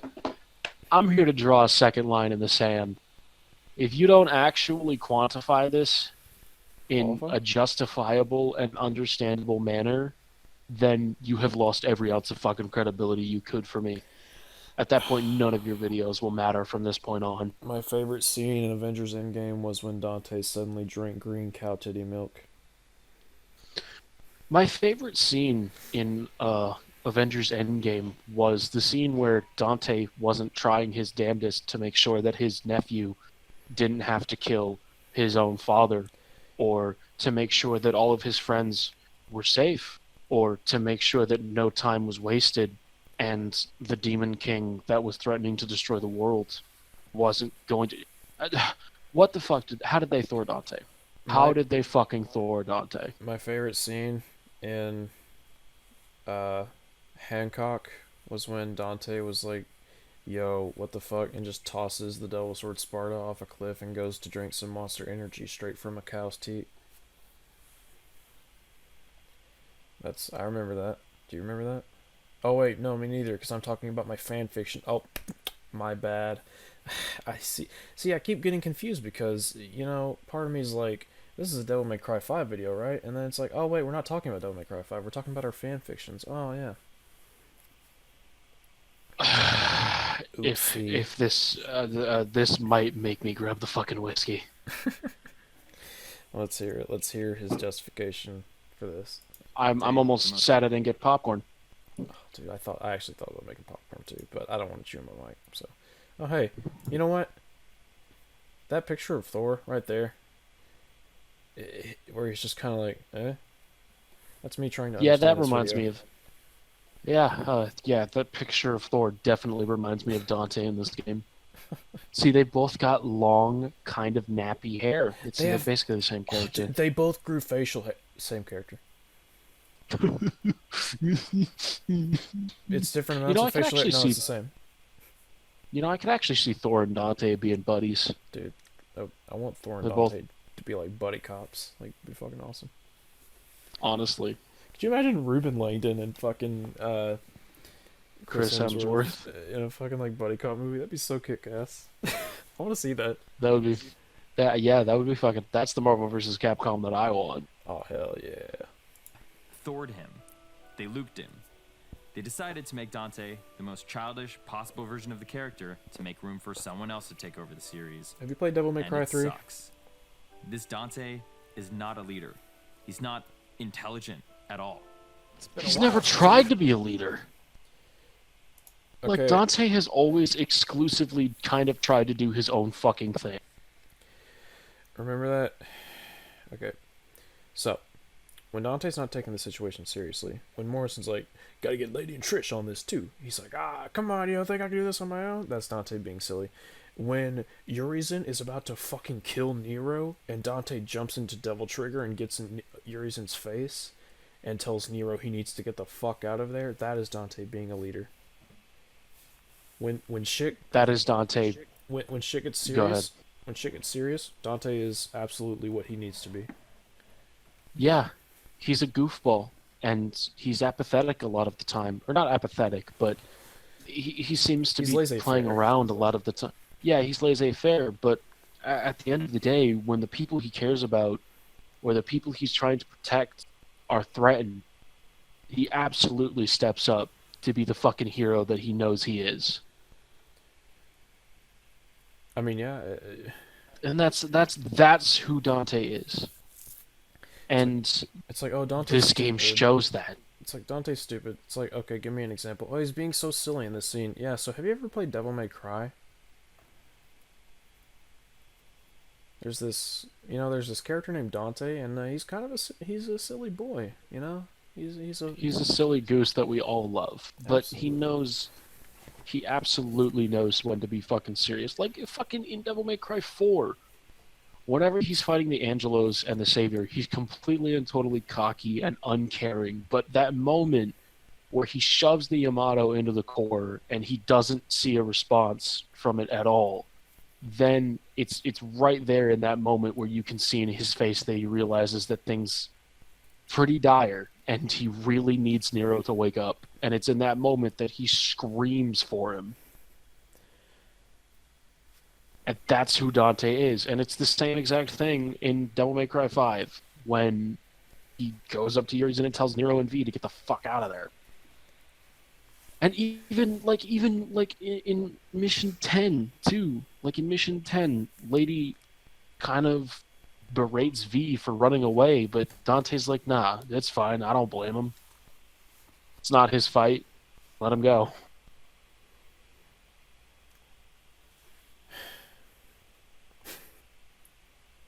Like, this is what happens when you completely strip away... This is what happens when you strip away all of the fucking context so that you can try to have a special contrarian opinion. Yeah, pretty much. Or because of the fact that you just don't want to get over the fact that the game wasn't what you specifically wanted and they didn't tailor it to your desires. Oh, right here, Dante says it's been a while since he used his brain this much. That means he's stupid. Yeah. Because joke means stupid. That's how thing work. Yeah, it's almost as if Dante is actually implying that it's been a while since anything has challenged him. You know, if a joke means a character's stupid, then you must be really stupid, because this video is one big fucking joke. Got him. Just getting progressively more savage as time goes on. It's like earlier I was getting fucking annoyed because my fuse was short, and now it's just like I'm just laughing at this whole thing because it's so fucking stupid. This is bad. My brain. He's pushed away all the ladies in his life. His business is failing. He lets Morrison treat him like a child because he is one. He spends most of his time sitting alone in the dark because he can't pay his bills. This Dante is a bum. He's washed up, he's useless, and he's waiting to die. He doesn't tell other characters crucial bits of information. It's dubious whether or not he actually understands this information, and he bungles almost everything he does, even though he's given plenty of time and opportunity. I like how he says this as if he's proven it. Now, real quick, I'd like to talk about Dante. I feel like we have done a disservice because we've talked about him comparatively little to the other characters, not just in this episode, but just on S.E.E.S in general. I don't know if you know this, but Dante is kind of fucking depressed a lot of the time. You think And so? that say again? You think so? I got an actual question. Like, you think he's depressed? Well, I mean, you remember when I talked about that sort of miniature character arc that he goes through in Devil May Cry 4 within the first mission. He starts out completely and totally Yeah. apathetic, uncaring, doesn't even make a single quip. I don't. But he starts. I don't know if I'd say he's depressed, but he's definitely bored most of the time. That's for sure. Like he's just uninterested for a lot of the time, and the anime specifically goes, at least tries to show that more morose side of him a lot of the time. I know it's the anime, Yeah. but Well, yeah. Well, and it's like, all of the big crises have to do with Sparta in some way, and it's like he doesn't care about Sparta. He doesn't care about that stuff at all. So it's like when the big things come up and it's linked to something he just doesn't give a shit about, it's like whatever. So he tries to have fun with it, and that makes sense. And it's like, and like not only that, but especially if you consume the supplementary or ancillary media of Devil May Cry, this whole Dante struggling with his business has never been a new thing. That has been Dante from the start. yeah. He's That's- always struggling with debt because he's just irresponsible with his money. Well, and It's like I not- said before, it's not every day a fucking world-ending crisis happens. Just gotta say. Yeah, sometimes. And also, what's this fucking? He mentioned it was like Dante pushes all the women out of his life. It's like, what? When Because- does he do that? First of all, he still sees Lady. He still works with Lady and Trish. What? Because he's not fucking them. Like all of a sudden, that means he's what? Dante doesn't have romantic interest in Lady, and he especially doesn't in Trish because she looks like his mother, and that's fucking weird. I kind of wish he had a romantic interest in Lady because, I thought they had something in DMC3, but just didn't work, I guess, unfortunately. Fucking stupid. Talk about fucking misreading every fucking character. Not even just that, but like every situation they're in that he talks about, it's like, no, you're getting the wrong idea here, buddy. I'm breaking out the whiskey. I can't fucking do this. I rewinded just... actually, fucking, I'm not rewinding. I don't care. Things right. The entire game is apparently his fault anyway, because he forgot to tell Virgil that it him. The only thing this Dante can do, the only thing he's good at, is pulling off sick-ass moves and running over goats and lizards with his motorcycle. Okay. That's no not... life in this character anymore. That's also, not... his new sword looks like an artichoke. I hate it. Okay. That's not at all the way the game tries to frame it. I want this guy to go up to Ruben Langdon and be like, yeah, your performance as Dante, she just had no life in it. And Ruben's like, oh, okay. Thanks, I guess. It's Like, I'll admit, I think Ruben is intentionally trying to play a somewhat more worn out and tired Dante, which, I mean, yeah. It to an extent, it makes sense why it is that Dante would be tired and kind of worn out. I wouldn't say that he's waiting to die, because the Dante that I know wouldn't ever give up hope, but like the game never frames the moment where the game never frames what happened to Virgil as Dante's fault. Yeah. It just framed that's just the catalyst, but that catalyst never came about because of Dante. It came about because of a bunch of heartless bastards that wanted to snuff out something that threatened his power.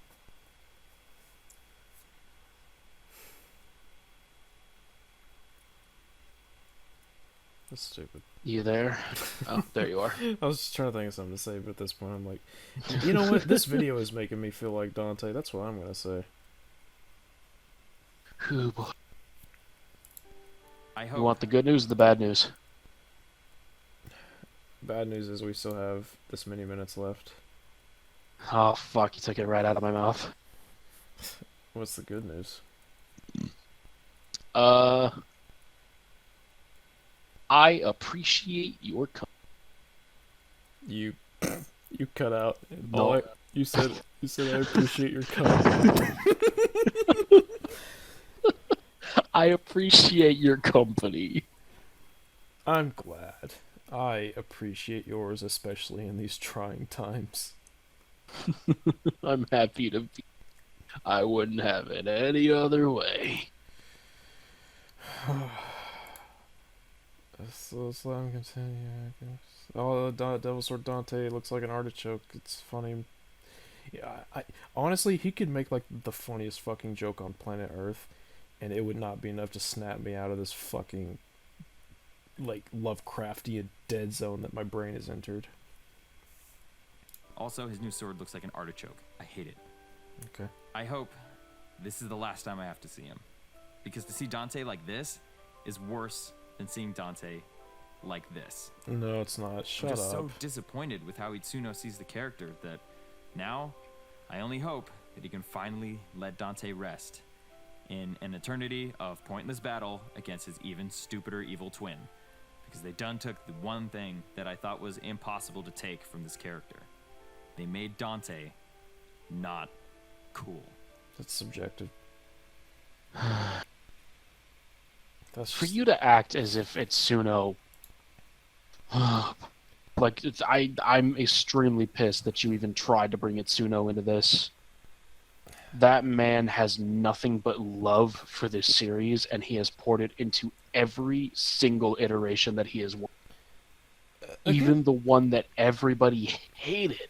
Again, it's like, just go up to Itsuno and be like, yeah, so you clearly don't love Dante anymore. And he's like, what?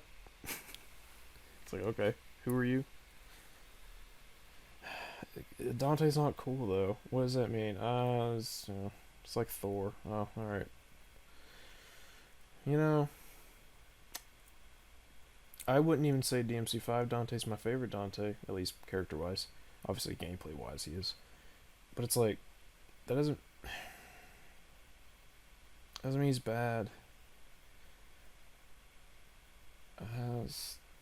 Dude, this is like exhausting me. This is so stupid.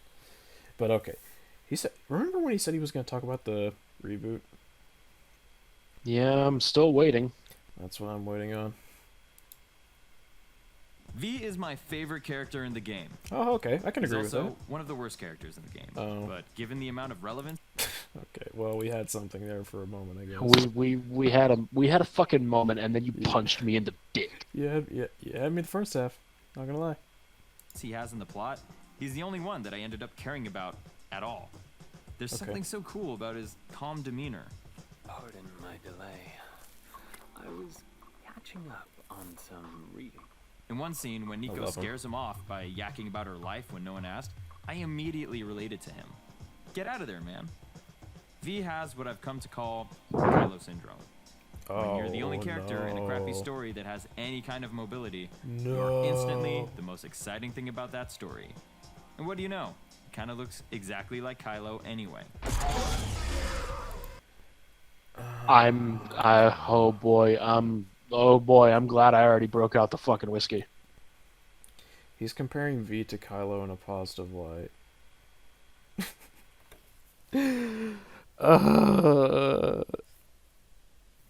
I almost... Oh my god.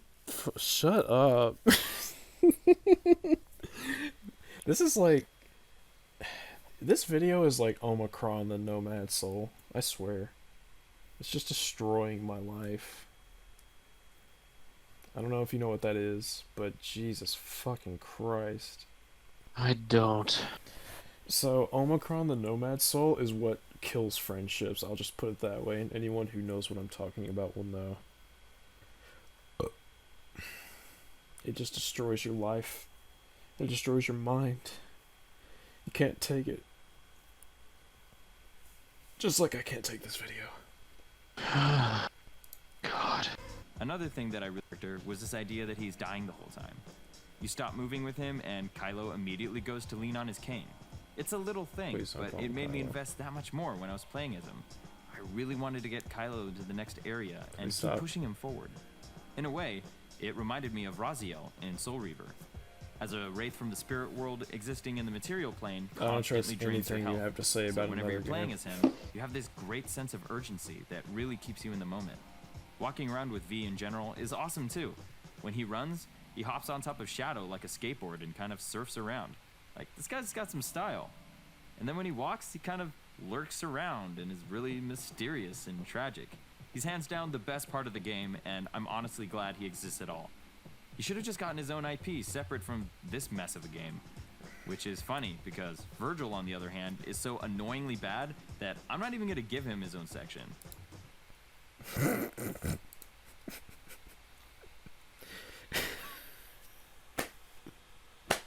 Imagine saying... Imagine basically saying, yeah, I didn't care enough to actually give this character their own section. Imagine actively admitting that you were fucking being lazy, essentially. And I don't mind using it in this context because you actually just straight up admitted to that. You know what? You know what I think is just ironic is saying that V is the best character while saying Virgil's bad. It's like, do you know who you're talking about? V is literally one half of the character. Dude, this is... If we got pranked. We got pranked, bro. The only recourse is that we only have, like 17 minutes left. I might prefer a mustard gas chamber to this video. I'm gonna be real with this talk. Oh my god. It's so bad. This is bad. This is like like, okay. Mayo was dishonest. Simply Dad was an asshole. This guy is just... This video is just stupid. Like, it's mind-bendingly stupid. And I don't want to say that as in a reductive way. I sincerely do not want to be like a reductionist person who's like, oh, you're just being stupid.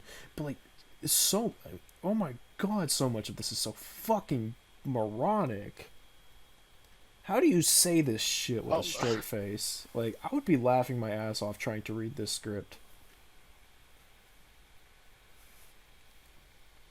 It's just an out-of-season April Fool's joke. We're just not smart enough to get it. I'm not big-brained enough, man. I admit it. That's the only fucking explanation that I could possibly have for something like this. Let's see what he has to say about Virgil. Let's hear. He doesn't have his own section, so let's just hear what he has to say. So instead, I'll just give kudos to DMC5's real Daniel Southworth role, and it's actually Griffin. You and I like to Oh, exist, so okay. get rid of those demons quick. Are we gonna praise Griffin? I got your back. Please praise Griffin for the love of I thought he God. was going to be like really annoying, but he's actually really funny. Never seen him before. Not in the underworld anyway. In that respect, he's a lot closer to DMC4 Dante than actual Dante in this game. None of his one-liners make you laugh, but he's funny anyway. No, they make me laugh. What the fuck are you talking about? None of his one-liners make you laugh, but he's funny anyway. Shut the fuck up. How do you compare something to DMC4 Dante and then say it's not actually funny? It's like, what? What? What the fuck? How the fuck do you put two contradictory statements in your script and Man, and I want to know actually... I want to know how this guy manages to put two socks on in the morning. Jesus fucking Christ. Fuck me, dude. Fuck me. Dude, we are getting there. We are going to fucking get there. We have come this far. God damn it, I'm trying. I'm trying so hard. We're in goddamn Mordor now, alright? Fucking Mount Doom is right up ahead. We can... Mount Doom is... No, you know what? Mount Doom is his reboot section. That's what it fucking is. We're gonna get there. Oh, no. The Eye of Is it because it's gonna be... The Eye of Sauron is El Donte. Is it because the reboot section is going to be the most hot, concentrated pile of trash? I have not seen it, so I can only hope. I only saw like the first bit of this video. Let's fucking Oh shit, go. so we're both going in blind. That's fucking great. At this point, both of us are blind, yes. But, El Donte is the Eye of Sauron, and the reboot section is Mordor, as far as I'm concerned. You mean Mount Doom? Well, I mean, yeah, pretty much. The Eagles are the end credits. That's what those are. How do you not laugh at this? Like when you first see He's it. over the top, but you kind of like having him around. Why didn't they do that with Nico? That's exactly what they did. They actually. did. That's exactly what they did with Nico. Nico's a human fucking griffin. She's extremely over the like every character in Donut. Whatever, fucking shut. I don't care. Anyway. I think that at the end of the day, the worst thing DMC5 does is act like Dante and Virgil's struggle has just been these two idiots bickering for no reason. And that Nero's the one who finally puts a stop to it. Up until this game, Virgil was evil. Even in this game, he kills thousands of people. Dante, on the other hand, is a hero who puts a stop to Virgil's plans at great personal cost, time and time again.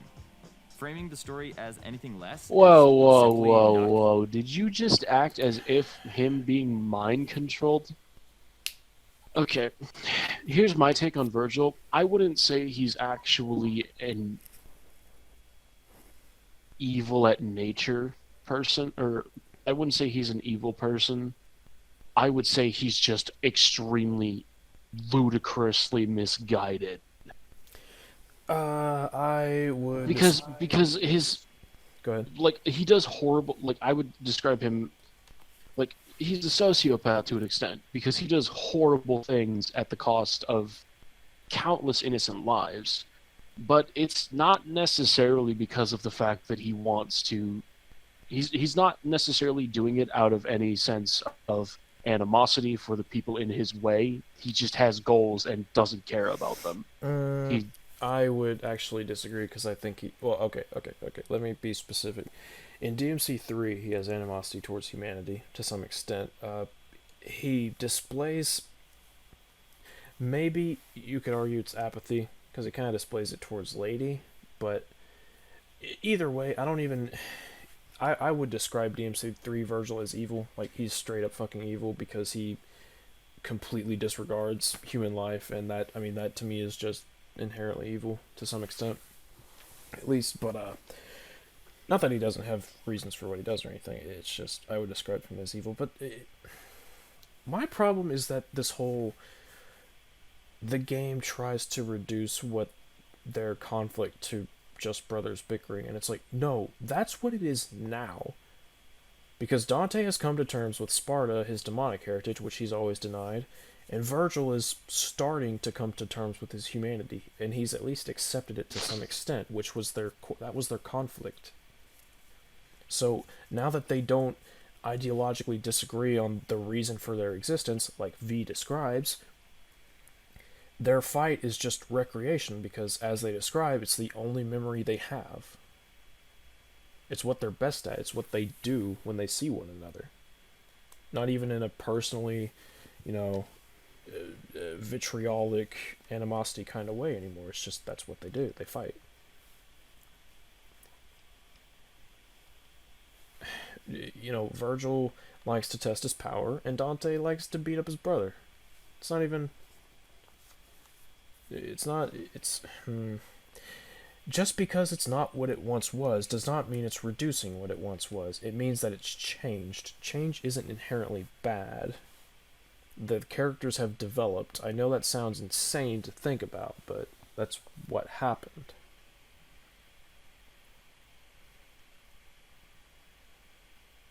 I feel you. Yeah. You know, in a reductionist word, I'm just gonna say he's wrong, and I'm gonna call it. You know, I'm just gonna call it from there. At great personal cost, time and time again. Framing the story as anything less is simply not consistent with the rest of the series. Lowering Dante and Virgil does not raise up Nero. It makes them all look like idiots. And That's I not wish what they they're understood doing. this about the story and the characters, because they did exactly what I said they would. The exact same thing they've been doing over and over again since 2001. That's right, all of you guys got punked into basically playing the DMC reboot all over. I got punked into watching this fucking shit videos. This is the same argument. It's the same fucking argument that Mustafa. Oh my fucking god. What is this weird fucking tinfoil hat Alex Jones shit of? Oh, they tricked us into liking the reboot. It's like, no. No, they fucking did it. They're two completely different games. What? Let's hear this guy's side of it, I guess. Let's go. Alright, we've arrived. We're at Mount Doom. Over again, with better graphics. Oh. Cue the dance music. Fuck you! Fuck you! Fuck you! Oh my god, he is... No. That is completely fucking different. Absolute mongoloidic dumb fuck. This is a perfect example of how as little as 2 words can mean... Can have a complete world of difference, and it can completely go over the general audience's heads because they just don't bother to pay attention to what's actually going on. Like, this is essentially the exact same 2 words, but given the context, the build-up, and the execution, the way that they, and also the way that they are presented, they have 2 completely different outcomes and feelings given the games that they're in. One of them is just a game trying to be edgy and cool the way that a fucking 5th grader would, and the other one is a satisfying method for a character who has done nothing but be pushed around and pushed aside by his older counterparts, lashing out at them and telling them to fuck off in the most badass transformation ever.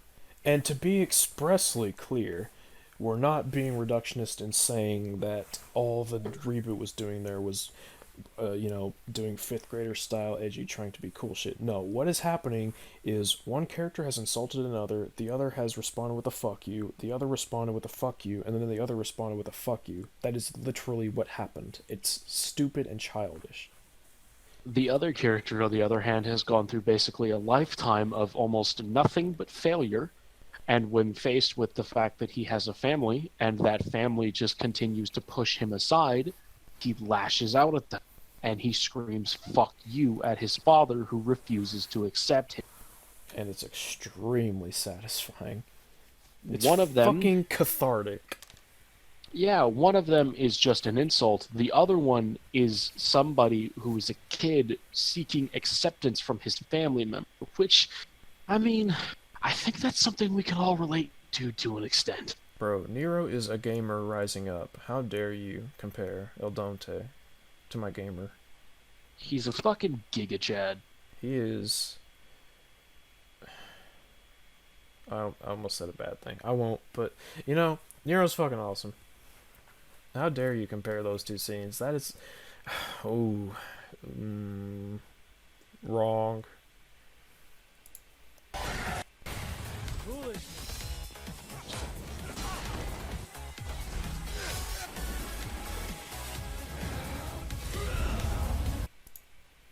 Okay.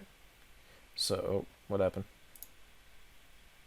Is he trying to prove a point that both of them have small cutscenes during the gameplay? Is that what he's trying to do? So, let's talk about Doppelganger.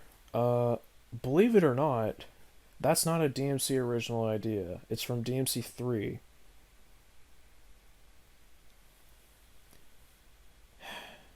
Giving it to Virgil might have been inspired by DMC to an extent, but even then, that's an idea rooted from DMC3 before anything else.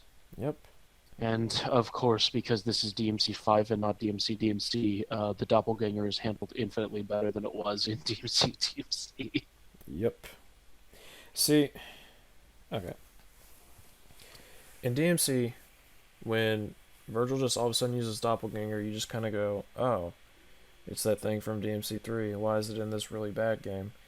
In DMC5, after 11 years of not having a DMC game, fucking Virgil's like, by the way, doppelganger. You're like, whoa, fuck! Because also, you have to bear in mind, this is a character whose power has been shown to be, like, reality breaking. Like, when Yuri's and Dante are fighting in Mission 17, like, reality is literally collapsing around them. So now it's Virgil, and now he's just made a clone of himself, and you're like, holy fuck! Like, that's... And it's funny. That's crazy. And it's funny because it doesn't necessarily contradict anything we know about Virgil, because he's always been able to summon spectral swords. So, like, yeah.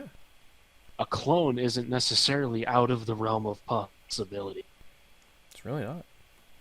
That's actually a good point. I never thought of that. He's even, in hell, in Devil May Cry 5, he, as a playable Virgil, he's even able to summon a spectral force edge. Yeah. And, you know, they could go a long way with ideas like that if Virgil had his own game. Just saying. I'm just saying. Just saying. You are indeed saying over and over.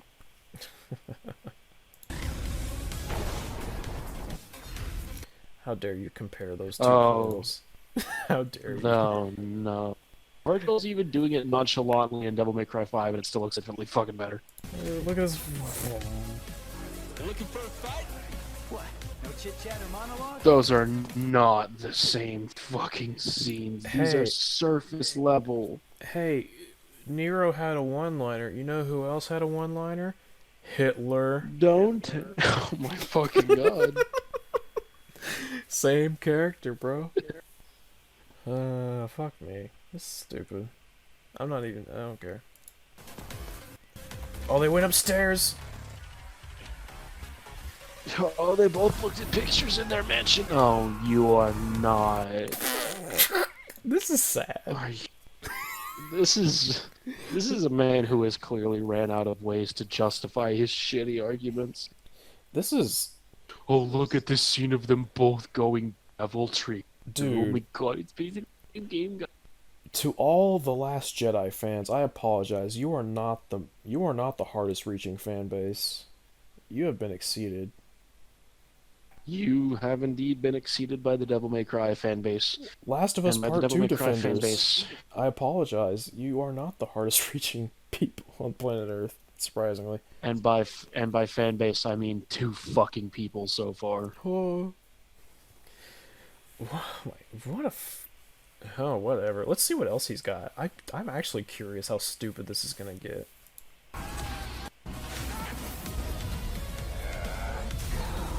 Okay. We've known each other a long time. You never had this much trouble. More so What do these two characters have in common other than a black voice actor? What do they have in common? Actually, Morrison's voice actor is white. Is he white? Yeah, he's white. Same dude who voices Goliath. Oh, I don't know. Either... Okay, so, no. Then what do these characters have in common? Phineas tells Eldonte, that Lilith bears Mundus' child. Morrison tells Dante that he's got a job for him. That is as close as I can possibly get. Oh, so what you're saying is they're not even fucking close to one another? This is dumber than Kat and Nico and V and Virgil. Like, I legit don't know where the fuck this is coming from. Like, okay, oh my god, I'm giving props to the other guy. This is how bad this has gotten. Fucking Kat and Nico, it's like they're female supporting characters. Okay, sure, fine. V and Virgil, their names start with a V. Okay, fine, they're evil. Okay, fine. Phineas and Morrison, I wouldn't even call V evil. The Phineas and Morrison, both of their names have 3 syllables. That's it. That's the best I've got. Like that's the missing link. it's those syllables, man. What else we got? Do this, Dante.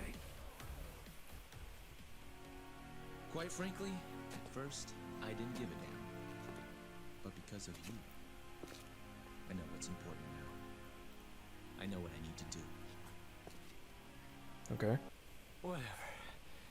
I don't really care. I'm just gonna sit this one out.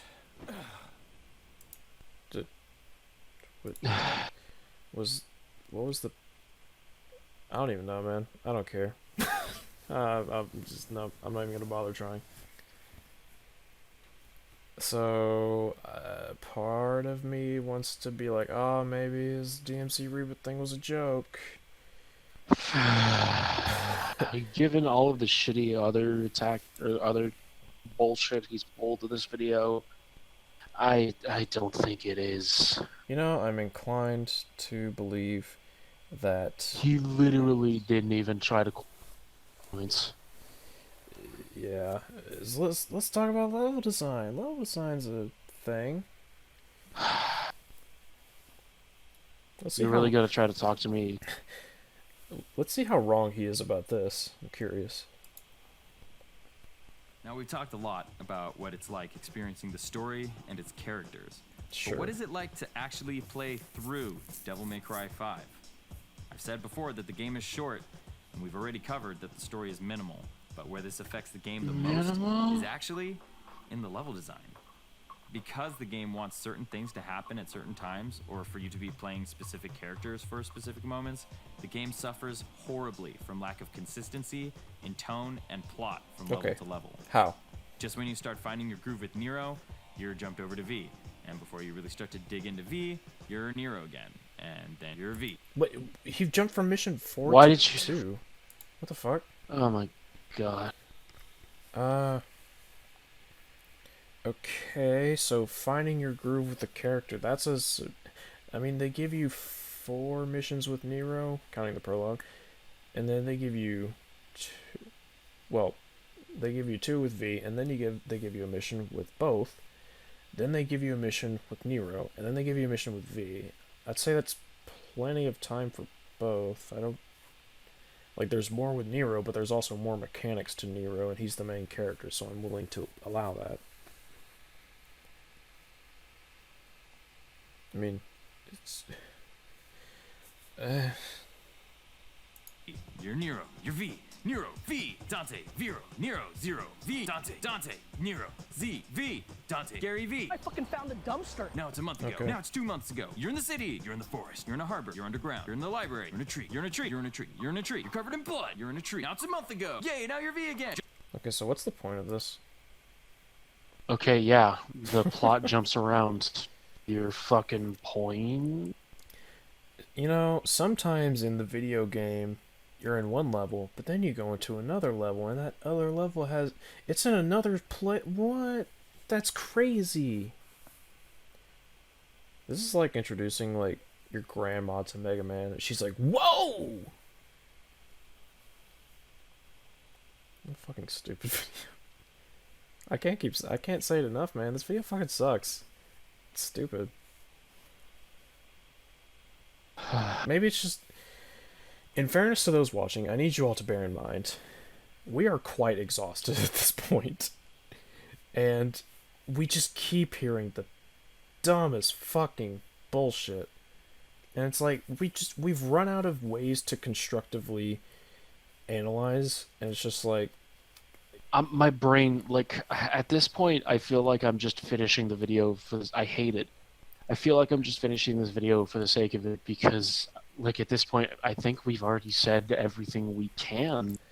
I'm a weird combination of in pain, tired, and delirious from the sheer stupidity of some of these fucking quote-unquote criticisms. I'm also cold as shit, so, you know.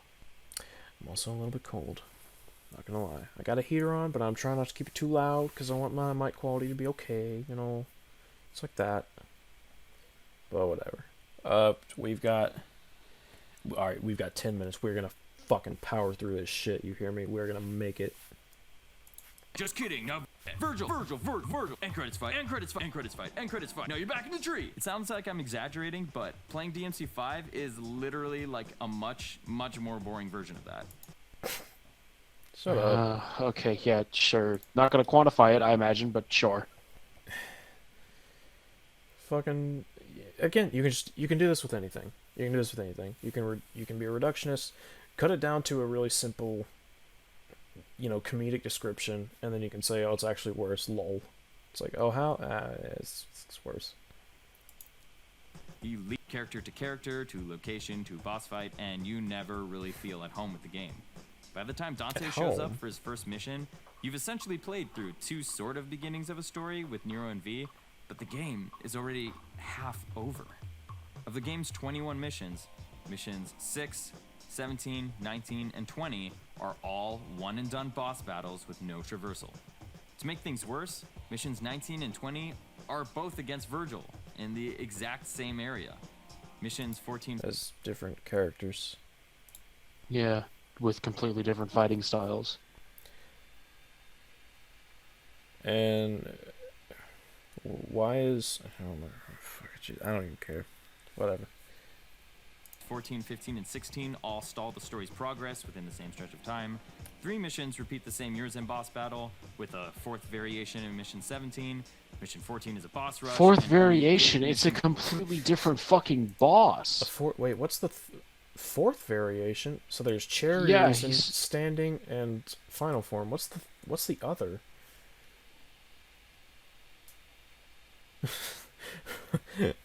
like I actually don't. Okay. So we're getting really pedantic here. It's like, oh my god, these missions do this, and these missions do that, and you're constantly going between them, and then you fight this boss, sometimes multiple times. It's like, okay. You are indeed describing the video game. Fucking... Again, you can do this with anything. Doom. Oh, you just go from one level to another, and sometimes you're in a fucking factory, sometimes you're on Mars, and sometimes you're in hell. Oh. It's like, okay, why is that bad? That's why. Fuck this. I'm just... Yeah, it's earlier it was like hilariously stupid. Now it's just like stupid and boring. Places, some of which we never see in the game again. What that means is that the rest of the game's 13 missions... Aren't you bummed that you never returned to the library in Mission 3? Like, oh, man. Really wanted to check out... No, because that means that the library isn't overused. I really wanted to return my book, though.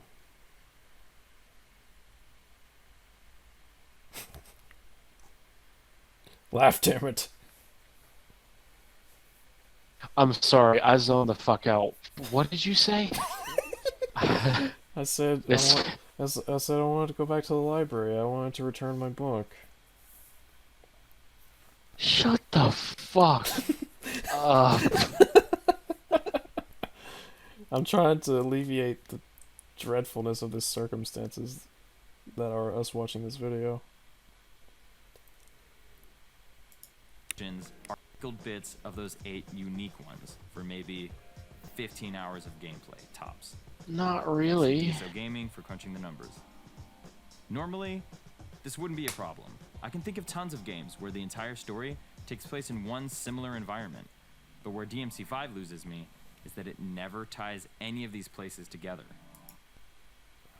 Yeah, because at this point, given, the graphics, the frame rate, and the extremely fast-paced and satisfying combat that literally puts almost every... Actually, no, fuck it. Just puts every action game in recent years, apart from maybe Nier Automata, to shame. Literally putting in an interconnected world would just be needless posturing on Capcom's part.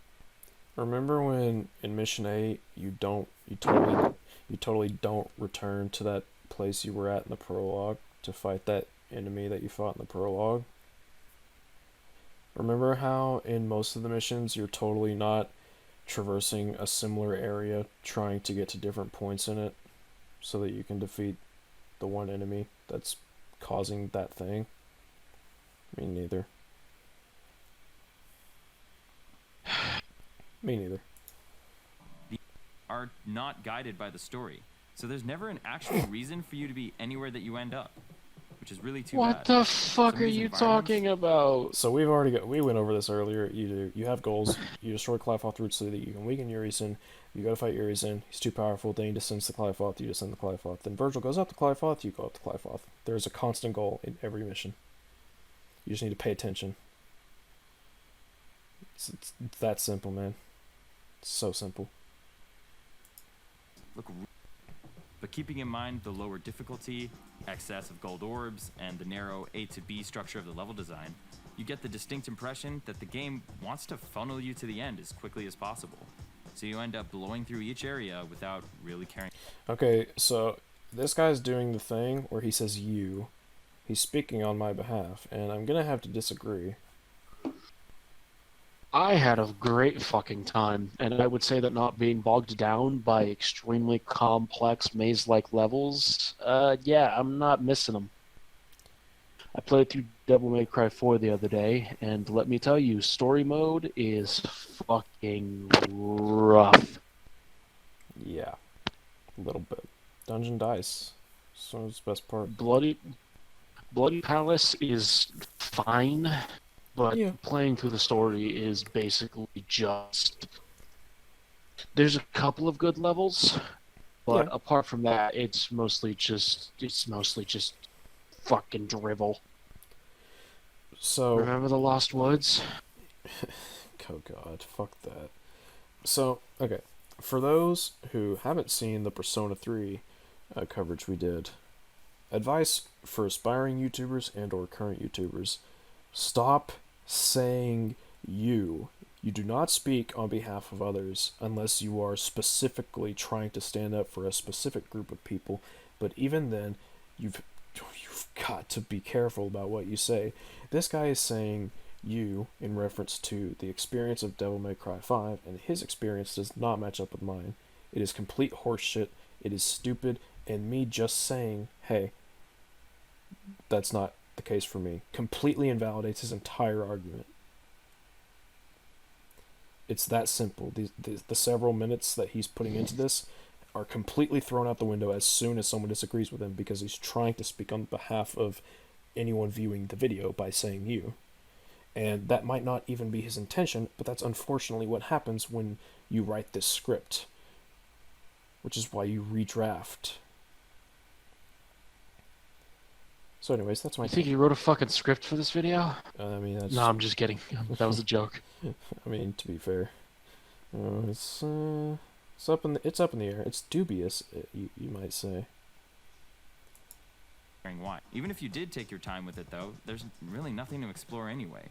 You're better off carving a straight line to the end. The game kind of crosses its fingers that you won't find this boring, which is probably why it throws a new environment at you every mission. So what the game does, that they give you is what the game does to spice up its missions. It's not actually spicing up the missions. It's just tricking you into thinking that it is. Oh, okay, sure, that's how that works. So giving you new, apart from the Virgil boss fights, giving you new arenas and set pieces to fight enemies in every mission is the game showing how lacking in confidence for its own gameplay. What the fuck are you saying? He's going back and forth because he was just talking about how the game has repetitive levels, and now he's saying that the game just tries to throw new environments at you. It's like, what? Which is it? Is it both? Then explain and use examples, for fuck's sake! But by the time you get to the tree, it's monotonous flesh walls for the rest of the game. You're welcome. Remember you once asked me how a bullet comes out of a gun? I'd say overall, It's Okay. pretty clear that they wanted to lower the bar of entry for new players, but boy, oh boy, is Devil May Cry 5 catered to that new player demographic. If the game is too hard, you have a million gold orbs, the game is easy, and you'll never die. What? Wait, did he say the game is too hard, but then just turn it? I've got to hear that again. Rewind, yeah. I will listen to this again.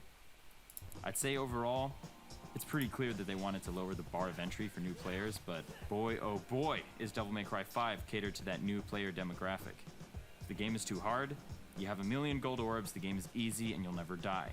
If the game is too boring, you have 3 different characters, a million weapons, the scenario changes every level, the game is easy, and you'll never die. He's defending the game, throwing constant variety in terms of stages and scenarios at you. He's reprimanding the game for that. He just... Are oh you this guy fucking shit? This guy is tripping balls. Okay, he starts off by saying levels are repetitive. Then he goes and says, oh, the levels will just throw a new level at you to try and spice things up. And it's like, what? Okay. And it's like, oh, distract people from the difficulty by having all these different varieties of enemies and levels. It's like, what? Where are you going with this? Oh, man. Nowhere. He's going fucking nowhere. Dude. He's hoping that people don't actually try to poke holes in his video by, I don't know, paying attention. This is, man, I can't say it enough. This is why you write multiple drafts. Like, there's always I'm starting to wonder if he completed the first draft at this point. Part of me wonders if this is just kind of a ramble, and he just kind of chopped it up to sound nicer. Jesus, holy moly. But without the threat of a punishing death, or the reward of a compelling story, playing through Devil May Cry 5 for me was hell. I mean, it has both for me, so... I felt challenged, and I found the story compelling. For reasons... I'm dying inside. I'm just actively dying, right?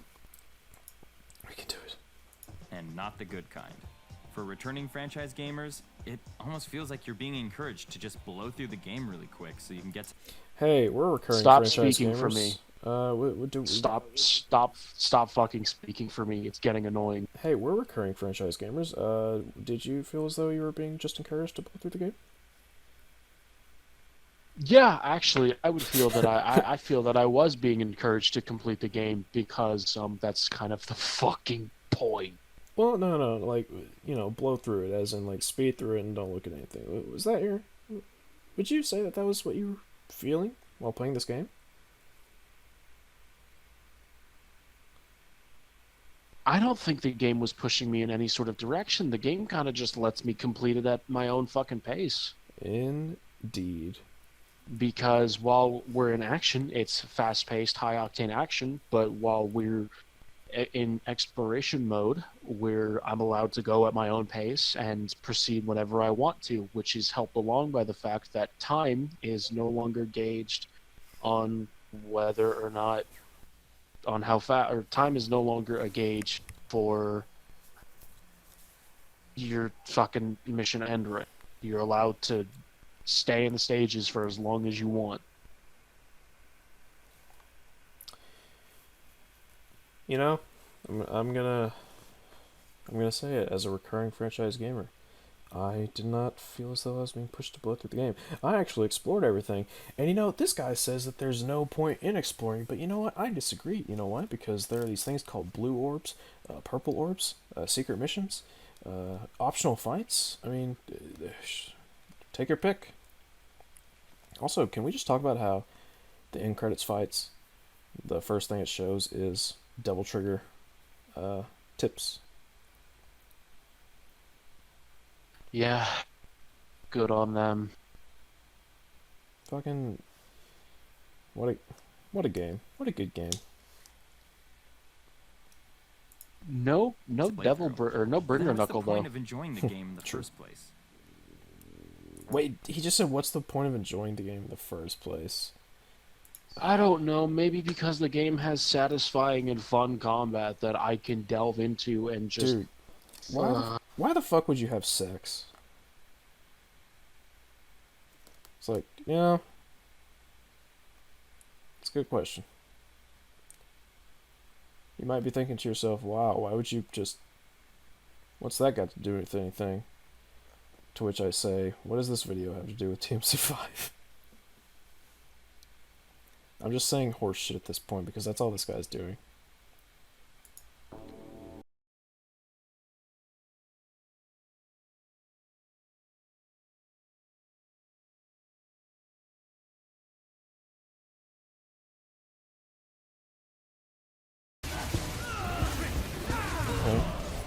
Like I was showing somebody else's gameplay.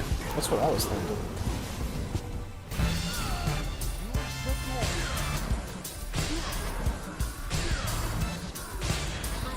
Honestly, it's the best fighting engine I've ever played. Okay, good. Hands down. At least we can It's agree on probably that. the best the series will ever get.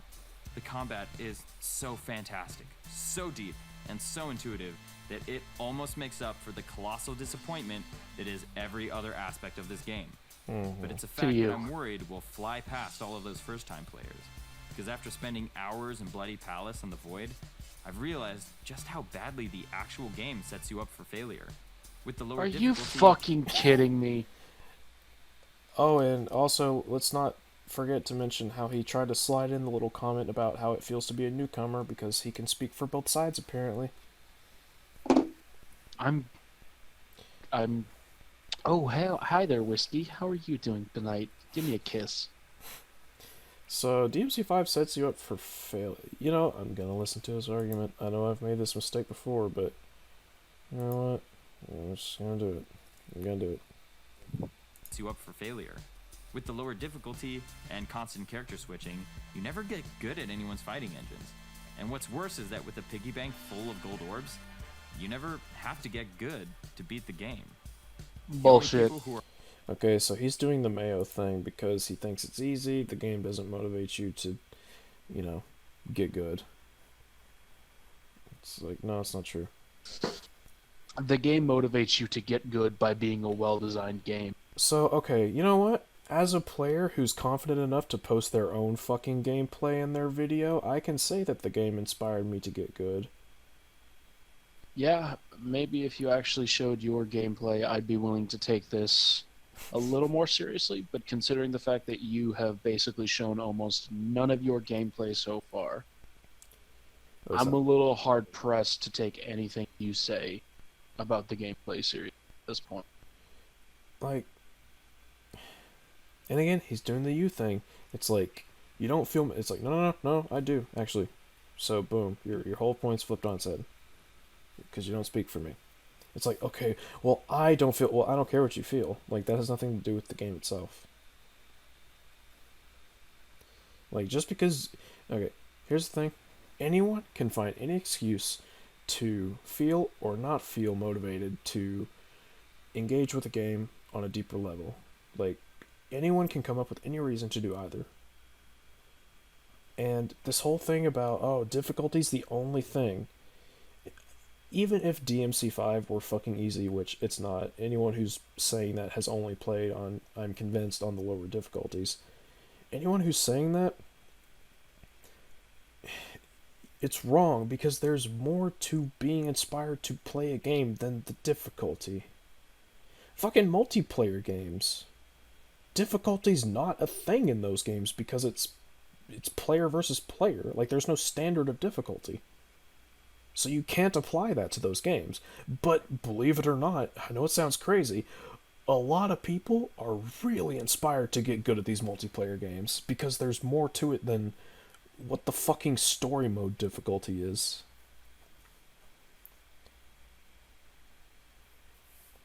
What a boneheaded argument.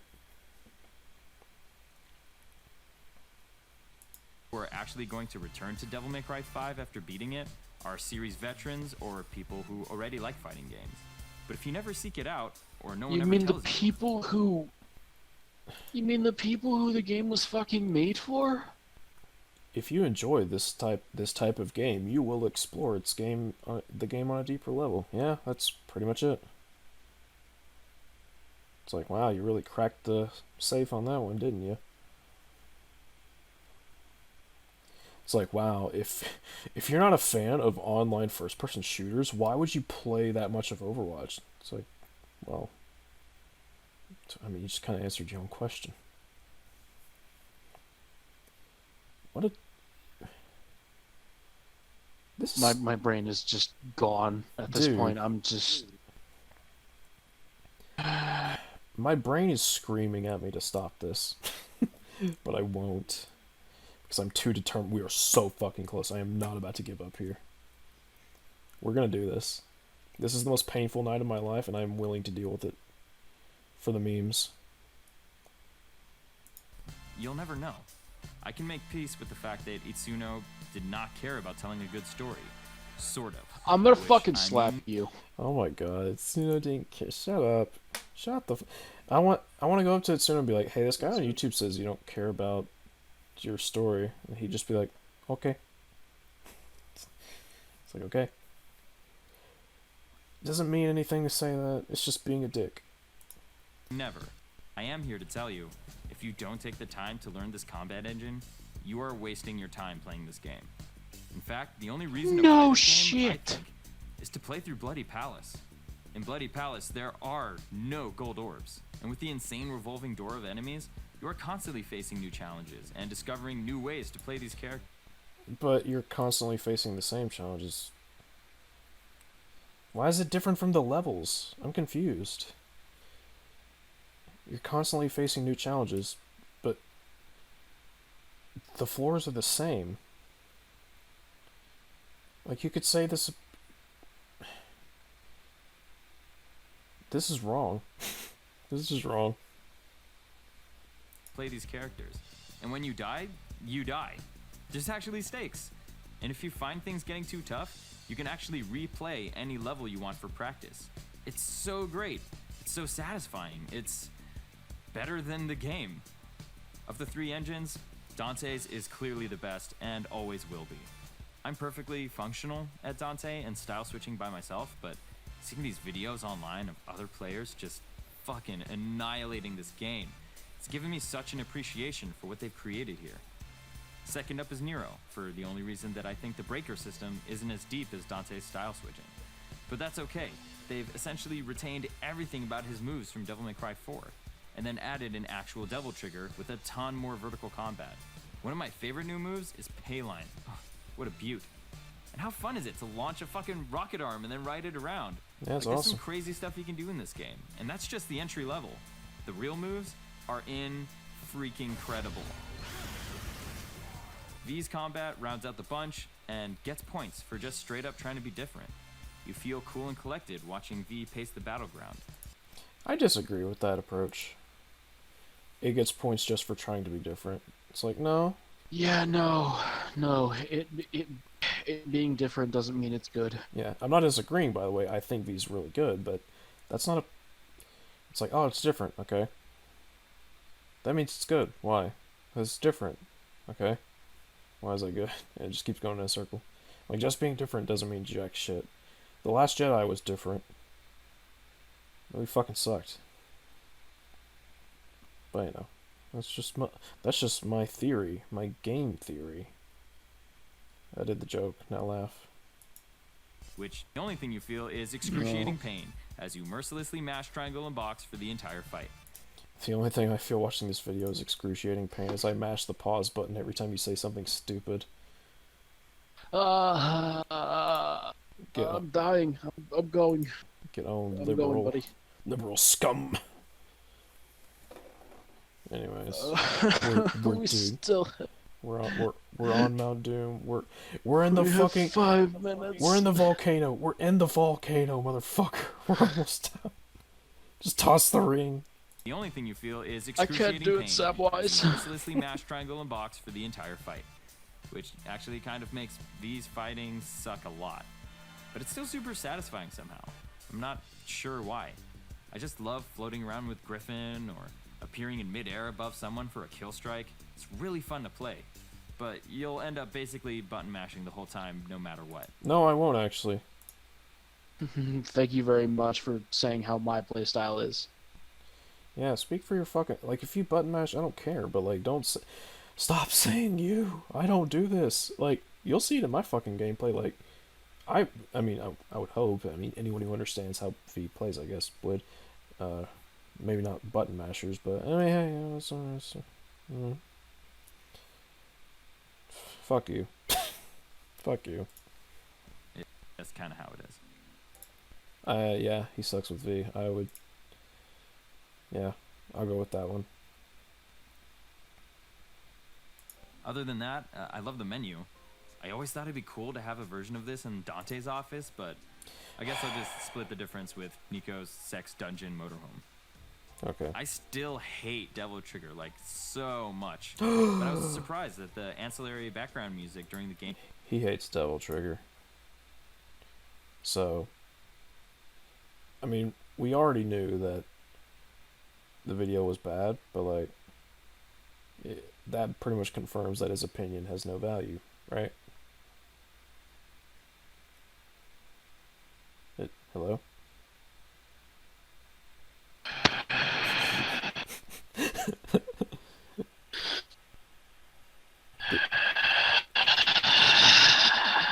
Oh god, that's loud. I'm dying out. Dude, you know who else was dying? V. You're like the same character. Shut the fuck up. I like the main menu of DMC5. I think it's pretty cool. You know? It's pretty cool. Yeah. I'm trying to bring positivity. During the game is actually pretty good. I especially like bopping around to the menu themes and really appreciate the files and bonus content. It's really interesting that he'd bring up the files when it's perfectly fucking clear that he did not pay attention to what they had to say. Am I the only one who finds that kind of funny? How do you make a video so bad? Luce, always feel confident in knowing none of your videos will ever be this bad. I'm glad that you think that and have that confidence in me. Even your worst videos... Because I fucking don't. Even your worst fucking videos will never be this bad. Thanks. I appreciate that. Also, anyone aspiring to do YouTube, if you're not feeling confident in your ability to do so, this video is proof that anyone can do it. So, don't let life get you down. Use these bad examples as motivation. You know? That's what I have to say. Thank you for coming to my TED Talk. Ghost voice. But that about does it. We're finally at the end of the journey. Long last. Yes! We've my thrown the final ring. thoughts on Devil May Cry 5? The Eagles are here. Devil May Cry 5 is a disaster. Oh. The campaign is a total cluster, which gets in the way of how much fun it is to actually play this game. And even so, with everything the game is able to achieve, it's still only half a game.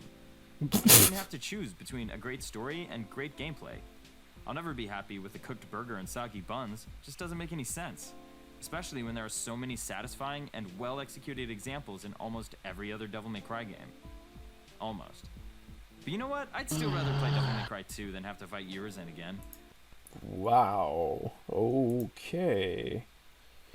That's a take. That's it. You literally just threw your credibility into the fucking bin. Dude, this guy must have you COVID. Are acting because like hey, this guy must have COVID because he clearly has no taste. Like, before, I could at least see it as like, alright, you're trying to be contrarian, but whatever. You're allowed to have your opinion. At this point, you're just doing everything you can to shit on every aspect of Devil May Cry 5 that isn't that. I'm really upset that you didn't laugh at my joke, Luce. I found it funny, I just don't have the energy. I feel that. I feel that.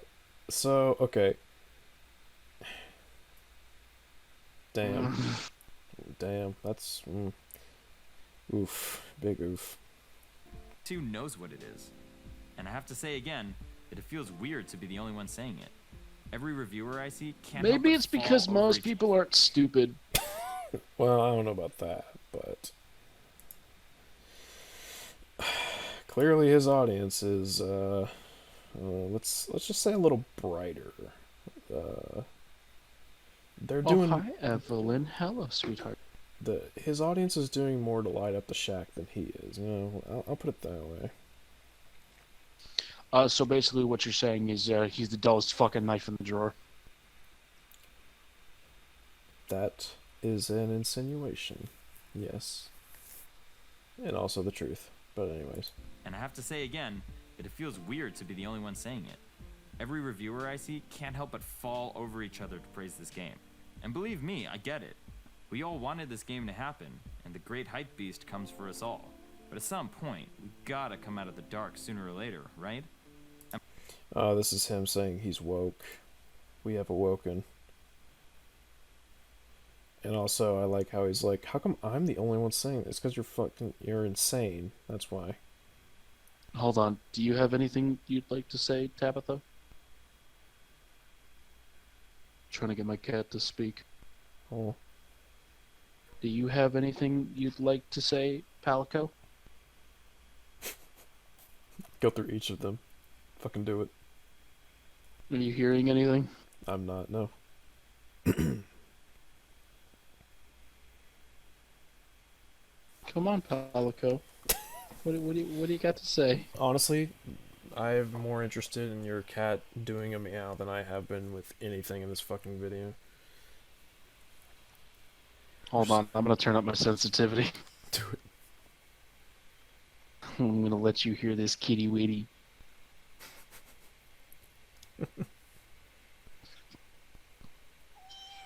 Oh. Oh. Oh, meow. That's what Palico has to say. Tabitha, do you have anything? Tabby. She sounds pissed. Tabby would prefer to just stay in silent contempt. A wise choice. Okay, do I Tabitha? do I wise sound? choice. Oh wait, hold on. There's another cat at my feet. Oh boy, let's hear it. I want to hear what the cat says.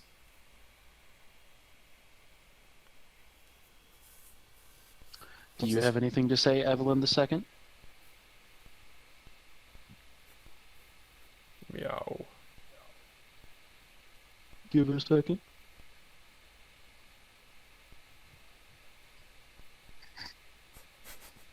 I am on the edge of my seat, bro. Come on.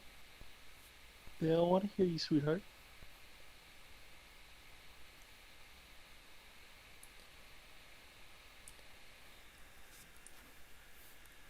God damn it, Evelyn. Why are you doing this to me?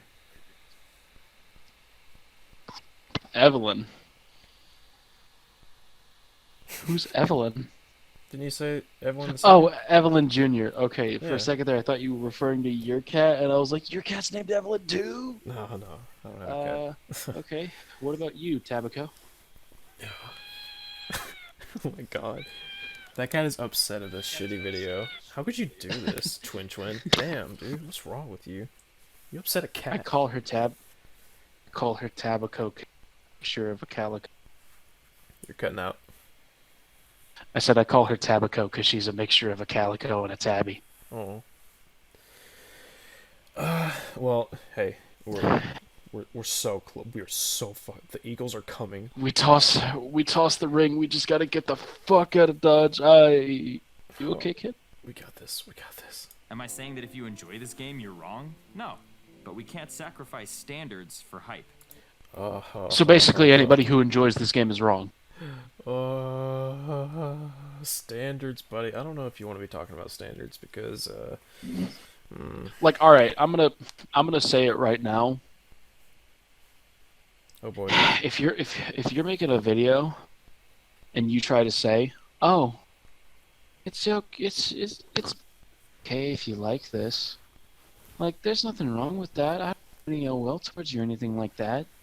And then you immediately, like, if you try to say that, you kind of can't say, you kind of can't talk about having higher standards after that, because you immediately invalidate what you just said by implying that you're more for having quote-unquote better standards. I don't even know what this guy's standards are. He doesn't fucking have any. He says he wants things to make sense, but then he comes up with this fucking DMC2 and 4 fanfiction shit. I'm like, what the fuck are you talking about? This is, Atlas. He's my, Devil May Cry. Please don't. You cut out again. I said, this is Atlas. He's my Devil May Cry OC. Please don't steal. That hits a little too close to home because I had a Devil May Cry OC. Aw. But in any event, we shall continue. Press onward. Or left victim to our own excitement. There are an incredible number of things that make Devil May Cry 5 a fun game, but there aren't enough to make it a good one. Looking back at my previous videos, I'm surprised at how much I got right, even with Itsuno. Going into Oh, really? I didn't. Oh, I am surprised at how little you got right also. Oh my god, he's about to talk shit about Itsuno. Are you fucking serious? Let's go. Let's fucking go. Going into DMC5, I didn't trust him because of his praise of the DMC reboot, which I thought sucked a lot. And Well, we while can that agree led me on to that. psychoanalyze everything he did afterwards, I realize now that I was actually right, just about the wrong game. DMC5 wasn't his monument to compromise. His development role for the DMC reboot was. If Ruben Langdon is to be believed, in his recent controversial interview, that Itsuno almost quit Capcom over the DMC reboot, then I think it's about time Itsuno took a chance on making something he believed in, which is really all I ever wanted to see him do. But After all this he time- believed. What? How the fuck do No, you... no, fuck it. You don't get to say that he didn't believe in the reboot when he literally wanted them to make their own interpretation of it. He fucking believed in them until the very end. And you're implying that he didn't believe in Devil May Cry 2 or 3 or 4 or 5. Okay. After I'm going to make this as plainly clear as possible. Itsuno has said that he enjoys and appreciates the reboot, and Itsuno has made it expressly clear that he loves DMC5. If you try and tell me anything contrary to either of those, and you don't pull up a good example other than Ruben Langdon saying that he vaguely recalls Itsuno getting annoyed at a certain point in the development process of the reboot, which Ruben Langdon wasn't even around for, then I'm going to have some questions. I'm not calling Ruben Langdon a liar, by the way. I want to make that expressly clear, but it's like, to my knowledge, he wasn't there for that, and this might just be some story that made its way through the grapevine. I don't know the situation. I don't know the full context of that whole thing. But I do know that Itsuno has said on multiple occasions he appreciates the reboot, and who the fuck is going to say that he doesn't love 5? So this point is beyond stupid. This is fan like fiction. Itsuno probably could have left the Devil May Cry franchise after 4, never looked back. And chances are Capcom would have allowed him to greenlight almost any game he fucking... Hell, he literally got to make Dragon's Dogma because of the fact that he saved the franchise. Essentially saved the franchise with 3. And while 4 underperformed, he still made a great game with it. So they were like, yo, time to start working on that dream project you've had since 2000. Yeah. But he didn't. He stayed with it even during the reboot phase when he knew that there was a possibility that people were going to hate it. And they did. And he still defends it to an extent. This man loves every corner of the Devil May Cry universe. And he showed that with Devil May Cry 5. Hell, even had an entire level paying homage to Devil May Cry 1, a game that he didn't even take part in. Hey, Itsuno, do you love Devil May Cry? Yeah, of course I do. But this guy on the internet said you don't. Okay. That's what this is. I guess I don't. It's like, oh, well, there's a guy on YouTube thinks that I don't, so, okay. Fuck off. Fuck off. Oh, man. Okay, so he's gone from misrepresenting a game to misrepresenting a person. Now it's like, wow, okay, buddy. Misrepresenting probably one of the most respected directors in Capcom right now. And not only that, but it's like, okay, it's like as much shit as we've talked about your video, we've legitimately done our, like, we would never try to misrepresent you, like, because that's a scummy thing to do to another person. Yeah, character assassination is way worse than simply insulting. Yeah, like, I will openly call this video and a lot of your points and thought processes about this game fucking moronic, but, like, I don't have any, you know, we say this all the time, but, like, genuinely, like, no ill will towards your character. I'm not gonna fucking try and make up some horse shit about how fucking Twin is low-key trying to convert the Devil May Cry fan base into Devil May Cry haters or some stupid nonsense. Like unless... Sorry, go ahead. It's just like, what a moronic thing to fucking insinuate. Like, that you Like, can ascribe motive to someone and make up theories about what they're actually doing. It's like, you don't... that is not your place to say. I mean, it's basically the same for me. Unless you actually try to go for our character and try to misrepresent us, character assassinate us, then most of my insults will probably never go past petty fucking name calling. Yeah. But, like, my guy. Well, I'm a hyperbolic like, person anyway, so, like, when I react, it's you know, it's if that hasn't been made fucking clear. So. Itsuno is literally in this clip doing the devil trigger dance. Dozens of fans fucking telling me he doesn't love this series. Look at that man, he's happy. Look at his face. He's having a good old time. Like, Itsuno is fucking adorable. I just want to shake his fucking... You talk shit about Itsuno, man. That's like... That's crossing the line. How dare you? It'd be like if someone was like... It'd be like if someone was like... I guess you could say... Fucking... Go ahead, sorry. I guess you could say... No, you've really crossed the line. Get it? Alright, so I've stopped recording. That's the end of this episode. That's the end of it all. Oh, no. I'm joking, we're still recording. But... you talk shit about Tsuno, man. Heck you. Heck, yeah, I said it. Heck you. I'm sorry, Luz. I know we're not supposed to use those types of words in this podcast, but heck you, Twin. You know what? Heck you. That's what I have to say. This video is hecka stupid. Oh, damn. Got him. Which is really all I ever wanted to see him do. Because after all this time, I do honestly believe now that Itsuno just wanted to make a fun game. You don't say. Does it mean that I have to like what he's made? No, of course not. But in this case, I'm happy for him. And that Devil May Cry 5 can simply be a difference of opinion and priorities between what I wanted and what he wanted. Okay, but so you advocate for higher standards, whereas everyone else doesn't. He just straight up admitted it wasn't what he wanted. It's like... So you've basically invalidated this entire video. What is now... What was once a video that you could possibly get away with calling the hard truth about Devil May Cry 5 is now just my hard bullshit opinion about Devil May Cry 5. You know what you should have called it? What I wanted from Devil May Cry. And I say Devil May Cry because you talked about 2 and 4 at a fair length as well. And that would have been perfectly okay. To be honest with you, we might not have even covered this video if it were like that, but Honest to God, like, I would have been interested in, like, a video talking about, like, what someone else could see happening, like, happening with the franchise. Like, that's cool.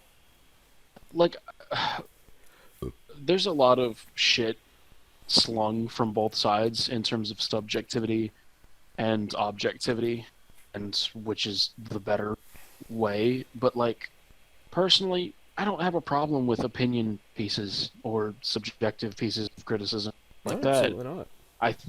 I think that in terms of criticism and identifying something's merits, I think that a subjective point can be valuable, even if it's 100% subjective, depending on how well argued and how based in reality that person's opinion is. However, in this case, I have to admit, your opinion piece, because that's really what this is, you have not presented me any hard facts or measurable qualities in this video. Well, I would argue your opinion piece sucks. He's doing this whole, oh, I want what I want, he wants what he wants, but you've called this video the hard truth. That is, the only way you could possibly say, be more clear in this is objective, is by saying my objective thoughts on.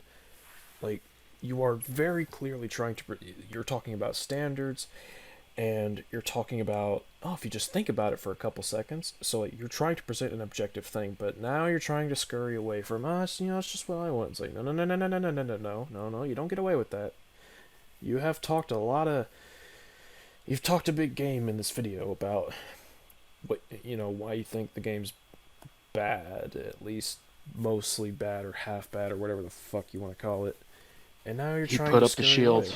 Yeah, it's a shield, and we don't let anyone else get away with it. You're not gonna get away with it either. Like, yeah, if I present a piece of criticism, or an opinion piece, or objective piece, a piece of media, and it's dog shit, everybody has every right to call me out for my shitty argumentation, shitty point of view. And even if it was just an opinion, it's like, even if it's just an opinion, we can still scrutinize it.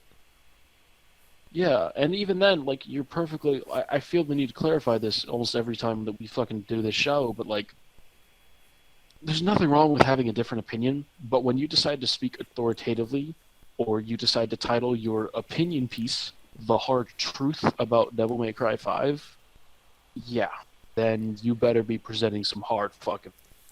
Like, going back to that hypothetical, like, pitch that someone does for, like, a reimagining of the Devil May Cry franchise, just, like, with different plot events happening, it's like, that's absolutely cool, and I would be happy to check out something like that, and that's, it's a cool kind of platform for discussion. However, there are still probably going to be points of criticism where it's like, that doesn't... Like, if someone was like, hey, Mundus is actually an angel and he wants what's good with the world, that's when I kind of go, you need to tell me more about this before you're gonna sell me. Back that up. Yeah, because if anything, it's like trying to reimagine Kratos as a loving father figure. Man, that'd be fucking stupid, wouldn't it? Yeah, almost like making one of the most psychopathic people in the Olympian pantheon into fucking dad man is really fucking stupid. You don't say. But yeah, I'm definitely not naming any names in particular. God of Boar. Oh, got him. More like lame. Oh. Fucking dumbass. Fucking bodied. Get wrecked. I will know that it is super weird. I'll rewind it a little bit just because why not? I want to suffer some more. What I wanted and what he wanted. I will admit, though, that it is super weird to see so much of the DMC reboot in DMC5, but who am I to know what Itsuno is inspired by or not? Following the Langdon interview, yeah, I'm alright with whatever Itsuno wanted to make. As for Matt Walker... Are you, though? You've just been complaining about it. Oh, yeah, you've been doing nothing. I feel like there was a bit of a misunderstanding here. DMC has nothing to do with this conversation. Itsuno-san really was proud of what Capcom and Ninja Theory accomplished together on that game. I'm not BSing here. I trust Matt Walker. Yeah. He's a cool guy. Yeah, I trust Matt Walker. He's basically the English representative for Capcom as a whole. Also, he's wearing the Nero jacket that I own also, so I can relate to him, because he's a cool man. Bro, that's sick. Sort of cool. I also have a Red Queen sword. I don't have one, so I can only try to be cool. I have a Red Queen sword. It weighs like 48 pounds. It's fucking heavy. Jesus Christ. Yeah, it doesn't rip up though. I'm kind of sad about that, but I guess that's how solid steel works. Anyways, yeah, Itsuno appreciates the reboot, and Matt Walker's like, yeah, he appreciates the reboot. And this guy's like, I'm okay with him appreciating the reboot, but also I'm going to complain about him appreciating the reboot. It's like, what? This guy is also like, I appreciate anything that Itsuno puts out, and then he shits on his fucking 40. He just makes extremely dog shit. Well, not only shits on it, he just like makes up things, and it's like, well, so he misrepresents it. You're being dishonest. You misrepresent it, and then you try to tell me that you're okay with it. That's when I go, hold on, no, that's not what. I mean, he basically character assassinated this character. He went for Itsuno too. Like, it's not cool, man. You can't do that. Yeah, quit fucking misrepresenting things. Itsuno's a beloved. I think it's fair to say he's a pretty beloved dude. He's certainly my favorite game director right now. Like, if I could hug anyone on planet Earth right now, it'd be Hideaki Itsuno. I just wanna be like, thanks, bro. Just give him a little hug. If ever there was a game developer that I wanted to shake the hand of, or a game director, it would probably always Itsuno would most likely always be at the top, because he seems like he just genuinely gives a shit about what he. Like he didn't have to go on stage at 2018 E3 to present Devil May Cry 5. He wanted He probably could have just let Matt Walker do it, considering the fact that Matt Walker, he's a Chad. He's the English representative. It was primarily in, if I'm not mistaken, E3 2018 was, but no, he went on that stage, he looked at the world, he said, DMC is back. He didn't have to fucking do that. He didn't have to do that. He'd have gotten his paycheck either way. Yep. But because he cares for this franchise, I mean, he cares for it like he fucking created it, and that's fucking saying. I mean, to be fair, he pretty much saved it. Yeah, he saved it twice. Yeah, what a Chad. Like, can you think of any other game director who managed to save a franchise 2 times in a row?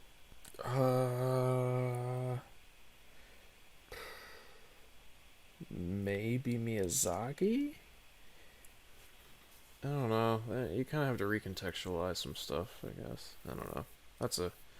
Yeah. It's hard. Well, I'm talking about concepts of Devil May Cry where they had a really shitty game, and then they somehow got a green light and made one of the best games ever, and then later down the line they made one of the most poorly received, most hated video games probably on the planet, and then they made one of the most beloved immediately after in the same fucking franchise. It's just astounding. It makes me wonder how 5 and 3 even got Dude, Devil May Cry 3 and 5 are like miracles of video games. Like they really are. They are living anomalies. Like, it's insane. I mean, Devil May Cry 5 is essentially the exact same as Mega Man 11. Yeah. How the fuck did that happen? Not as big of a time gap, but like Resident Evil 7. It's like all,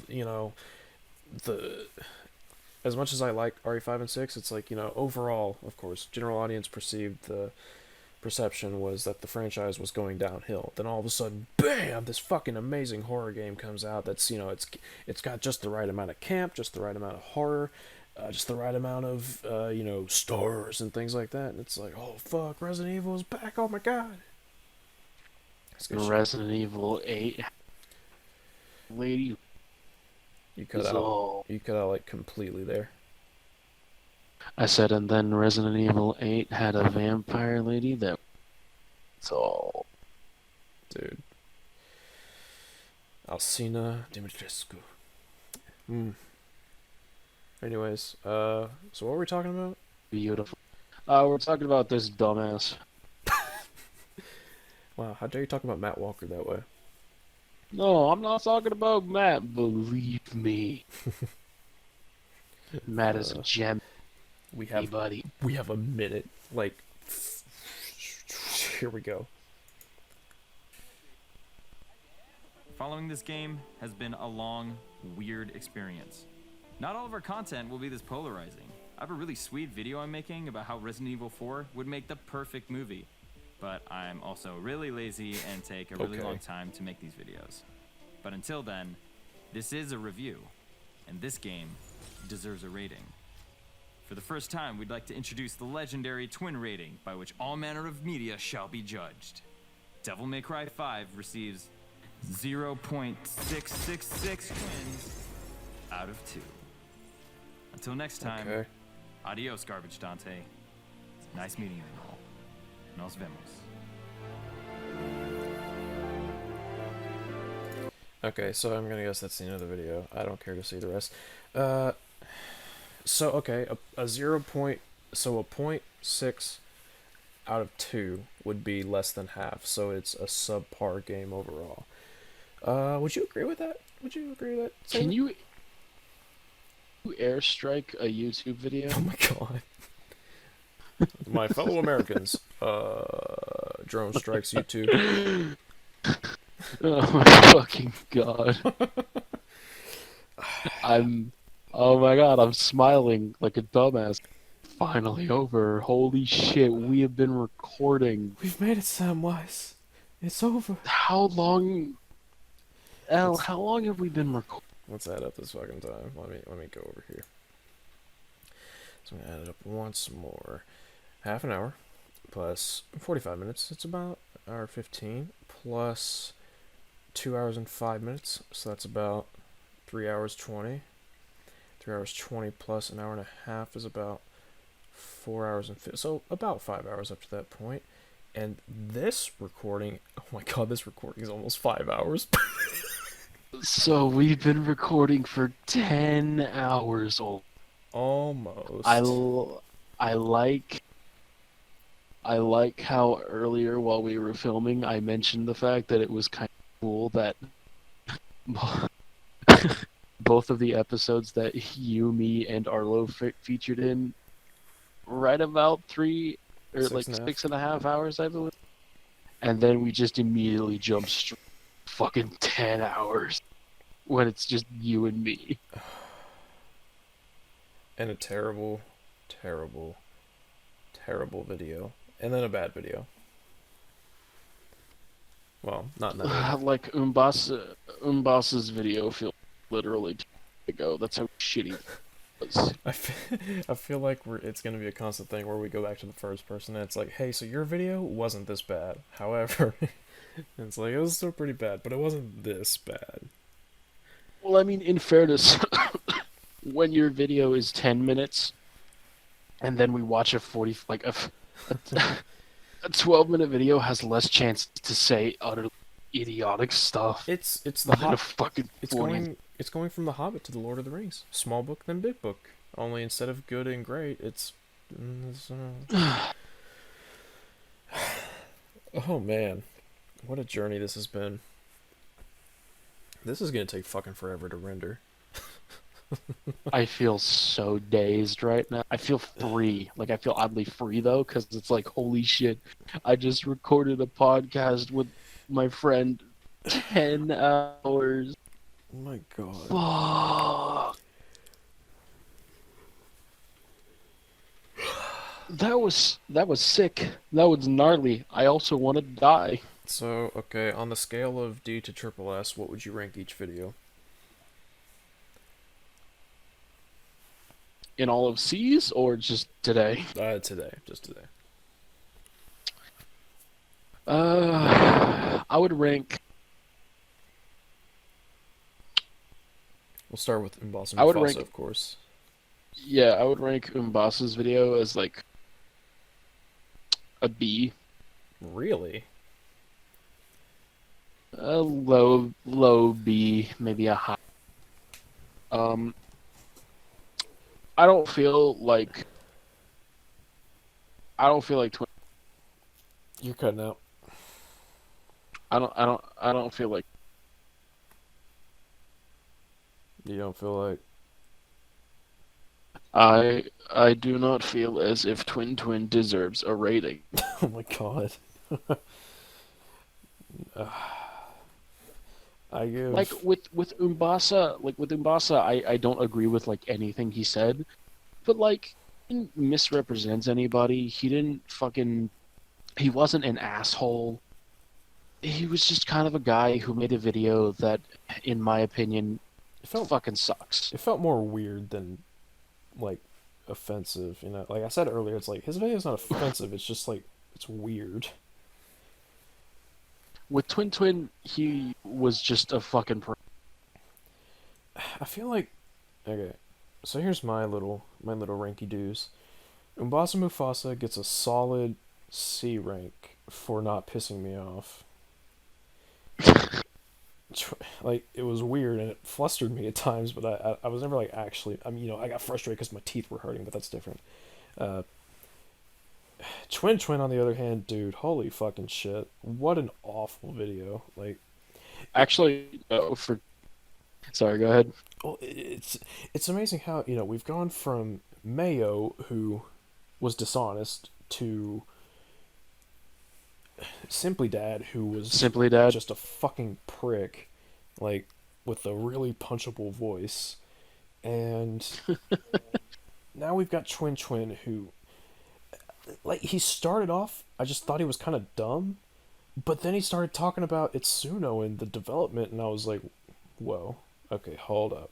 Hold the fuck up. What is this about? So what you're saying is you're an asshole. More dishonest, I think. I don't think he... Fair. I don't want to ascribe motive, unless it's incredibly transparent, like with Simply Dad, who's just being a fucking dick. Clearly just wanted to hate Persona 3. Yeah, like, Twin Twin's not coming out here saying, you like DMC5, you probably want to romance Patty, you fucking pedophile, or some shit like that. But at the same... But she's 18. Yeah, well, you know what I mean. Yeah. But regardless, what a fucking bad video. Oh, man. I need to pull up, like...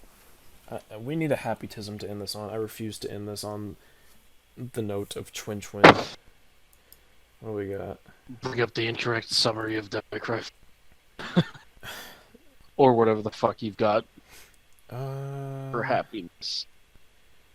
Fuck. I'll see if I have anything to share. Well, let's just talk about a good thing. Let's talk about a good. Man.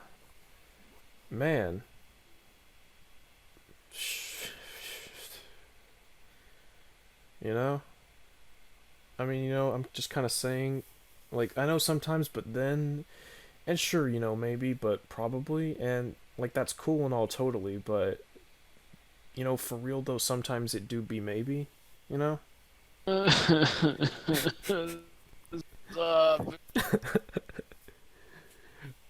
No. What shall we be covering next, though? What shall it be? Let me look at the playlist, actually. I don't really know what We're gonna take a little gander here, because we've got some stuff. I can finally take these fucking videos off this fucking playlist.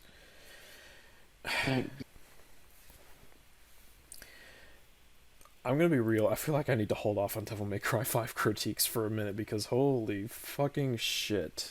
I am... Yeah, let's At least, that's how I'm feeling now, just being worn out from this, How about...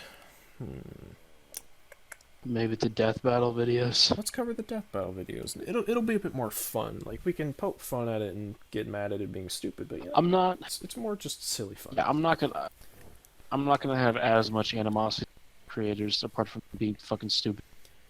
Yeah, I mostly just laugh at death battle. It's kind of like how I started with this video, but then the video got more and more stupid, and I was just like drained. But yeah, how the fuck are you going to merge all different versions of Link together when they're legit just different fucking characters? They're not different interpretations of the same character. Nah, fam. Characters all together.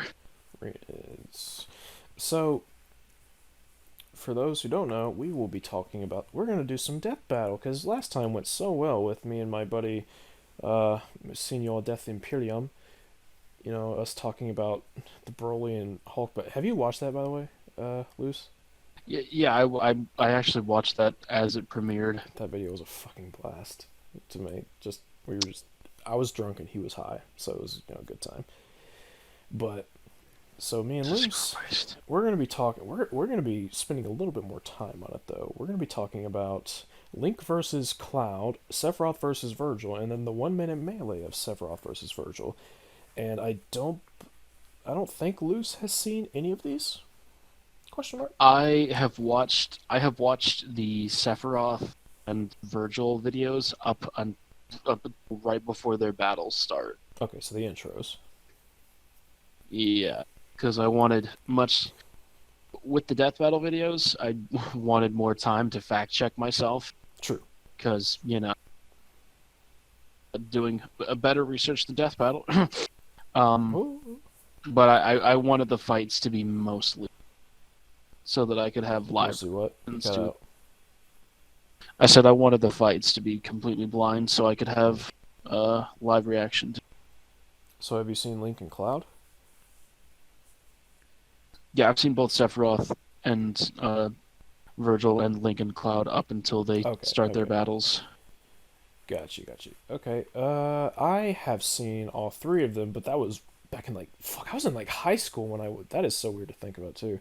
I was in like high school when I saw, well, Cloud and Link. I think Sephiroth and Virgil, I was in college at that point, I think. But, it's been a long time. I don't remember a lot of the details. I only remember the results, and, it's interesting, I'll just say. But, yeah, it's definitely going to be a bit more lighthearted and fun. Like, we'll get silly and hyperbolic and poke fun at Death Battle for being Death Battle. But, you know, it's gonna be in good fun. It's not as serious. Yeah. It's not talking... I'm not gonna have... It's not talking I'm game not gonna design or have... writing or anything. It's just like, these yeah, characters duke it out. Like, I'm probably going to Death Battle a lot less insulted any of the people on S.E.E.S so far. Oh, I'll still insult Death Battle, don't get me wrong, but it'll be, yeah, it's ribbing. Hey, I said less. Yeah. Well, you know, it's ribbing. It's not so much like, I mean, they'll be wrong, I'm sure, but it's not like, well, they are fucking idiots, but, you know, whatever, fuck it, I don't care, I'm tired, okay, I'm tired. Me too. I haven't made it back. I'm tired. We haven't made it back to the Shire yet, alright? We need our rest. Yeah, I'm so fucking tired. It's cold. The entirety of Texas is frozen. Well, and I've had my heater turned down so as not to make too much background noise in my headset, but I swear to Christ, as soon as we get off this call, I'm cranking that motherfucker up. Yeah. So this has been an adventure. Yeah, I can now officially brag to my friends like, guess who's been on a 10-hour podcast. Dude, it's 3 a.m. for me right now. Holy fuck. It's 2 a.m. for... Dude, I'm getting my wisdom teeth taken out in 12 hours. It feels so fucking good. I can't wait. Nice. Wish me luck, because I don't want to die. Good luck. It's gonna be fun, because they're not gonna sedate me. They're gonna numb me and stuff, obviously, but I will be awake. So that'll be fun. Oh, I could. Actually, I don't think I can do that. I had one wisdom tooth taken out years ago when I think I was in middle school because it had like broken, and I was awake for that to, you know, obviously they numbed me and happy gas and all that, but I was awake for it, and I remember it being kind of, because it's laughing gas and stuff, I'm just kind of like it's all interesting. I can't wait to see my teeth. That's gonna be, man. It's an experience, let me tell you. That's what's up with me. What's going on with you? What's been up? Nothing much really. Artwork, as you have seen by our beautiful pictures. Just gonna go off on it there. I have. You're also cutting out, just saying. Yeah, I mean, I've just been working on art. I've been working that Dragon's Dogma episode 1 review. Nice. It's yeah, it's just nothing much for me. I'm hoping to start uploading shit on more my channel. You're just cutting out like every other syllable, man. You gotta fill with that sensitivity. I'm hoping to release more long-form content more frequently. Gotta get that first one out there. That first Dragons. The first thing. Yeah, the first one seems like it's going to be the hardest. Oh, it does, dude. My fucking PT series took me a goddamn lifetime. It felt like, but once I finally did it, I was like, oh, like at the end of my first video, I think I'm like, holy shit, this feels surreal. It's like, oh man. Yeah. I've come so far. Well, because it's also like for your first one, it's like, well, what do I fucking do? Oh yeah, no, you learn so much. I assume for other people as well. Like you learn so much so quickly. And I mean, there's also the fact that with this Dragon's Dogma review, like I've been trying to work on it, but like sometimes like something else catches my interest, and I'm like, ooh, I kind of want that. True. So it's just really hard deciding on what it is that I want to be that I want to.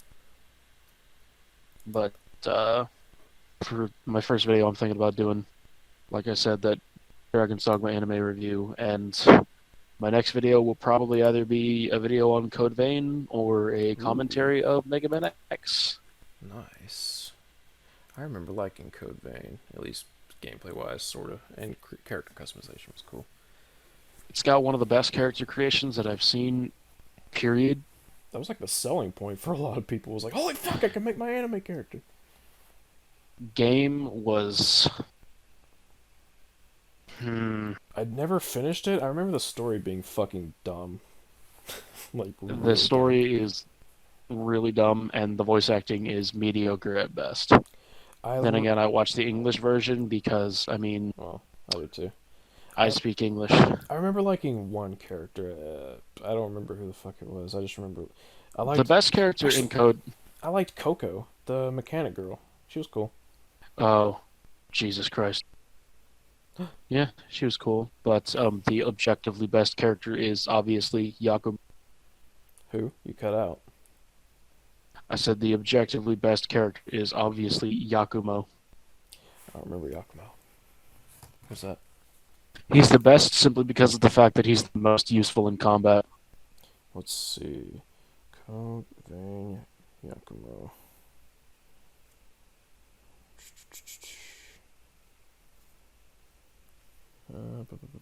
Oh yeah, he's actually my favorite too, as far as the male party members. Yeah, he's fucking awesome. Yeah, he's the most useful in combat, and that's the thing that I engage with most. So true. He's the most useful objectively. As for me, I'm still working on my DMC5 video. I'm hoping to get it out by the second. I think I've already said this, but I'm hoping to get it out by the 2nd anniversary, March 8th. Is it 8th? And also, I'm tired, all right. I don't remember exactly. Let me see though. March 8th. And also, yes. Go ahead. If L will allow me to spill the beans, we're hoping to collaborate with a few Let's Play series. Yes, it's just a matter of finding the time and also getting our current projects out. Yeah, priority one for me. I've put off so much shit for this fucking DMC5 video, and I have gone through so much shit to ensure that everything is top quality. I have done so much testing with my audio, and I'm really happy with how my recording sounds. Luce has heard it. He can vouch for me, I hope. Yeah, it sounds good. Thank you. Thanks. And all of my video quality, all my video clips are fucking. They're either 4K or they're 1080p 60 FPS regardless. So it's like that'll be nice. All the cutscenes I think I have all the cutscenes I have are in 4K at least. What else have I done? I don't know if script. I ended up doing a 4th draft. I was gonna stop at 3, but then I was like, fuck it. I have to add a few more things, so I did a 4th. That felt good. The script is now. I don't remember the final word count or anything, but I know it was like 66 pages, and my reading time was like 4 hours and 45 minutes. Plus, I have cutscenes and stuff in there, so it's like it's gonna be a big one. Let's just say. I don't know if I told you, but I think a favorite video of yours, Last of Us 2. Man, you're cutting out so much. I said I don't know if I told you, but I think my favorite video from you is your Last of Us 2 review. I actually went back and I don't know if people really do this, but like I go back and watch some of my videos sometimes so I can kind of find things to focus on improving for myself. And I went back on my Last of Us 2 video and I was like, holy fuck, this is actually like pretty, like, not to toot my own horn, it's a pretty decent video, gotta say.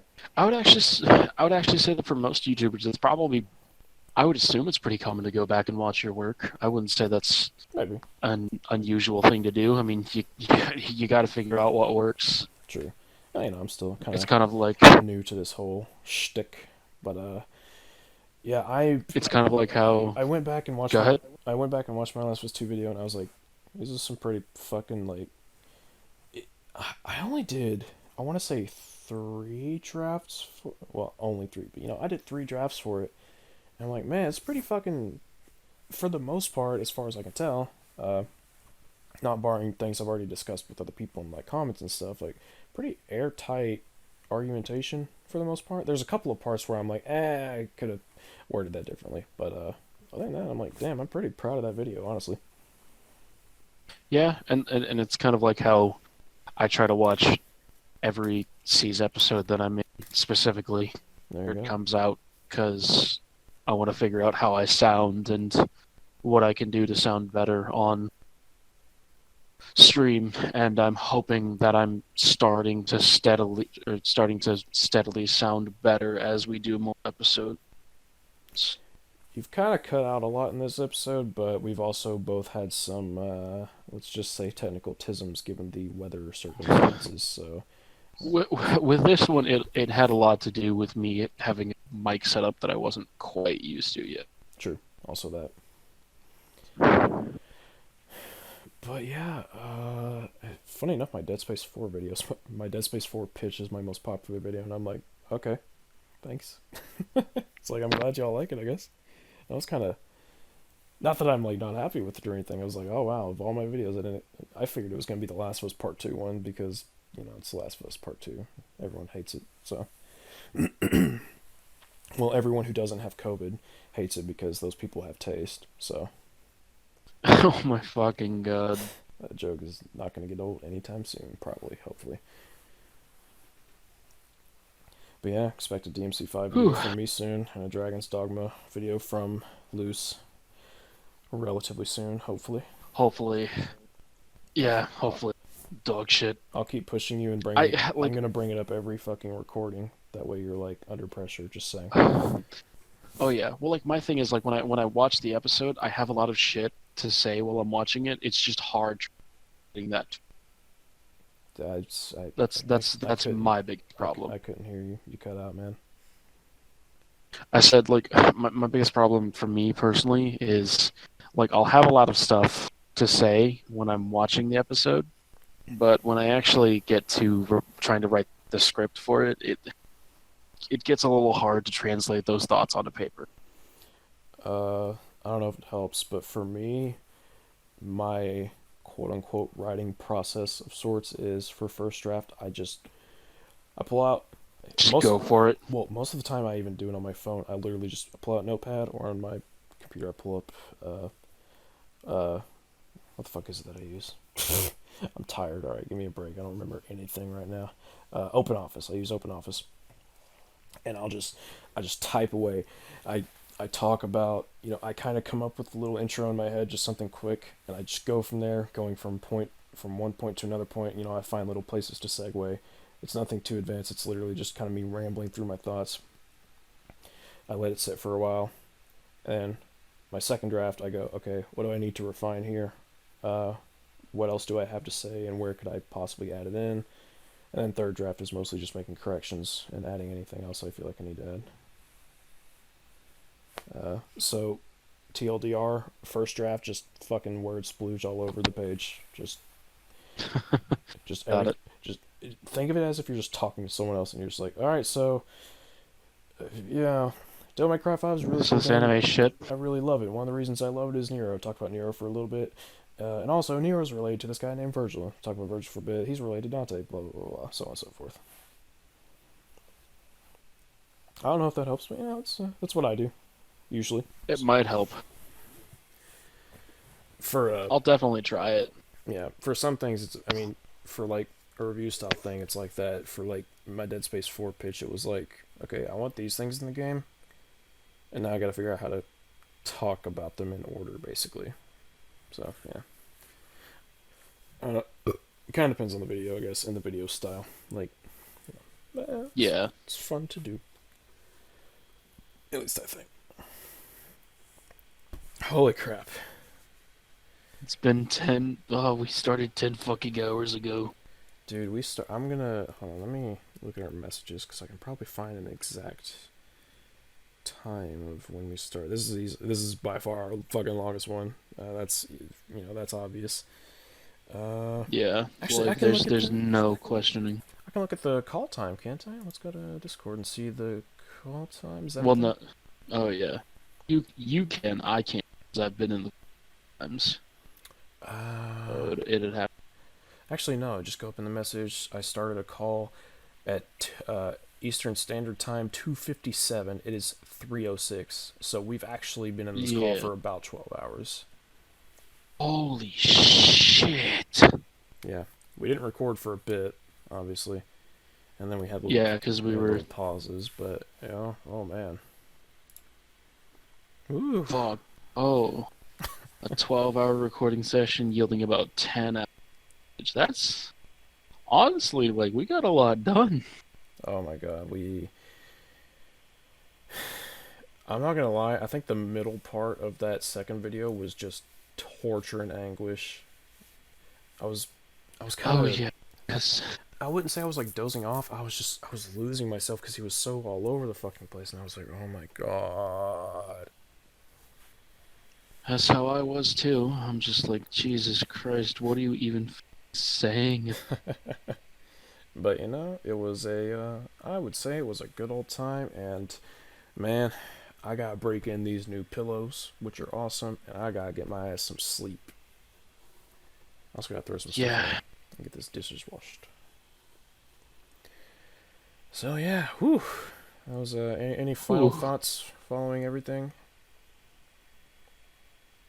Not really. I mean, I pretty much said everything that I had to say. Well, okay. I'd like to thank everybody for watching. I'd also like to thank you for having me on the show. It is your show as much as it is mine, as with Arlo as well. For me, what do I want to say? If I offended you with any jokes in this podcast episode, good. I'm joking. I'm joking. That's me saying something horrible because I know it offends someone. But no, I'm joking. Dude, if you fucking made it through all 10 hours of this, holy shit, you're a goddamn Chad. Yeah, I know, like, none of my friends are gonna make it through this. Well, and real Which shit, I don't. Real shit, it helps to watch this stuff because for me to get to monetization, I need 4,000 total hours of view time, and I just recently reached the 800 hour mark. So we're getting there, and this helps. So what you're saying is, I'm gonna be watching every S.E.E.S episode at least like times. I mean, if you want to do that, you can do that. Just saying, bro. I'm probably gonna do it because I enjoy them. Spread the word, it's good stuff. Oh, I will. I'm probably gonna promote this next episode in like every fucking server that I'm in the self-promotion channel. There you go. It is all just like, hey guys, appreciated. Even without monetization, I want to make that clear. Like when I first started this YouTube channel, money making was not my goal, and that will never be my goal. It's obviously a nice perk, but the real reason I'm here is to A, practice my writing skills as well as my analytical skills, and B, just have a good old time talking about stuff that I love and some stuff that I hate, like The Last of Us Part 2 and DMC Devil May Cry. So and S.E.E.S 3. Those are 3 games that I just, not a fan of. Honestly, I'm having a hard time thinking of 3 games that I just absolutely despise in the... That can be something to think of for next time. You can think of your 3 most hated games. It doesn't even have to be the worst games, just like the games that you're like, oh, I fucking hate these games. Yeah. Alright, new challenge. I'm gonna have, before we start getting into the next video on the next S.E.E.S episode, I'm gonna have my 3 most hated games of all time. There you go. Yeah, those are mine. Dead Space 3, DMC Devil May Cry, and The Last of Us Part 2. Fuck everything about all of those games. I loathe them. Chances are Immortals Phoenix Rising will be on that list. What about like... I haven't even finished it. I certainly hope that you'll include a sponsor for Raid Shadow Legends. Oh boy. I generally try to sponsor games on my worst games of all times list by playing them first, and I refuse to even consider installing that piece of dog doo-doo poopy. Gee, whoa. You can look, we made through 10 hours and you're just gonna drop bombs like that? Like, language, dude. Jesus. Oh my goodness. How dare you? Oh, I'm going fucking crazy. It's good, dude. I lost my mind hours ago. I've been fucking. I'm running on fumes. I think I have a good like third of this video is probably just gonna be us laughing our asses off. Dude, there's like, I'm so curious because so much of that second video is anguish, and then so much of it is just pure laughter. It's insane. Like, honestly, I'm wondering how much of it we're even going to be coherent, considering the fact that everything he said almost was just complete garbage. Dude, it's like fucking like Argosax and Sanctus should be the same. Like, no, what? Nero should be the human half of Virgil. No. Well, with the Argosax thing, I think he was trying to replace Sanctus. With Argosax, he wasn't trying to make them the same character. Maybe. His point's still stupid, but either way, fucking. That was an adventure. Right. But I'm gonna call it a night. I will also the fuck to sleep relatively soon. All right.